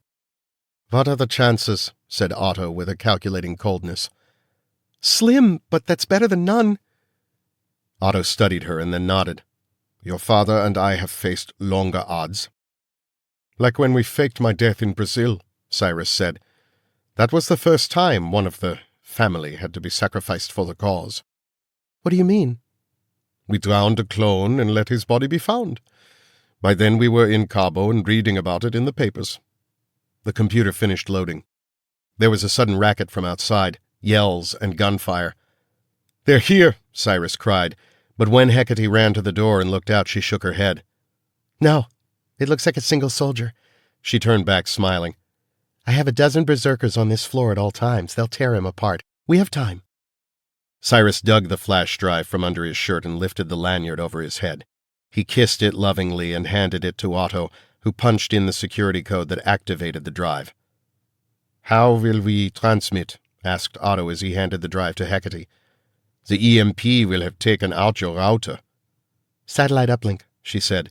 She fitted the drive into a USB port and tapped a few keys. "The uplink's built into the computer. We can hack 3 different Mexican satellites from here." She turned the laptop around with the keys toward Cyrus. "Good," said Cyrus. "The next steps are critical. I have to upload the release codes and then transmit. The signal also sends an automatic verification sequence. Unless I hand-enter a cancel sequence, then the release codes are unscrambled when the extinction clock reaches 0. "When's that?" asked Hecate. caught up in the sorcery of her father's plan. "Noon tomorrow." The gunfire in the hallway was punctuated by hoarse death screams. Hecate chewed her lip. The screams sounded more like berserkers than ordinary men. More soldiers must have reached this floor. What if those soldiers break in here and take the trigger device? "Doubting the unstoppability of your transgenic toys?" Cyrus said with a smile. I don't want to fail when we're this close. "We won't. Once this is sent, all we have to do is nothing. Unless they know the cancel sequence, it won't matter." "I don't even know it," said Otto. "Mr. Cyrus is the only one who can stop it, and why would he?" It's all yours, Father, she said. Let's change the world. "Let's not," said a female voice. They whirled to see Grace Cortland standing in the doorway to the closet. Chapter 129. The Dragon Factory, Tuesday, August 31st, 3:04 a.m. Time remaining on the extinction clock, 32 hours, 56 minutes EST. I went down, and I almost went out. The only thing that saved me was my injured leg. As soon as I saw the berserker lunge at me, I shifted backward, and my bad leg buckled under me. He still nailed me, but it wasn't full power. It was enough, though, to knock me across the hallway and smash me into the far wall. My head felt like cracked church bells were ringing, and fireworks burst in my eyes. I heard the berserker laugh. He drew his sidearm as he came out of the office. I brought my gun up and fired over and over again, trying to aim through the haze and distortion filling my eyes. There's an army saying that if you put enough ordnance down range, you're bound to hit something. I put half a magazine into the air where I thought his head should be. He never returned fire. I blinked my eyes clear and stared. The berserker was leaning back against the door frame, and he slowly sat down. His eyes were wide and filled with surprise, and there was a black dot above his right eyebrow. I'd fired 8 shots and hit him once. Once was enough. A voice inside my head said, "Tick-tock." I got to one knee, then to my feet. My left leg felt like it was made from silly putty, and a furnace had opened in my chest. My head was a bag of broken stones. "Grace," I said. I kept going down the hall. There was just one door left, and as I reached for the handle, I heard shouts and then gunshots. I tried kicking the door open, but my bad leg collapsed under me and I fell. "There!" someone yelled, and I turned to see more of the goddamn berserkers pounding down the hallway toward me. I leaned against the office door, raised my pistol, and fired. And then from the other side of the door, I heard Grace Cortland scream. Chapter 130. Grace. Tuesday, August 31st, 3:05 a.m. Time remaining on the extinction clock, 32 hours, 55 minutes EST. For Grace Cortland, it had all come down to this. A single moment in time when what she did and who she was would matter most. She had climbed up through the long darkness of the access stairs and emerged into the darkness of the utility closet in Hecate's office. She almost rushed straight out, but when she heard them talking about the trigger device, she stopped to listen. She understood what had to be done. It's all yours, Father, said Hecate. Let's change the world. Grace stepped out and pointed her gun at Cyrus Jacoby's face. "Let's not," she said. The 3 of them froze, in shock, but their eyes were filled with sudden and immeasurable hatred. "Mein Gott!" cried Cyrus. Grace fired. Not at Otto, or Cyrus, or Hecate. She fired at the laptop. But the lead-shielded computer was too tough, and the bullet ricocheted off to punch a hole through Cyrus's left biceps. He screamed and fell back, clapping a hand over the bloody wound. "No," said Otto in a hoarse whisper. He lunged for the keyboard, and Grace shot him. The first bullet took Otto Wirtz in the shoulder and spun him, and her second punched a wet hole in his chest. Otto crashed to the desk and then rolled off onto the floor, dragging the laptop with him. And then Hecate threw herself at Grace. The albino woman leaped 12 feet across the office and drove Grace against the wall. With a snarl of inhuman rage, Hecate bit down hard on Grace's shoulder. Grace screamed and reeled back, and she struck her already injured head on the corner of the closet doorway. The pain was almost unbearable, but she clubbed Hecate with the butt of her pistol. The blow barely slowed the woman. Hecate snarled at Grace, her lips red with the blood that pumped from Grace's torn shoulder. Grace hit her again and again, but Hecate backhanded her so hard that the world went white in the midst of all the blackness. Grace hit the ground and her gun slid away from her.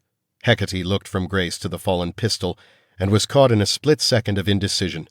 Grace tried to focus her eyes, but there were two of everything. Even so, she did not hesitate. She kicked hard and swept Hecate's feet from under her, and as she fell, Grace rolled sideways toward her gun. Hecate sprang into a cat-like crouch and lunged again, but Grace had her gun now. She fired from point-blank range, and the bullet tore through Hecate's stomach. "No!" cried Cyrus as his daughter was flung backward. Grace struggled to her knees and pointed the gun at Cyrus. "Step away from that fucking computer," she ordered. Someone began pounding on the office door, and then came gunshots. Grace could not tell who it was. Special Forces, the Russians, the Berserkers. And she couldn't risk it. "Step away, or I will kill you," Grace yelled. Her head injury was making her sick, and the double vision was getting worse. Cyrus hesitated. His eyes were wild, mouth open, drool beginning to drip from his lower lip. "You can't," he implored. "This is everything I've worked for my whole life. This is the purpose of my life. Move away from the keyboard. You idiot! You're white. What I'm doing will be the saving of the entire race. Don't you understand that? This is for the survival of the white race." Grace's eyes narrowed to icy slits. Her hands were trembling, but her voice was firm.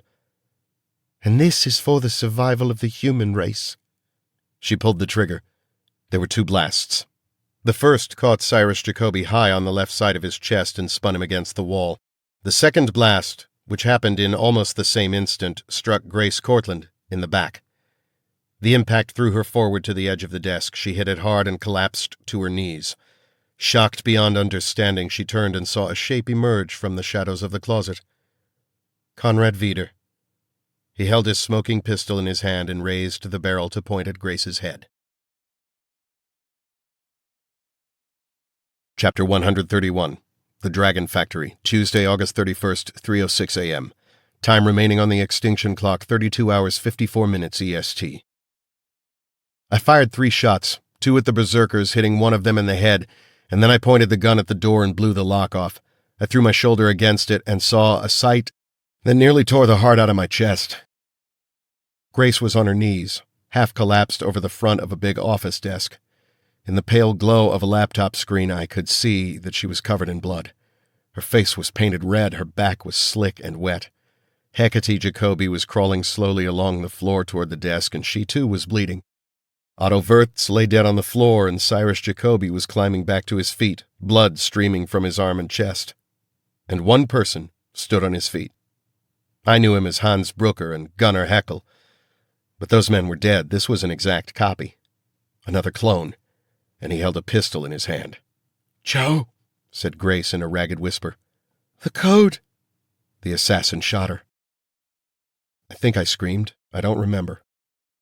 I could feel the gun buck in my hand. I saw the assassin duck backward into a closet, saw splinters rip loose from the door jamb. I staggered into the room, screaming as Grace slid down to the floor. I wheeled into the doorway of the closet, but it was empty. There was an open trapdoor in the floor and splashes of blood all around it. I'd hit him, but he was gone. I spun back into the room and shot Cyrus Jacoby in the stomach. He fell backward and collapsed. Hecate stretched up a long arm from the floor toward the laptop. I shot her in the head. My slide locked back, my gun empty. I could hear the Berserkers coming. If I had any chance of saving Grace, I had to do something. I looked wildly around. There was an adjoining office, and I stumbled to it. It was almost identical to Hecate's, probably her brother's. I staggered back to Grace and pulled her to her feet. She was nearly unconscious. I grabbed the laptop with the other hand and somehow dragged us all into the next room. I eased Grace down into a chair and then rushed back, scooped her gun up off the floor as the Berserkers began crowding into the room. I shot the first one in the forehead, but I could see that there were more of them in the hallway.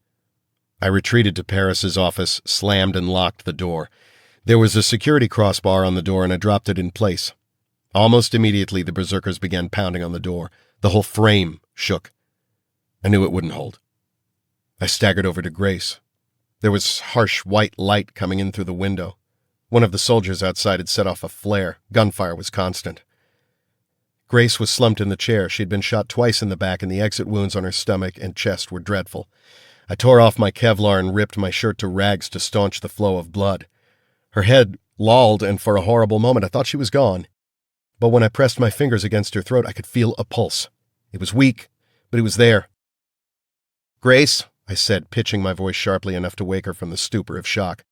"Grace, stay with me, babe. Come on, stay with me." She opened her eyes a little and licked her lips. "That's Major, babe," she said with a smirk. "Yes, it is, honey, yes, it is." The pounding on the door was incessant.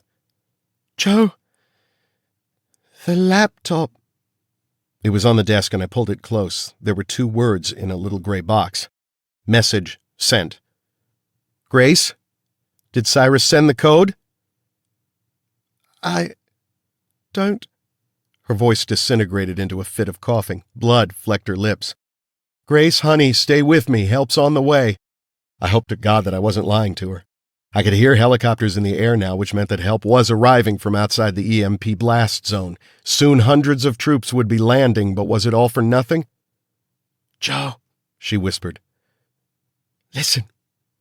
She reached up with a weak hand and gripped the front of my shirt, tried to pull me close.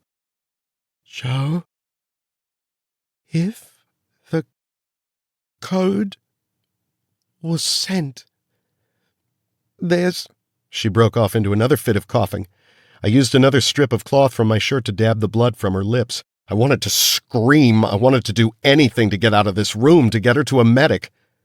"Joe, if the code was sent, there's still time." "What do you mean, Grace? How can we stop it?" "Cancel code." More coughing, more blood. "Cyrus knows. If not, mind reader." The berserkers were knocking plaster out of the wall. The whole room shook. "Take the flash drive to Bug. Tell him." Her eyes drifted shut. "Grace, come on. Don't do this to me. Don't leave me." Her eyelids fluttered open. "I'll never leave you." But she did. Her eyes closed, and she settled against me. Her head lolled forward, and she died right there with her cheek pressed against mine. I screamed her name. I screamed and screamed until I tore blood from my own throat, but all the screams in the world could not bring her back from the infinite sea of darkness in which she now swam. I could actually feel her leave. It was like a whisper against my lips. Her last breath exhaled as I held her.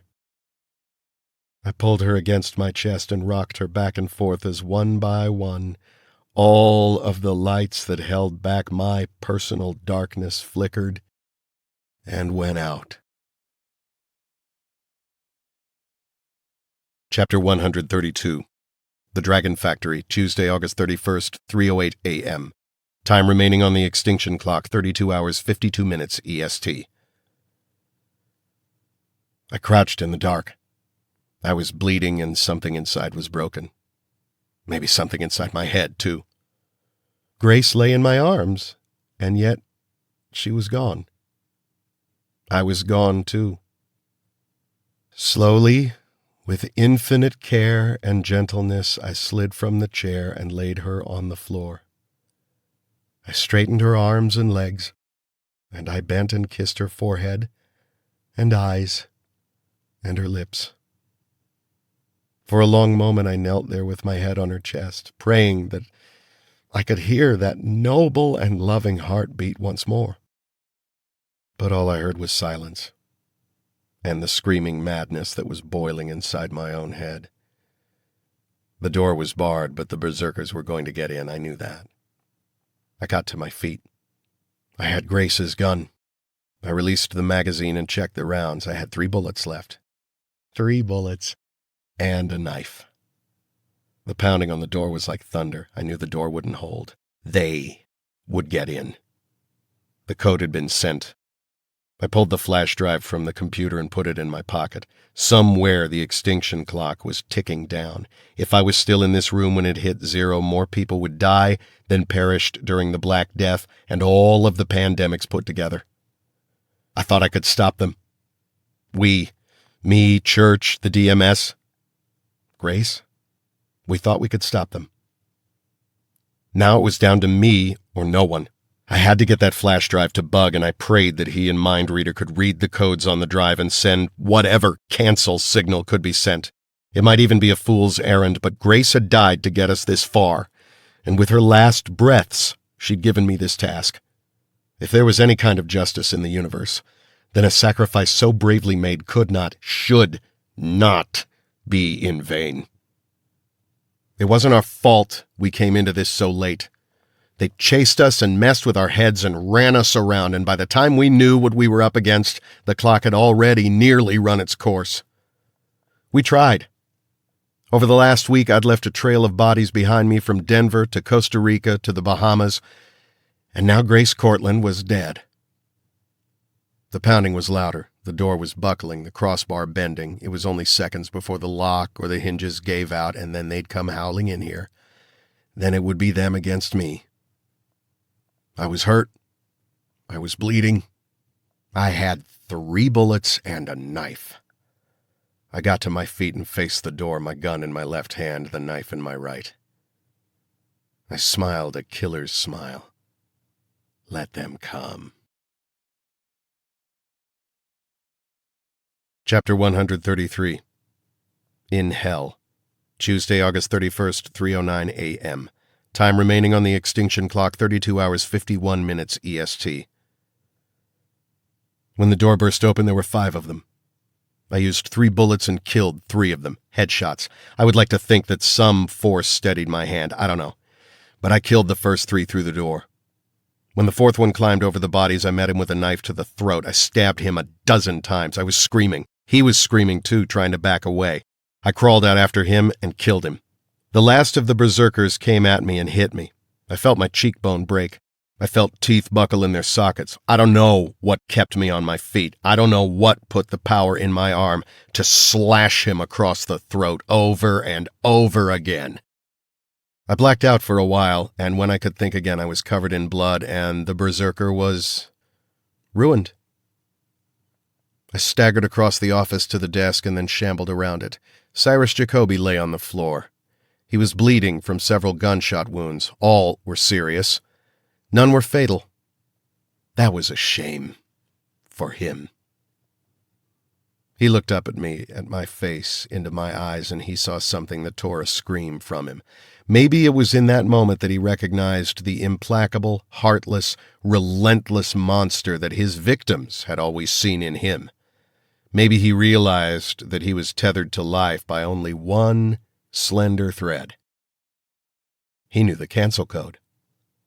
He knew that I would not, could not, kill him as long as he had it. He thought that he could bargain with that.